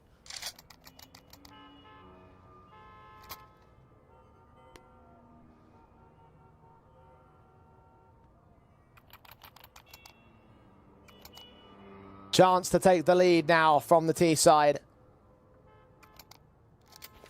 But can 9 Pandas get it done? Omega have had some very good rounds. They need one right here with the most important set of rifles that they're going to have. A lot of investment in for the CT side. 9 Pandas have got cash in reserve, so not just this one they need to win, but it will start things off. Unfortunately, the start in the round itself has left Xanta down to 24 points of health. 2 HEs. Well placed. And not ideal for a B player at all when he's a guy that's quite an aggressive rifler, likes to get into the face of those challenges with the pop flashes through the half wall. 3 on B, Glowing, not committed to a spam just yet. Lear out there towards car comes close. This actually looks to be an abs pop setup. Rotation starting to come in heavy-handed here for Omega. 4 players again towards the A-bomb site, but 9 Pandas seem to know. Backed away, leaving a couple of individuals here towards the brackets entrance. You've got a little bit of utility sent towards the B play, just that flash from Lear to try and keep them away from Banana, but 9 Pandas.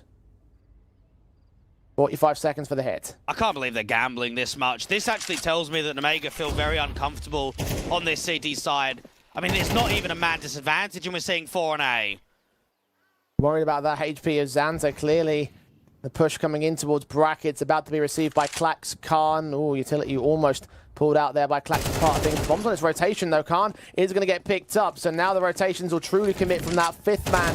And the smoke's being sent. The Molotov's down. Klax trying to move his way forward to find a kill back against the CT side. Dillade's caught off on site. Risky Bob with a kill of his own. Double up found. Klax can overwhelm Xanta, but Risky Bob still on bomb site. AK is not accurate enough. And the Lurk player, late to the rotate, has got to back away and save his gun. Omega, the stack works this time as they go up to 10. And if you are Shalfie, you're thinking, come on. Like really? We're literally putting pressure on Banana with util. We've got an opening pick in brackets, and there's still 3 on A. Even though they lost that round, I still think if you are 9 Pandas, you are in your head thinking, man, these guys are afraid. These guys are just, they are gambling, and they are hoping that the odds are going to be able to push them ahead. They're actually not even considering working info plays, being confident in their own play style.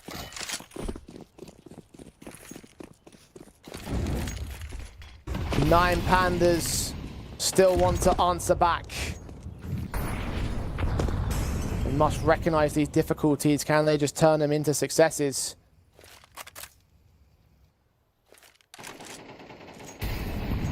Warps in for Khan now towards Banana. Expecting there to be Banana aggression for the Nine Pandas camp, and there is, but it's very slow to uptake. Going to put those flashes down to force those players to look away on a small boost. Can Sharpie see the shoulder? Khan certainly can't. Wild spreads with that flashbang. He lands the kill. Glowing so fast to trade it. Glowing wants to continue to press, but they might not do so because they've still got 2 players into brackets. Gap on that smoke. He's going to try and work around this. Xanta back towards the first box. He's not no backup on rotation, and as he fails that first kill, it's going to have to be a save call from Nemega. They are so stacked up on this A site. I think Nine Pandas are starting to recognize what the weaknesses are. Well, the weaknesses are they're just so deep in the bomb sites right now. They're not being very active at all. Now, typically on Inferno, when you lose top Banana, you try and take space elsewhere. So you try and take brackets. If you lose brackets, do vice versa. And right now, they're not doing any of that. They're just sitting back deep in the bomb sites, and they're not putting pressure at all. They're not putting a flash play out from coffins to put intent down on fighting. They're not allowing themselves an apartment walk. So if you're Nine Pandas, you're thinking, if we just keep defaulting, we're going to be able to work a lot of space. And at that point, we can start drawing over rotations, or we can commit to slight little mistakes, like what happened there with that resmoke. As soon as Glowing sees that little gap in that left-hand side, he already knows, set me up for the play. I'm going to get this kill on B, and I'm going to win us the round. Even again for Nine Pandas. Omega will buy back with whatever they can afford here, of which they are increasingly getting littler and littler of. Couple of FAMASs for Khan and Xanta. 3 safe weapons are definitely aiding them here. Nine Pandas, a key chance to really start to take control. I mean, if they can shut down the Omega side, take all weapons out of play, that would be the harsh reset, and then that would mean that Nine Pandas would at least get to map point. DT side needs to get going with a little bit more confidence here. 4 players once again over towards A. Once again, Lear is left alone with an AK in hand. Utility is sent over, trying to catch damage at the brackets entrance. Flashes do turn away from Xanta, who's pressed up towards the flower beds. The Molotovs of Shelfie going deep towards this long position. Can Xanta strike against 1, 2, or 3? It's Risky Bomb instead. That strikes first. FAMAS starts peeking, and the T starts slowing it down. And they want to make sure that they can drive some further fights in. HE placement does a lot of chip damage, and Khan makes another kill happen with that FAMAS. Clax known towards Boiler. Khan pulling attention his direction, but Zwei can take him back of the trade. Top of the quad boost. Advantage still for Omega. Bomb in the open. Shelfie's got to go ahead and pick it back up. Glowing's going to try and make a play out to that B bomb site, but there's smokes in the way. The CT counter utility is there. And once more, another setup for Omega of 1 on B and 4 towards A. And the trap works. It draws in those fights from Boiler and from brackets. Lear just needs to make sure that he's not being dropped. He needs to stay alive in this 3v2. Smokes on towards Coffins. The player body blocked it, spotted as it starts to bloom. Rotations of Nemega are inbound. Incendiary in Lear's hands. HE's to his direction. He does damage towards Glowing. Put that down towards Shelby's position. He's going to put that bomb down in time, though. The HE might just take him. Indeed, it does. Glowing in a 1 versus 3 clutch. Tagged up by the player in its CT. And trying to reposition to a much more cornered angle. Zwei just comes straight forward from Banana. Headshot gain. Nemega make it 11 and just barely hold themselves in the lead. And Nemega, if they do win this map, is just going to be off of gambles. That's the only way they're going to be able to do that. And I don't know, do you give it respect if it ends up happening? Or do you look at it and say this is almost a joke? Like, I just can't believe the CT side that I'm seeing from them right now. That round at least gives them a lot of AKs, and that might just be the ticket, to be honest. I mean, Zwei, Risky Bob, and Lear all having AKs. Yeah, I could see this being 13-10 for Nemega now. Just going to put that hurt up. Look at the splits coming in from the CT side, though. Finally looking towards that B play for once. 3 players are out there. HG's downs, damage done to Shalfi and Diladez towards mid. The engagements. The HGs and Omega well placed against them, but can they convert them into kills? It's still 61 and 73 points of health, and at least 9 Pandas are taking map control, but tentative about this brackets play. They've seen so much resistance here from Omega. Now, all of this utility towards A still hasn't forced much of a rotation at all. They've kept 3 players on B for the entirety of the round. Lear trying to get aggressive at the half wall. Xanta behind him. This flashes forward towards that banana position as well. You've got Glowing that may look to try and find a fight. The HE against him, though, starts to tag him low. Nemega, HP advantages of over 3 players. Smokes on to Long, ensuring that Risky Bob can't look down there as 9 Pandas start to walk up. All about the crossfire on the side directly. Risky Bob's waiting for the art trap. CT's put smokes down towards the apartments to ensure that they can't make their way in from there. A smoke down towards Wine and Arch will now indicate the hit from 9 Pandas. 3 players total, 2 directly on the bomb site. The crossfire elevated from Khan, hearing footsteps to his right-hand side. He turns away from Long, giving them the window. They need to make their way up. Risky Bob with 2 kills, Sway with one of his own. Glowing gets 2 right back. Needs to go forward for the bomb, and Lear knows it. The incendiary against the spray lines up so much damage, and Klax is on 7 points of health. Lear will just face him. He knows he can run him down, and that's exactly what he does. Massive round there from Lear, and played to perfection. Knows that time is low, knows the bomb's out there from Moto, so rather than dry peeking it, rather than just giving them a fight, drop that incendiary and then try and swing. Catch both of them losing HP. 9 Pandas did everything correct with the entries. The trades on the bomb site itself were successful. It was Risky Bob from Library somehow finding 2, and then Lear getting a multi himself.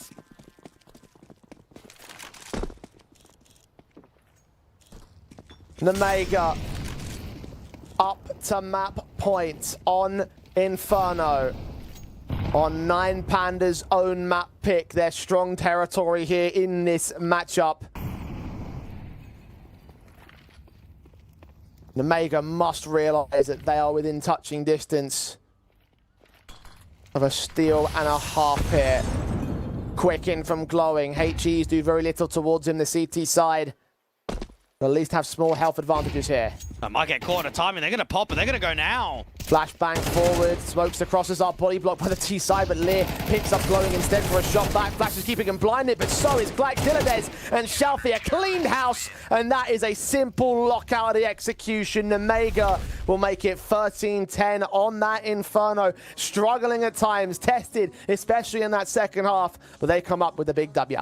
I can't say I was too impressed by Nemega in the second half, but I said it right. That gamble stat giving them 3 AKs, sometimes that's all the difference you need in a second half performance to get a comeback in. Good streak towards the tail end for the Nemega. They had to work for that victory. Indeed, and a good map from Zwei as well. Ended up top of the board for his side, pulling ahead by quite a margin. And for the essentially the new blood, right? You mentioned his previous team was K27. He's never really been at this kind of level of competition before. And here on this Nemega side, he's doing extremely well in this series. That's a good sign, isn't it? I know that he's been here for a little while. They've embedded him to the system, but this is still a quarterfinal matchup in a CIS derby versus both teams that are looking to win this competition. So yeah, great signs for the youngster to be able to perform to this level. And great signs for Nemega as they take away the opponent's map pick. It's their home turf of Ancient after this break, so do not go anywhere. 9 Pandas may be in trouble.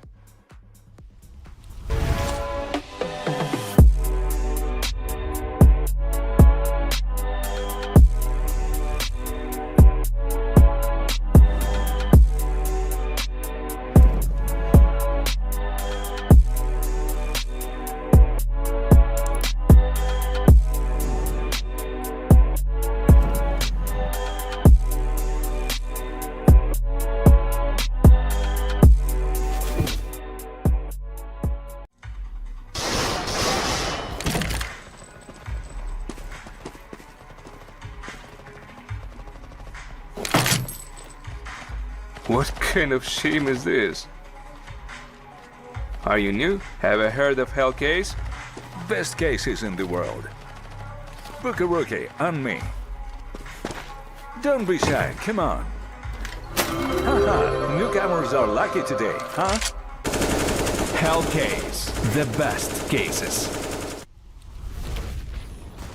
Boy, you been steady capping on that fake shit, toy. I was trying to tell you about that real shit, boy. Real shit, boy. Real shit, toy.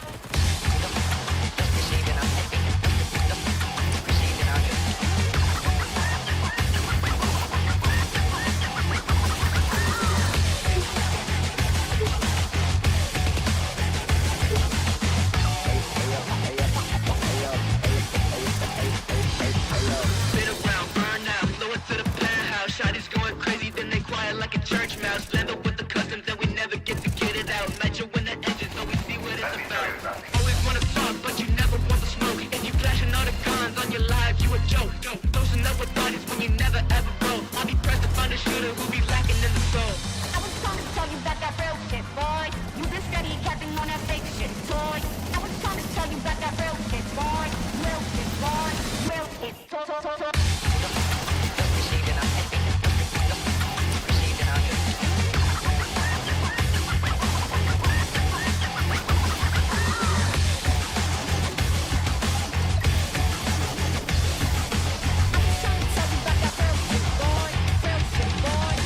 Shit, boy.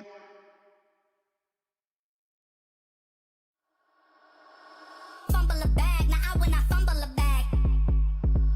Fumble a bag, now I when I fumble a bag. Act like you know how this goes.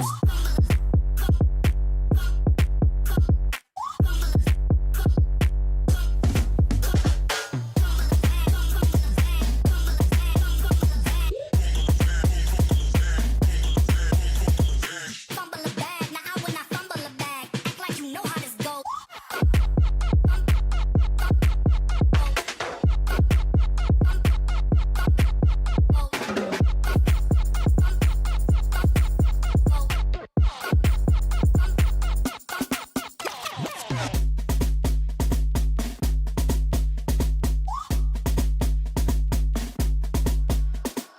Fumble a bag, now I when I fumble a bag. Fumble a bag, now I when I fumble a bag. Act like you know how this goes.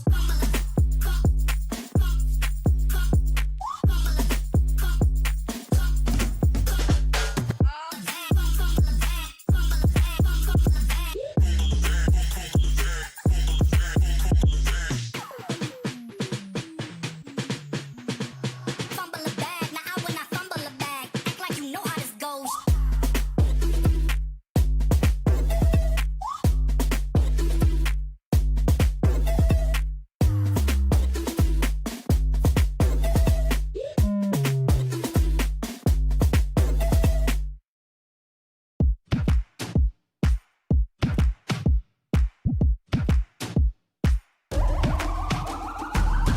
This is the moment we waited for. Everything you want is right here. We gon' give them what they came for. We gon' take it up from last year. Shoot 'em my shot, boy, I'm long range. Me and the team on the same thing. Stayed down, never switched up.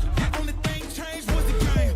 I'm in the zone now. Nothing can change what we on now. When I pull up, know it's going down. Foot on the gas, ain't no slowing down. Aiming for greatness, no settling. Kick down the doors, they won't let me in. Taking no L's, yeah, I gotta win. Watch me kick down the doors, they won't let me in. Who running the game now?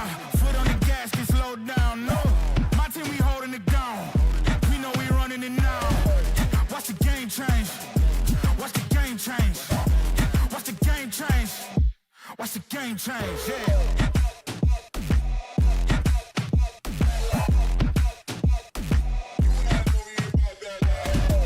Watch the game change. Watch the game change. Watch the game change. Watch the game change. I do not gamble, but bet on me. Tell them that's like, yeah, it's still of it. I'm taking a shot for my enemies. I can't waste no more time on my energy. I know they know I got it on lock. Go against me, that's a long shot. Cause I'm counting wins all around the clock. Never doubt me, boy, I don't stop. Who do you feel when they make you the monster? I am not scared of none of you imposters. Taking the lead now while they watching. Think you should leave now, what a option. Taking no L's, yeah, I gotta win. Watch me kick down the doors, they won't let me in. We're running the game now. Foot on the gas, can slow down. No, my team, we holding it down. We know we running it now. Watch the game change. Watch the game change. game change, yeah.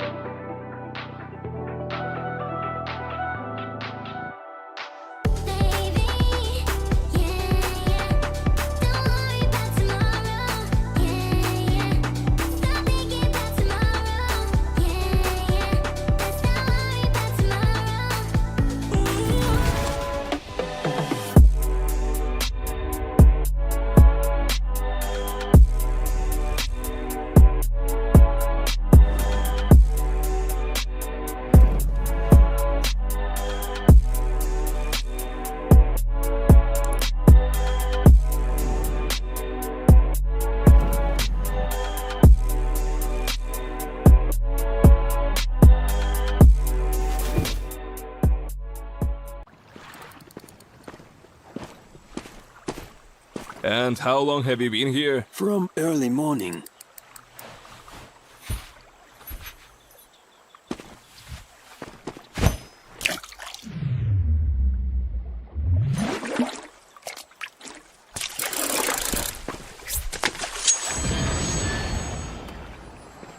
Take notes, kids. Hey, was that a bait? Will you share? Hellcase, don't miss your luck. Wow, 9 pandas got so close yet so far at the very end of the first map of Inferno. It is Nemega that take it away from what could well be decided as, not tournament, not tournament favorites, but matchup favorites rather, by the smallest of margins. But now that favoritism may well dip down Ancient is the next map up here, and now comes the key concerns, because whilst you got a lot of good victories there for 9 Pandas, my concern is the sheer number of times that Omega play this one. 20 times in the last 3 months, 14 wins. They are very good on this one. Are they, Jay? What about the last 5 results for Omega? That is also true. There have been a number of significant losses. You gotta say it. That is also true. You're right about that. And some of those losses have been at 13-2s and 13-7s against Aurora, however, and Bates. Teams of that nature. Johnny Speeds as well. The Dark Horse upset squad right now in the Swedish scene. So it's not that they're losing to complete nobodies, right? Like, they've still got a number of losses to very reputable opponents at the moment. Yeah, but at the same time, they've won this map once out of 5 times in the last week, whereas for 9 Pandas, they have been smashing teams. Now, okay, they're not the most high-caliber teams, but they are destroying them on Ancient. And I can only imagine in a derby like this that Shalfie and the boys over at 9 Pandas, they want revenge. They want to come out here on Ancient, they want to start on that city side, and they want to show that we're going to send this to a 3rd map decider. So I believe we are going to go to 3. Well, look, as I said before, I hope we still go to 3, but I also think about the fact of just whose map pick this is, right? There's a reason why Omega wanted to go towards it. And yes, you know, those losses don't always look great in terms of the scorelines, but you just got to think about the fact that it's victories from 9 Pandas against the not so amazing opponents versus the higher end tier 2 opposition that Omega are playing and losing to. And even before this recent form that we've seen in the last week, you've got to think about all the maps that we've seen prior to this one, where they have beaten the likes of Passion UA, where they have beaten the likes of Bleed time and again, where they have beaten the likes of Sampi. And you know, there are some lesser known names within that particular position, but prior to this recent lack of form on this map, they were still able to get like a 10 map winning streak at one point. So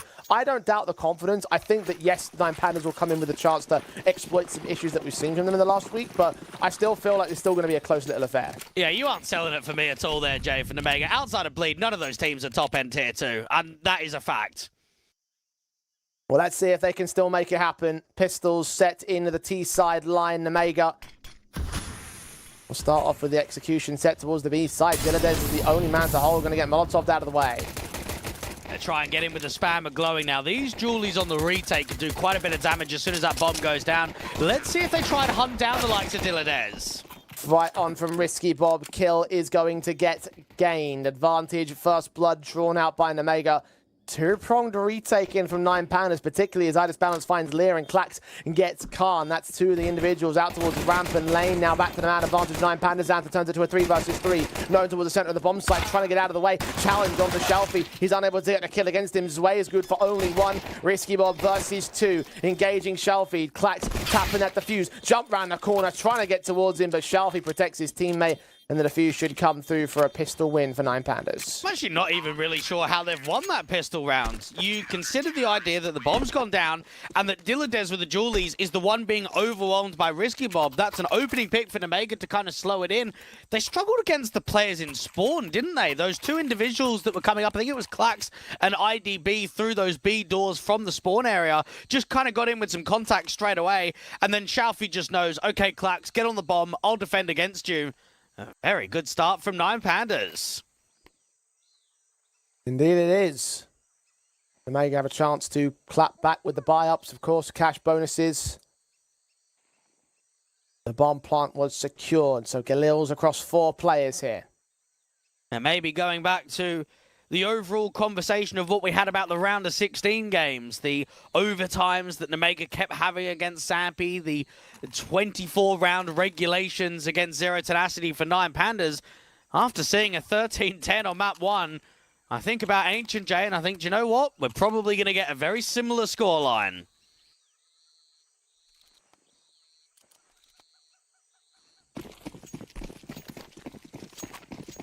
Well, Pistol starting to get converted upon for the CT side. Omega. Nice nades against him. 9 Pandas. Wonderful setup on that initial contact past that smoke. Kills could get found rather easily on Risky Bob.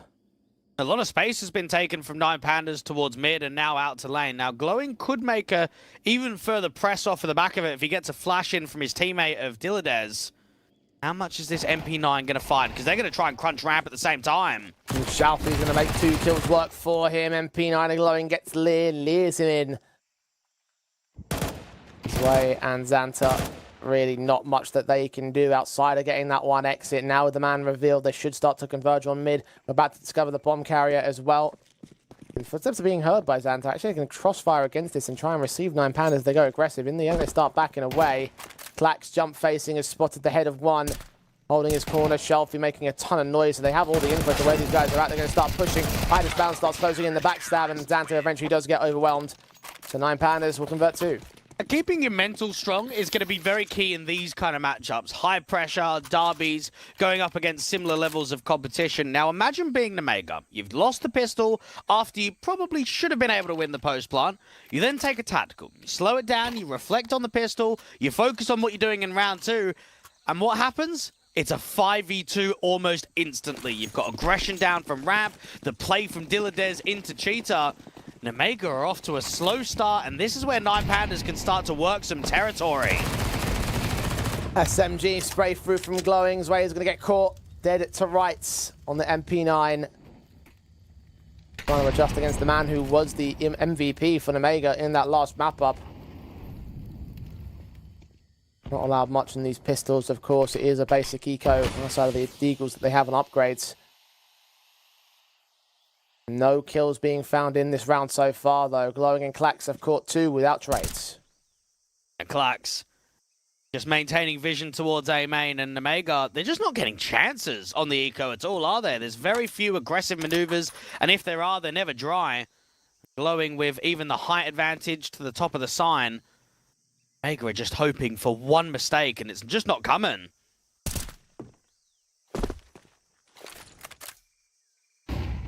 No shots from Risky Bomb on Clax.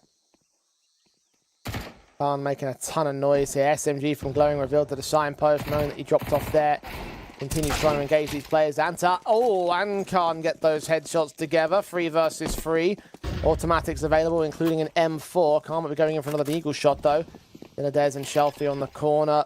Bomb tapped 1, trying to swing in for a punish. They do get a kill back for it, but Shelfie takes that bomb carrier out. Xanta lineup spray, only gets 1 kill for it.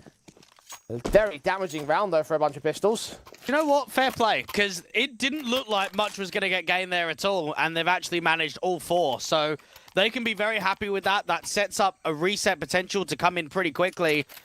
The 9 Pandas, that's not what you want. Now, having a look at the recent performances on Ancient, I'd be watching out for Diladez and Glowing in particular. A lot of impactful riflers that like being active. Let's see what IDB is going to be like on the CT side AWP too.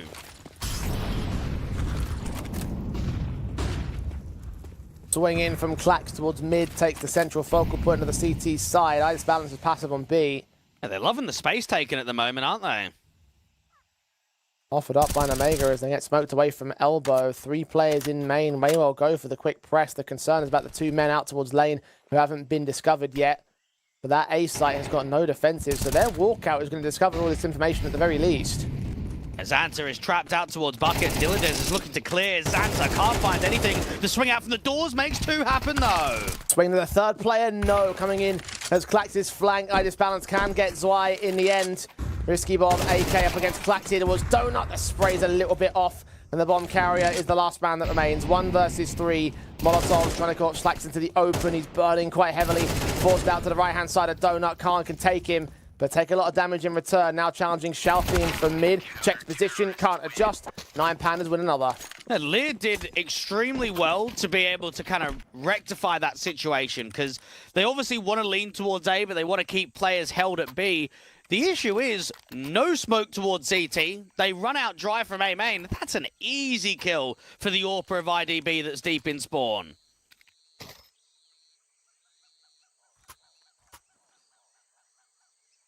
No luck for Nemega in the first 4. They've made rounds close, but they haven't gained them explicitly.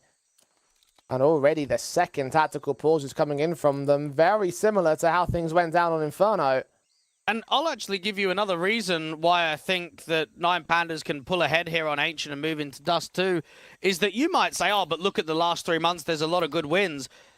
They're also a lot more tape on Nemega. And considering this is their go-to map, it's the map that they always pick in best of 3s, teams are getting more familiar with their playstyle, they're getting more familiar with what to expect. And I think that's one of the reasons why they've been having some of these shocking losses recently. I mean, even against Permitter, they got 2 rounds against them.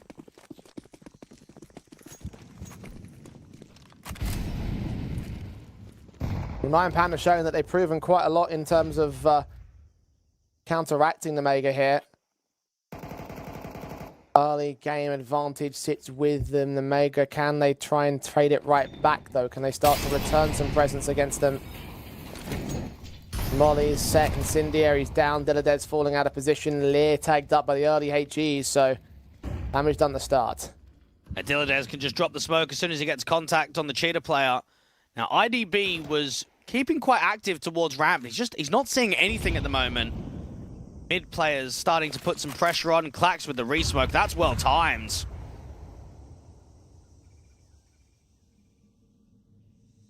Wraparounds coming in from the Mega towards this main entrance, and they've got 4 players there right now. A 5th man's about to join them. Smokes are in the way for the CT side. HE of Clax. Not that much damage done to Risky. No further smokes on this bomb site to use. Good repositioning here for Clax. He knows exactly what's going on. Incendiary blocks them, stalls for even more time. Now might call in that 3rd player for backup. The flashbang might even keep him more blinded. Xanta may be forced to fall forward. The closer for the M4, caught off by the firing squad. Glowing takes one with him. Xanta's 2 trades, however. Man advantage, sight gain. Diladez caught out in the open. Tried to flash his way into an aggressive fight. It didn't go well for him. Nemega, 2 men up. 1 more player into the backside. I had this balance. Catching Khan through the smoke with Shelfie's assistance on the information and damage, but he's able to take the captain back, and IDB's got to fall back. And my concern is that Nemega are just being read right now. I mean, even in that round, I would say that it was a slight mistake for Nine Pandas on the timing of that resmoke. If that resmoke from Glowing comes in, what, half a second earlier, Nemega probably have to cancel. It's only that they're already committing when that smoke goes down that they can continue to run out. Nine Pandas had the correct decision. They had 2 players on A for the first line of defense. They had the 3rd player rotating in from spawn quickly. Nemega only got themselves out of trouble down to individuals of Xanta opening up entries.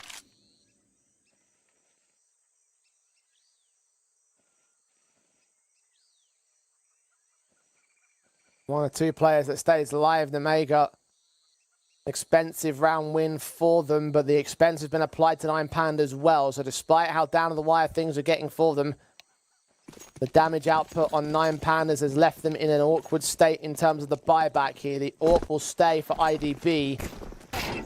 The USP seem to come out across the rest of the board here. Now, what are your thoughts on how much Idis Balance can do come this next eco round? You reckon he could do some work with the AWP? Yeah, all pace, let's go. Yeah. Right, so we're not serious at all. What we are serious about, though, is how much Nemega's going to be able to find on this T side. Now, I would say if they can get themselves up to 5 rounds, then you put a bit of a threat down. If you're getting less than 5, then you may be giving too much respect to Nine Pandas on Ancients. Well, this is their key chance to close that gap a little bit more. Need at least 4 more in this half to make it to number 5. Nine Pandas lead by 3. We actually will end up seeing a bit of a heavier buy from Nine Pandas, so the emphasis isn't just on the AWP. But for Mars, MP9, 5.7, Diladez, what's he going to invest into here? Utility and a Deagle, so extra punch, extra firepower, a little bit more to support the AWP. And let's see if Nine Pandas can do something here. And Omega have been giving themselves a lifeline with their first round. They'd hate to be able to only make it 1, though. Quicker play. This looks like a ramp pop. Mid takes from Nine Pandas here. May flank them very quickly. Sharpie's smoke lands in it, finds a kill. Unawares about how close the other players are at. Lear can take damage, but he also gets the kill in return. Low HP on Diladez. Khan's going to overwhelm the man, so advantage here taken very quickly by the T side. Khan towards long can get a flash from a teammate to peek out wider. Nine Pandas instantly saving. Shalfie might have needed a multi with only having 2 on B. Unfortunately, even Diladez, he was just getting spammed, wasn't he? So he's on, what, red HP to try and defend a bomb site alone. You're just never going to be able to come up with mass impact. Yeah, unfortunate timing for Shalfie there. Wasn't expecting Omega to be as quick as they actually were. So catching Nine Pandas off guard, claiming their 2nd round for the T's. And of course, that heavy investment from Nine Pandas will leave them with nothing to buy back in the next. At least they can keep a little bit of these, a few of these upgrades, and obviously the AWP stays in for IDB. You can see the cash and where it is. No drops available, no buys for Shalfie and Diladez. They'll build into the rifles into round number 8. And for the Mega, that's positive because we're looking at number 3 out of 5. Indeed we are. Now, there's a bit of history between these two teams, Jay. The one head-to-head dating all the way back to January of the IEM Chengdu Open qualifiers. Funny enough, that was a 13-11 scoreline. Nemega then went on to place first to second in the Open qual, go through the closed qual, and actually make the main event. And that's kind of where they put their name on the map in just overall Tier 2 landscape. I think it was only a map away from being completely shut down at that. Idis balances AWP, shuts down Risky Bob here in round 7. HE's and Molotov sent his way though, so he shouldn't last long. Xanta with that pickup, and Zwei is ready for the press that comes forward from main. Do lose one of those picks, and Lee is also tagged up. Blacks, HE's to peek, AKs are ready for him. Xanta credited with the kill as Sharpie's picked up. It's damage attempts, but not quite successful. 3 players alive for the Mega. And if you are the likes of Bait, you're probably hoping that 9 Pandas are the team to come out on top, only because we saw that matchup between Nemega and Bait a couple of days ago and it went the other direction. Teams are going to be keeping an eye out on how this quarterfinal is going down, thinking, okay, who's going to be one of the main threats to go on and go all the distance? Nemega have made 3 in a row. Can they make it 4 to tie up? At least the utility is light here for 9 Pandas. Fast plays out from the team side. Molly sent towards that backside line, but then seen a spray with information against Idis. Balance are going to catch him below. The HE might even take him down. Risky Bob gets there first, and the plant can be secured. 9 Pandas are locked out of the bomb site. They had 3 on B, but rather than having 2 on the site and 1 in cave, it was the other way around. The 2 cave players couldn't do anything against the ramp pop. Diladez has caught 1 back through the smoke, but he's low HP to a HE sent down to that box. Risky Bob's going to get the advantage back.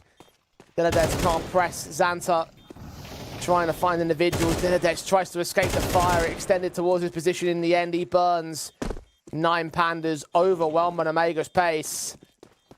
And they continue to stack up a little bit more on this T side. 4 apiece and 4 out of 5. Imagine being Clax, right? You are the A anchor, and right now they're taking mid, they're B popping, they're going up ramp, and you're just thinking, I can't do anything. They're not giving me anything on A. They're not coming into Donut. They're not even having a lurk out towards the A main entrance. And Omega have been quite gimmicky with these extensions up B. Now, at some point, you would expect a heavy anti-rush util down from ramp, whether that be early incendiary, double HE, or even just starting double side. Another thing that I'd like to possibly see is get Idis Balance on a boost up towards long. Maybe get him to take that first contact against some of those aggressive maneuvers. Clax up to position, spray onto 2 individuals, one of the 2 M4s they have, and already it's had mass impact. Got flashes to try and get him out of Donut. He crosses successfully.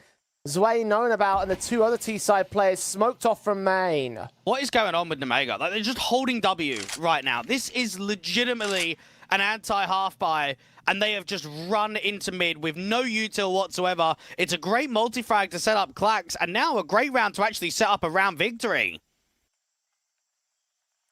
Man is so low on health, though, and he's leaning forward with glowing into red, about to catch the back as well. AK, no idea of the danger that he's in. He can adjust against that man and just keep himself alive, but now he's similarly low at a 3-on-3 with rifles that the CTs can pick up as well. Clax adjusts back. Zway's going to get caught. AWP holds his nerve, expecting him to reface. Or bombs on his back as well. These contact Lear comes up with a kill, miss flick. Idis Balance takes them both.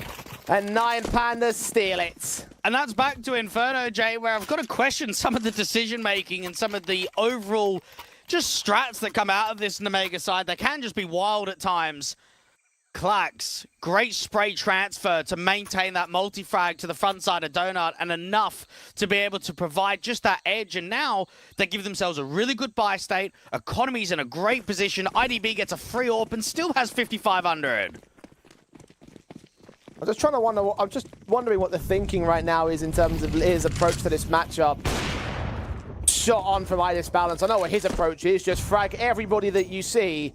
10 deep in just 10 rounds thus far. Shalfie engaged upon out towards the B side. Xanta's going to catch him. Some of these B entries have been very proficient for the T side. Glowing, leaning forward, and does catch Xanta on the trades. Where it's responded to by Clax, 3 versus 2. Risky bomb out to the bomb site over on A. Finds it back to an even stance, but now he's got a hold out for Lear, who picks up the bomb, or will pick up the bomb, and have to commit. Now, this is mental. We've got Nemega taking B and A at the exact same time, and now Glowing is in a position where he might be able to trap off the bomb from elbow. There's sprayed up, caught down. Glowing now left alone in the back of the A bomb site. With that rotation, though, they can start to read on how 9 Pandas have repositioned themselves. B may well be open. They've confirmed that A. Do they suspect the rotate? As long as they pack, they should beat Glowing. They should be able to win this round. And Risky Bob just takes him out immediately. 2 to his name, well recovered by his own part. And the Mega equalize at 5 apiece, not only to keep the pressure up on 9 Pandas and stall their attempts to really break away on this lead, but also to get that minimum 5 that you recommended, Blake. And 9 Pandas are without a doubt a team that's been able to achieve more on the international scale than a squad like Nemega has, and it proves that by qualifying to the major itself. Now, this is probably where Shalfie and Fear as the coach, funny enough, got brought over at the exact same time, who coached out on Forza with Shalfie. So they've got that relationship as it is anyway. But just to think, like, what is going on, man? IDB gets an opening shot outside A, spots 2 more players, and then Xanta is taking B, but then they're also taking A. They've just got to try and brush that aside, and they're even going out with something very unorthodox. They're going double orbs here into round 11. Shalfie with the secondary one. 8 deep on its kill counts. Is this going to stun the Mega into suppression? I mean, they've been able to test the B site quickly, so maybe that AWP posted to get a decent shot against 1 man and then just fall out of position to allow the rifles to pick over the rest of the fights. Instead, it's flashes towards main while Idis Balance continues to hold confident. He's always found these first picks with Clax playing behind the platform position. The shadow seen. Lear just keeps right inside his balance. Clax is read upon, and he faces the firing squad. The Mega are just too smart. Well, they saw him on the jiggle, so they knew that he was out there towards the backside. What a swing against the AWP. I mean, that's a tough shot to hit. Unfortunate there for Clax. He jiggles to spot the info, tries to set up the AWP, and as soon as IDB goes down, Clax basically knows, I'm done for. I'm going to have to swing. I'm going to have to hope to try and see if I can get a kill, even if I can go 1 for 1. Nemega, make those entries look easy.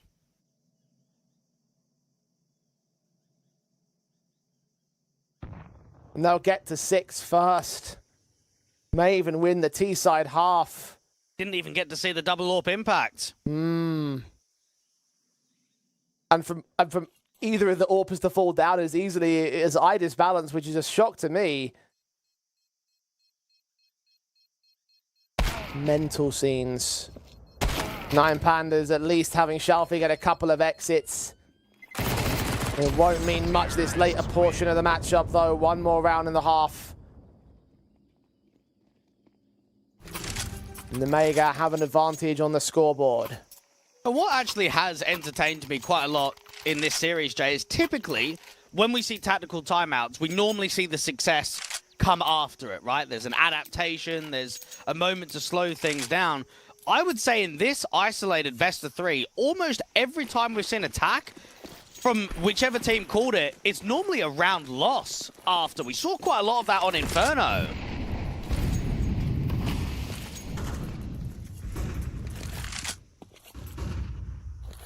And this was one case where the round loss came in for 9 Pandas' attack, and it continues to put hurt against them. A site the target seemingly again for Nemega. You've got Clax on the bomb site defense. Shalfie actually trading places with IDB. Dilladez losing that first fight to Xanta. Xanta's just being a madman on B. He's just basically fighting anyone and everybody.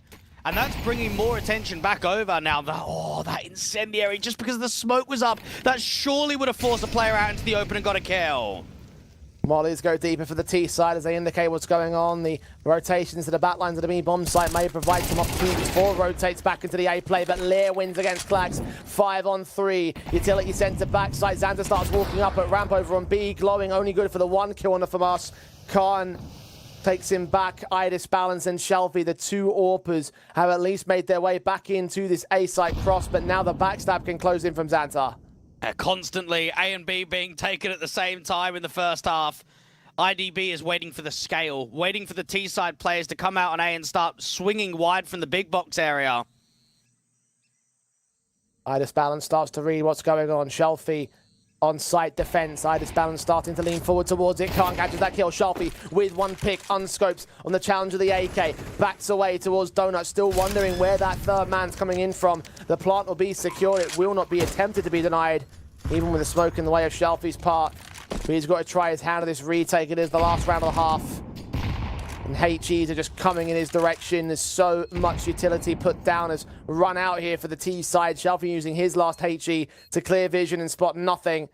And now Nemega just hide. They wait for Shelby to make his way into the bomb site because he has to do so some way, somehow. And when he does, they'll shut him down. 7-5 at the turn of the half for Nemega. And 9 Pandas actually might be a bit tilt, to be honest, because let's think about it, right? They got off to a 4-0 start. They were making aggressive challenges in mid. They were making aggressive moves down on lane. They were getting a lot of respect. It felt very comfortable. And then all of a sudden, Nemega just start getting a bit wild. They just start doing a lot of randomness. We're getting bomb site takes at the same time. We're just getting overextensions dry. So that all just plays in the mind because 9 Pandas feel we've been playing proper CS. Nemega have just been playing question mark CS, and they're the ones that are winning this map right now.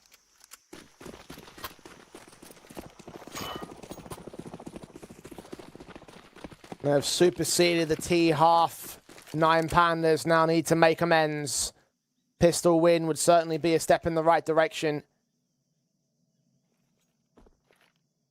Nemega pushed onto the back foot with the pistol loss in the first half, and similar story over on the first map. They took the pistol with the second half, though, to get those 3 in a row, and now Zwei will try to do the exact same thing on the CT side. Diladez caught first, risky bomb, involved with headshots aplenty for the man. Shelby does respond, but Zwei still holds his nerve until he is finally cut down by Klax. Him and Shelby, 2 men on the A bomb site versus 3. Lear, first port of call, backs a turn. He's going to wait and bait and take both those casualties and win the pistol for Nemega. And fundamentally, Nemega's pistol was absolutely fabulous. Now, you have, first off, the Donut player, Zwei, who took first contact and got first kill, just drawing them into Donut. And that makes Risky Bob's swing just that bit easier. The attention's not drawn towards him. He can multi-frag up. And then Lear on the reposition for him to just back off. Now, he could have fought on A, very much so, and probably would have disallowed the bomb plant. But him protecting himself and getting back passive, he knows I'm getting both of these kills here. Now, it is unfortunate that they allowed the bomb plant to go down, so it allows the cash injection. So there is force-up potential here for 9 Pandas in round 14 because of it. Scout and 2 Galils, plus 2 Deagles on Glowing and Diladez.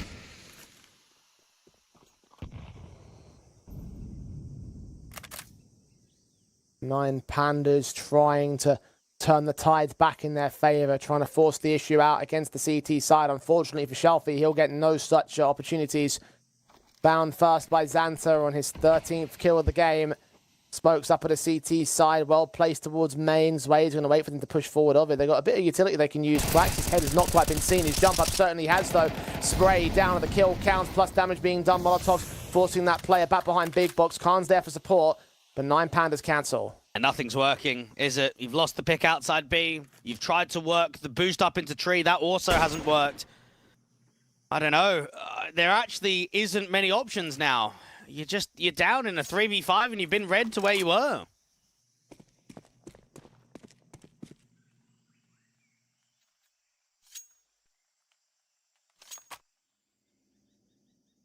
Lear spotted them.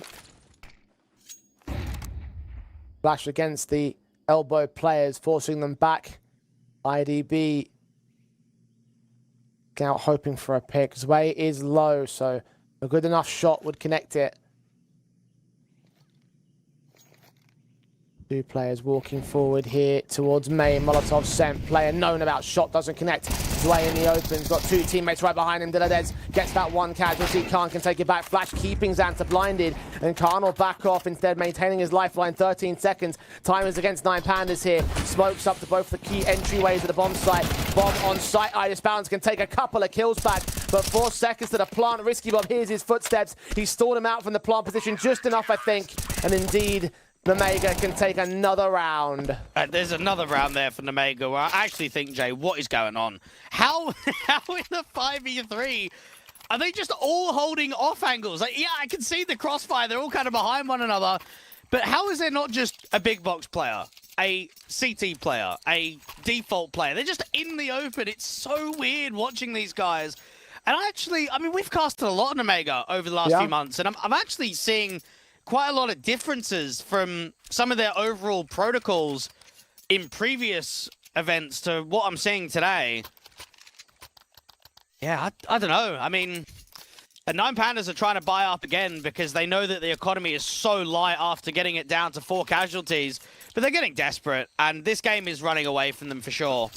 I mean, you talk about obviously earlier that 9 Pandas may come into this map prepared for what Nemega are going to do, or maybe Nemega just pulled the wild card out and like, right, we're just going to play nonsensical and catch you guys off guard every single time. Yeah, maybe. It's worked so far, 9-5 on the board. 4 rounds. Makes up the difference, and 9 Pandas may have to let that grow a little bit more here. The IDB M4 is all they really have to play with. He does find Risky Bob. It's a force-up involved with their T side in general. And look at Diladez here, his walkout about to get seen by Lear, or is it? No, he catches Xanta. Lear's got to find that response. Yeah, very good work for 9 Pandas, because while they've opened up a pathway into B, they haven't given a lot of info on where the rest of the guys are. If Lear goes down, this B bomb site's compromised. Clax on the corner. Shalfie in the wood position. The push towards main and mid will start to gather information against the T side, but Lear starts to realize that he's going to get pressured out. That smoke doesn't help things for 9 Pandas. They do cross back of it, but Lear can take IDB 3v3. Now these repositions are very strong here for the CT side. The bomb denial does not quite come through. Khan struggling against the ramp player. So much damage towards Glowing. Taking the casualties, low HP, Zwei can swing forward, but that M4's now watching the B doors. Zwei's got to check position, adjust appropriately, but his crosshair is placed too high. Now Lear is in a 1v3, needs a full set of 5 to get this round together, and it will not happen. 9 Pandas, that is an important one for them. That may just ensure their survival for now. A really good walk-up for the likes of Diladez to kind of work around that lurk smoke. Now, we see it quite meta in Tier 2 at the moment. You just kind of throw that smoke from the B doors area that lands just in front of the long entrance to ramp, and it just gives you a walk avenue. You can work some timings, and it was just enough to catch the B players sleeping. Nemega's buy state is going to be awful now for round 16 because of it.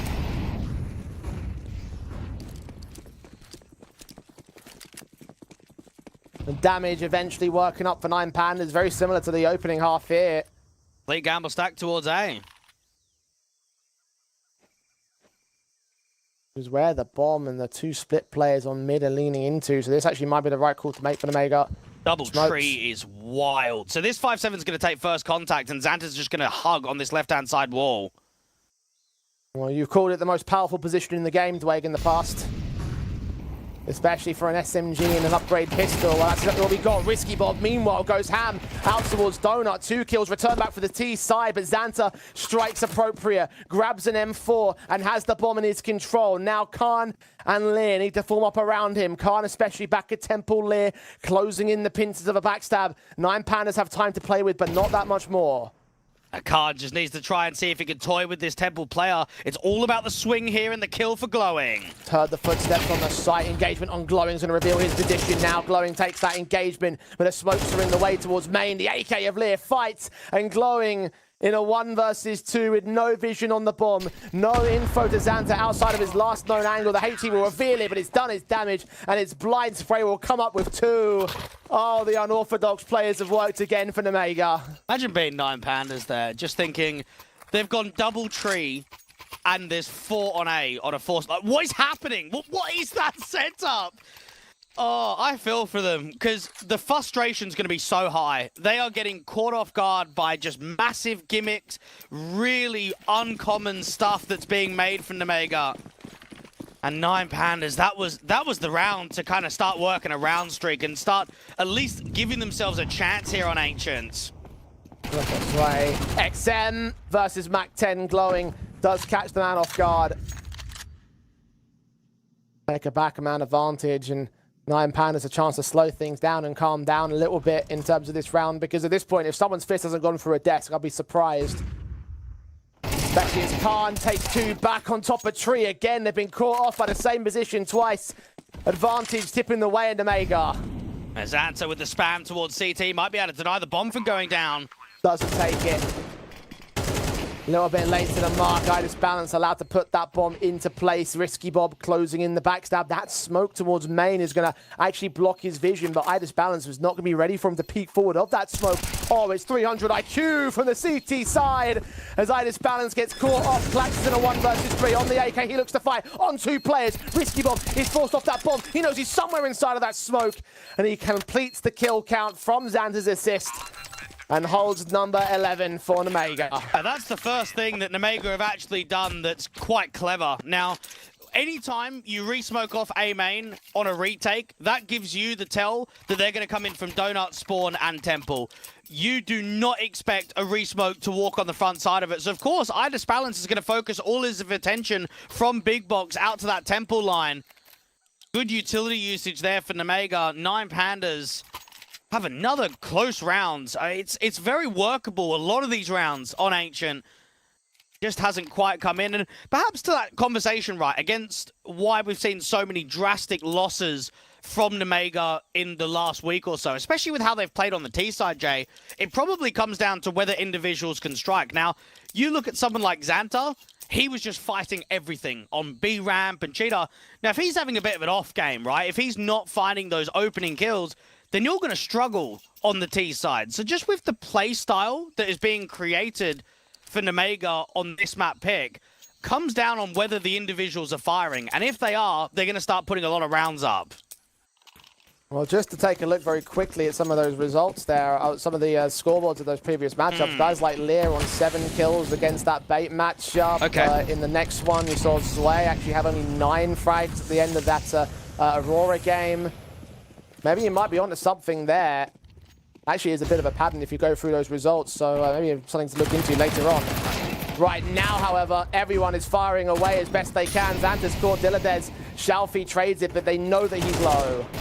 That's Risky out from Red Room, fights against 1, but doesn't fight against any more. Lear against the Shelf player, so much damage being done from both squads, and Risky still fights. And then the Donut player gets involved. We're not even talking about 40 seconds into the round, and it's already a 1v3 for 9 Pandas. These guys must have hypertension beyond belief in their heads. The Mega have just schooled them on this CT side, and as we said before, as you said before specifically, not doing anything special about it. In fact, doing some very silly things, but it has worked. And it makes me intrigued for hopefully a rivalry that can build. Just because both teams are playing at such a similar level, they're participating in a lot of similar tournaments, I'd like to see 9 Pandas and Nemega get a chance to keep playing one another. Because just with how the game's gone down, with the overall play style, I'm sure Shalfie and all the boys on 9 Pandas are just saying, this is a joke, man. Like, we are just getting destroyed by gimmickness, randomness, whatever they want to call it. Let's have them again. Let's get them in another best of 3 and see what they can do next time. Well, that'll have to be a story for another day, it seems, because it seems like this story is about to come to an end. 12-6 map and match point for Nemega. Quarterfinal point for them as well. One more round will get them into the top 4. We'll have them facing off against Bait tomorrow. 9 Pandas will have 6 in a row to make up. Omega, they know that closing time is right here and right now. 9 Pandas economy flow is awful for round 19. A quicker play out from elbow from Xiaofi. Quick in, Mac 10 facing the AK, wins it out against Risky Bob. Bit of aggression getting through the day. Incendiary down for Sway. He takes himself 3. And that immediately answers back in troves. Tenfold to the favor of the CT side. Xiaofi, his HE can take 1, but once again they're down by a player. Bomb in the open. Idis Balance about to get detected by Xanta. And backup is all around the A-bomb site. Xanta just putting so much pressure onto IDB. They're trying to tap the bomb and draw these fights in the open. Caught by Khan. Idis Balance down. Bomb in the open once again. Xiaofi is just left to lick his wounds and concede this round, concede this map, and concede this series. He doesn't want to go quietly out of it, though. Lear's caught with a quick tap to the head. AWP shot is baited. Now looking in against the M4 player. Xanta pushed back. 4 bullets in the mag for Xiaofi as well, by the way. If he's going to get this, going to be 1 taps. He runs out of ammo, didn't realize it. Now they can close on the pincers. Can't close with a USP to dish out the damage and make it 13-6.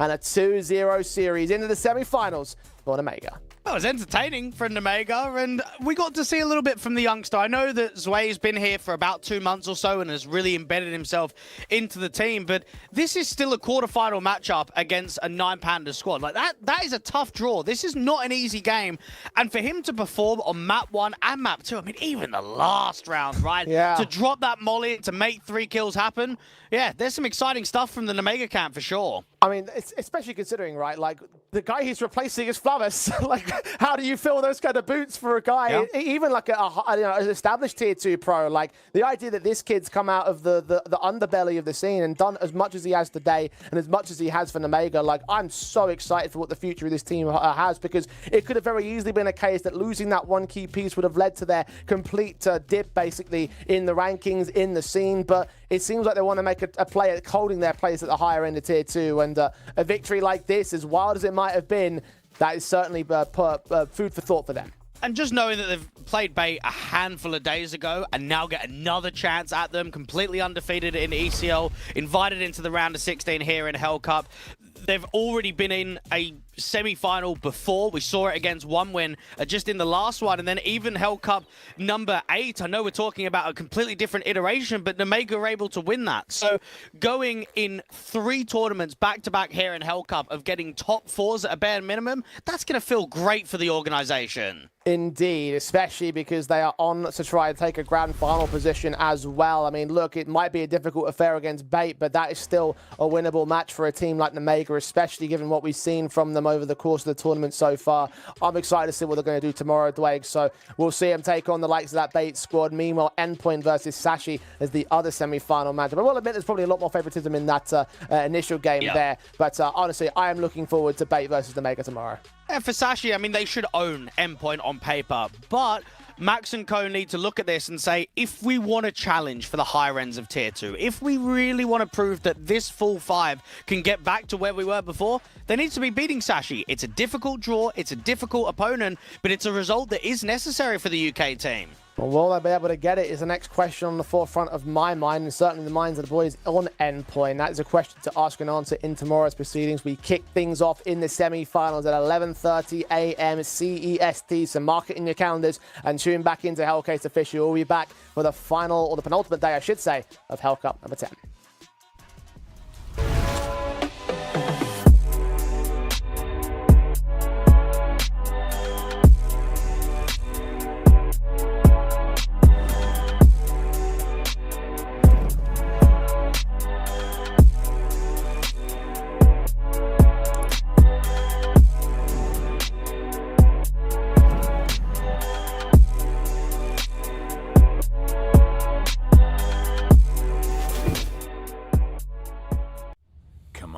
It's almost yours.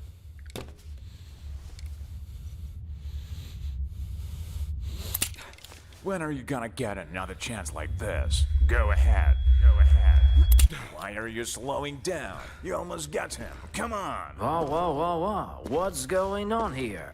So, this is what he decided to do to me, to all of us, for pixels?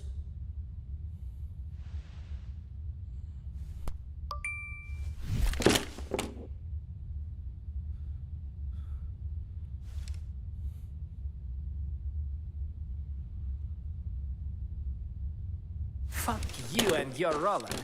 Let's get out of here, bro. Have you seen how many scammers showed up?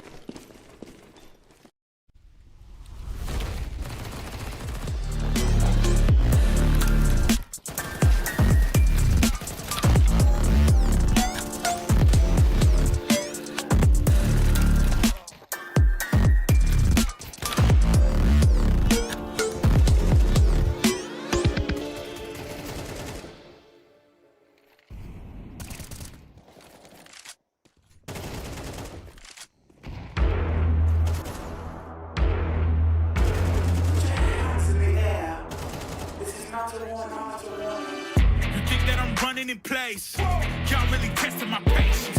Right before I blow up the spot, I had to get back to the basics.